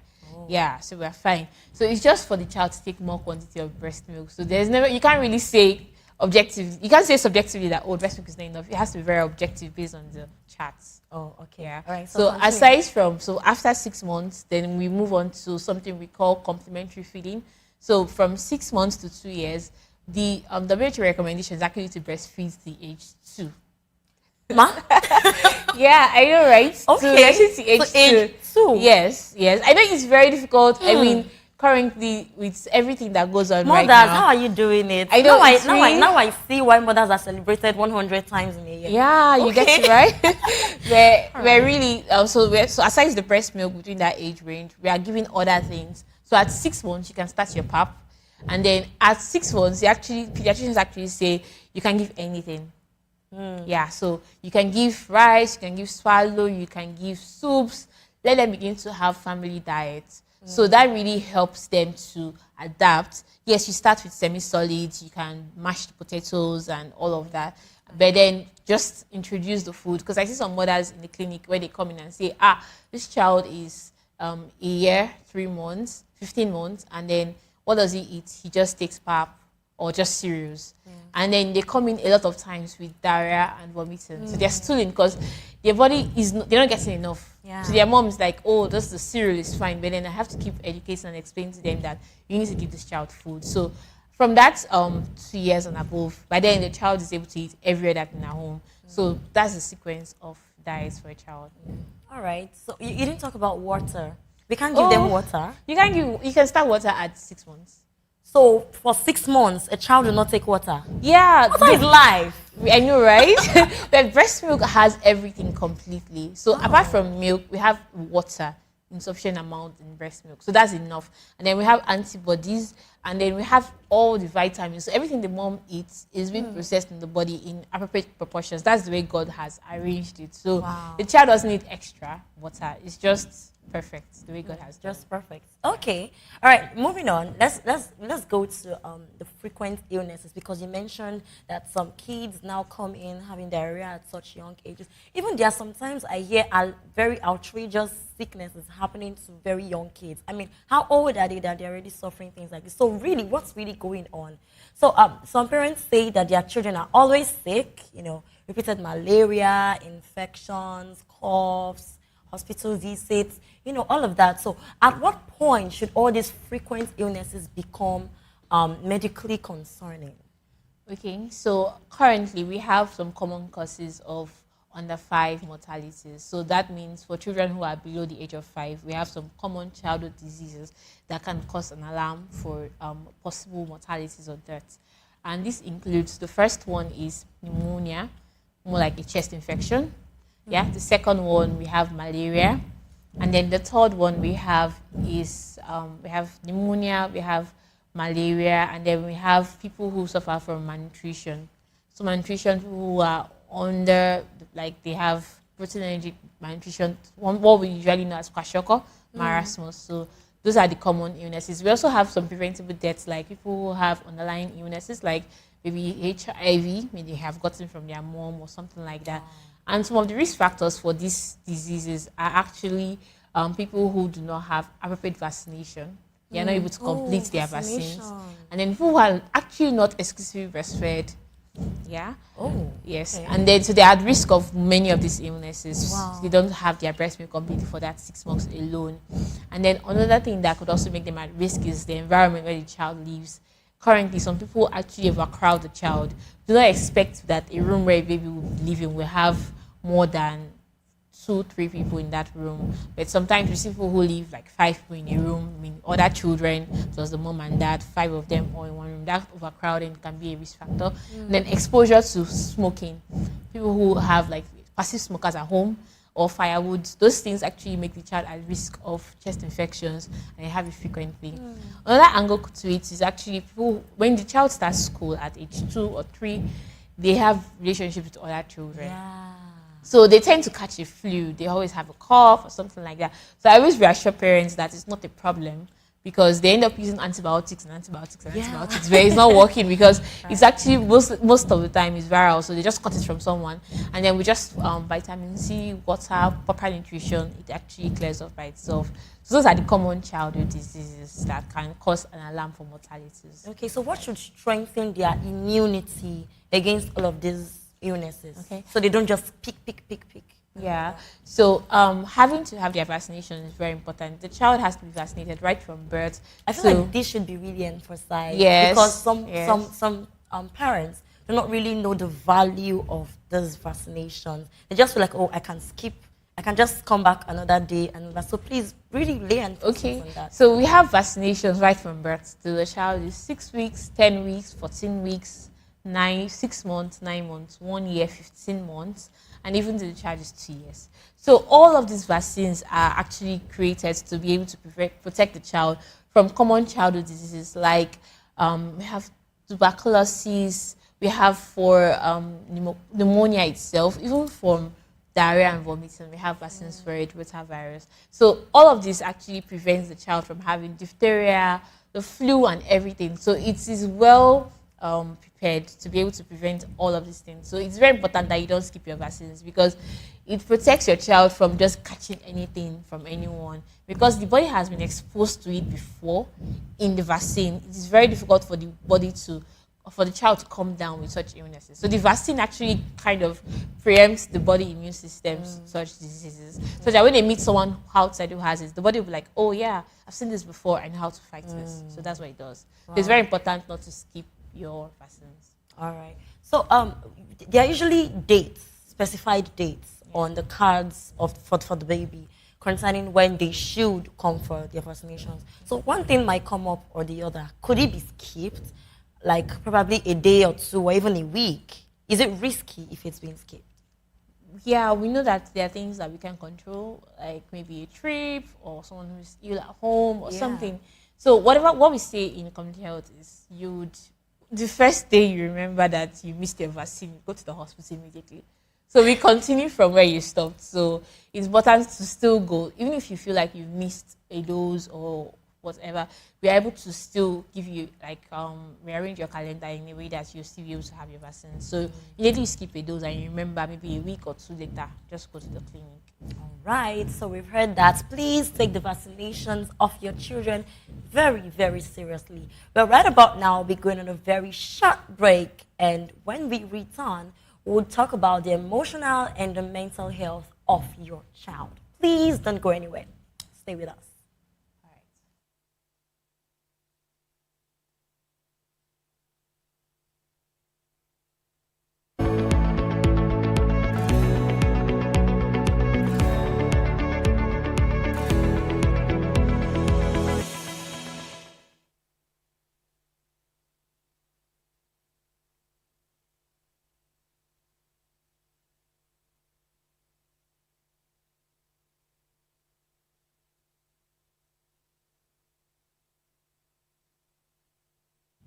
All right, welcome back. This is still Health Check on Voice of the People television. We're still talking about the children health and how to pay close attention to them, knowing that they are tender, they are sensitive, they are quite new to the world, and we should pay close attention to them, really. So right about now, we're talking about the mental and emotional health. And Dr. Gift has been doing a lot of work here, talking and explaining in details some of all of these things. So, Dr. Gift, a lot of people still struggle to connect with their children. A lot of people struggle to emotionally align with their children. mentally align with their children. But, you know, children also experience fear. Children experience anxiety, children experience emotional withdrawal. You just see this particular child so withdrawn, you know, keeping to him or herself, and you're like, what's wrong with the child? And they just assume that everything is fine with the child. So really, how early can emotional struggles begin with a child? All right, thank you so much, Praise. I'm almost calling you Dr. Praise now. Okay. Yeah, thank you so much. So, like I said before, we have developmental milestones. So we have the social, we have verbal, we have the fine motor and gross motor. That's their movements. So now we're focusing more on the verbal and social. So verbal is their speech, like we've talked about earlier. And then social is the emotional relationship. So right from when the child is very little, they actually start to exhibit signs of emotional relationship. So like I talked about earlier, the social smile, where they can look at you and smile back, or even something we call separation anxiety. So the child is 6 months, they know when the mom is going to leave the house, and they're crying because they know that, oh, my loved one is leaving home. And then you'll be like, this child, how do you know? It's actually part of the milestones that they're supposed to hit. So those are like normal things for children. We expect them to behave like that. So most times when a child begins to have emotional struggles, usually when the child begins school, and we usually see it in school-age children, so between 10 and 14 years, clashed up with teenagers, so who are like 13 years to 19 years. So at this time, they're going through puberty, and their body's changing, their environment is changing, they're getting attracted to girls, to guys, and a lot of things are very different. And one of the things that we actually advocate for children, for parents, is really that they should ensure that you are friends with your children. Like, friends. Yes, very intentional about friendships, because it's not just about providing for their needs or paying their school fees. I mean, I work all day just to make sure you have food to eat. That's not what they want to hear. They want to hear you being interested in their day. So right from when you're in primary school, or that's from that 6 years, 7, 8, 9, 10, you're already speaking to them, trying to know their friends, who they don't like in school, people who may be disturbing them, their teachers' names. All of those things gives the child a cue that you're their friend and they want to tell you more. And it's very important when you become teenagers, because at that point, you just need somebody who understands them. And because you're their mom doesn't mean you understand them. Because they actually have a mind of their own, different from yours. So you have to be very... Please emphasize on that, because you are their parent. Because you're their mom or your dad doesn't mean you understand them the most. Because they are a different person entirely. They have their own likes, their own dislikes, their own passions, different from yours. So you have to be very particular to know, okay, what really do you like? What do you want to do?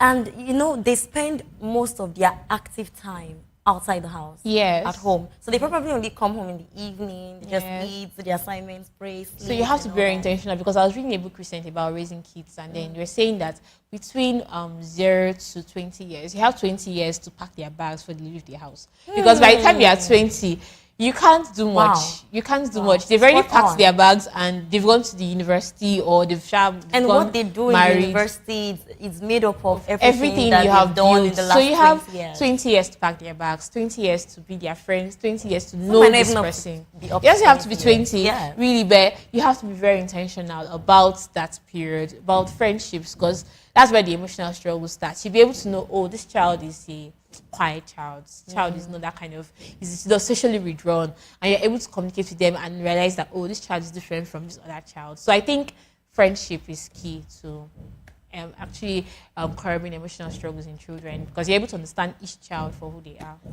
So how can adults really identify these kind of things? Because not all adults are friendly rather. So how can adults really pay attention to the abnormalities in a child, and what can they do about it? I'm talking about some people that are already making the mistakes right now. So the people who are already in that shoe, what can they do about it going forward? Well, there's an extreme where we have people who are autistic, autistic spectrum disorder. So these children are totally emotionally withdrawn. They can't communicate well with their friends. You see them doing repeated action over and over again, maybe putting a certain toy in the same place, not wanting to change their routines and all. So when you notice those red flags in a child, it's very important that you refer them to appropriate authorities. Lagos State government has done a lot with having homes for such children who have special needs, and really amazing work that they have done. So you can actually refer them to those places. But then for children who are just in between and you realize that, oh, this child doesn't really know the right or the left, it's very important that you're able to teach them, because a lot of people just feel like, this child is a child, there's no need to correct. Yes, there's no need to talk about it. But you have to teach them, because children need mentors. You need to be able to teach them that, oh, this is the way it's done. This is the way it has to be done. And you can't just rely on, oh, they will learn it someday. No. And some of these kids, they're even smarter than... Yes, they are.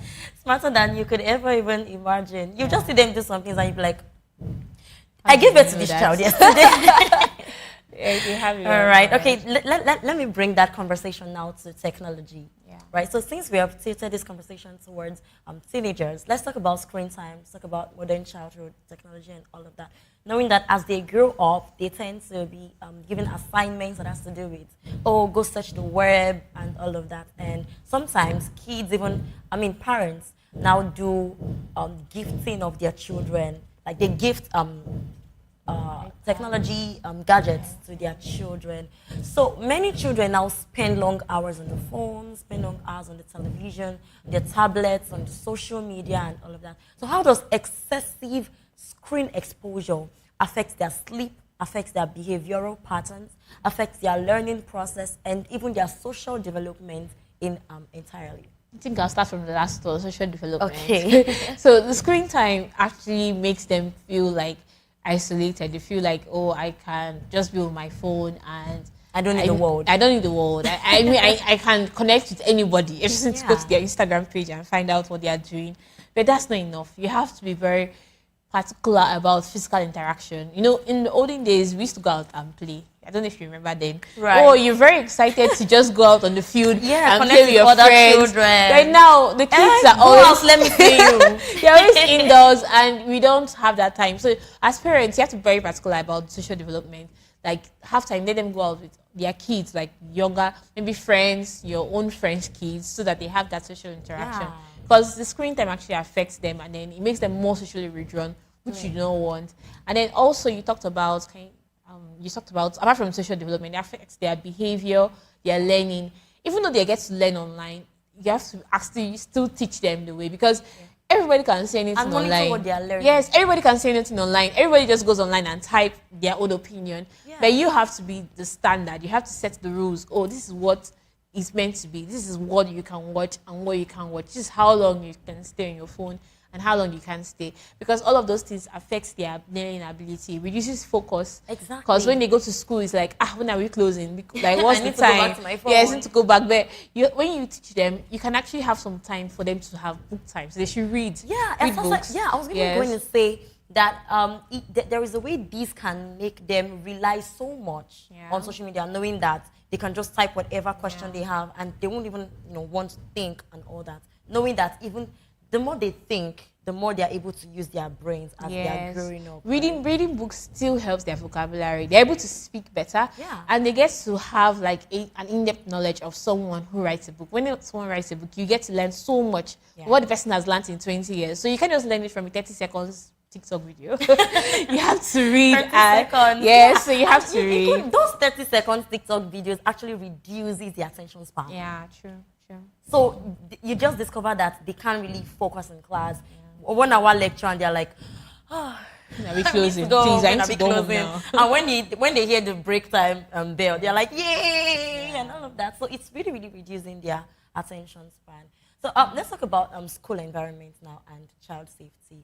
You were talking about that earlier, how that they go to school, they mix with the crowd, they mix with other children, and they tend to pick a lot of things that they are not meant to. So how can their environments really, really help them? How do you think parents can help their environments, overcrowding, getting infected with other children and all of that? What can parents do about it? Okay, when it comes to overcrowding, it starts from the home. So when you have more than 2 kids, you have to consider living a one-room apartment. So you have children's room, So you have children's room, you have parents' room, and then you have your living room.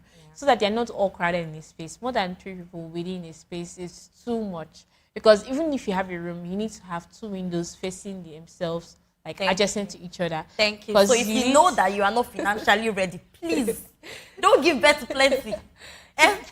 Yeah, very important, because once you have more kids, more expenses. Yeah. So you have to create space for them. You can't just continue living in the same house, because all of those things make them at risk of a lot of infections, like I said earlier. Then when it comes to hygiene, because they go out to school, coming back, you have to be very particular about making sure they have their baths. They have their baths, they wash their hands, their clothes are clean. Those little things actually helps them to stay fit. And then mosquito nets are something that we also have very available, even in Lagos State, especially at the primary health centers. So you can get a mosquito net for your children, especially the under 5s. They should sleep under a net, because it actually prevents malaria, and malaria, like I said before, is one of the causes of under 5 deaths. So we don't take it for granted. All right. Talking about the mosquito nets and all of that, are you trying to say that children are more liable to get malaria and all that? They're more liable to get deaths from malaria. We know for all us adults, we feel like, oh, just malaria, we'll just take drugs and we're fine. But for a child, when a child has malaria, I've seen kids who have malaria and then they start to have seizures just because of malaria. Or then they start to become very unresponsive. They go unconscious just because of malaria. Just because of malaria? Yes, we've had kids like that in the hospital before. So when a child has malaria, we don't take it for jokes, because it actually can kill a child. It can kill a child, because there's something we call cerebral malaria, where it just goes to the brain and the child has fitting and you're trying to control it. So if you have a child who has malaria, please bring them to the hospital. Let's treat them. And then if you notice that whatever you're using at home is not working, please come, let's give them the proper medical care. Now, talking about this, it just dawned on me that some children have some specific conditions, even at birth. Some children rather, have this sickle cell anemia kind of condition and all of that. And some parents do not really know how to take proper care of kids like that. Talking about kids with dyslexia, talking about kids with autism, like you said earlier, and all of that. So I want you to talk to the parents of these kids so that they can understand that more than treatments, the emotional attachment and connection with those kids would also do a lot of good to the children as well. Okay, so whenever a child has sickle cell anemia, I always tell the parents that this child is not forgotten. Like, this child is not, like, it's not a written off case. Yeah. You can actually do a lot for this child. I've had, because there's a way they cannot focus on the healthy child. I have colleagues who have sickle cell anemia and are doctors. Really? Went to medical school with us, and they're doctors. Wow. And you may not even know till maybe their final year. They just come to school and they're good. I mean, very good relationships, and you may not know. So don't think that because a child has a congenital disease from birth, it means that the years is lost for life. No, sickle cell anemia can be treated. And I will just put some light on treatment for sickle cell anemia, because it's very common in sub-Saharan Africa, Nigeria specifically. We have a lot of people who have sickle cell anemia as kids. So very important that you take them to a clinic that specifies, there's like okay, that is very particular about sickle cell anemia. Maybe the sickle cell center we have here in around Lutz, and then or any other center. Yaraba. So you can actually go there, and then they will start up their vaccines for them, the drugs, appropriate nutrition, appropriate drinking of water. So all of those things keep the child in check, and they can become whatever you want them to be. Now, talking about keeping a child in check, most parents only take their children to the hospital when they notice a very serious symptom. You know, when a child is already developing high temperature and some other things like, oh, mommy, I'm having headaches, mommy this, mommy that. And they just rush to self-diagnose them and give them probably what they take on a lower dosage and all of that. Please, is it really, really advisable to do this kind of things? Or should we only take children to the clinics when there are serious symptoms that are already on the surface and they're unavoidable? For children, we do not advise that you would self-medicate. So you do not use the same drugs you use for the previous illness for this one, or because this child is looking like the same thing is wrong with this other child, so I'll use the same drugs. It's not good at all, because different symptoms can come as fever.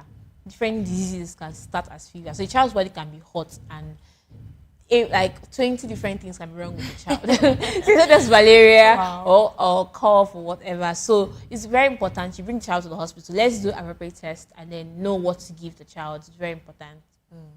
Okay, so we're wrapping up, but before we wrap up, beyond clinical practice, you've also, I know right from your profile, that you've also been involved in several health outreaches. I think there was one that you did at Surulere, the mama and the child outreach, and you focused on maternal and child health, really. So very briefly, what have experiences like that shown you about the healthcare realities, about mothers, about children that are in the rural or urban areas in the community? All right. So we had the outreach at Diaraba last week about maternal and child health. So we're focusing on pregnant women and children come to do routine checks. We had pregnancy supplements for these mothers. And we had, beyond the pregnant women and children, we actually saw a crowd of people who just came in and they wanted to have like their checks done. And we saw a lot of emergency situations. We got a patient who came in just to check what her blood pressure was, and it was over 200, 120. My That's goodness. like an That's emergency. like- We had to call the clinic, the primary health center, for a doctor to see her immediately. And that And to was... think you might see the person and the person will look so healthy. I mean, she walked right into the stage, like walked I mean, in she's with us, literally walking. Yes, and it was really amazing that we were able to pick it on time. So I think that one of the things that the outreach actually helped us to do was to be able to help people to be very conscious about routine checks. So it's not just about when you're sick that you should go to the clinic. It's very important from time to time, do your blood pressure checks, do your blood sugar checks, do other checks just to be sure that you're fine. And it really will go a long way to ensuring and preventing diseases. A lot of people are usually caught up in the web of I'm busy. Yeah. They're usually caught up in the web of I'm stressed. Tomorrow. And some people are even very, very particular about the expenses of the hospital, like when they get to the hospital. So we really need to put it out there that your health is your It's very life. important. Is And your Lagos health. State government has insurance schemes available that people can Okay, tell us actually- about it. So we have like some insurance schemes. I can't really talk much about it. Okay. But then I know that we have the LASTMA insurance scheme where people can actually pay a certain amount at the beginning of the year, and then it covers a percentage of their healthcare. So when you go to the hospital, you're not paying 100%. They're paying like a certain percentage. So it really goes a long way to cover it up. So people can actually speak, and we even have HMOs in private organizations that cover costs. So there are options for insurance, health insurance. Don't just feel like, oh, I have to carry the burdens myself. The Lagos State government is doing theirs. The federal government has its own scheme, that's the NHIS scheme, and then even HMOs, private companies have HMOs that can actually help. So those things actually help to defray the cost. So you can try that. Wow. So this outreach and this vision that you had, what did it really teach you about communities and all of that? What was your experience like? So beyond this mama and child outreach we had last week at Surulere, we've had previous outreaches like in Ojo, the leprosy community in Ojo, where we went to see them and then provide healthcare to them. And other outreaches we attended across the country. We've had a lot of people who are not very conscious about their health. Like you said, the routine checks are very important. And then also about telling people about the red flags in pregnancy, red flags for a child who is sick or not. So it's really about health awareness and health campaigns. So all of these outreaches are just a way to bring the hospital down to their doorstep. Let them know that, oh, we are here for you. You don't have to come all the time. It's actually very important that we tell you these things one-on-one, face-to-face. There's no barrier whatsoever. So I think that's what it has actually helped us to do, to be able to bring healthcare down to people's footsteps. The grassroots. Yeah, to the grassroots. And then to be able to help them to understand better how to prevent illnesses. Wow, amazing, amazing. All right, so before we wrap up the show, can you just give a word of encouragement to some parents out there who are not really understanding the well-being of their children? Give some encouragement to the kids who have been adopted, who are, we really don't know where they are right now. So just say something about the children's well-being and to the mothers as well. Okay, so once again, happy Children's Day. And thank you. I'll respond for them. And to parents, I want to say that for mothers especially, you're doing a lot. and your efforts are not unseen, God sees them, and then everyone around you sees them. Your children are your pride. So I want to encourage you to keep doing more. And if you have children who are unwell, it's very important that you take them to the hospital. It's not just enough to go to a side chemist and feel like, oh, you can get a drug and you'll be fine. We have primary health centers, not local governments in Lagos, and you can just walk in and get a card and see a doctor. So that will actually help you get access to healthcare. And then also for children who have been adopted and feel like, oh, you have one illness whatsoever and you feel like you're beyond or you're below others. Like I said before, we had people who had sickle cell anemia, people who have autism, people who have different diseases still become a lot of things in life, become great people. So it's not just enough to stay back. You have people who are ahead of you, who have gone before you and had done very well. So please maximize your potential and become everything that God wants you to be.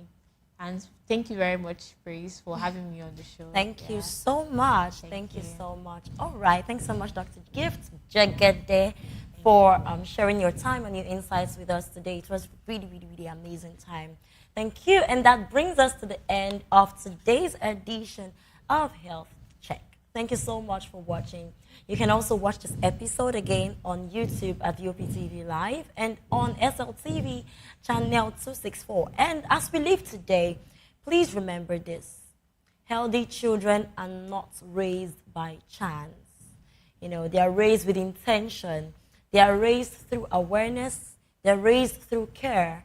They are raised through protection, healthy environments like we've discussed, and intentional decisions. Our heartfelt concerns goes to the children who have been abducted in the state. Please, we're urging the government to do something about our children. Really want to have them back to their homes. It is well. We trust that God will continue to help us in this country. So this will be all for Health Check. I am Praise Peters. And until next week, please have a wonderful week. Stay healthy, stay safe, and have a beautiful week. Bye for now.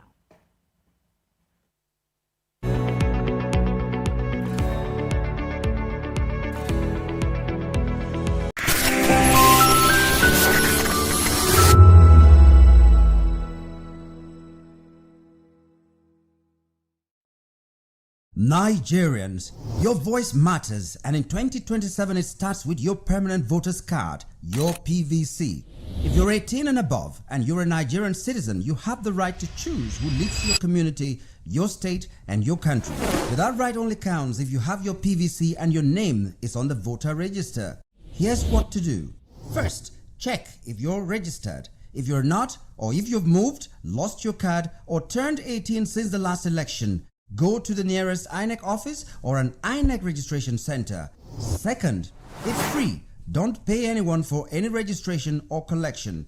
Third, collect your PVC early. Don't wait until the week before elections. INEC will announce dates. Listen to radio, TV, and follow INEC's official pages. Your PVC is more than plastic. It's your power to hold leaders accountable. It's how you decide on roads, schools, hospitals, and jobs for your community. When you vote, you decide the future of your children. Get registered. Get your PVC. Vote in 2027. For Nigeria to work, you must be a part of it. Your vote, your future, your responsibility. This message is brought to you by Voice of the People, VOP Media.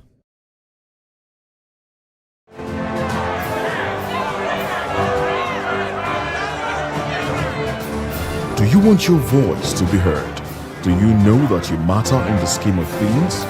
The People's Voice, the show where ordinary citizens take center stage as we discuss the biggest stories that affect you and I. With you in mind, we facilitate lively discussions, debates, and interviews on the topics that matter most to you and I. From social justice to economic empowerment, education to healthcare, governance, and more. Tackling tough topics and amplifying your voice. Join the conversation and make your voice count. The People's Voice. Make your voice count.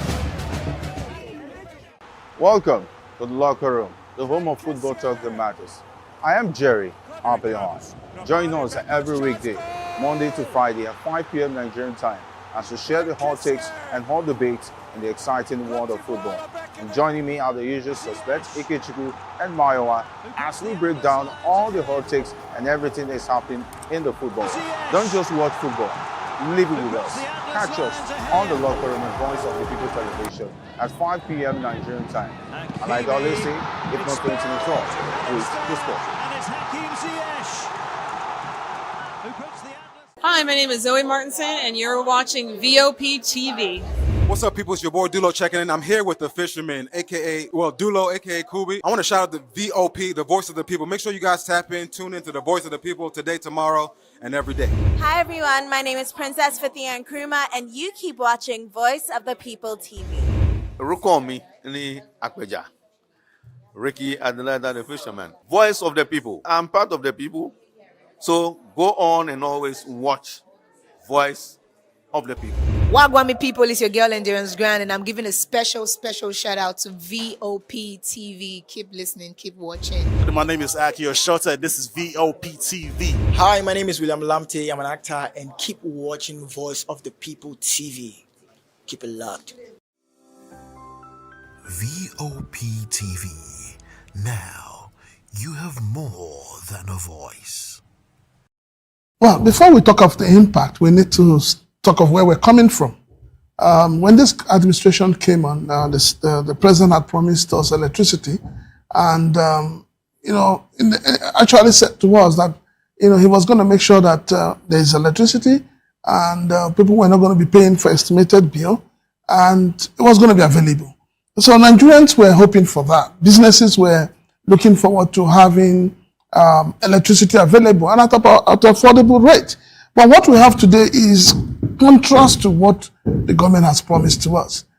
Today, organizations are running more like everything they do in their profit, everything seems to be taken over or eaten up by electricity. And so it's difficult for a lot of business to survive in Nigeria, and it's difficult for us to begin to put our fingers on it to say, yes, we are benefiting from the dividends of democracy from this administration. Well, the supply itself is a big problem because, for instance, there is a hotel that has about 60 rooms, and on a monthly basis, they pay 27 million plus. And at the same time, they also run diesel for about 18 million. So by the time you add it, you find out that in a month, 45 million goes to the supply of electricity and their own supply of electricity by themselves. So it's not about the supply being available, but yes, the supply is epileptic, which we all know. The national grid keeps collapsing, and the cost, that comes with it is also very high.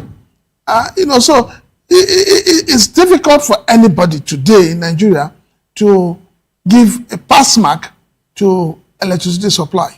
Say, put it this way, most hospitality industries in Nigeria, especially hotels, some of them are paying 25,000 naira per day for electricity. 25,000 naira per day for electricity. That is not cheap. That doesn't come cheap at all. So if you're paying only for electricity for 25,000 naira, then you've not added your staff salary, you've not added maintenance, you've not added every other cost, you've not added the taxes you pay and all of that. So you find out that the price of the rooms are going higher, and that is why the patronage is reducing. So, the purchasing power of Nigerians is nothing to write home about. So a lot of businesses are folding up, a lot of businesses are going under because of the bad policies of government, especially with electricity. And let's be honest with ourselves. If electricity was cheap, if it was available, if it was affordable, the president would not have opted to using solar and saying, look, you guys go with your national grid, whatever happens to you. That's the impression we get. That's the impression Nigerians get today. Because for the president to opt to begin to use solar as against finding a way of fixing the electricity issue and ensuring that there is supply, ensuring that there is distribution, but he has opted to go and be on solar, it simply means that you guys can go to places. Well, the advice is simple. The government needs to begin to look at the way of cutting, bringing down the cost of electricity. The cost of everything in Nigeria today has gone haywire. As of today, people are buying 1 kilogram of gas, 1,006, 1,008. Some people are buying for 2,000. Petrol has been 1,003 to 1,005. And interestingly, the wages have remained the same. So it's becoming difficult, extremely difficult, not only for businesses to survive, but for the Nigerian people themselves to survive this economy. So the government must begin to think as if there's no box. Where did you get it wrong? We talked about subsidy is gone. Where is the money that has been saved from the subsidy? Loans have been collected. Where has the money been applied? So the government needs to begin to cut from its own self. I remember during the campaigns, President Bola Ahmed Tinubu said he was going to cut the cost of governance. But what we have today is an over-bloated cost of governance. And we cannot continue like this as a nation. We cannot. So the government needs to find a way to be able to meet the people halfway. Not asking the people, the poor Nigerians, go and pray, go and make sacrifices. The political leaders, are they making the same sacrifices?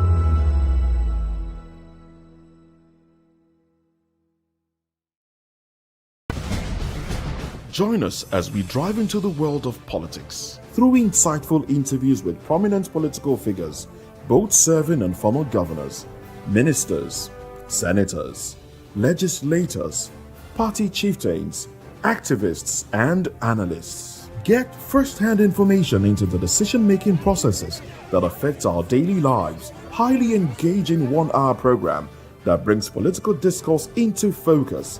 I am Chukwuma Okoro. Political Lens, Monday through Friday, 6 to 7 p.m. Join us. In a world where power shifts with every headline. In a nation full of questions.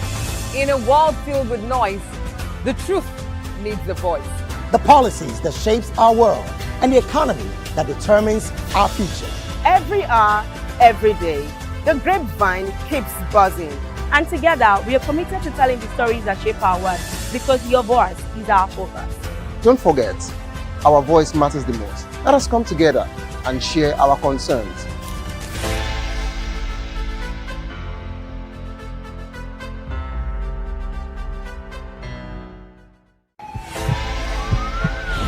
This is Health Check, your weekly guide to better living, smarter choices, and trusted answers. From everyday wellness to urgent health issues, we've got you covered. Health Check, only on Voice of the People television, where your health has a voice.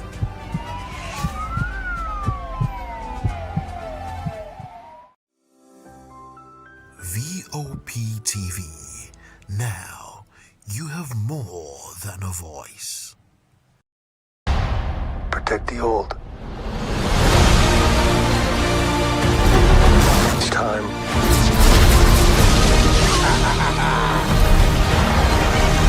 Are you scared? You should be. Good job, baby. This is the way. It was a day of excitement and smiles as children gather at Female Cinema, Palms Mall, Lagos, for a special cinema outreach program. The initiative, which featured a screening of The Mandalorian and Grogu, created an opportunity for young movie lovers to enjoy entertainment, creativity, and the power of storytelling. Organizers say the outreach is aimed at creating memorable experiences for children while encouraging creativity and positive engagement. So I believe that as an entertainment company, as distributors, we're not just all about bringing films to the cinema. We are also about using that medium, that is film, entertainment, to sort of create memorable experiences for people in our community. So it makes sense that as we are doing the one we can for the cinema, we are also giving out to our immediate community as well. So it's about the experience for the kids, because you find that in the crowd that we have here, there are some people that haven't had the cinema experience before. So this project was actually just curated for those people so that they know that an experience like this exists. And there's something about film and broadening people's horizons, broadening your expectations, right? So this was just sort of the idea that there's so much more beyond their immediate environment. So that was sort of what inspired this, and just making sure that people get that experience at least once in, want to believe that subsequently things like this will be happening for them. But yeah. You've seen how everything just started. We're actually here to ensure that we give back to the society. This is something we do every now and then. Journey Cast has always looked for opportunities to give back to society. Sometimes we go all on board doing malaria programs, bringing awareness to the society. Today we just chose to give back to the children and all that. So, not everybody has the same opportunity in life. You get me? So these children are. This is a very beautiful experience for them, and one of the things is to do for them is to open up their horizon to great opportunities out there. So if they are confined to a certain way of thinking or to a certain box in life, when they come to places like this, their minds are open. They get to see beautiful things. They get to watch movies. They get excitement. They get inspired to even learn more in class, so that they don't just stay confined to the regular thing they know every day. When we get to, get initiatives like this, we like to support the children outside the classrooms, just so that they get new experiences and, they get to see everything outside the school. And also when they, talk to friends and they are in a conversation, they'll be able to have something to say too, that they've gone to this, they've done that, just so that, and we like to support something like this, just our name can also be out there also. For the children, it was a moment of fun, interaction, and shared memories. Hello, beautiful children. Okay, so is this your first time at the cinema? Yes, ma'am. Okay, so how was the experience like for you? Fine, thank you, ma'am. Who among you enjoy yourself to the fullest today? I. So what did you enjoy about today? The movie. Who else enjoyed the movie? Yeah. So how was the movie for you? It's fine, ma'am. Okay, so if you will rate that movie on a scale of 1 to 10, what would it be? You have something to say? If I'm going to rate the movie, I'm going to rate it about 10 over 10. And why is that? Because it's so interesting. Okay, so who is your lucky actor in the movie? Is it Mano or the girl? Mano. Okay, and what is that thing you love about them? Because he's a brave man. He's brave and he never give up. Okay, so thank you very much. Enjoy. It's been an amazing experience to see the excitement and the joy on the faces of children as they gather together to have this cinematic experience through this wonderful outreach. Knowing fully well that this is like a first time for many of those children, we hope to see many of these to give every child the equal opportunity to learn beyond the classroom and make something meaningful for their life and have a broadened horizon. I am Oyindamola Olokuto for Voice of the People TV. Good evening, Africa. My name is Boma Kore, actor, model, producer, and I'm giving a big shout out to VOP TV, man. Keep watching. Don't change the dial. Thank you and God bless you. My name is AY, and of course, I represent the voice of the people, and that's why I'm on VOP. AY say so. Hi everyone, it's your girl Miriam Tima from the Real Housewives of Lagos and the Real Housewives Ultimate Girls Trip Africa. Shout out to VOP, the voice of the people. You already know. Stay tuned, keep watching. And don't forget, VOP is the best. All right, hello, everybody. It's a brother Shaggy, the man find back with Melanie Poppy Black Skin Boy. This is VOP TV. If you're not watching VOP, I don't know what you're watching. Maybe you're watching your weight. Hello, beautiful people. This is Wale Ojo, and you're watching VOP, Voice of the People. Hi guys, you already know who it is. This is New Energy. Flyers wherever live it. Keep watching VOP TV. Thank you. Hi, people. Ginny Albano here. Guys, please keep watching Voice of the People.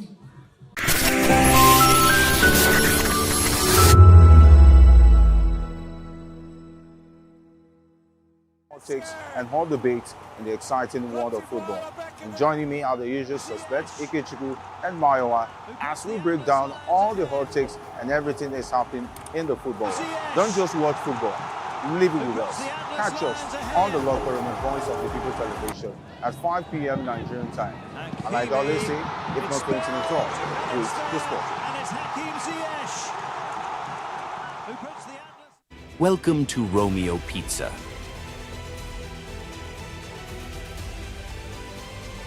Sink your teeth into our freshly baked pizzas.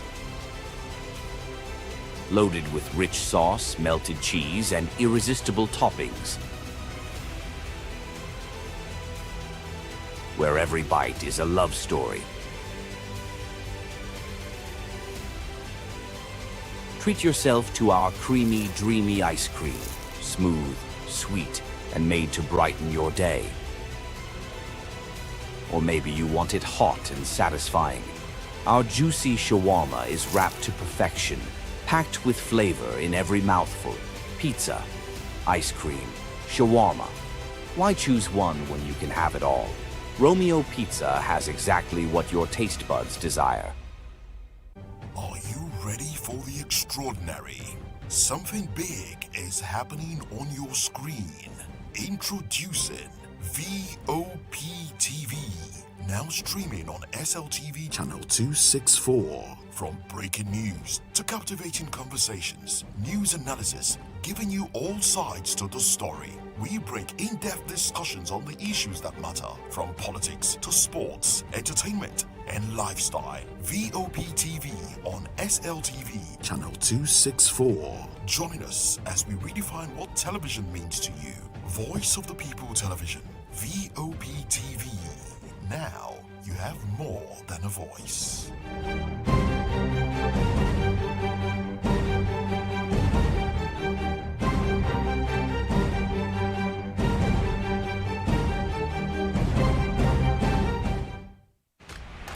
Yes, obviously everybody knows the game is beautiful and that's why I love sports. My name is Kizzy K, you're welcome to my republic. But remember, there can never be a transfer without a window. Just like there can never be a deep thinking without a Pep Guardiola in football. You can't say tennis without talking about Djokovic. So why not give me attention on the show so I can run your race on the TV like Lewis Hamilton Formula 1 star.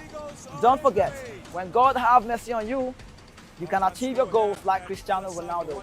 I am a proud Nigerian, and right here, we talk NFF. For every sports updates, commentaries, live interviews on the game, we got you on this, because right here at Voice of the People TV, the Sports Public Show has got everything just for you to be part of it. I love the beautiful game, and that's why Kizzy K loves sports. In a world where truth is the ultimate power and opinions scream the loudest, it's time to wade through the noise. Hunger no get tribe! Hunger no get religion! And scan the human interest and trending topics that matter. Stay tuned to The Issues, your plug to the stories making the buzz, from politics to science and technology, social justice, and more. Let's tackle the tough questions and expose the truth. The Issues on Voice of the People Television. Don't just react, understand. The red carpets, awards, the razzmatazz, music, fashion, interviews, and more. Spotlight on Voice of the People Television. Let's feed you with all the juicy stories in the global entertainment space, bringing you the glitz and glamour.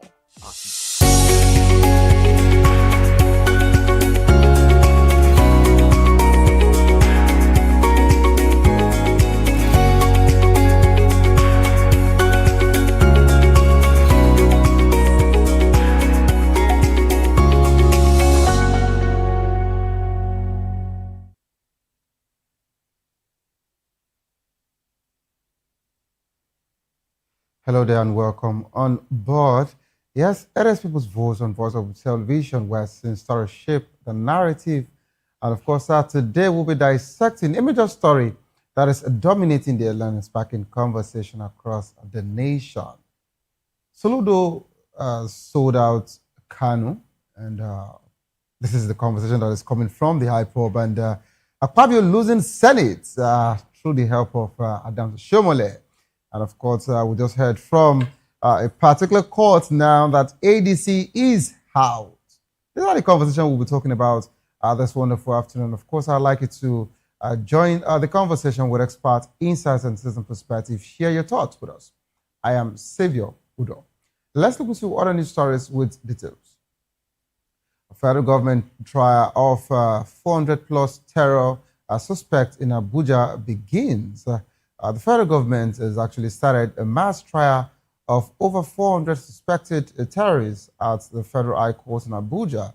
The week-long trial will be handled by 6 judges, including Justice Binta Nyako and Emeka Nwete. Attorney General Lateef Fagbemi leads the prosecution. Officials says the exercise following April's trial of 500 suspects aim to clear the backlog of terrorism cases and fast-track justice for insurgency-related offenses. And of course, away from the particular one, dismissed a police inspector arrested with guns, ammo, and of course, more weaponry in Plateau State. Troops of Operation Enduring Peace, OPEB, have arrested Danjuma Yusufu, a dismissed police inspector for suspected armed trafficking in Riom local government, Plateau State. OPEB spokesman, Captain Polycarp Ote, says Yusufu was intercepted June 15th while traveling from Jos south to Makera based on credible intelligence. Recovered items includes 2 locally made pistols, 167 rounds of 9mm ammo, and of course pepper spray, cutlasses, phones, police ID items, and 73,300 naira cash. OPEB said preliminary findings link Yusufu to an interstate arms syndicate supplying weapons to terrorists and bandits. Investigations are still ongoing as of the time we're reporting this particular conversation. To join the conversation, kindly call the number 090-447-32605. Follow us on social media at Vop Tv Live. You can use the hashtag People's Voice on Vop Tv, and of course on YouTube with Voice of the People TV. Kindly hit the subscribe button, and together we can make our voices heard. It is time for us to go on a quick break. As soon as we return, we'll be dissecting the conversation here. Soludo out because he actually, has been, dealt with by his IPOP members. Of course, when I saw this particular conversation, I was also, concerned. The IPOP said, in quote, Soludo sold out Kanu because of VP slots. And of course, Akpabio is still battling with a Senate seat with Adams Shomole, and it's looking like he's losing already. And of course, ADC has been marked amongst other political parties to be deregistered. This and more would be the conversation on the decks today. Don't go to West State, please. We'll be right back.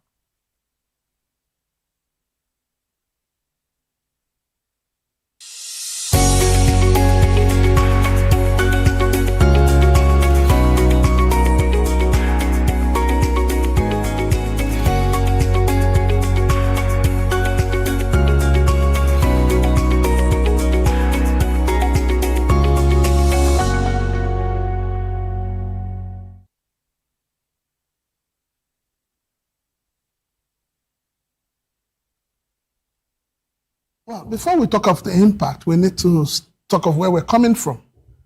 When this administration came on, the president had promised us electricity, and actually said to us that he was going to make sure that there's electricity, and people were not going to be paying for estimated bill, and it was going to be available. So Nigerians were hoping for that. Businesses were looking forward to having electricity available and at affordable rate. But what we have today is contrast to what the government has promised to us. Today, organizations are running more like everything they do in their profit, everything seems to be taken over or eaten up by electricity. And so it's difficult for a lot of business to survive in Nigeria, and it's difficult for us to begin to put our fingers on it to say, yes, we are benefiting from the dividends of democracy from this administration. Well, the supply itself is a big problem because, for instance, there is a hotel that has about 60 rooms, and on a monthly basis, they pay 27 million plus. And at the same time, they also run diesel for about 18 million. So by the time you add it, you find out that in a month, 45 million goes to the supply of electricity and their own supply of electricity by themselves. So it's not about the supply being available, but yes, the supply is epileptic, which we all know. The national grid keeps collapsing, and the cost, that comes with it is also very high. So it's difficult for anybody today in Nigeria to give a pass mark to electricity supply. Say, put it this way, most hospitality industries in Nigeria, especially hotels, some of them are paying 25,000 naira per day for electricity. 25,000 naira per day for electricity. That is not cheap. That doesn't come cheap.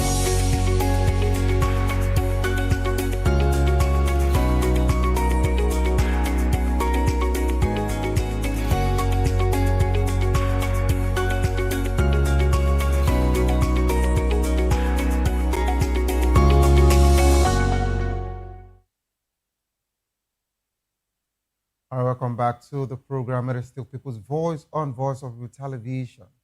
A federal high court in Abuja ordered INEC to deregister ADC, CORD, APPAA, and ZLP for failing Section 225A benchmarks after not winning 25% of presidential votes in a state, or an elective seat in 2023 by-elections. INEC was barred from recognizing them until they comply, a ruling that could impact 2027 candidates. The indigenous people of Biafra, IPOB, accused Anambra Governor Chukwuma Soludo of opposing Nnamdi Kanu's release to pursue a VP ticket in 2031. On a Fulani-led ticket, to be precise. IPOP called it a betrayal of Soludo's 2023 pledge to stand as Kanu's surety, and restated its demand for Kanu's immediate release. And of course, lastly, Senator Adams Oshiomhole of APC and Edo North, to be precise, accused Senate President Godswill Akpabio of bias, saying Akpabio is paranoid about his influence. And of course, Oshiomhole claimed that many senators are grumbling about Akpabio's leadership and predicting that the 11th Senate will not mirror the current arrangement that is going on as we speak. Of course, we'll be joined shortly by Engineer Muri Salahu Audu, NDC stakeholder, and of course our governorship hopeful of Kogi State. But while you're trying to set him up, we have joining us in the studio live Mr. Dele Fanimo, a seasoned reporter and a senior political analyst. Good afternoon, sir. Good afternoon, David. Welcome on board, sir. My pleasure. All right, quickly, I don't know if you would like to respond to any of the news stories, the other news stories, before we go into the main conversation, or do you want us to just phase up the conversation? I think we have the federal government just begins a trial for 400 plus, terrorists, and of course we also have dismissed police inspector who they found arms with him. You see, let me quickly say this about the dismissed police inspector. I've always said it, that those millennium policemen that were recruited by Obasanjo during his tenure, they are the inspectors, and lately some of them were recently promoted to ASP. These are the most notorious set of policemen. in Nigerian police force today. Amongst them? Yes. And that's why, and you see, majority of them are on the road. Why do you have to profile that particular era? I would like you to give me. Because I was close to the police hierarchy when they were recruited. I was covering the police then. Those were the days when the current IG was DSP. DSP.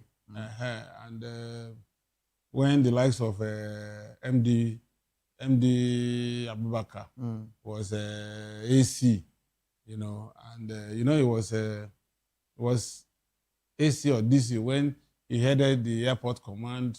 Yes, and we have during the World Cup and all that. Yes, and so we I had like understand Margaret Epo, multiple control before becoming. Yes, so I remember. you see, these were the guys that were recruited at that time. There was no forensic investigation, no fingerprint.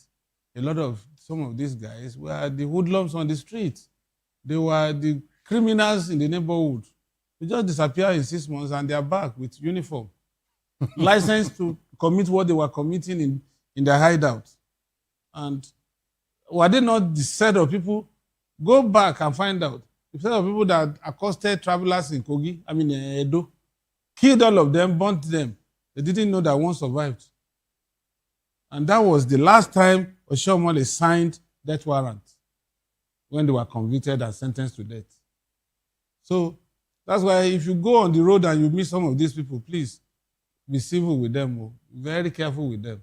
Even those in the force, they will tell you. So I'm not surprised that it was dismissed. A whole era as regards to the millennium, police. But if we're to talk based on fact, of course, you've actually given different reasons why you decided to pick that particular era. But if we're to talk based on percentage, how would you group them? Because we can't say it is all of them. No, there are some that are real Muslims, real Christians who live by the rules, who will not collect bribe, who will not do miscarriage of justice and all that. No, I'm not saying all of them are bad. Let me give you one funny, instructive thing that happened. During that period, a particular policeman at Agugu police station, in an encounter with hoodlums, lost his life. So to compensate the family, they recruited the wife and the daughter same day. Look at the disparity. And they said, if you are above 25, you cannot be recruited.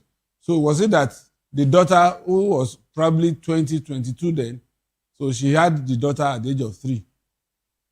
And after training, this woman started adorning mobile police uniform right there in Ibadan. I know what kind of compensation should we call that particular? That's what I'm saying. So, how many prisoners go to prison and when they come out, they are well documented that we are ex-convicts? Mr. In America or Britain, the moment somebody is sentenced, it's all over the internet. If you just Google that person's name, Dele Fanimo, they will just show out ex-convict. But it not be Dele Fanimo. It will not be Dele Fanimo, please. Yes. We have to. But that's the way it should be done. So that we will be able to exclude. Okay, now, they said they wanted to recruit 50,000 policemen. The federal government gave that order. What makes you think that some of these bandits will not be part of the people they will recruit in the north? They are repented, so the government said. Well, repented. A serial killer. Repenting. So are you saying that you are not in support of the new latest non-kinetic approach? For those who have crossed the Rubicon, I'm not in support. Okay, somebody who how will you know the ones that have not crossed the Rubicon? You will know now because process of profiling. They will ask them questions, and some of this you know now. Mr. Dele, have you ever seen any thief or any armed robber that admit that he or she has been stealing before now? They always if you have the skill of interrogation, they will confess. Okay. You don't need to torture. Okay. They will now, confess. I'm more concerned about the last line of this particular news. They said investigation is still going on, but the findings that have been gotten so far from the said person is that it happens to be that it supplies these non-state actors. But what will it do with arms and ammunition if he doesn't have somebody who will buy from him? He's just a supplier now. He's not involved in the actual killing. But the same offense, because a if you killer are the one that is commits, selling, yes, you are the one that is selling the gun. because you are the one enabling him. Yes. You know, most of these bandits or terrorists, one-on-one with you, can they beat you? But because they are armed, that's why we are afraid of them. So the enablers should also be punished alongside with... Okay, I want to bring up something, just an extract from what you said last week. While we were talking about, I think one of the conversation got to the point of insecurity. And you said, and I quote, that is it the same terrorists that we're talking about, these bandits that already have what we call landmines being positioned in some of our forests, territories, in some of our territories today? And this brings me to that particular question. Mr. Dele, if a dismissed Nigerian police officer is being caught like this, and they realize that, oh, he has weapon, and of course, he supplies weapon to terrorists. Now, if we are to look at the bigger pictures, almost everybody in Nigeria is saying, where are these people getting weapons from? Who is giving them all of the arsenals that they're using? Who is supplying them? When it comes to these military assets, are we going to say there is a part of our Nigerian military that has been compromised? Or is this all supply coming from outside the country? It's not all that is coming out of the country. I recall that there was a particular soldier, so-called repented Boko Haram. He waited, he was trained for 6 months in the depot. He was posted to his unit, and he absconded with his rifle and went back to the terrorist enclave. Now, that person is more dangerous by somebody picked on the street and just taught the art of firing a rifle. This man had been taught Reiki, had been taught military tactics. So he's going to use that opportunity he had while in training to train those he's going back to in their trenches. 2, he knows how to beat radio communication. Military police, they don't use the conventional telephone for operation.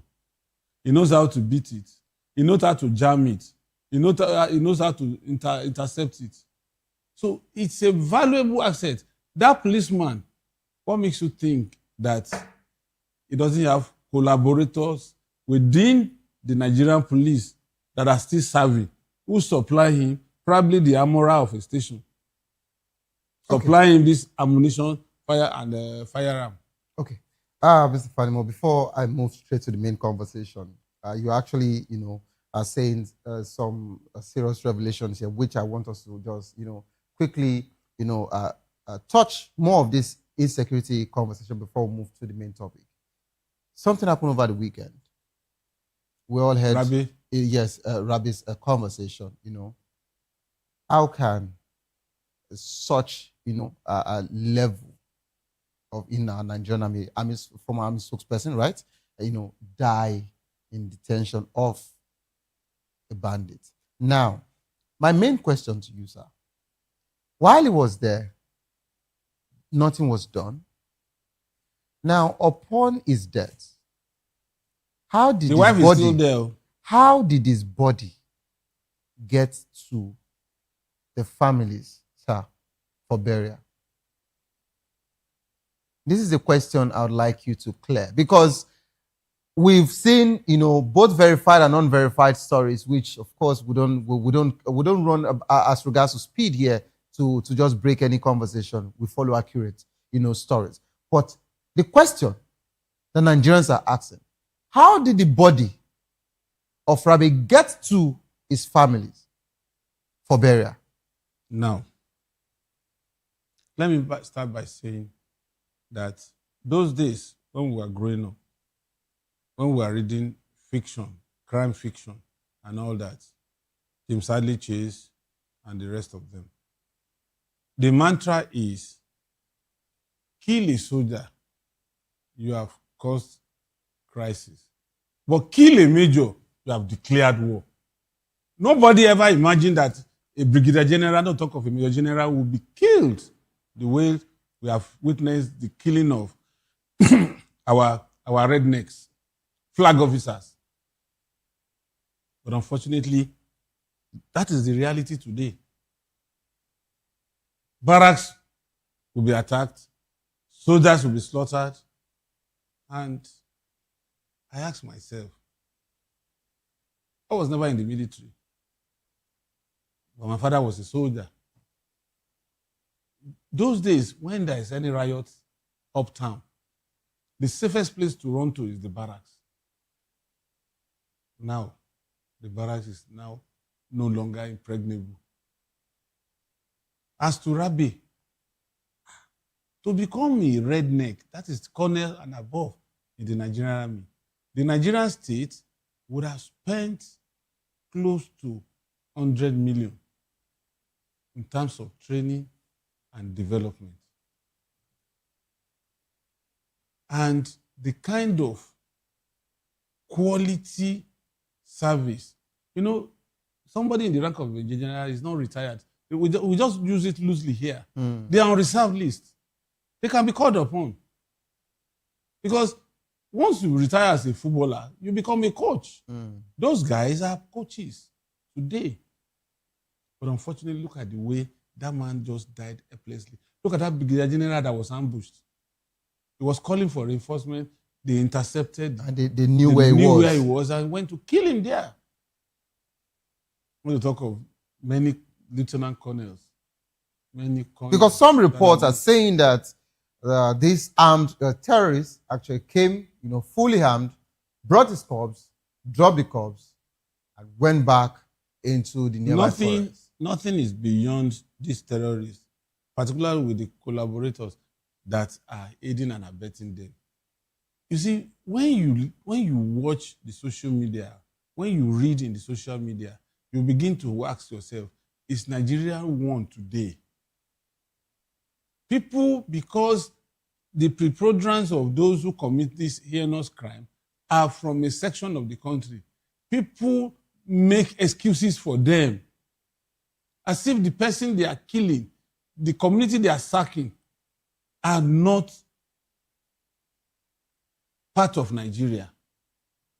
The truth is, say you want to try over 400 terror suspects. Yes. Let's ask ourselves, if there is no artificial scarcity, can you step out of this studio and you are driving home and you see somebody holding a 4-liter keg beside a filling station? What comes to your mind? You say it's madness.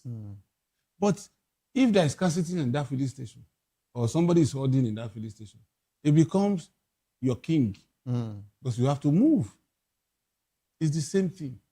These people that you are trying, it doesn't make any sense. They have incubators where they recruit. For every 400 you try and convict, there's a new there are 4,000 waiting to be recruited. But the point is, what are you doing to clip the source? It's just like you are plucking the leaf of a tree. It will sprout. Not actually, you're not attacking the roots. It will sprout. Okay, thank you so much, Mr. Delifanimo, for that particular, broad explanation and conversation as regards to, the other news stories. Let's come back to the main conversation, and I've been told that Engineer Muri Salawu Audu, NDC stakeholder, and of course, a governorship Ofu of Kogi State, has joined the conversation. Hello, Engineer. Good afternoon to you. Please unmute yourself if you can hear me. I'd like to get your audio here.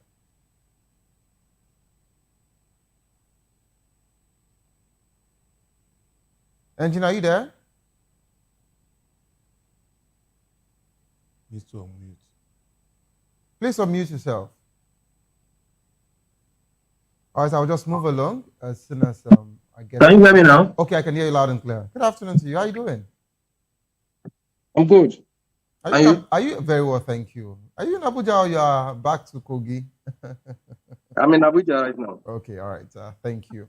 All right, quickly, I don't know if you actually saw in the news, the Federal High Court in Abuja has actually ordered INEC to deregister ADC, Accord Party, APPAA, and of course ZLP, which happens to be Zenith Labour Party, for failing the Section 225A benchmarks, and of course not winning 25% presidential votes in a state, or of course elective seats in 2023 by-elections. Did you see that particular news? And of course, we have also, on our table, the IPOB situation accusing Anambra Governor Chukwuma Soludo of opposing Nnamdi Kanu's release because he's pursuing the 2031 vice presidential bid on a Fulani-led, tickets. And of course, we are all abreast with Senator Adams Oshomole's conversation with Fabio. So these are the major conversations we're talking about. And of course, I just needed to bring you up to speed before I dive into that particular one. I believe you should be happy because this is not affecting your NDC. This is ADC as we speak. But aside from that particular one, the 2027 impact, are we losing 5 party, on the ballot affect political competition and of course coalition building and the voters' choice ahead of 2027?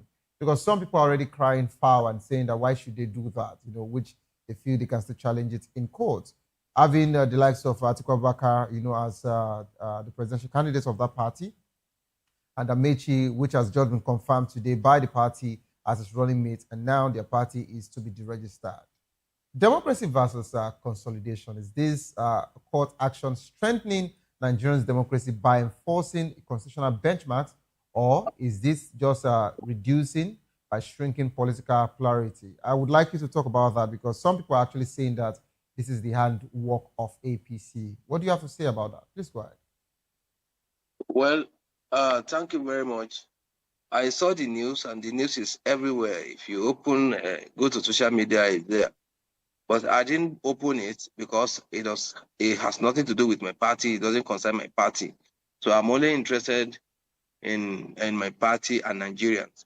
So maybe based on that, I didn't want to, pick interest in opening that news and going through it.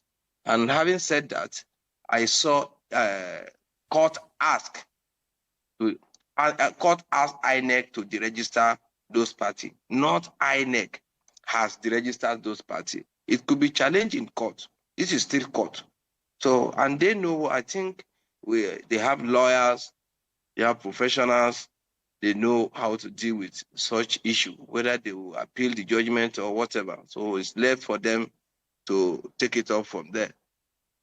And if you are accusing ruling party of being involved, yeah, well, you might be right, you might be wrong, but you know it best. But I don't think if that happen is the best for Nigeria at this particular time, because you can't push everybody to one party system or few party system where the constitution is not, against multiple party system.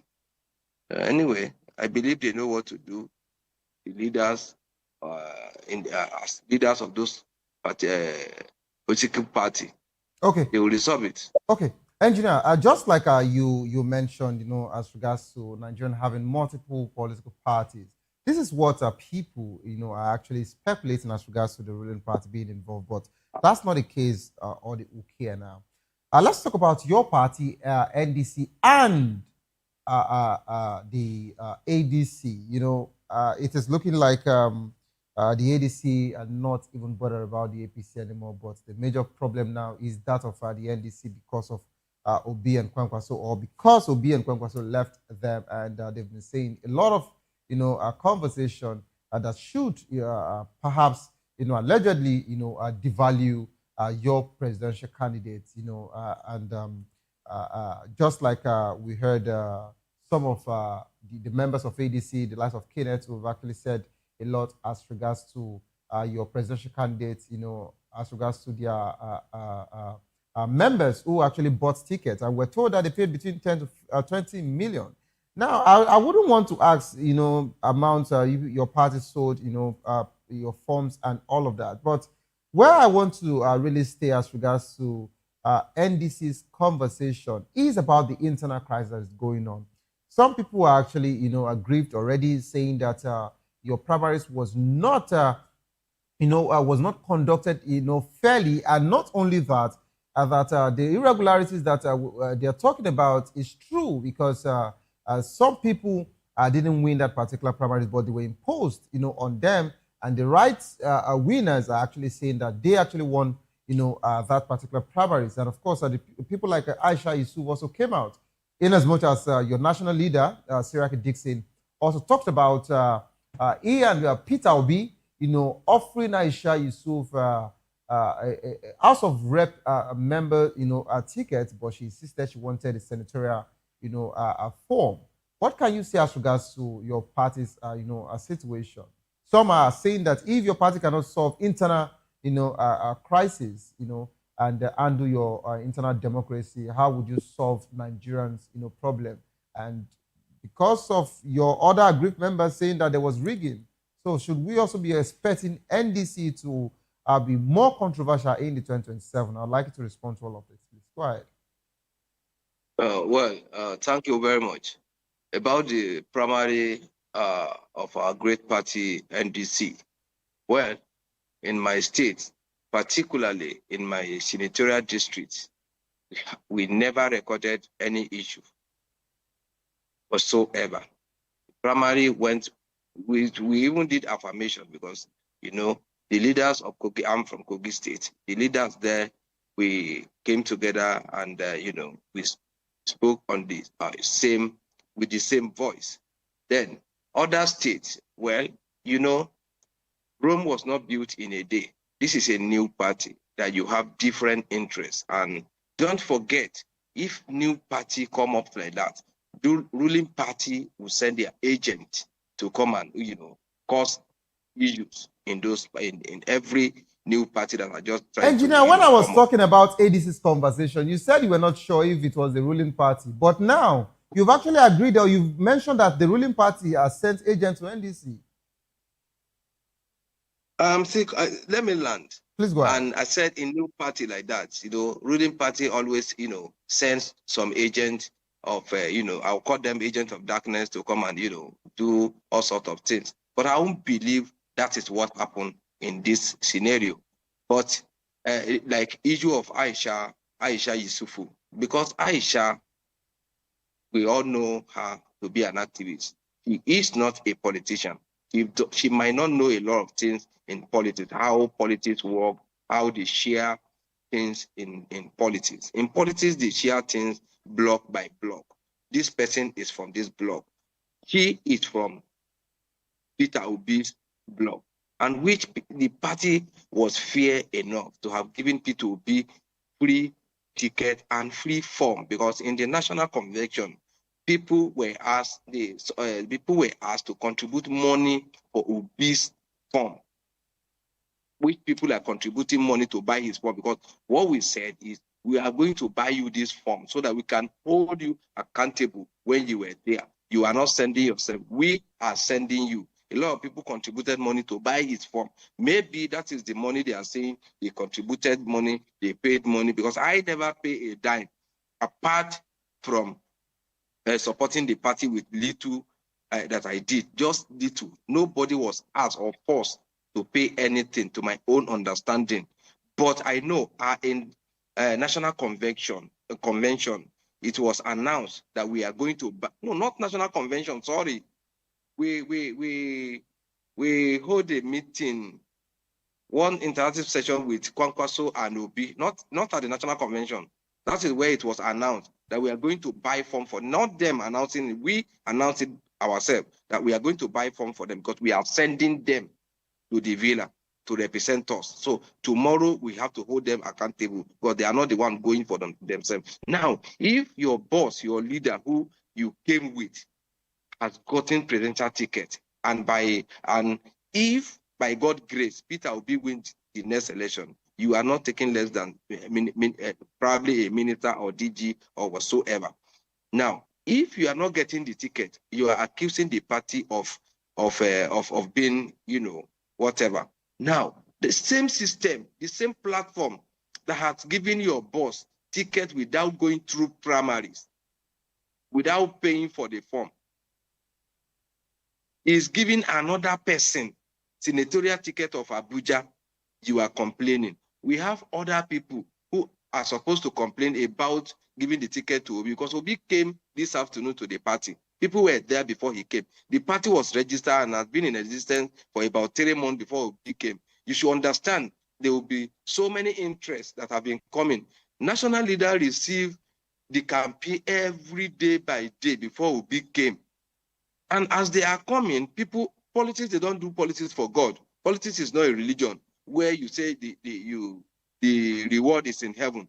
Political reward is on earth, not in heaven. So those who have been decamping, they will be decamping, requesting for one thing or the other, putting structures before. If that party does not have structure, will Obi come? If that party does not have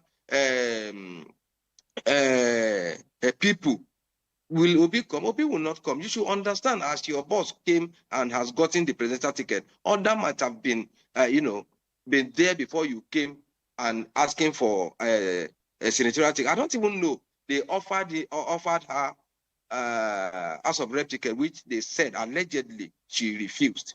If she's a politician, I swear to God, she would not even make any statement for her boss to have gotten the highest office in the country. Your boss has gotten it, and you are still complaining for not getting the Senate. So which love do you now have for your boss? Which love do you now have for the platform that offer your boss the ticket?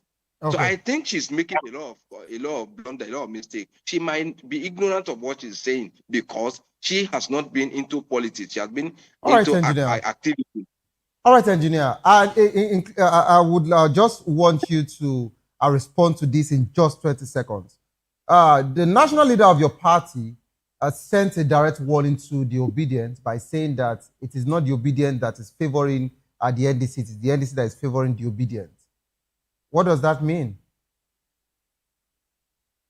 My brother, there is no independent candidate. No matter how popular you are, you cannot contest election in Nigeria without a platform. So if the leader has offered you their platform to contest, do you know how much Atiku spent in the primaries? Do you know how much Amici spent in the last primary? Do you know how much Hayatu spent in the primary? Allegedly, let me even keep that aside. They spend millions of naira in the primary, and only one person emerged. The rest still stay with the party. Now, somebody that came and this party offer you ticket in their so do platform, you think that if that particular person, that somebody you're talking about, if he doesn't have the obedience movement, if you guys didn't actually see or know that he has this particular movement, do you think your party would just hand him that? Just like you said some people have been decamping before Obi came.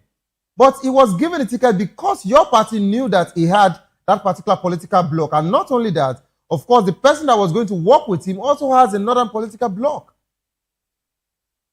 See, our party did great favor to Obedient. Obedient was in ADC. Did they give him the platform to contest? No.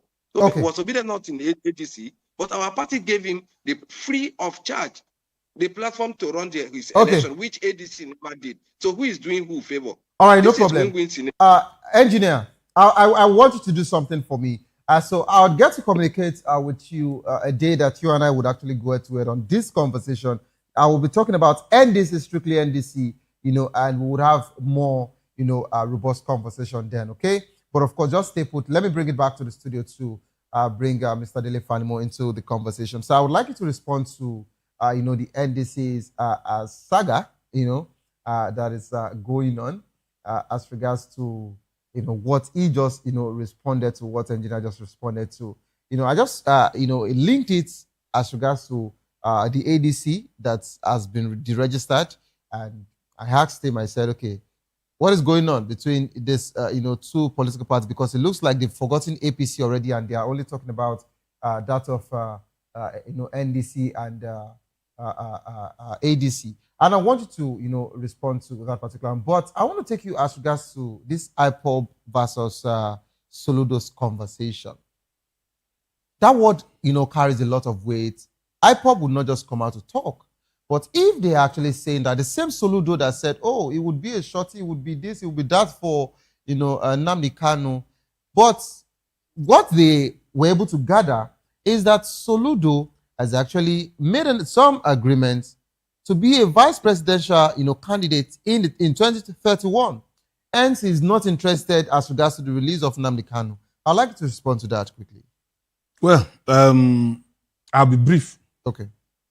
One, I think Aisha Yusuf has a bloated ego, and she's suffering from grandeur of delusion. If you believe that activism is tantamount to politics, no. It doesn't make any sense at that level. So for her to have somebody who's just a new entrant to politics, as sophisticated, as competitive as political offices today, somebody is offering you a ticket of House of Reps without taking anything, extracting anything from you, and you said no, you wanted Senate. Is she going there to begin to harass the likes of Oshiomhole or ex-governors? That's one. So I think they have put her in the right place. So we shouldn't be bothering ourselves. She now talking about ADC, deregistration and Soludo. Let me quickly talk about the Soludo saga. I still consider it as conspiracy theory. The IPOB allegation against Soludo.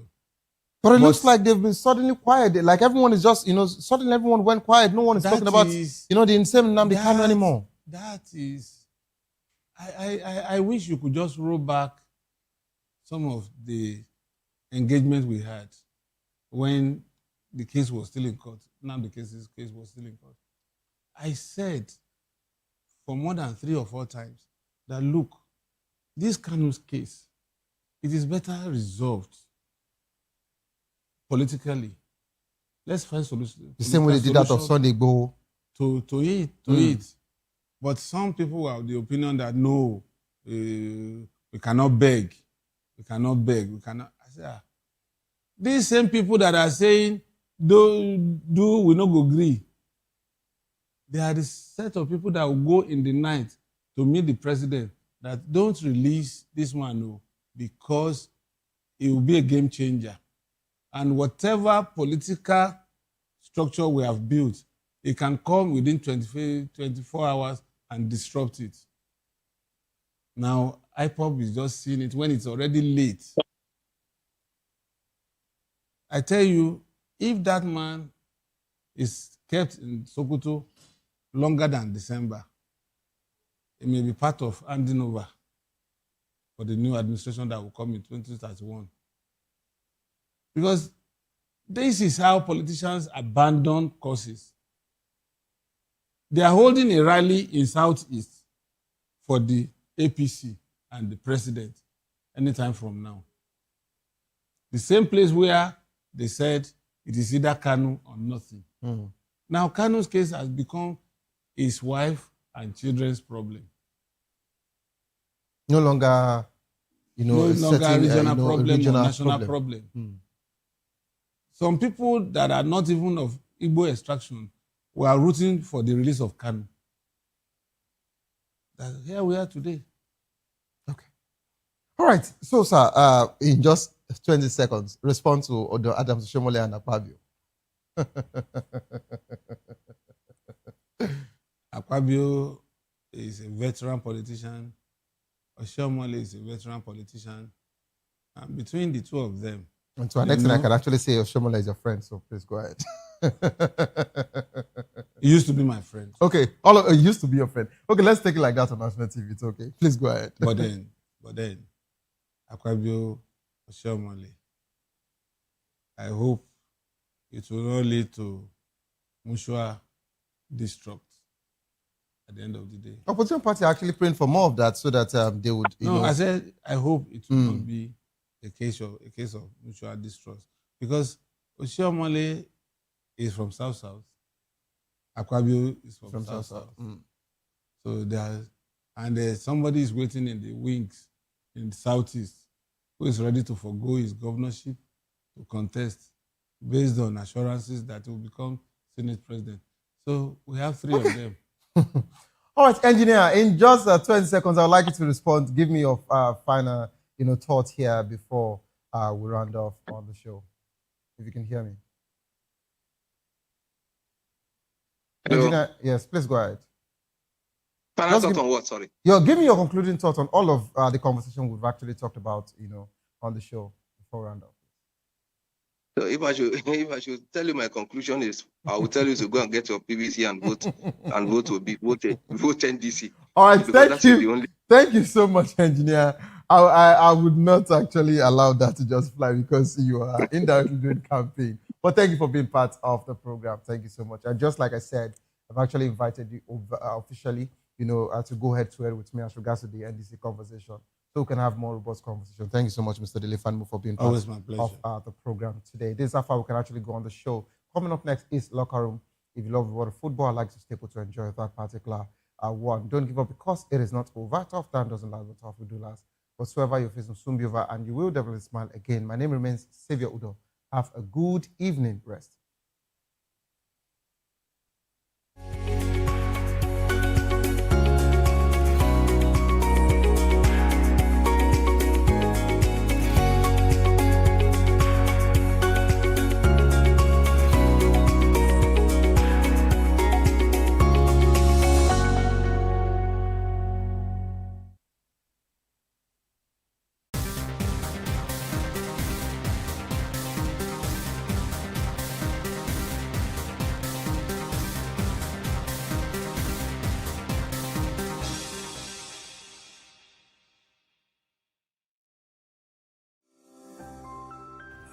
Vop TV.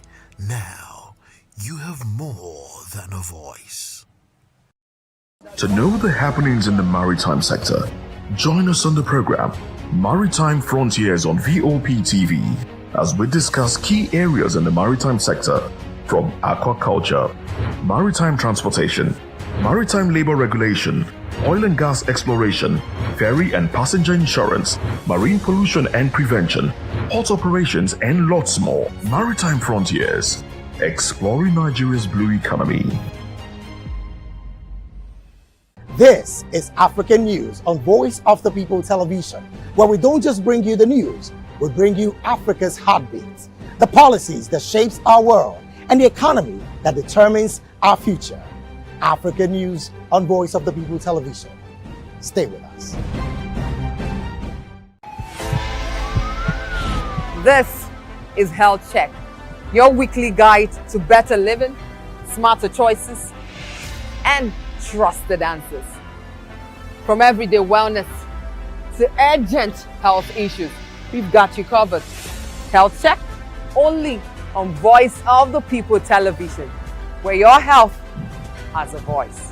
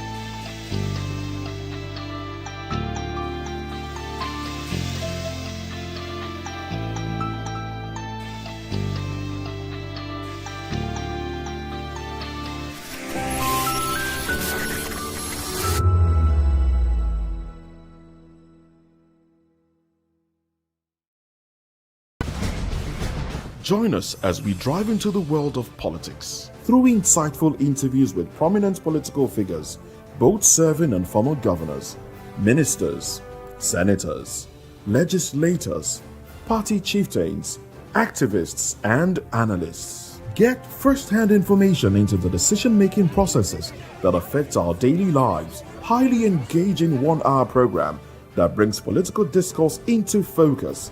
I am Chukwuma Okoro. Political Lens, Monday through Friday, 6 to 7 p.m. Join us.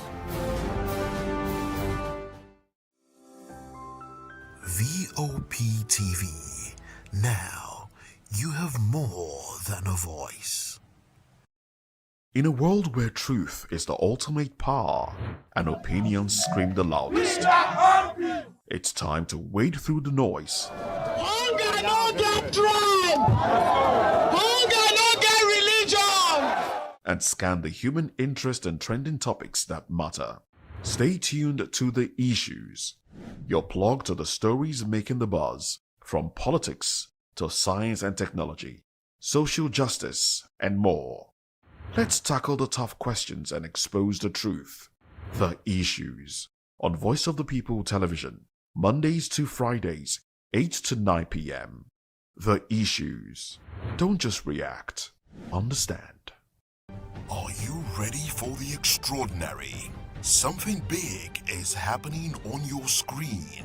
Introducing Vop TV. Now streaming on SLTV channel 264. From breaking news to captivating conversations, news analysis, giving you all sides to the story. We break in-depth discussions on the issues that matter, from politics to sports, entertainment, and lifestyle. Vop TV on SLTV channel 264. Join us as we redefine what television means to you.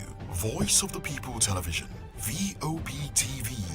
Now you have more than a voice.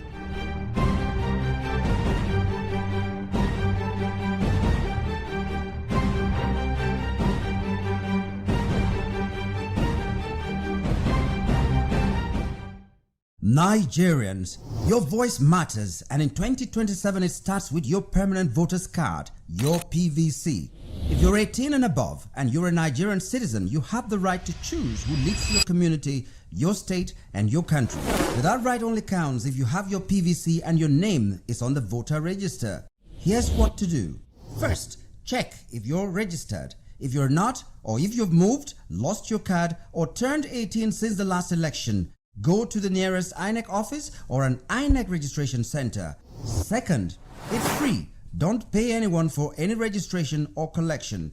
Third, collect your PVC early. Don't wait until the week before elections. INEC will announce dates. Listen to radio, TV, and follow INEC's official pages. Your PVC is more than plastic. It's your power to hold leaders accountable. It's how you decide on roads, schools, hospitals, and jobs for your community. When you vote, you decide the future of your children. Get registered. Get your PVC. Vote in 2027. For Nigeria to work, you must be a part of it. Your vote, your future, your responsibility. This message is brought to you by Voice of the People, VOP Media.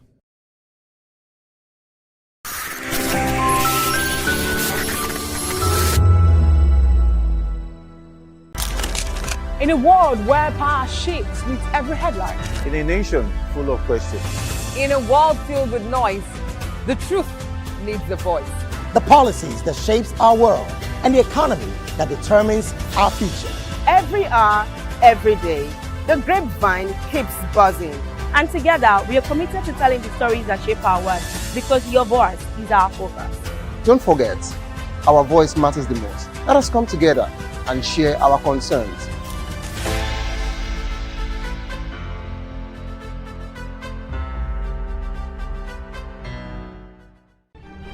In a world where power shifts with every headlines, news breaks and events happens, we bring you unbiased and explicit information on politics, economy, and state of the nation. We break down the chaos. Facts, not fluff. Truth, not spin. We discuss not just politics, but a glimpse into the future. Voice of the People Television. Now you have more than a voice. The red carpets, awards, the razzmatazz, music, fashion, interviews, and more. Spotlight on Voice of the People Television. Let's feed you with all the juicy stories in the global entertainment space, bringing you the glitz and glamour as it is hot. Stay tuned to Spotlight, 1 p.m. Monday to Friday. Spotlight on Vop TV. Entertainment like never before.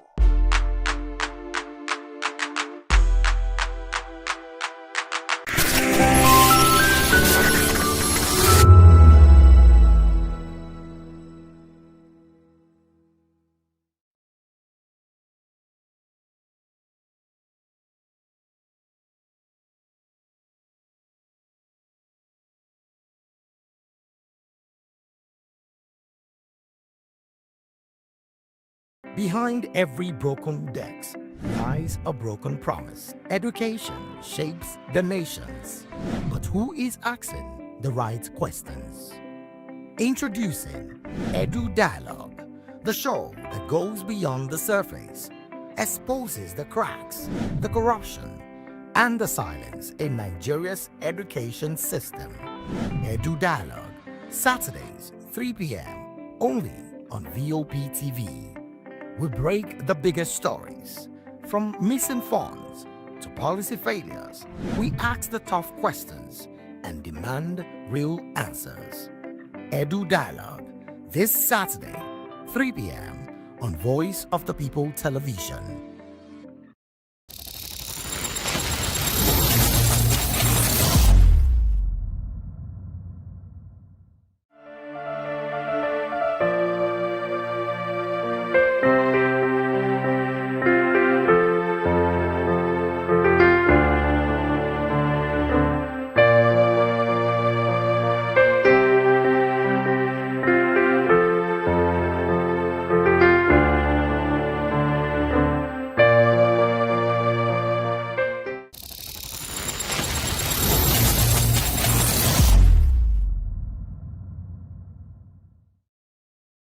My name is Tao Familoni, and here's to Vop TV.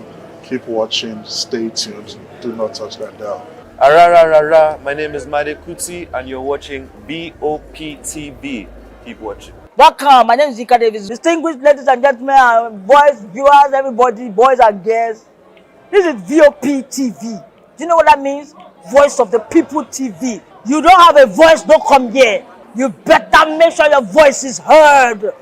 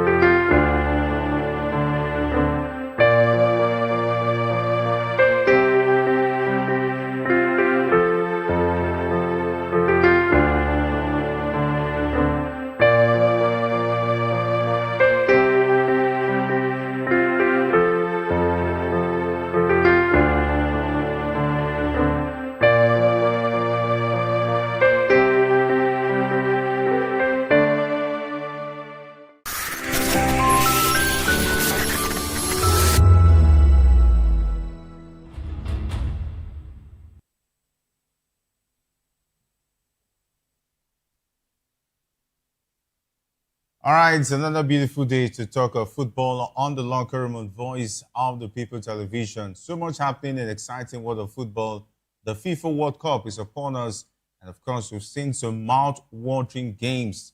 Talking about the best of the best as far as the 48 teams in the world is concerned, all jostling for the biggest football trophy as far as football is concerned. And it's happening all the way in the United States of America, Canada, and of course, Mexico. Though the Super Eagles of Nigeria is not part of this one, but definitely the African countries are making it all count, except for Tunisia. So far, so good. And we'll be looking at that and more on the platform, the locker room on Voice of the People Television. I am your host, Jerry Alpeliohai, reporting once again for footballing duties and so much to look forward to as far as the FIFA World Cup is concerned. The attention on the home front as far as the Nigerian Women Football League is concerned, as well as it concerns the Super Eagles, though they are not part of this one.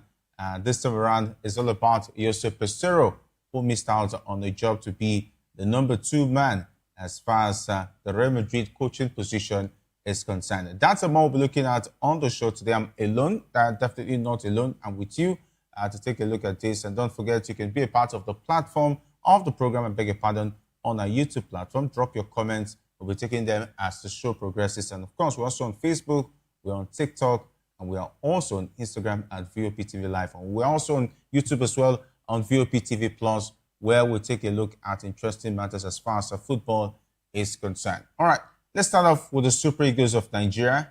Though they just recently played off some friendlies and the Unity Cup competition. Meanwhile, the head coach of the senior national team of Nigeria, Eric Chell, has picked 3 major areas where he wants more options in his team after the recent round of friendly games. And Nigerians started their run of games in the summer with a successful defense of the Unity Cup title in London, beating Zimbabwe 2-0 before a 3-0 win over Jamaica in the final. They, however, traveled to Poland and drew 2-2 in another friendly game.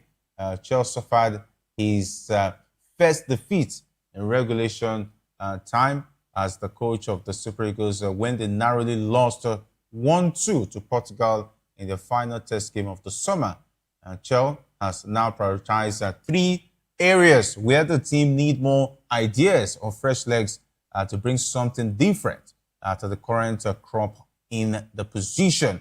Left back is one of the key areas, with Bruno Oyemachi needing an able deputy after Zaidu Sanusi's poor showing in recent friendlies. The FC Porto man has not been able to win his shirt back since losing it at the AFCON.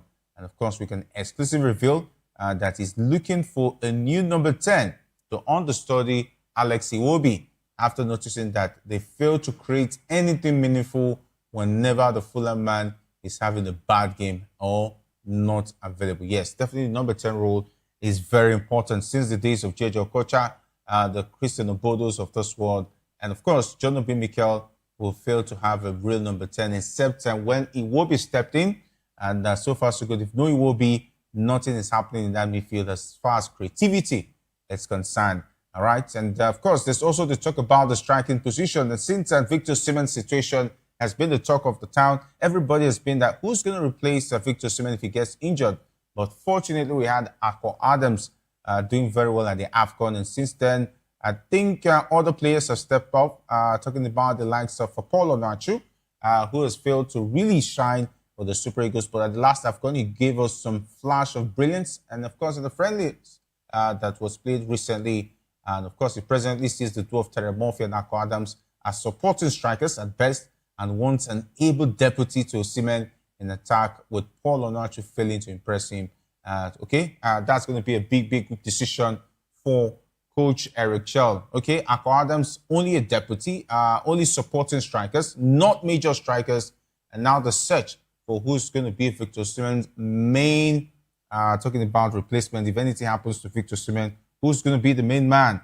Paul Onachu, good for club side, but he has not been able to replicate such form with the national team of Nigeria. Though he scored against Uganda in the last AFCON, that looks like his only goal at the AFCON, though he had limited opportunities due to the fact that Victor Osimhen was absolutely on fire at the last AFCON. Of course, I would like to hear your thoughts on that as far as who do you think would be a perfect replacement for Victor Osimhen if Coach Eric Chell decided to look for someone to take that position of talking about Victor Osimhen. All right, we've tried the likes of Tolu Arokodare, though he didn't have a good season out there with Wolves. Hopefully, he bounces back next season and gives Coach Eric Chell something to think about as far as replacement of Victor Osimhen when the AFCON qualifiers come calling sometime in September 2026.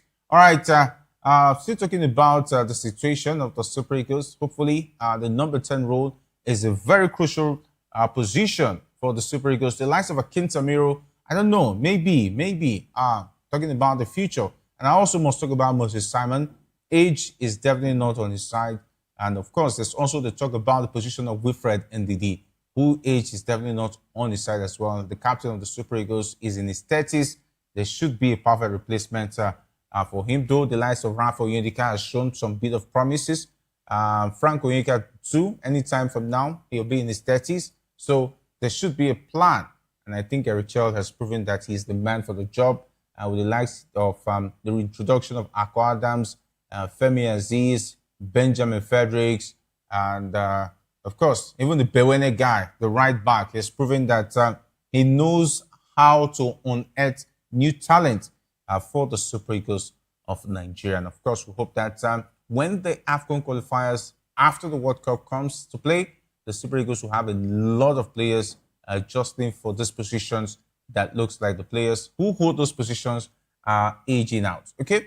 All right, let's move over to this big story. Talking about the former coach of the senior national team of Nigeria, Joseph Peseiro, has lost out in his bid to be one of the assistants of new coach of Real Madrid, Jose Mourinho. Peseiro assisted Mourinho at the club during his first stint, and he was among the names touted in the media to join him for one more swing at the Spanish giant.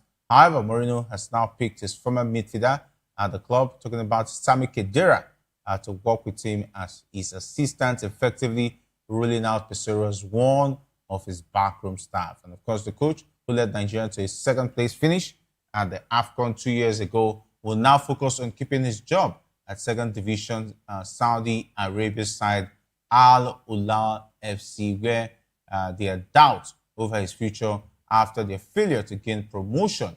And the statement is expected to be made in the coming days by the management of the team, who finished in the regular season.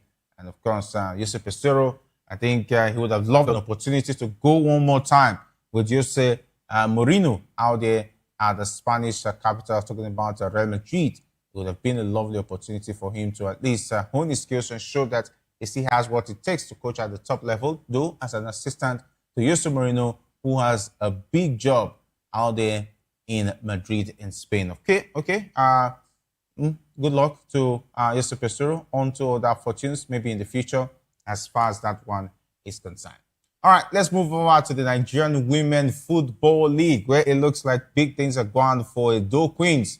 The football club have emerged the champions of the 2026 Nigerian Women Football League after finishing top of the Super 6 tournament on Sunday in Port Harcourt, Rivers State. And in their final match against the Bayelsa Queens, Edo Queens secured a goalless draw, enough to seal the title with 10 points from 5 games. The Benin-based side won 3 matches, drew 1 and lost 1. And of course, coincidentally, Edo Queens won their first title in 2024, when they also sealed the title with a 1-1 draw against Bayelsa Queens. And this year, Bayelsa Queens also finished on 10 points, but ended second on goal difference. Nasarawa Amazons, who defeated Edo Queens in the opening game, finished third with 8 points after playing out a goalless draw against Rivers Angels, who ended the tournament in 4th place. And of course, the third game of the final day between FC Robo and Abia Angels ended 1-1, with the Angels finishing 5th on 4 points, while FC Robo placed 6th with 3 points. And of course, Edo Queens coach Moses Aduku commended his players for their resilience throughout the tournament, and he noted that despite starting their campaign with a defeat to Nasarawa Amazons, they recovered strongly to win the Super 6 title. And of course, I hope you enjoyed the pictures there, courtesy of a production team. I'd like you to enjoy that once more while I let you savor the fact that the Edo Queens winning their second title in as much as the last time they won in 2024, 2 years' time. They definitely pick it up this time.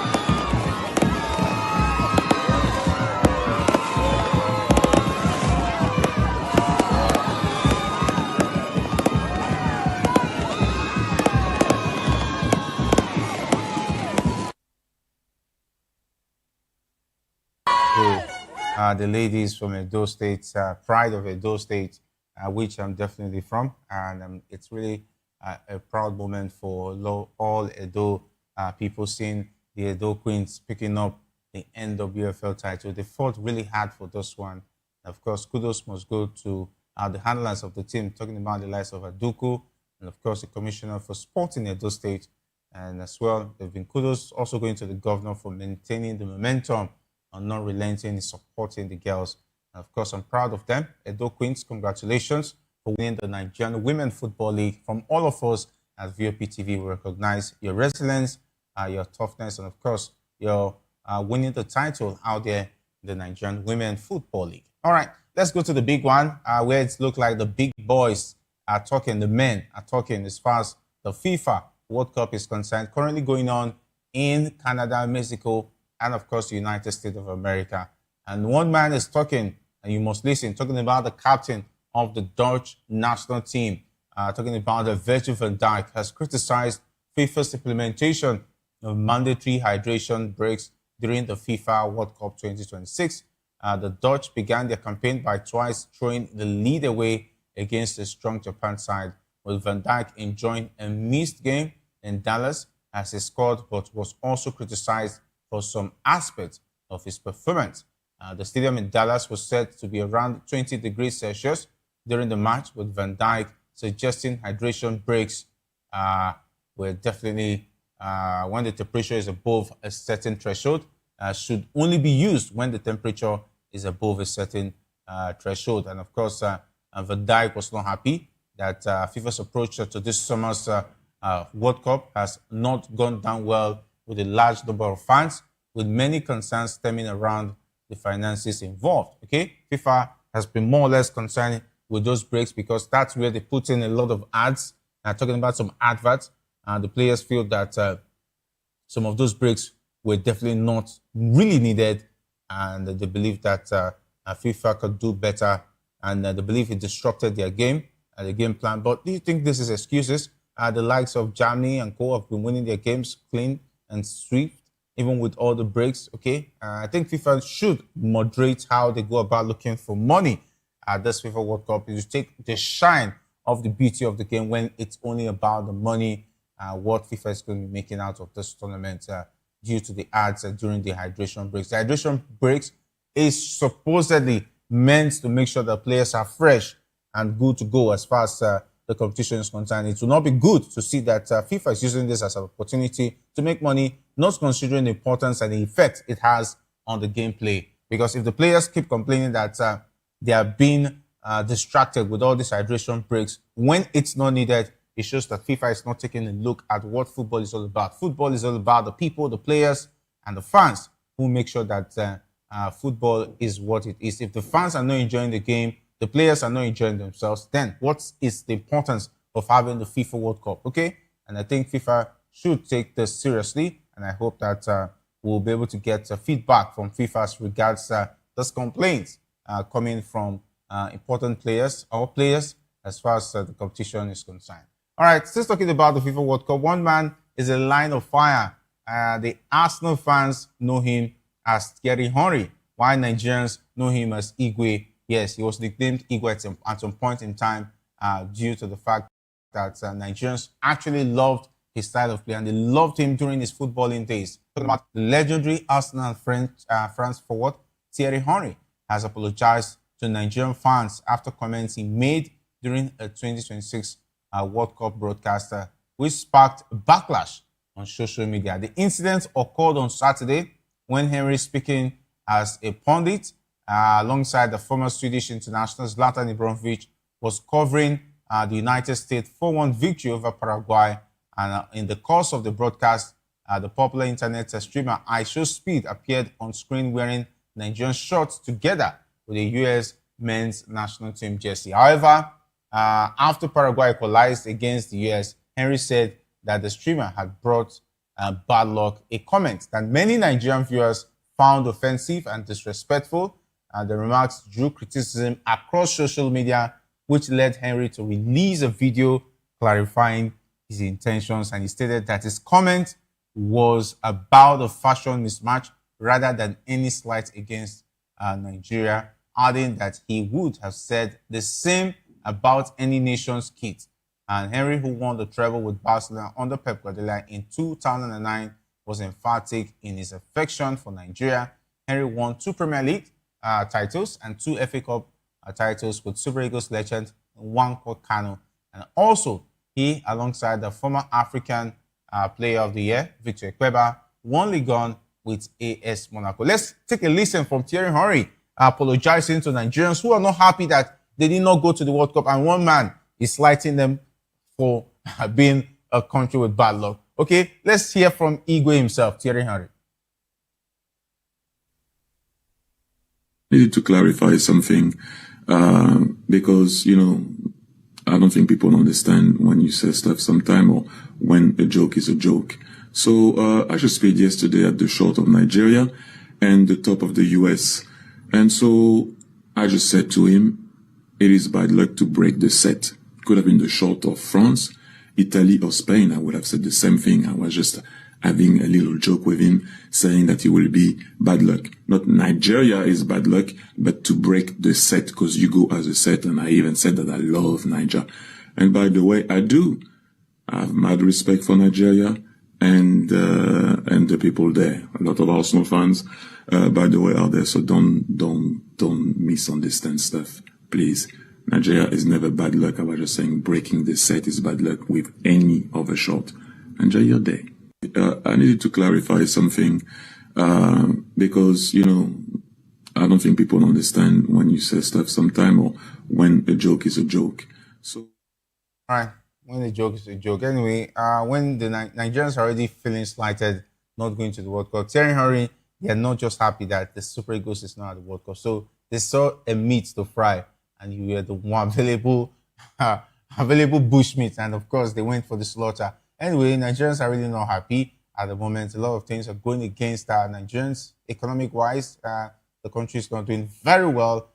People are grappling with a lot of situation with some dimensional poverty, and the Super Eagles not going to the World Cup is a big factor.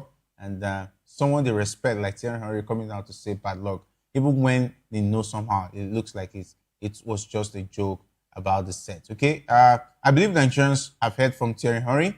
I hope if you forgiving the legend himself, Igwe himself, who showed more respect to the Arsenal fans who are Nigerians as well, and a lot of Nigerians worldwide saying that it was just a joke.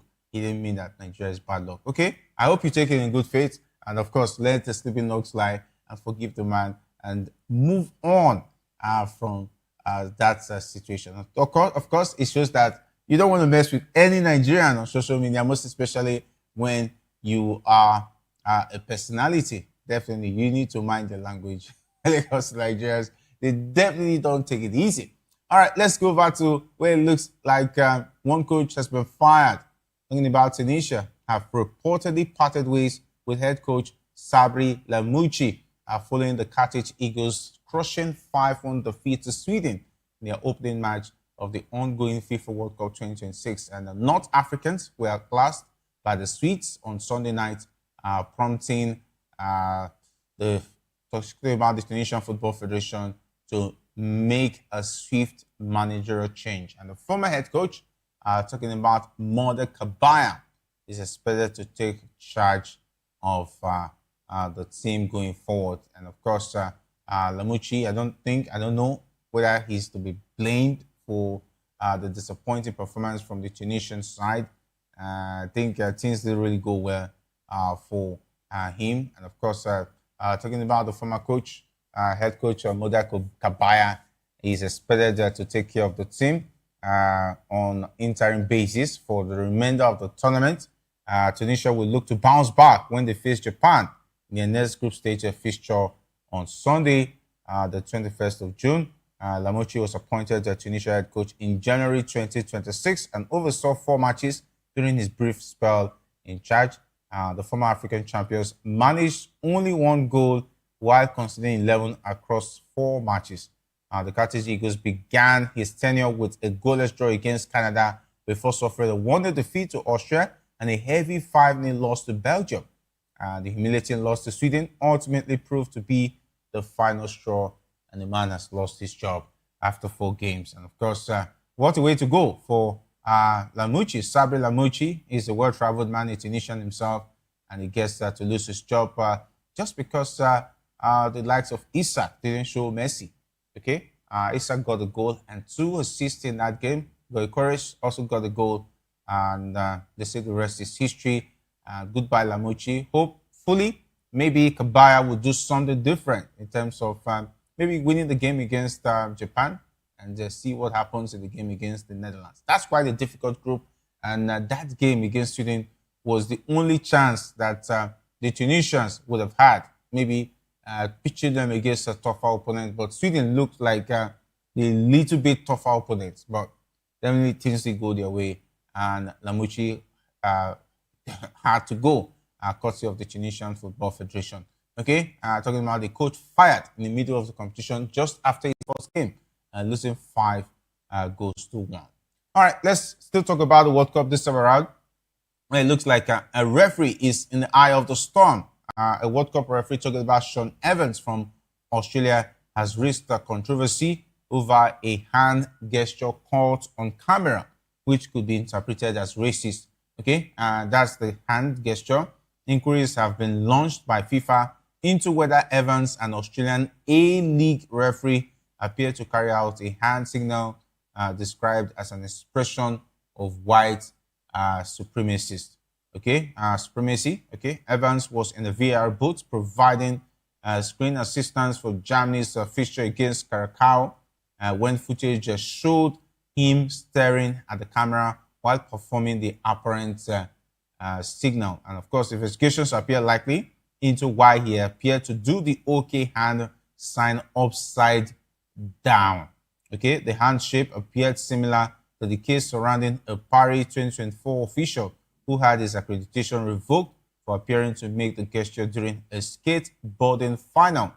And of course, in that incident, the man in question, who was wearing Olympic Broadcast Services LBS kit, but was later identified as a subcontractor, okay, was standing behind athletes and coaches when he was twice seen making the signal. Of course, the finger and thumb gesture, which is also a popular emoji, is generally used to show approval of that someone is all right. However, its use as a far-right symbol is on the rise. And of course, this has been reported in 2019 how the OK hand sign have been added to a list of hate symbols. And the Anti-Defamation League, talking about the ADL, admitted, however, that the overwhelming usage of the hand gesture today is still to show approval of all that someone is all right. And of course, therefore, particular care must be taken not to jump to conclusions about the intent behind someone who has used the gesture, the group said. And of course, the ADL said the OK symbol has become a popular trolling tactic from right-leaning individuals who often post photos to social media of themselves posing while making the gesture. And of course, it started out as an online joke on taking on an innocent gesture and pretending there was a hidden meaning behind it. Okay, all right, I don't know what was in his mind when he made that gesture, talking about the Austrian, but if FIFA find out that there's something about it, he might be going in for it, and he should know better. Talking about the Austrian referee, who should stay away from such a gesture. So if you're in the eye of the storm, definitely if you're in some environment, there's some things you do not do. And of course, this Austrian referee looks like he's going to be answering a lot of questions on why that gesture at that point in time. And of course, even the guy that took the video inside the VAR room, focusing on him. Yes, they need to ask questions. Why is he doing a video of the referee in the VAR room? And why is that gesture coming at that point in time? Was it intentional? Was it really intentional? Okay, that was in the game between Germany and Curacao. Okay, what's the intention of that referee and the person who did the video and posting it and letting it out there? So what's the intention?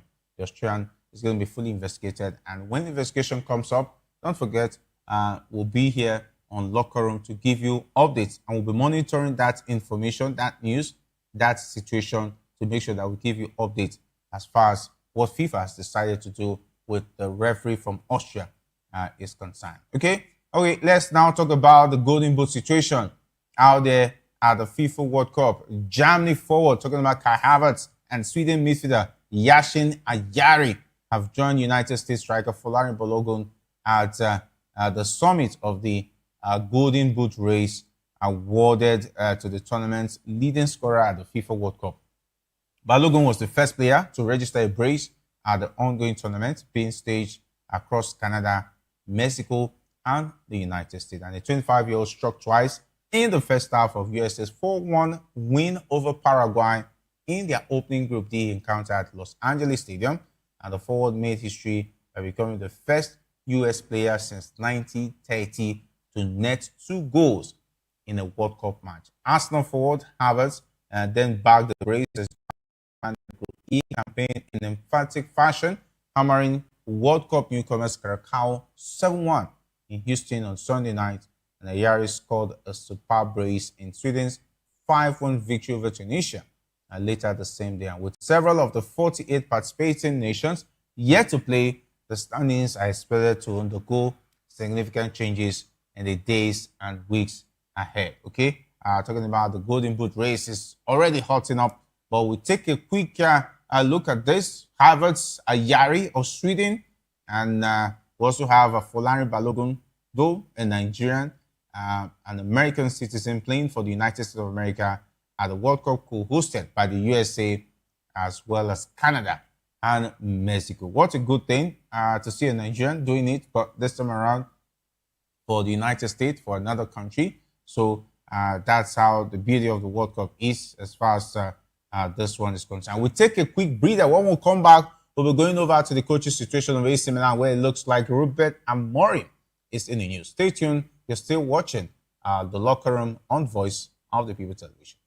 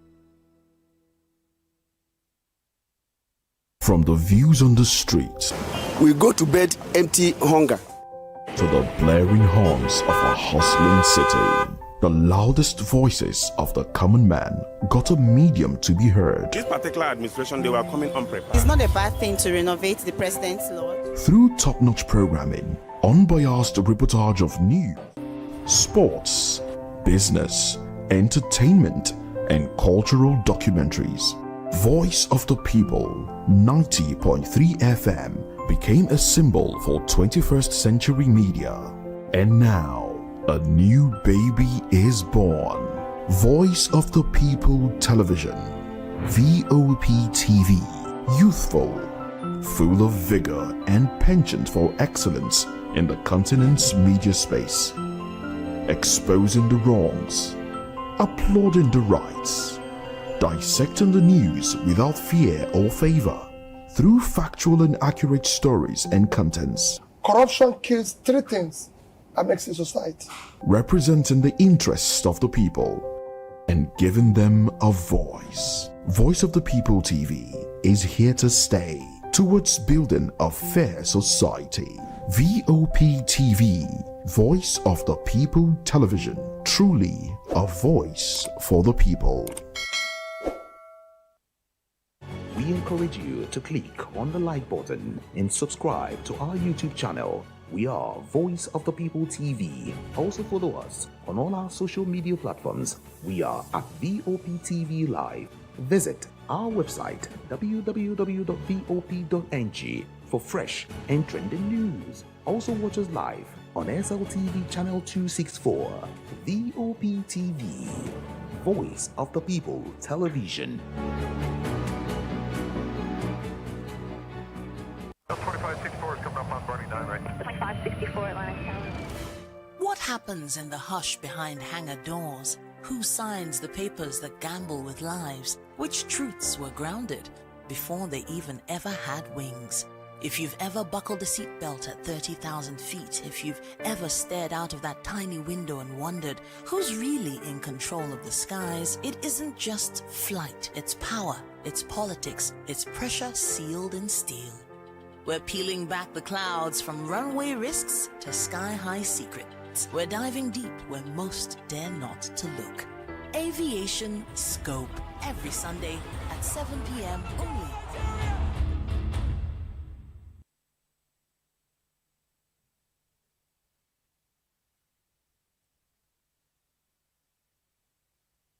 All right, and of course, welcome back from that quick breather. It's all about the Voice of the People Television. Where to catch us on YouTube. We're also on Instagram and X, as well as definitely on YouTube, SLTV channel 264. There you get all of us, all of our programs, and I'm talking about football news and what have you.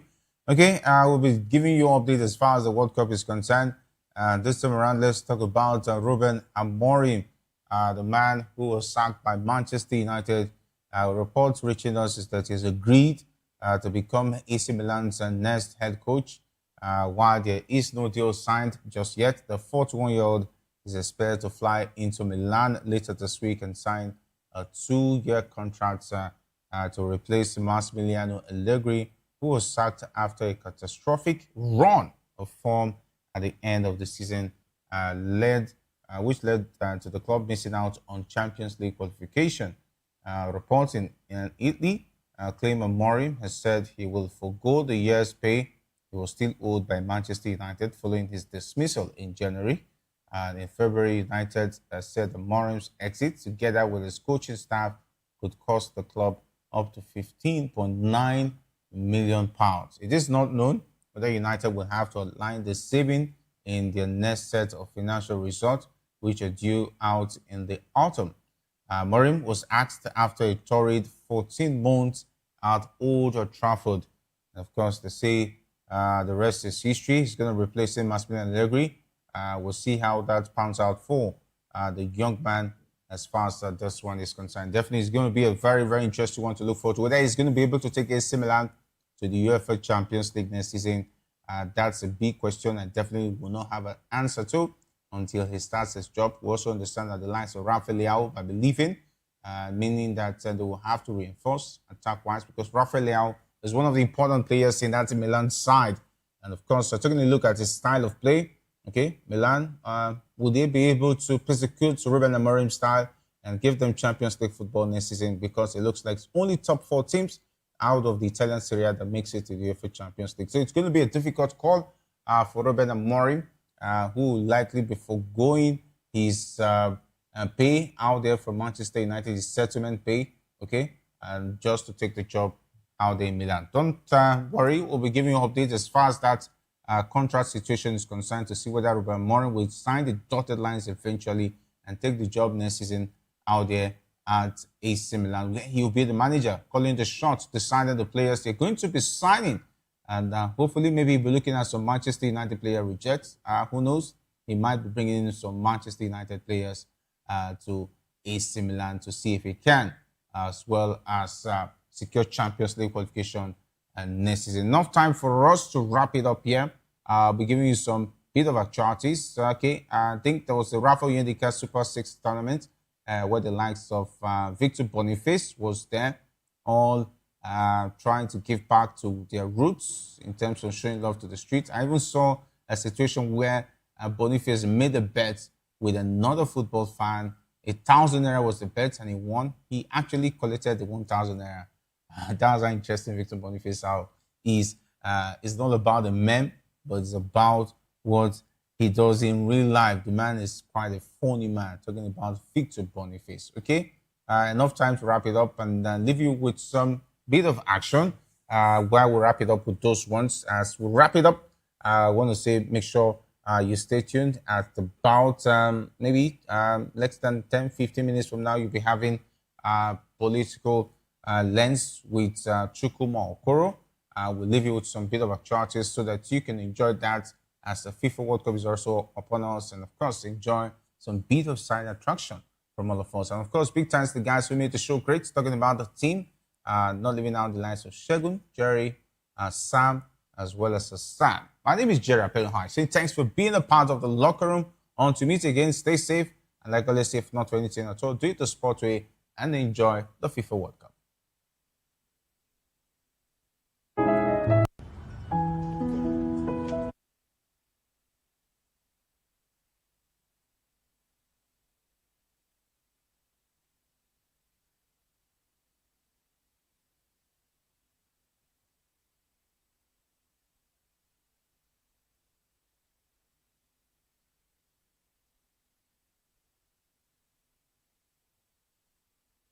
Our game since 1 year, and we try to put some player who can make the team grow up. We need to improve because for me and for everybody, it miss one details to be the best team to win a trophy. So we have to improve. So because we analyze, so I think we have to put some young player who can bring a new mentality, something new. This is not a question about only mentality, because the group has a mentality to win, but we need to put something fresh, you know, some player who come with a lot of energy, with lot of they will bring for sure at 100% something. They want to win, they want to improve, and the national team can be this for them.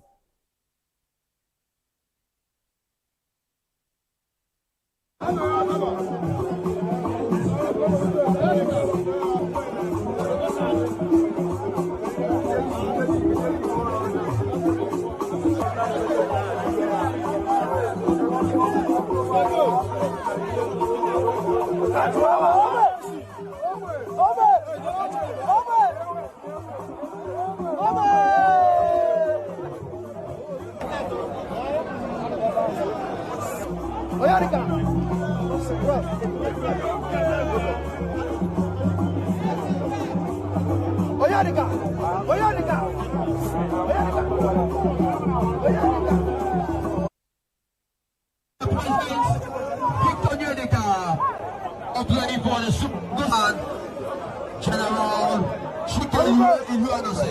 Welcome you to this wonderful crowd.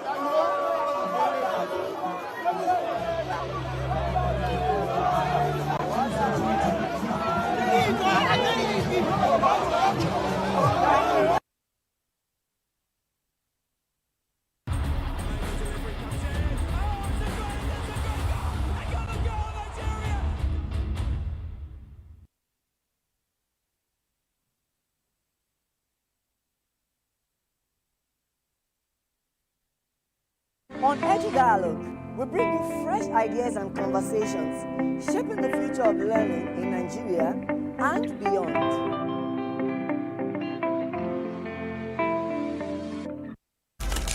In a world where power shifts with every headline.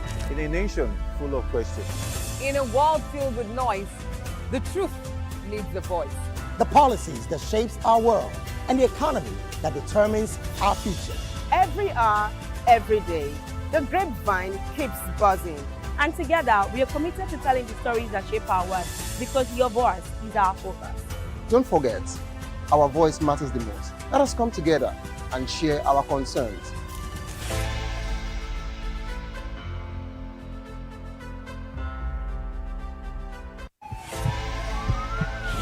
This is Health Check, your weekly guide to better living, smarter choices, and trusted answers. From everyday wellness to urgent health issues, we've got you covered. Health Check, only on Voice of the People television, where your health has a voice.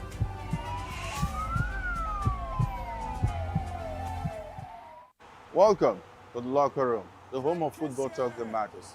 I am Jerry Arpillon.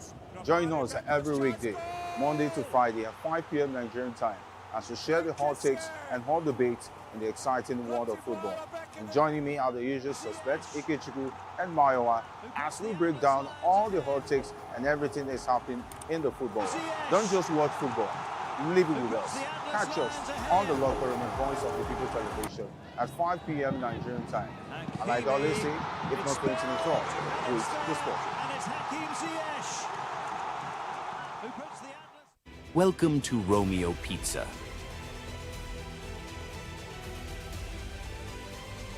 Sink your teeth into our freshly baked pizzas. Loaded with rich sauce, melted cheese, and irresistible toppings. Where every bite is a love story. Treat your...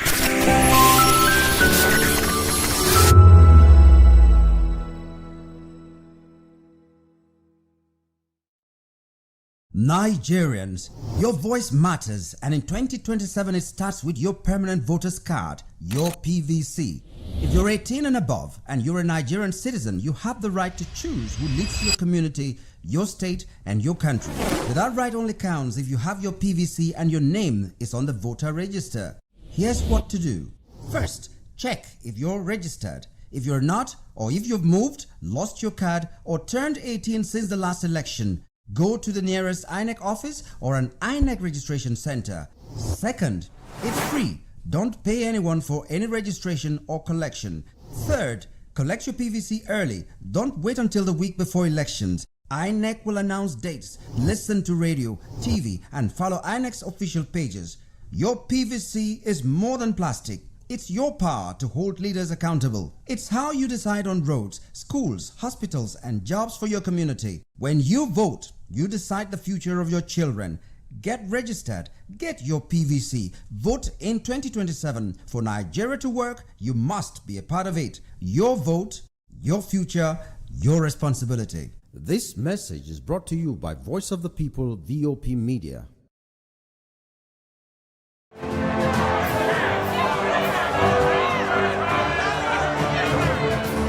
Do you want your voice to be heard? Do you know that you matter in the scheme of things? The People's Voice, the show where ordinary citizens take center stage as we discuss the biggest stories that affect you and I. With you in mind, we facilitate lively discussions, debates, and interviews on the topics that matter most to you and I. From social justice to economic empowerment, education to healthcare, governance, and more. Tackling tough topics and amplifying your voice. Join the conversation and make your voice count. The People's Voice. Make your voice count. VOP TV. Now, you have more than a voice. Well, before we talk of the impact, we need to talk of where we're coming from. when this administration came on, the president had promised us electricity, and actually said to us that he was going to make sure that there is electricity, and people were not going to be paying for estimated bill, and it was going to be available.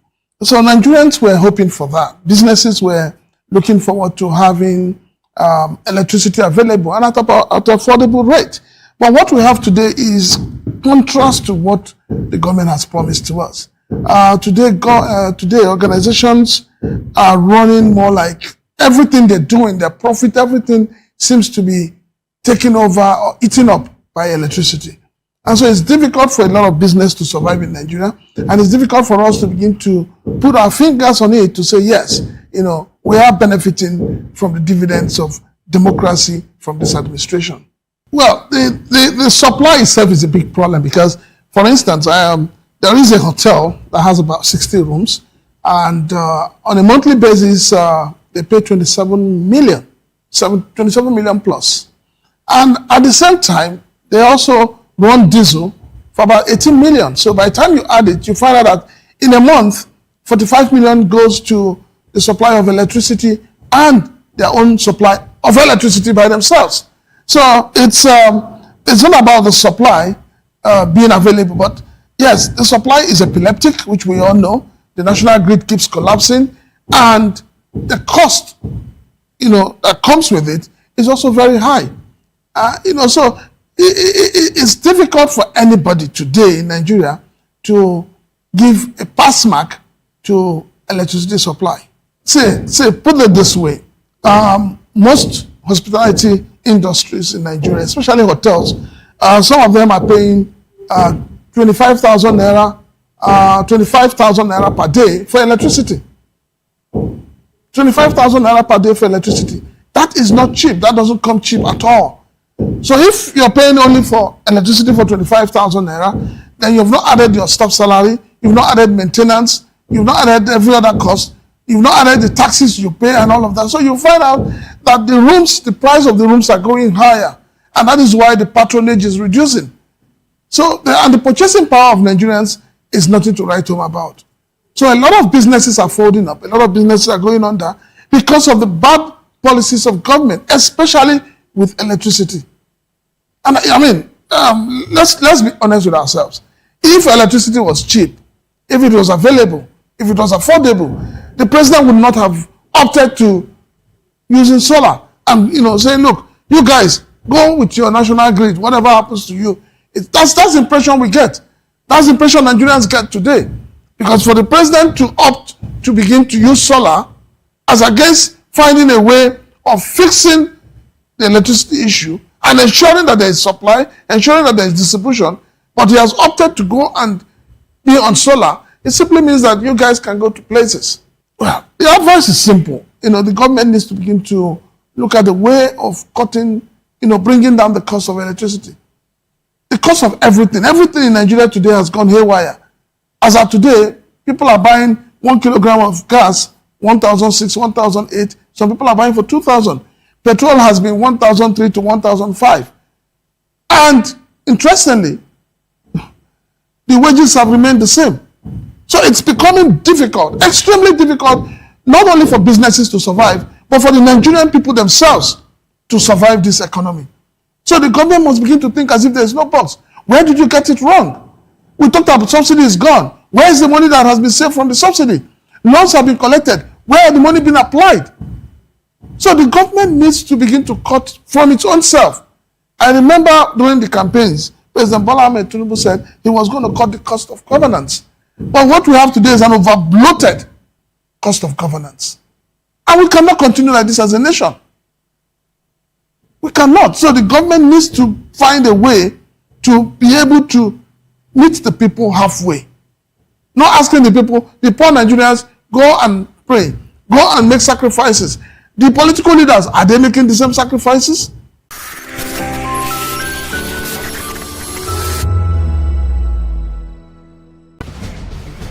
Join us as we drive into the world of politics through insightful interviews with prominent political figures, both serving and former governors, ministers, senators, legislators, party chieftains, activists, and analysts. Get first-hand information into the decision-making processes that affect our daily lives. Highly engaging one-hour program that brings political discourse into focus.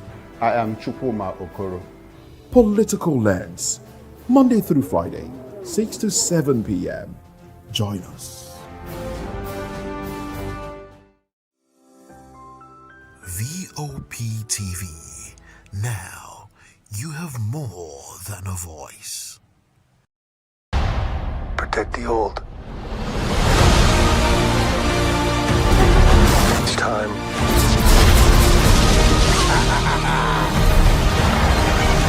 Are you scared? You should be. Good job, baby.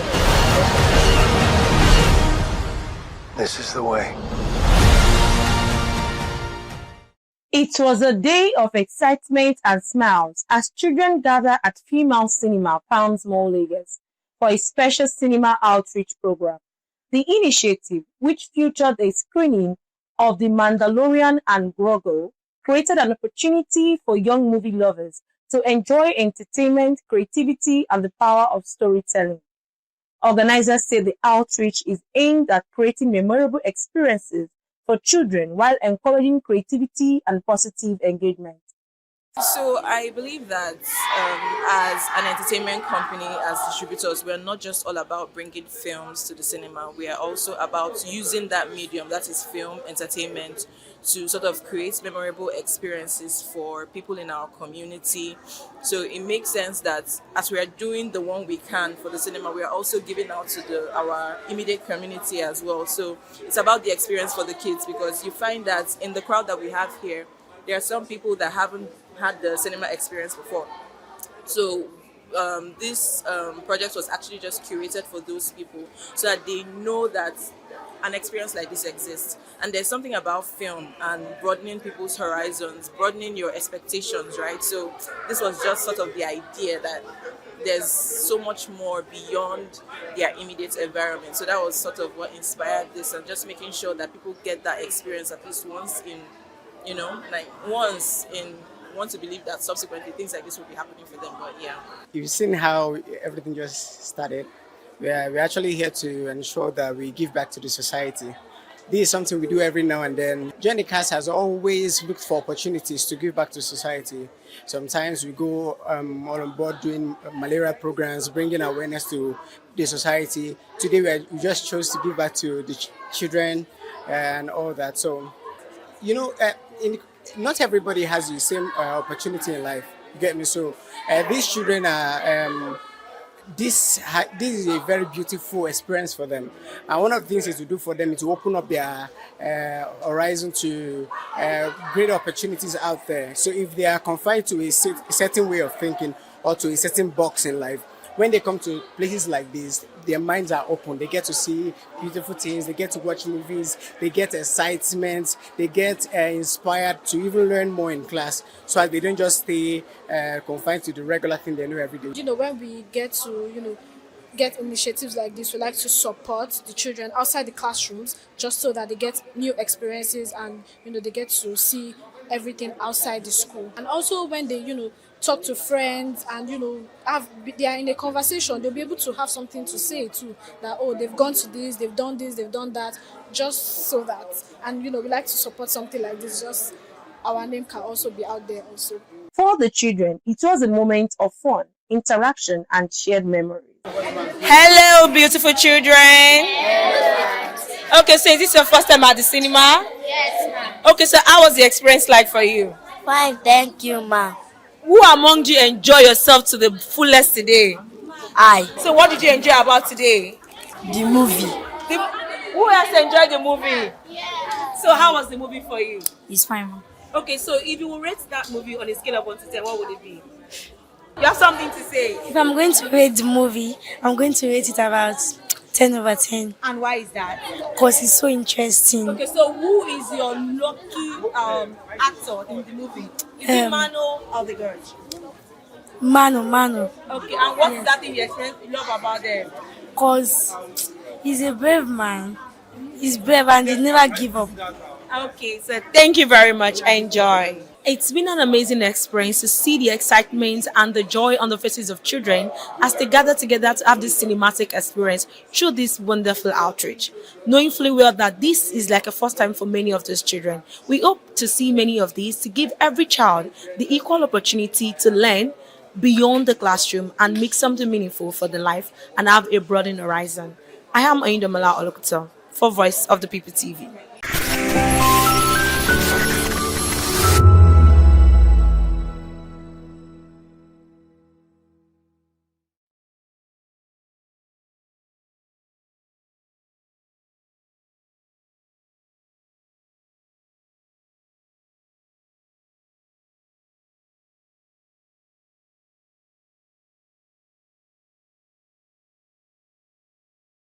Good evening, Africa. My name is Bamakore, actor, model, producer, and I'm giving a big shout out to Vop TV, man. Keep watching.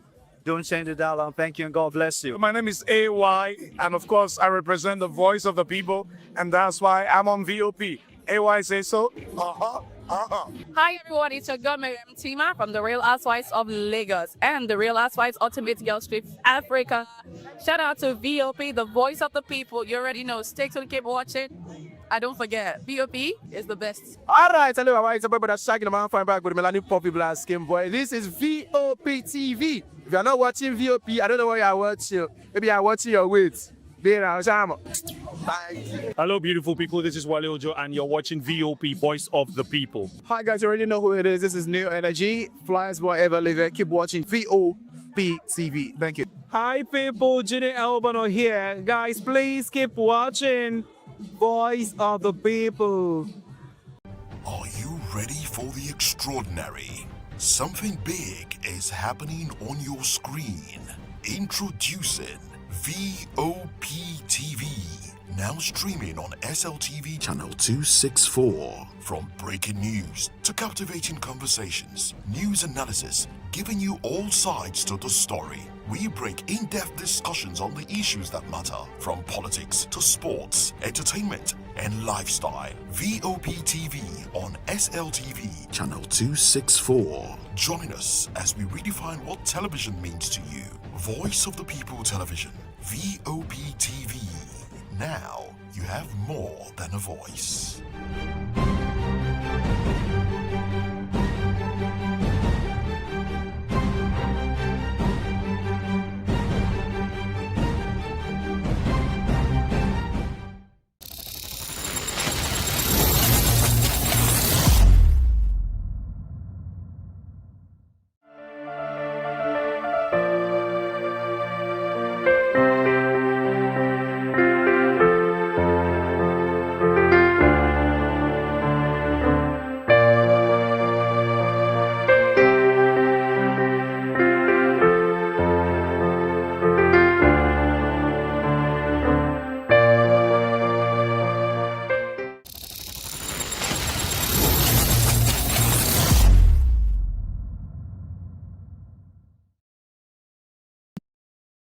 International Archives Day is celebrated on June 9 to promote the importance of preserving record and historical development.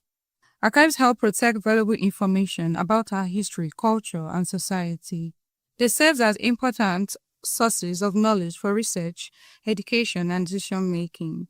Archives also help ensure transparency and accountability in institutions. The day recognizes the efforts of archivists who work to preserve and organize records for future generations. Their work helps keep our collective memory alive. As we celebrate the International Archives Day, let us continue to value and preserve the records that tell our story and shape our future. Mesomokbala reporting for VOP TV. VOP TV. Now you have more than a voice. For many Korope and Keke Marwa drivers, fuel is the backbone of their daily operations. With the steady rise in fuel prices, drivers say sustaining their business has become increasingly challenging. They explain that the cost of running their vehicles has gone up significantly, leaving them with little or no profit at the end of the day. Many also say they have been forced to increase transport fares, a move they claim is necessary to stay afloat in the face of rising expenses. The fuel price is too exorbitant. We cannot abide to it. Look at us. Formerly, when we used to buy fuel at the rate of, let's assume we fill our tank with 15, 18, 19. Then when we come work, we can make 10,000 naira. If you make 10,000 naira and pay the agboro money for, let's assume, 2,000 naira, buy fuel. At least when you get to home, you go with at least 6,000 or 5,000 naira. But for now, before you fill up this keke now, you spend almost 10 to 11,000 naira. Then let's assume you work 15,000 naira, you pay agboro, buy another fuel for tomorrow business. You see, when you get to home now, the money will not be okay again. Let them bring down the price now so that everybody will start enjoying. It's affecting us very bad because passengers don't enter transport anymore. They prefer using their leg, you know. And if we work money now, like about, let's just say maybe 8,000.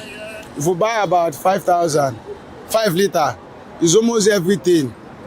So the only money you just left with maybe just change. Unlike before, we'll use like 5,000 to fill our tank and we'll still have extra. 8,000 cannot fill your tank. Oh. It's very, very crazy. So we are begging the government if they can look into it and do something so that the fuel price to come down, so that everything will be okay, because it's really, really affecting a lot of things. While drivers struggle to cope, they say the increase in fares has led to tension with passengers, many of whom are also battling with high cost of living. Some drivers note that fewer passengers are willing to travel frequently, which has further reduced their daily earnings. Others are calling on the government to intervene by providing support or implementing measures to cushion the effect of the fuel price hike. Before we normally load 200 naira, but now we are loading 300 naira due to the fuel price. We can't buy fuel 1,350 and we carry somebody for 200. It won't work out. So that is why it affects our business in anywhere we go. Sometimes, luckily we see passengers. Luckily we do not see passengers. Because sometimes we may stay here for 1 hour. I've been here for 1 hour 30 minutes now before getting to my turn for loading. So it affects us. We are begging the president to do something, to please assist us by bringing down the fuel price, to consider the country. We used to carry 300, and the other pack is carry 400. So, and we're trying to pull money to 400. So, but if the fuel is going down now, we will still carry 300. So please the government to at least lower the price so that everything should come down. As fuel price continue to rise, both drivers and commuters are left to navigate the growing economic pressure, with many hoping to relieve in the near future. Oyindamola Olukuto for Voice of the People TV.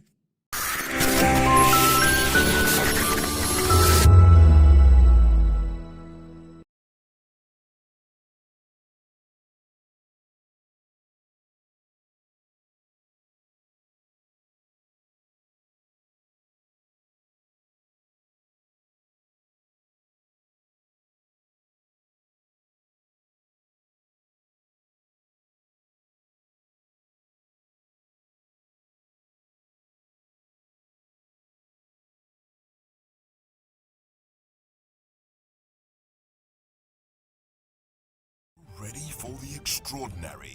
Something big is happening on your screen. Introducing Vop TV. Now streaming on SLTV channel 264. From breaking news to captivating conversations, news analysis, giving you all sides to the story. We bring in-depth discussions on the issues that matter, from politics to sports, entertainment, and lifestyle. Vop TV on SLTV channel 264. Join us as we redefine what television means to you. Voice of the People Television, Vop TV. Now you have more than a voice.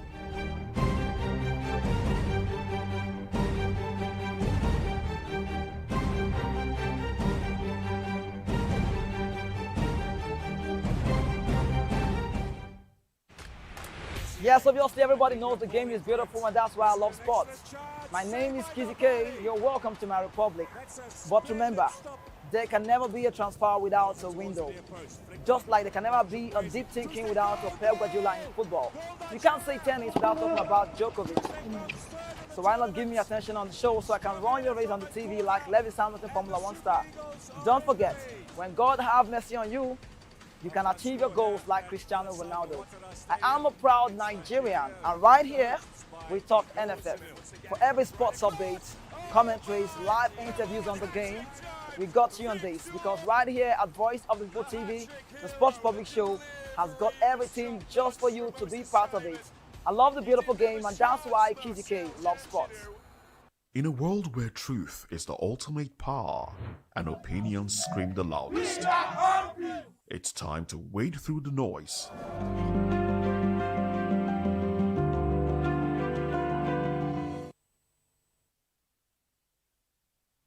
Tonight, we focus on three major developments redefining the national conversation, from the courts to the opposition camp and the global financial arena.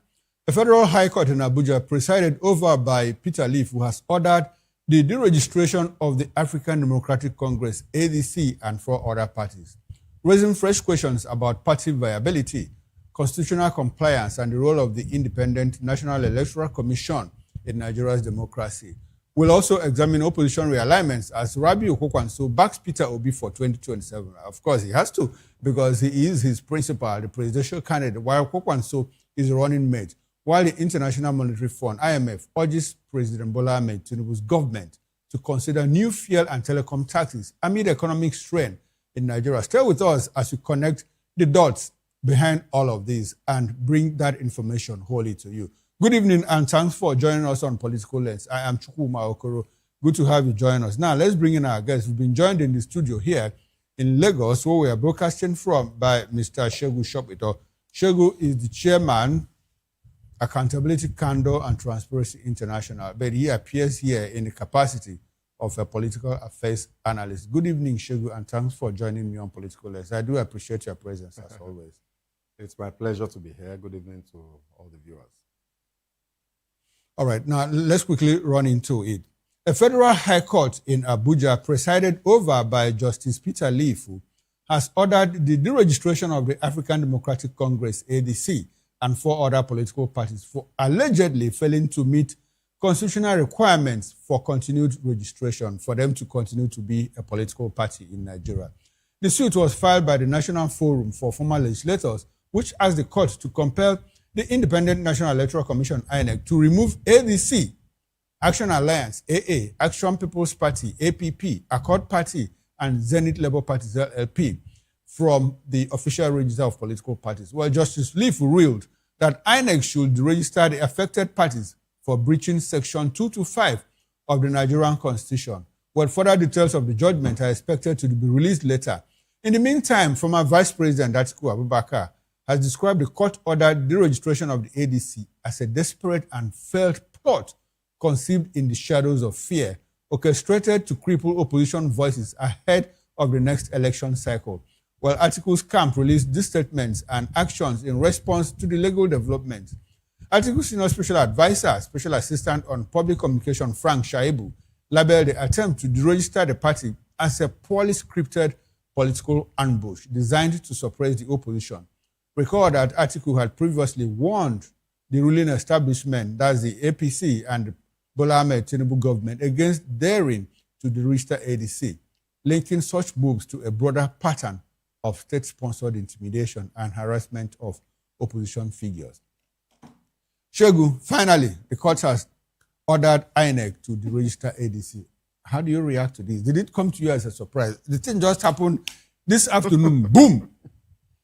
In the news media, ADC, court has ordered the ADC to be registered. Yeah. Let's have your broad reaction to this development. Nigeria is quite an intriguing stage for political drama. That's the way that I would look at this, because it's very strange. It is absolutely mind-boggling how our political actors come up with these schemes. And I think that the part of it that bothers me is the role of the judiciary in all of this, and the fact that it will seem as though the weight of the responsibility that is on the shoulders of our judicial officers, especially on the bench, is not obvious to them. Like they are unaware of the weight that they carry on their shoulders as an arbiter, within society, and the ones that have been charged with adjudicating when there are disputes to ensure that confidence in the justice system prevails in society and people don't resort to self-help. So if you have a situation where a judge can just come up with this very strange pronouncement. Is it strange? It is strange, Okay. especially when you look at some of the details of the matter. The first part that I found very strange is the people that sued. I'm not a lawyer, but having been around for long enough and having been involved in many cases, I know that there are a couple of some fundamental principles upon which the rule of law is built. One is jurisdiction of the court that has been approached, in the first instance, and even up until to the appellates, and maybe in some instances the Supreme Court. The other is fair hearing. In this particular case, what we have been told repeatedly, you will not believe the number of times that I, and my colleagues in our civil society organization have wanted to go to court, and our legal team will tell us, you do not have locus. That if there are so many matters that you could have tried to just take to court, as an interested, my argument is always, look, I'm a citizen. And, these actions, as long as they fall within the realm of politics and governance in Nigeria, I have jurisdiction, I have locus, and the lawyers say, no, you must demonstrate to the court direct harm that you will suffer as a result of the inaction of the court or, inability of the court to grant you relief. In this case, who are these people? What body is association of former legislators or something like that? I mean, it's how... These are people who at one point or the other served in parliament. I understand, but how does the registration or otherwise of a political party harm them directly? So, for example, now, if one political party goes to the court to say, we are contesting against these people, and the law says that they must fulfill this condition. Since they have failed to fulfill those conditions, if you allow them to contest against us, we suffer harm. Now that's locus, it's clear. These people don't have locus. In my opinion, and I'm not a lawyer, so it would be very, very nice to hear, but given what I have grown to understand over time, that was the first thing that I found very strange about this Okay, case. so you have an issue with the locus. Absolutely. I don't know who these people are. They are what the lawyers call them busybodies. Okay, These are busybodies. Okay, now let's consider the premise upon which they asked INEC to register these parties. They said they didn't meet the threshold. And of course, if you look at it closely, you will discover that they didn't meet the threshold. Absolutely. 25% at the national, Absolutely. state, or even local level. And so, if you consider that they didn't meet the threshold, is there any problem with... do you have a problem with the people that went to court to ask INEC to register them, or do you have a problem with the fact that they don't have locals? Also recall that at some time, Atahiru Jega had to register 28 political parties. Absolutely. So is the problem that people went to court looking for this, praying for this, or the fact that, well, they could not establish that their interests would be injured if these political parties participate in the election? Which one of it is? It's the first one is the issue of the interest and the injury they suffer. Okay. As a result of, continued registration or recognition by INEC of these parties. The second issue that you bring up is also very interesting. So we have 21 parties in Nigeria currently registered by INEC today. Out of those 21, unless if I'm mistaken, there are only about 5 or 6 that meet the conditions. Okay. There are only about 5 or 6. APC, PDP, ABGA, Labour Party, NNPP. Okay. That's fine. I may have left out one or two, I'm not sure. But that's the main, there are 21. Okay. 20. So the question has to be asked, why this 5? Why, what is this coincidence where ADC, who we all know is a major platform for a major opposition group, how did they suddenly find themselves amongst a random 5 when there is another 19? My math is failing me. Another 11 that do not, another 6 or 7 that do not meet the conditions. You know, so that raises questions. It means that this is not about the law. It means that this is not about some people suffering harm. It means, you know, that you then have to conclude that there is more to this that meets the eye, and it is therefore politics. I'm happy that you brought us to this point, because I wanted to ask, where do you think this is coming from? Do you think that someone is their target, is the target of these particular people, the political class that you are talking about? Could someone be their target?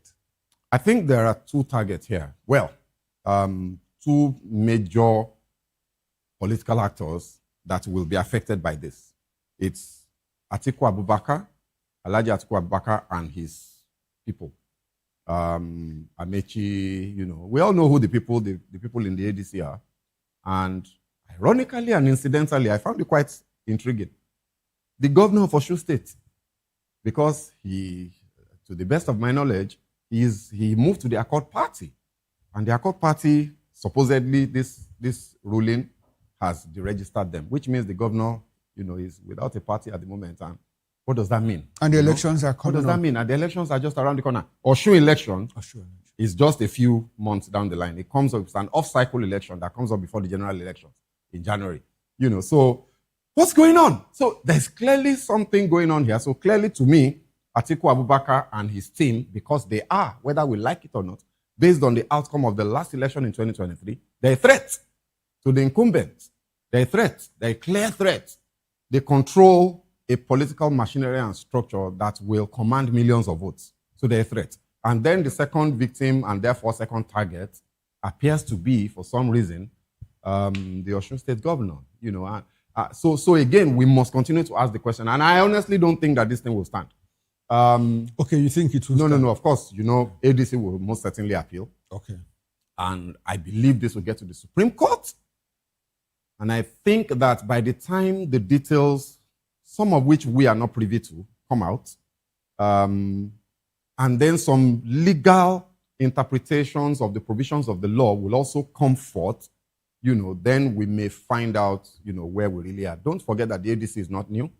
So, for example, you and I, at the moment, I don't know about you, but I don't know how many votes they garnered in 2023.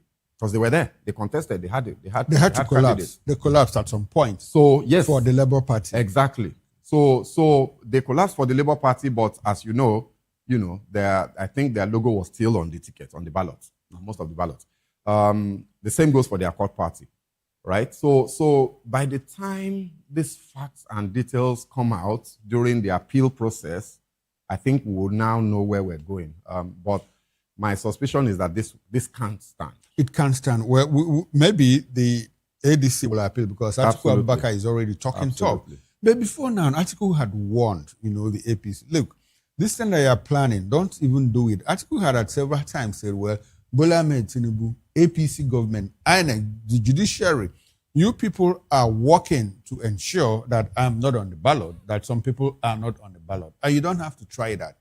And so at some point, the Attorney General of the Federation, Fabemi, said he advised the courts to order INEC to proscribe or to deregister the ADC. At that point, INEC looked at it and said, INEC didn't say anything. Peter Obi was still in the party as at that time. So when Peter Obi left, INEC came out to say, well, we don't have reasons, you know, to deregister the ADC and those other political parties because as far as we are concerned, they made the thresholds to continue to remain political parties. And it looks like every other person has forgotten about it and moved on, despite the fact that ADC still has its legal challenges in court. Now, all of a sudden, boom, we hear that the court has ordered ADC to be registered, do you think that INEC could act on that court order? Mind you, the same court ordered NDC to be registered as a political party. And INEC complied. Exactly. So in this case, do you think that INEC will raise objections? Having said, we had earlier told you or told the courts and told Nigerians that there were no grounds for the registration. What will be the response of INEC in this issue? I think INEC is going to play possum. I think they are going to simply play along. In my opinion, this is a script, and they will play their part. And, you know, given the precedent that you just cited, where INEC had obeyed the ruling, the order of a court to register the ADC, even against their own interpretation of the order of another court, I suspect that what they will do is to simply obey this. So I will not be surprised if by sometime before the end of this week, INEC comes out and says, following the order of a court, these parties hereby stand deregistered. But it doesn't matter. I don't think it matters. I think that whatever INEC decides to do, obviously, Atiku Abubakar is a battle-hardened political general and is absolutely going to fight this all the way to the, Supreme Court in the country. And my suspicion is that by the time you look at all of the facts of the case, the laws of natural justice, the need to preserve peace in the country, I'm relatively confident. When you say to preserve peace in the country, if ADC is deregistered, do you think that hell will be let loose? No, I think that given the accusations and the warnings that the ADC, the main actors within the ADC, Amechi, Atiku, had come out before now. And it's very interesting and instructive that they came out to warn the ruling party and the president that they should not try, the people, they should not test the will of the people by playing games with the registration of their party. Given that they had come out to say that before now, I suspect that should this go ahead, for example, what happens if INEC goes ahead to deregister them and the Supreme Court validates it? I suspect that we may have some problems on our hands. Okay, now there are many talking points around this issue. Talking about the Supreme Court validating it, it has to go to appeal. I'm suspecting, and Nigerians are saying, well, the first thing Atiku Abubakar and his group have to do is to go to court, get a stay of execution, slam it on INEC, then make an appeal. Absolutely. Which will, by the way, take a few weeks or so before it gets to the Supreme Court. In all of this, INEC already has a timeline for the conduct of primary submission of list of candidates and all of that. And so what will be the implication? First, in the polity, you are suspecting that because of the characters involved, Atiku Abubakar talking tough, his articulate group, section of the North, wrote to me and Amechi saying, well, Bola Ahmed Tinubu, I know your secrets. I put you there and I'm going to pull the rug off your feet. Mind you, some people are also saying, well, this thing is going on because Nasiru El-Rufai is in detention. If Nasiru is around, this thing wouldn't happen because, he's known to have made some incendiary comments that even led to some fracas in some parts of the country. In all of this, what do you think could be the larger implication of this decision? First, on the polity, second, on Atiku Abubakar. Well, at the end of the day, I hope, one can only hope that good sense prevails and that whoever is behind this will allow our democracy to breathe. Look, let me tell you, Chukuma, my brother, I have no problem if ADC is registered.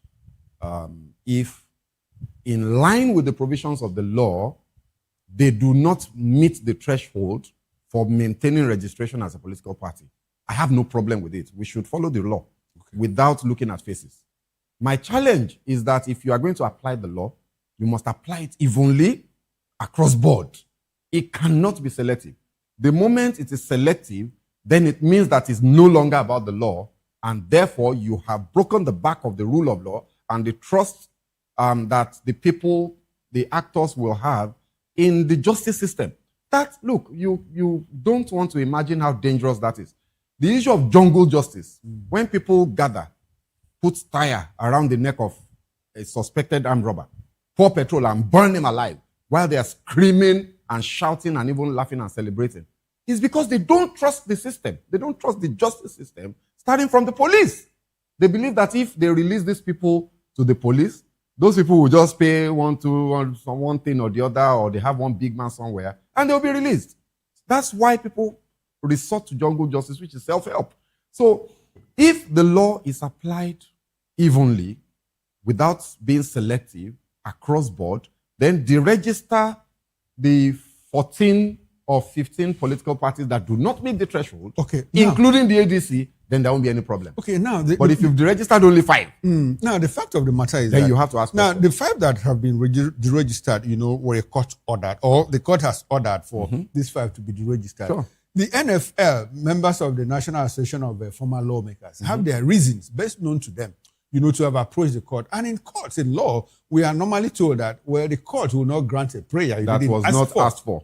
And so, NFL asked for these numbers to be deregistered. So, the court on its own will not add others. And this is not a deregistration that was prompted from within INEC itself. And so, INEC is bound to follow the order of the court. Now, people are like, you are asking questions. What happens to the other political parties that also didn't meet the threshold? So in the coming days, do you expect that people will go to court and ask the others to be registered? In the meantime, the bigger question is, does this present an opportunity for the ranks of for the opposition? ADC, very mighty, big wigs, Atiku Abubakar, Balami, Rotimi Amechi are there. And because I heard some people muttering, well, looks like Atiku Abubakar might just get miffed at what is happening and join the NDC. And join the NDC. Collapse in structure. Amechi collapse in structure. Malami collapse in structure for NDC and say, well, this is the right time, for the opposition to unite and take out the APC. Do you see that happening? Is there a possibility? I mean, with politicians, anybody that pretends to know what they will do, apart from they themselves and their closest allies, will just be deceiving themselves. We will have to wait to see. But it's not unthinkable, if the court, the judicial system somehow stands their ground and, sustains the registration of these 5 people, especially Accord and ADC. One way that the affected people, Atiku and his team, may react is to resort to self-help and to pursue the path of civil protest and unrest. That's one way. The other reaction is what you've said, which would be a political calculation to say, you know what, guys, APC must go. And I tell you, and I've been saying this ab initio on as many platforms as I can, that if Atiku, Obi, and Kwakwanso, those 3 come together, even if the ruling party deploys its full rigging machinery, they will lose. And the reason is very simple, it's statistical. Based on the election results of 2023, which is even disputed, according to some people, those numbers were manipulated to the advantage of the APC. But even if we go by those same numbers, if you combine the votes acquired by Atiku, Obi, and Kwakwanso, it's almost double the number of votes acquired by the APC in the last election. So if these 3 people come under one umbrella and genuinely and sincerely work together without rancor, in complete unity, they will defeat the APC. So I think that whoever is orchestrating this funny arrangements where you are trying to deregister one, you are trying to sabotage one, they may overplay their own hand and shoot themselves in the leg and cause their own downfall. So it's very interesting. It's a scenario that could happen. It's a scenario that might happen. Now, I've also heard some people say that, well, it could be, people that are against the APC, against Bola Ahmed Tinubu, that are behind all of this. Because they want it to happen in such a way that these other people could also collapse their force them together. Could it be the enemies of Tinubu that are behind all of this? Because at first value, the ordinary Nigerian political pundits will believe that, it is the APC, it is Bola Ahmed Tinubu that is behind this. But I hear some people, in hushed tone saying it is the enemy of the president that is doing this because they want to force some kind of coalition within the opposition. Is it possible? I mean, look, if we open the door to conspiracy theories and conjecture, then anything is possible. So I would rather not go down that road, because there is no, when one is making inferences and assumptions, there has to be some premise of some sort. There has to be some basis. So, and I look around the political space and I can't find who that actor will be. I think that all of the enemies and friends have been clearly identified and their hands have been played. We can see all of them. So if I were to guess, I'll say, who could this enemy be? Because if you want to presume that some enemy hand is orchestrating all of this, you have to then assume that those hands are potentially outside of the current players. So who will that person be? So for me, I think that it's safe enough to just look at what is happening in front of us. The drama is enough in itself without adding speculation and conjecture. Let's just watch it all play out. Okay, let's enjoy the drama. And enjoy the drama. Political drama, as a matter of fact. Now, before we leave this conversation, on the flip side, there were rumors at some point that, Atiku Abubakar, I don't know if you heard it, could, as a matter of fact, be working for Bola Ahmed. Yeah, And at some point, it was rumored, but, it wasn't all that everywhere, but under the table arrangements and all of that. And so, in all of this, do you think that this could also be in favor of Bola Ahmed Tinubu, so that Atiku Abubakar could simply collapse his structure and say, hey, since we are in this mess now, since we have reached this point, there's nowhere else we can go. Let's collapse in favor of the APC. Is there a possibility? Given what we know about Nigerian politics, the chances of that are very slim. Very slim. Very, very slim. And you have to remember that at some point during the electioneering campaigns in 2022, 2023, and even after, especially after 2023, and the results of the election had been announced and everybody had come to terms, do you remember that people accused Peter Obi of working for Tinubu?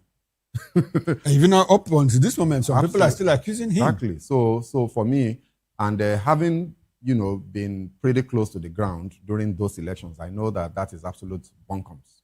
So I think that people are going to say all sorts of things. There's going to be a lot of speculation and conjecture. Like I said before, there is no end to it. It's a rabbit hole. If we jump down that rabbit hole, we can't get to the end of it. So for me, what is on the table is enough to chew on. Very crucial to see how the ADC in particular and the Accord Party will react to this. Very interesting to see how the judiciary will handle this, because this is okay. Let's see how it all dangerous. pans out in the coming days. Very Atiku has already issued a statement, through his spokesperson Frank Shaibu. Shogu, let's get into another interesting discussion now. Dr. Rabiu Kokwanso, leader of the Kokwansia movement and vice presidential candidate of the NDC, has described the APC as a party in decline, saying many of its members and supporters are disillusioned. In an interview with BBC Hausa Service, he said the NDC is attracting growing support nationwide and that many Nigerians are seeking credible alternatives amid worsening insecurity and economic challenges.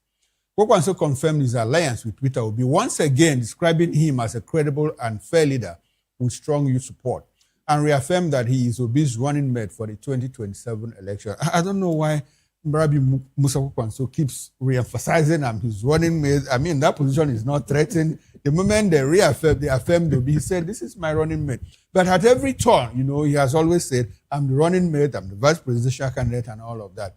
He said both leaders share common values and have agreed on a rotational arrangement, I beg your pardon, in which Obi from the South will serve as a single 4-year term before power returns to the North, stressing that the partnership is serious, principled, and focused on Nigeria's long-term stability and development. Now, like I said, Kokwanso keeps harping on the good qualities of Obi. He seems to have become the chief marketing officer of Obi in the North. How much of the market share can he acquire, especially with the trouble in Kano and the APC dominance of the governing architecture in the North? Now there is problem in ADC Kano, whether we like it or not. The governor says the governor took a chunk of the Kokwansia with him. And now NNPP has said, well, at the moment, we don't have any coalition with NDC, but we are in talks. But we see the governor in APC. As a matter of fact, almost all the governors in the north belong to the APC. How much of that capacity does Kwakwanso have, to bring followership to the OK movement and the NDC in 2020? It's a big issue for them. It is. Kwakwanso, within his own ecosystem, within his own sphere of influence, is a powerful politician. Within his own sphere of influence. He may not have the national spread, but in that Northwest, especially Kano, he's like a god, right?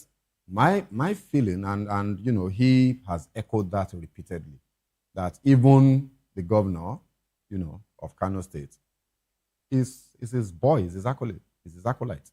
Till today, he says that he has no issues with him, that it was the guy that decided to do whatever he's doing. But if he comes back today, he will accept him because he's my boy.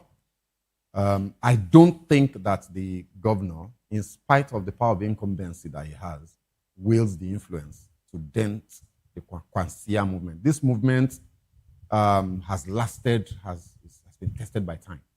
It has crossed several political dispensations, has followed Kwakwanso into different political parties. I don't see what Governor Aliu can do to dent that significantly. Of course, some people will go with him because he's governor, and to a lot of people, politics is about self-interest. So they will go with him, but I think that the the point is that's only in Kano State. Yeah. I mean, the North has 19 states. Absolutely. Kano State alone is not enough to deliver a presidential candidate. You have to have Jigawa, Sokoto, Zamfara, Kebbi, Borno State, Adamawa, Taraba, and all of that. How much influence, his stronghold, are there, the footprints, are they available there? Look, Kwakwanso is a core northerner. And he is one with political clout across the country, but also especially in the north. And I think that one of the, what some people would say was the albatross of the and obedient movement in 2022, 2023, was that they lacked presence in the north. That Dati Baba Ahmed did not have the political clout and influence to move enough votes in the north. And that had he done so, had he had that clout, maybe the outcome of that election would have been different. You cannot say the same thing about Kwakwanso. So even if you rightfully say that his influence is somewhat, to a certain degree, limited to Kano, but you can't rule out the fact that he is a politician with clout. He's a politician, the name Kwakwanso carries weight in Nigeria's politics, and he's a northerner. So it's not only, don't forget that it's not only about delivering the votes that you currently have in your structure, it's about canvassing for more. So imagine if a Kwakwanso leads a campaign train to Borno, to Kaduna, to Sokoto, a Kwakwanso that we know with the weight that he carries in the north goes out to canvass northerners to support the OK movement. He will make some inroads, much better than a Dati Baba Ahmed could have done. Okay. So for me, I think that it's a good combination. It's a good combination. A good combination. Oh, okay. And I'm sorry, and I'm happy about it. I'm glad, even though at the end of the day, people may question the intentions of these actors, Obi, Kwakwanso, and co. But I'm glad that they've been able to. Now talking about intentions, I'm happy that you talked about intentions. Kwakwanso has repeatedly said Obi has made a promise, a solemn promise that he's going to run only single term, and probably the presidency will move to the north. That's if they win the election, that Obi says he's going to run one term. Now, do you trust politicians enough to believe what Obi has said? At some point, he said, I will never leave ABGA. He left. At another point, he said, I will never leave PDP. He left. So what guarantee should Kwakwanso have? What guarantee should Nigerians have that Obi will, if he gets into office, that he will do only one term, as he has promised? Recall that Jonathan also, it's absolutely purportedly, made an agreement with the North. But when you got there, the luxury of office and all of that. And he said, well, gentlemen, unfortunately, I want to go again. So do you trust Obi enough, to abide by that agreement? The first thing, my trust is irrelevant. Okay. In the scheme of things. Okay. No, not you as Shegu, I understand but as you, a political as a Nigerian analyst. and as an analyst. The first and most important party that must first trust Obi's word is Kwakwanso. And he has repeatedly reiterated that he believes Obi, that he has studied Obi. Having come closer to him now, he has seen that they align ideologically in many regards and is somebody he can trust. That's crucial, and it's crucial that Kwakwanso is saying that publicly because whatever he says will definitely influence his followers and how accepting they are of a, with all due respect to my Igbo brothers, of a Nyamiri, as they will say in the north, leading the ticket. I think it's important that Kwakwanso is repeatedly reiterating this. So when you spoke earlier about Kwakwanso almost like repeating the fact that he is running mate, he has to, because in the past, he had repeatedly also said that he will not be running mate to anybody, that he's going for presidency.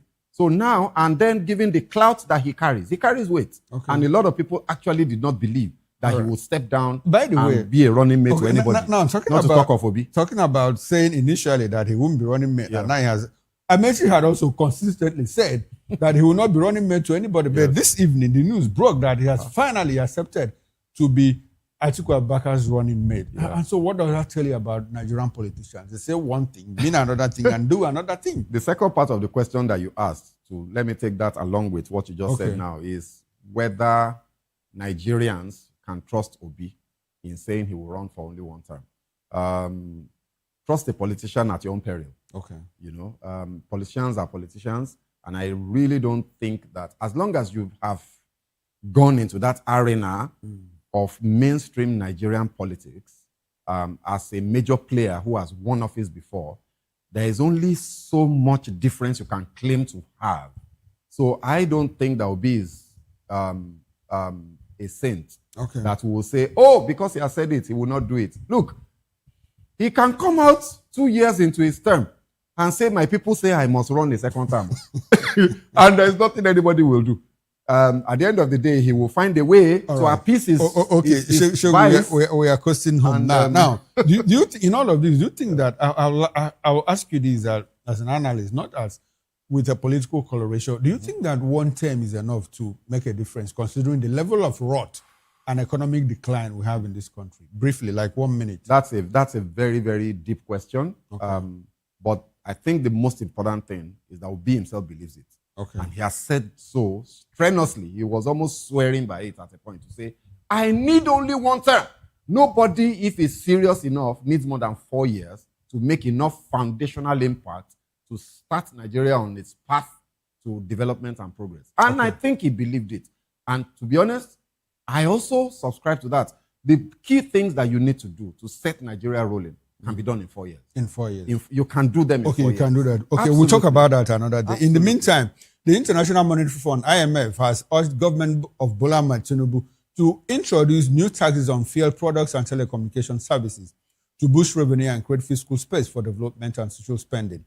In its 2026 Article 14 consultation report on Nigeria, the fund said stronger revenue mobilization is needed despite recent tax reforms, but warned that the timing of new taxes must consider rising poverty and food insecurity with adequate cash transfer systems in place. Well, the IMF estimates that revenue enhancing tax measures could raise an additional 3.9% of GDP within 3 years, led by VAT increases and broader tax reforms, while improved tax administration could add another 3.1% of GDP. Although some recent reforms aimed at supporting households and small businesses may reduce revenue in the short term, the IMF projects that the combined impact of all measures will result in a net revenue increase of 4.6% of GDP over the medium term. Now, Shego, I'd like for you to react to this. I know you have a finance background. Is that something the economic handlers see and know that ordinary Nigerians like me don't understand? Because they seem to strongly believe the prescriptions by the Bretton Woods institutions, IMF and World Bank. Now, these are institutions that warn us and tell us, well, the economic policies are making progress, but then poverty is increasing, more like a contradiction. And so from your understanding from your financial background, I have a background in finance, How do you react to this? More taxes to raise revenue in an economy where purchasing power has dipped, taken a nosedive, and businesses are crumbling and dying. IMF says, tax these people the more. I mean, I'm laughing because as you were reading, what you were reading, the reaction that came to me as an ordinary Nigerian is thunder fire IMF. Oh, God. In Nigeria Palace. That's serious. No, I mean, look, it's like you said, some of these things sound like contradictions, to be on a serious note. They're not necessarily contradictions. And I understand where they're coming from. Okay. I understand where they're coming from. However, of course, they can sit in their beautiful air-conditioned offices in Washington and talk this balderdash and prescribe additional tax burden on Nigerians that are almost dying. Why am I even saying almost? A lot of Nigerians are dying under the weight of the hardship caused by the reforms. The government of the day is still struggling to find solutions to the hardship that their policies have created. And you are now prescribing such wide-ranging VAT increase. VAT is currently 7.5. This government was going to increase it to 10%, 12.5%, and 15% progressively over 4 years in the tax laws. They had to back down because they saw that this was going to kill Nigerians. And now this IMF is prescribing an increase in VAT, additional taxes on petrol prices, the petrol that has been deregulated, and then telecoms tax. So that you and I can't talk that anymore. The tariff is already burdensome to Nigerians. Look, these guys have always maintained don't mean well. At the end of the day, these things sound logical. Look, as a finance professional, I can tell you that one of the problems that Nigeria has is a revenue problem. Okay. That our budgets are too small to drive the development that we need to push. So it's logical on the surface of it to say, we have a revenue problem, tax people more, or find other ways to raise revenue. But what will that do to an impoverished population where the poverty rate is well above 60%? Shegu, I think I owe it a duty to my listener, to bring you back here next time to talk about these IMF prescriptions and all of that, World Bank, Bretton Woods, and the way we are going about taxation in economic decline or even development and all of that. Unfortunately, we are out of time, so we have to run. I must say a very big thank you to you, Mr. Shegu Soputor, Chairman, Accountability, Candor, and Transparency International, who has been with me in the past 50 minutes or so discussing Nigerian politics and IMF prescriptions to Nigeria. Thank you very much, Shegu. It's my pleasure. I appreciate your presence, as always. My pleasure. Well, on behalf of the backroom staff, talking about the technical director, the bus manager, sound engineer, and the ingest manager, I am Chukwuma Okoro. Up next is Issues with Nana Ndemdioto. I'll see you tomorrow, 8 o'clock on the morning show. Bye for now and enjoy the rest of your evening.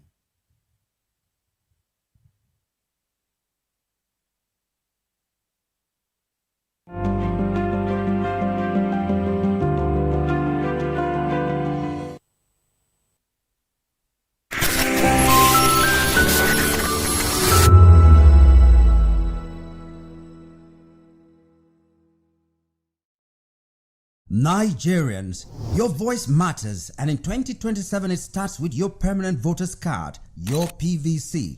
If you're 18 and above and you're a Nigerian citizen, you have the right to choose who leads your community, your state, and your country. But that right only counts if you have your PVC and your name is on the voter register. Here's what to do.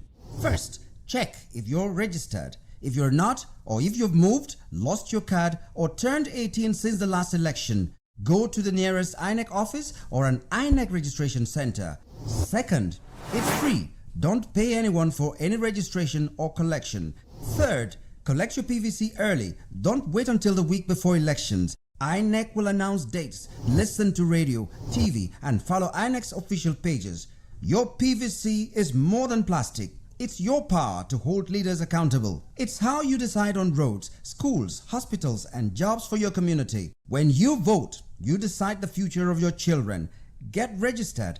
Get your PVC. Vote in 2027. For Nigeria to work, you must be a part of it. Your vote, your future, your responsibility. This message is brought to you by Voice of the People, VOP Media. Welcome to the locker room. the home of football talk that matters. I am Jerry Ampelhon. Join us every weekday, Monday to Friday at 5 p.m. Nigerian time, as we share the hot takes and hot debates in the exciting world of football. And joining me are the usual suspects, Ikechukwu and Mayowa, as we break down all the hot takes and everything that's happening in the football. Don't just watch football, live it with us. Catch us on the Locker Room and Voice of the People television at 5 p.m. Nigerian time. And like I always say, if not 20 minutes off, please discuss. And it's Hakim Ziyech who puts the VOP TV. Now, you have more than a voice. Well, before we talk of the impact, we need to talk of where we're coming from. When this administration came on, the president had promised us electricity, and actually said to us that he was going to make sure that there is electricity, and people were not going to be paying for estimated bill, and it was going to be available. So Nigerians were hoping for that. Businesses were looking forward to having electricity available and at an affordable rate. But what we have today is contrast to what the government has promised to us. Today, organizations are running more like everything they do in their profit, everything seems to be taken over or eaten up by electricity. And so it's difficult for a lot of business to survive in Nigeria, and it's difficult for us to begin to put our fingers on it to say, yes, we are benefiting from the dividends of democracy from this administration.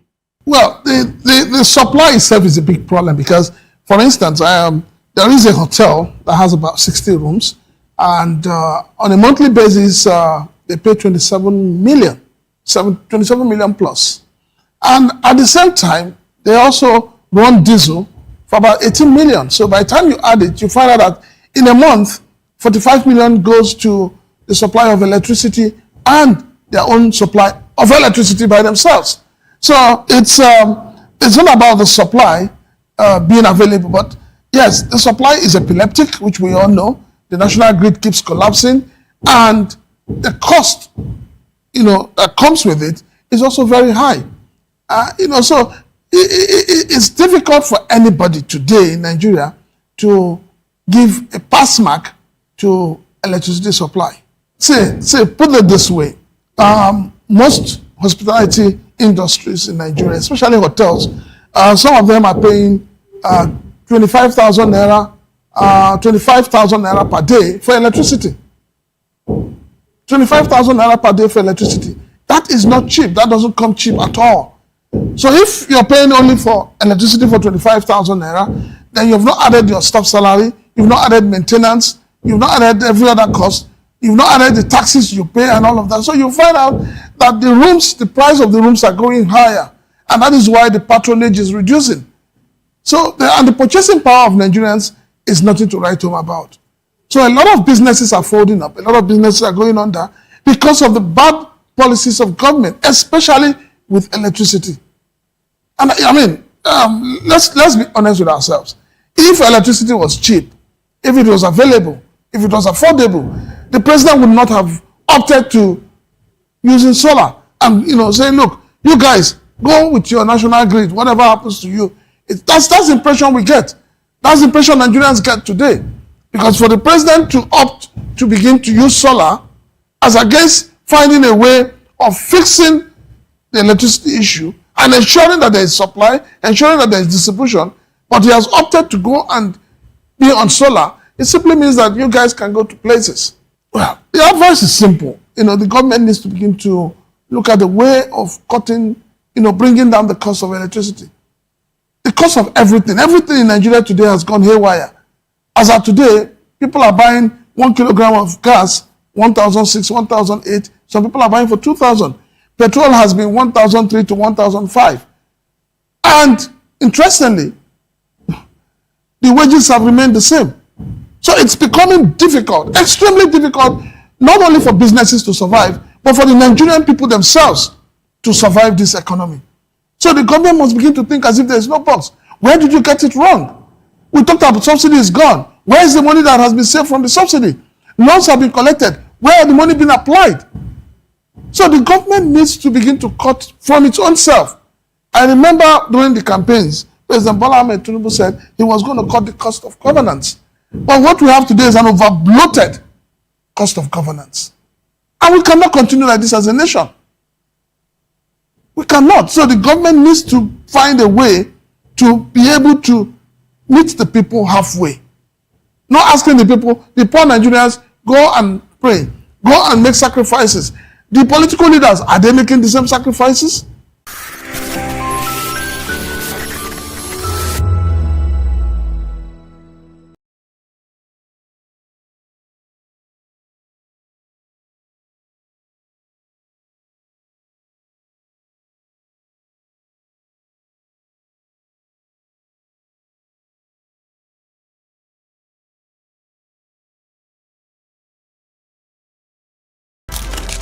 In a world where power shifts with every headline. In a nation full of questions. In a world filled with noise.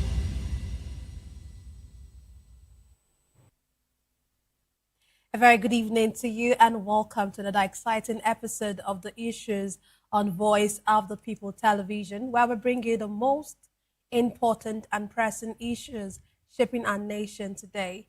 I'm your host, Nenna Ndomdioto.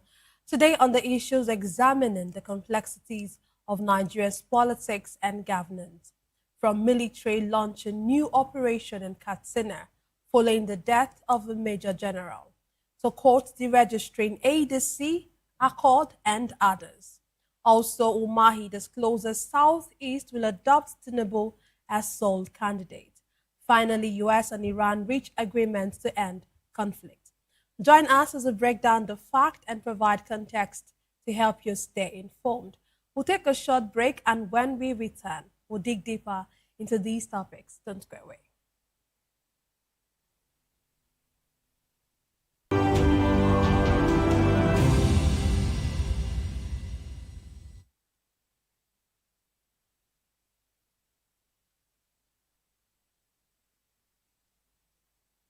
Glad to have you back. Let's dive straight into what we have for you today.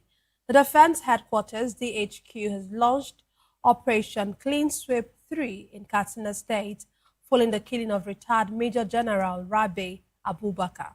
Military authorities say the operation, which targets terrorists and bandits operating in Matazu local government area and neighboring communities in Katsina State, is aimed at intensifying efforts against criminal elements operating in the region.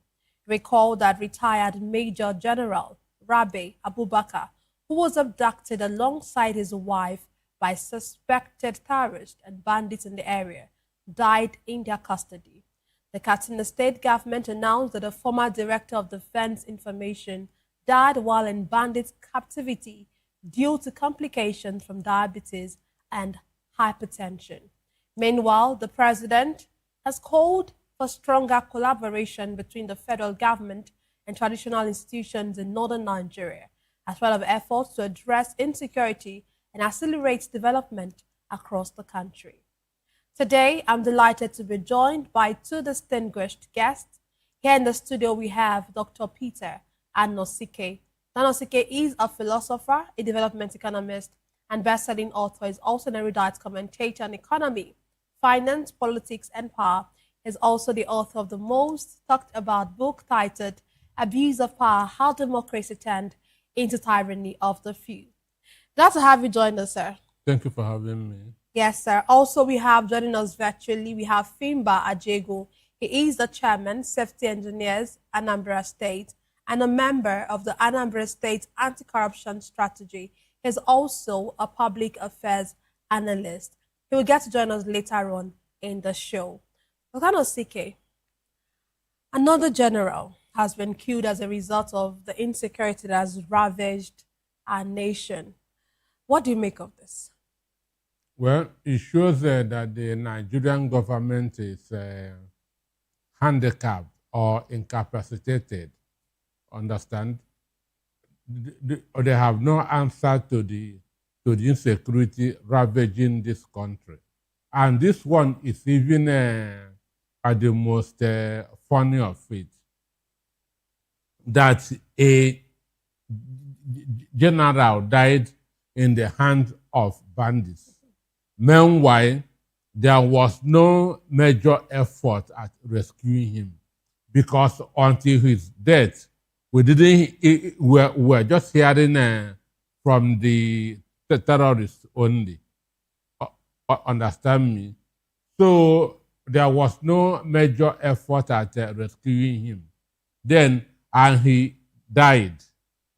The terrorists boldly carried his coffin out and come and handed it over to the people and gently walk back to the forest.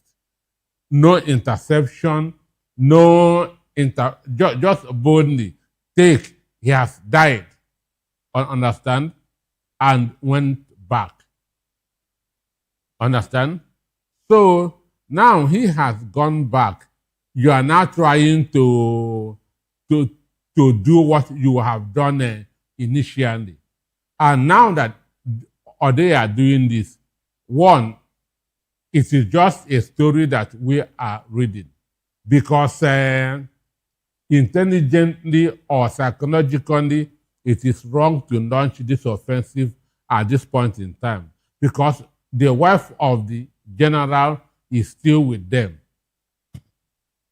Understand me?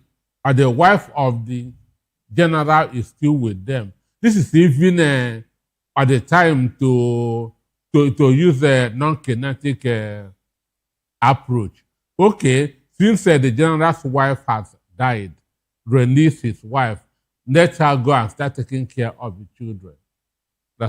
So this is not at the time to launch that attack on them because the mistake had been made initially. Remember what America did when one of their colonels fell out of that's a jet fighter in Iran. They did everything to make sure that he was rescued. America did for 2 days. America did everything to make sure that the colonel, not even a brigadier, but that the colonel was rescued. But this is a general that was in the hand of terrorists. No action. Everywhere was quiet. The same way the Brigadier General Oba died too. Understand me? So for me, what they are doing now is belated because as we speak, the terrorists still have an upper hand with the wife of the general in their hand. And would they want the general and the wife that die at the same time, who is to take care of their children? Meanwhile, they are saying that he died out of diabetes complications.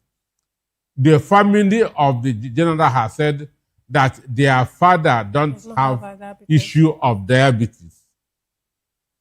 Understand me? This is the family now saying that their father don't have any issue of diabetes. Rather, that they are suspecting a snake bite. So who is now telling the truth? Okay, if you know that he has an issue of diabetes, which can lead to complication, what did you do? Understand me?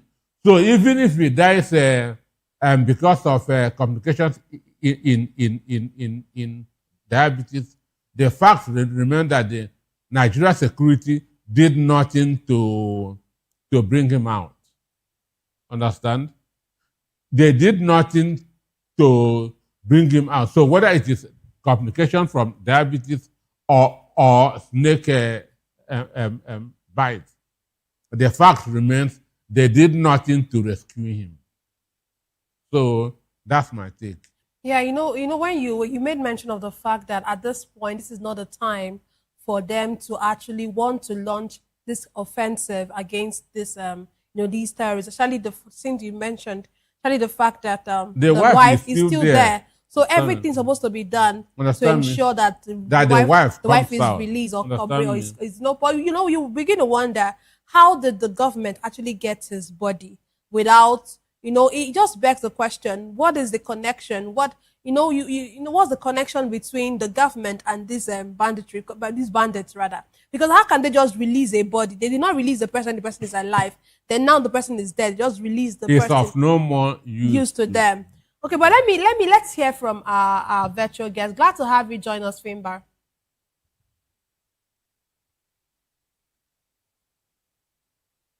Can you hear me? If you Yeah. can. Okay. Yes, I can hear you very loud and clear. Yes, thank you for joining us. Okay, let me ask you. You know, when you hear about this operation that the military has launched, one begins to wonder, why does it seem that our security forces are always reactionary?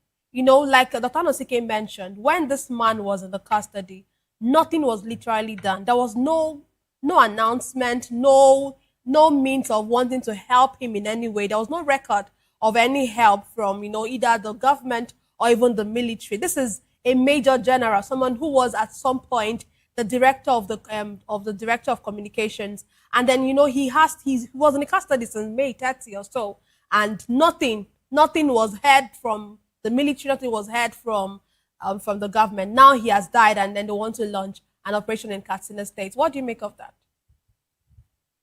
Yes, thank you for having me. First of all, my condolences and sympathies to the families and loved ones of the general we have lost, and the other generals, and of course, his likes that we lost. And also my condolences to the lives that are being wasted in the bush in the hands of the bandits. Coming to the subject matter, this shows is a clear pointer on the sustained and continued deteriorating nature of our security apparatus, of the lack of capacity to protect lives of patriotic Nigerians, very expensive lives of patriotic Nigerians, inclusive of very revered and exceptional gentlemen who have served in the armed forces of the Federal Republic of Nigeria. It's a pity. It's very, very appalling. At this point, there should be one or two officers or commanding officers who have been sacked. At this point, there's nobody whose office has been sanctioned or punished for allowing such kind of crime to have been perpetrated. And it will continue for them to have succeeded in this capacity, and they have succeeded in many other stories that have gone over the months and years. The worst is coming. I will not be surprised. The worst is coming. Because if you allow bandits and terrorists to negotiate with the state, Federal Republic of Nigeria, my dear, it shows that the security architecture is total failure. Failure, woefully. They've failed woefully. It's very sad. I wonder how many people who are responsible for security in our country that may be hearing us at this point. I want to speak directly to them. Please, please, if there is any little atom of humanity, any little atom remaining in you, please, as a senior commanding officer in any level of our security apparatus, be it the NSA, be it the Defense Ministry, be it the Air Force, be it the Army, and you are there and you are watching that these kind of actions are being perpetrated, please, I speak to you directly. Leave alone the President Bola Ahmed Tinubu. I speak to you directly. Please, that the onus lies on you people to rejig your status and see that you deal with this banditry and the armed robbery and the criminality and terrorism head on, even if the president does not give you direct orders. Please, this cannot continue. I speak to those senior officers, commanding officers directly. Someday it could be one of them or it could be their relations. But I hope that we will not wait till that time. It's unfortunate, and I'm very disappointed at the leadership of the security apparatus in our great country. What then is left for the common man? If a retired army officer can be kidnapped and then wasted, and then you are not talking about whether it is snake bite or it is not snake bite, whether it is sickness or it is not diabetes, whether it is whatever it is. No, we should not depreciate. We should not have degraded ourselves to that level. It pains me and many other well-meaning Nigerians and patriotic Nigerians that we have continued this type of denigrating kind of issues to be what we talk about, and then nothing has been done over the years. It is very, very appalling. Some of us sometimes wish that we can take arms directly and start to deal with this thing head on. But well, we will not wait until that time. Maybe some other thing will come up. Something worse, I'm afraid, is coming. But I pray that we will not get there. Okay, I condemn this act. I condemn it in totality. Thank you. Thank you. Of course, we pray that we don't get to that point where things get worse than they are already. Because yes, no doubt, things are worse already. But honestly, let me come to you. When you look at the military, we've had the military is currently running so many operations at the moment. We have the Hardin Kai, we have, the Operation Yawa, multinational joint task force, we have the Operation Shield, all of enduring peace and all of that. But really, all of these operations that the military carry out, how measurable are the outcomes, or how positive have they really, what positive outcomes have actually come out, from these many operations, if I would call that? Well, for me, the Minister of Defense State, Matawanda, said the truth on Saturday when he said that it is only God that can stop insecurity in Nigeria. Understand me? That's what that is what the truth that Nigeria need to hear. That they have failed. They have tried everything and failed, and have resigned to fate and now looking unto God. That's what your defense minister is telling you. So you can watch discordant tunes. Christopher Musa was scoring themselves 70%. Understand? 70%. The Minister of Defense State is saying that it is only God, which means they are not on the same page. Understand? They are not even looking at papers or sharing intelligence. So Matawende simply told you that we have given up when he said it is only God. And when people begin to mention God, you know that all hope has been lost. And that's the truth that I want Tinubu, APC, and all of them to come into agreement with. Understand? There's nothing again that we can do. A general was kidnapped. He died in the hands of the terrorists. They brought him out, come and keep, and quietly went back to the forest. Nothing happened to them. Where has it happened on earth? Even if it's a corporal in the U.S. Army, it can never happen. Understand?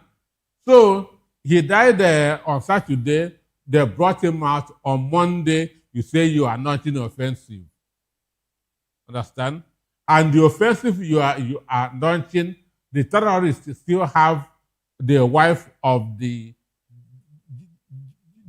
general. So you now want to make their children orphans. So this shows you there's no intelligence in what they are doing. Understand me? This shows you that there's no, because if you shoot at any of them, they will kill that woman. Understand me? If you shoot at any of them, they will kill that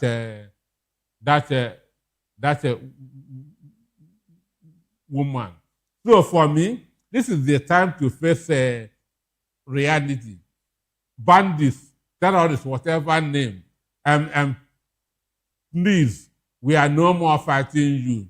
Release that woman to us. Let us take her to her children. Okay, you're saying that this is what they should actually do. This is what they should do. This is what, if they anger those bandits, they will kill that woman. So you're And saying that guy should have young children. If you look at his picture, understand me? So what they should do now is to see how they can pacify that this terrorist and let them release that woman. Understand me? Okay, since the general has died, release the woman. Let her go and stay with her children.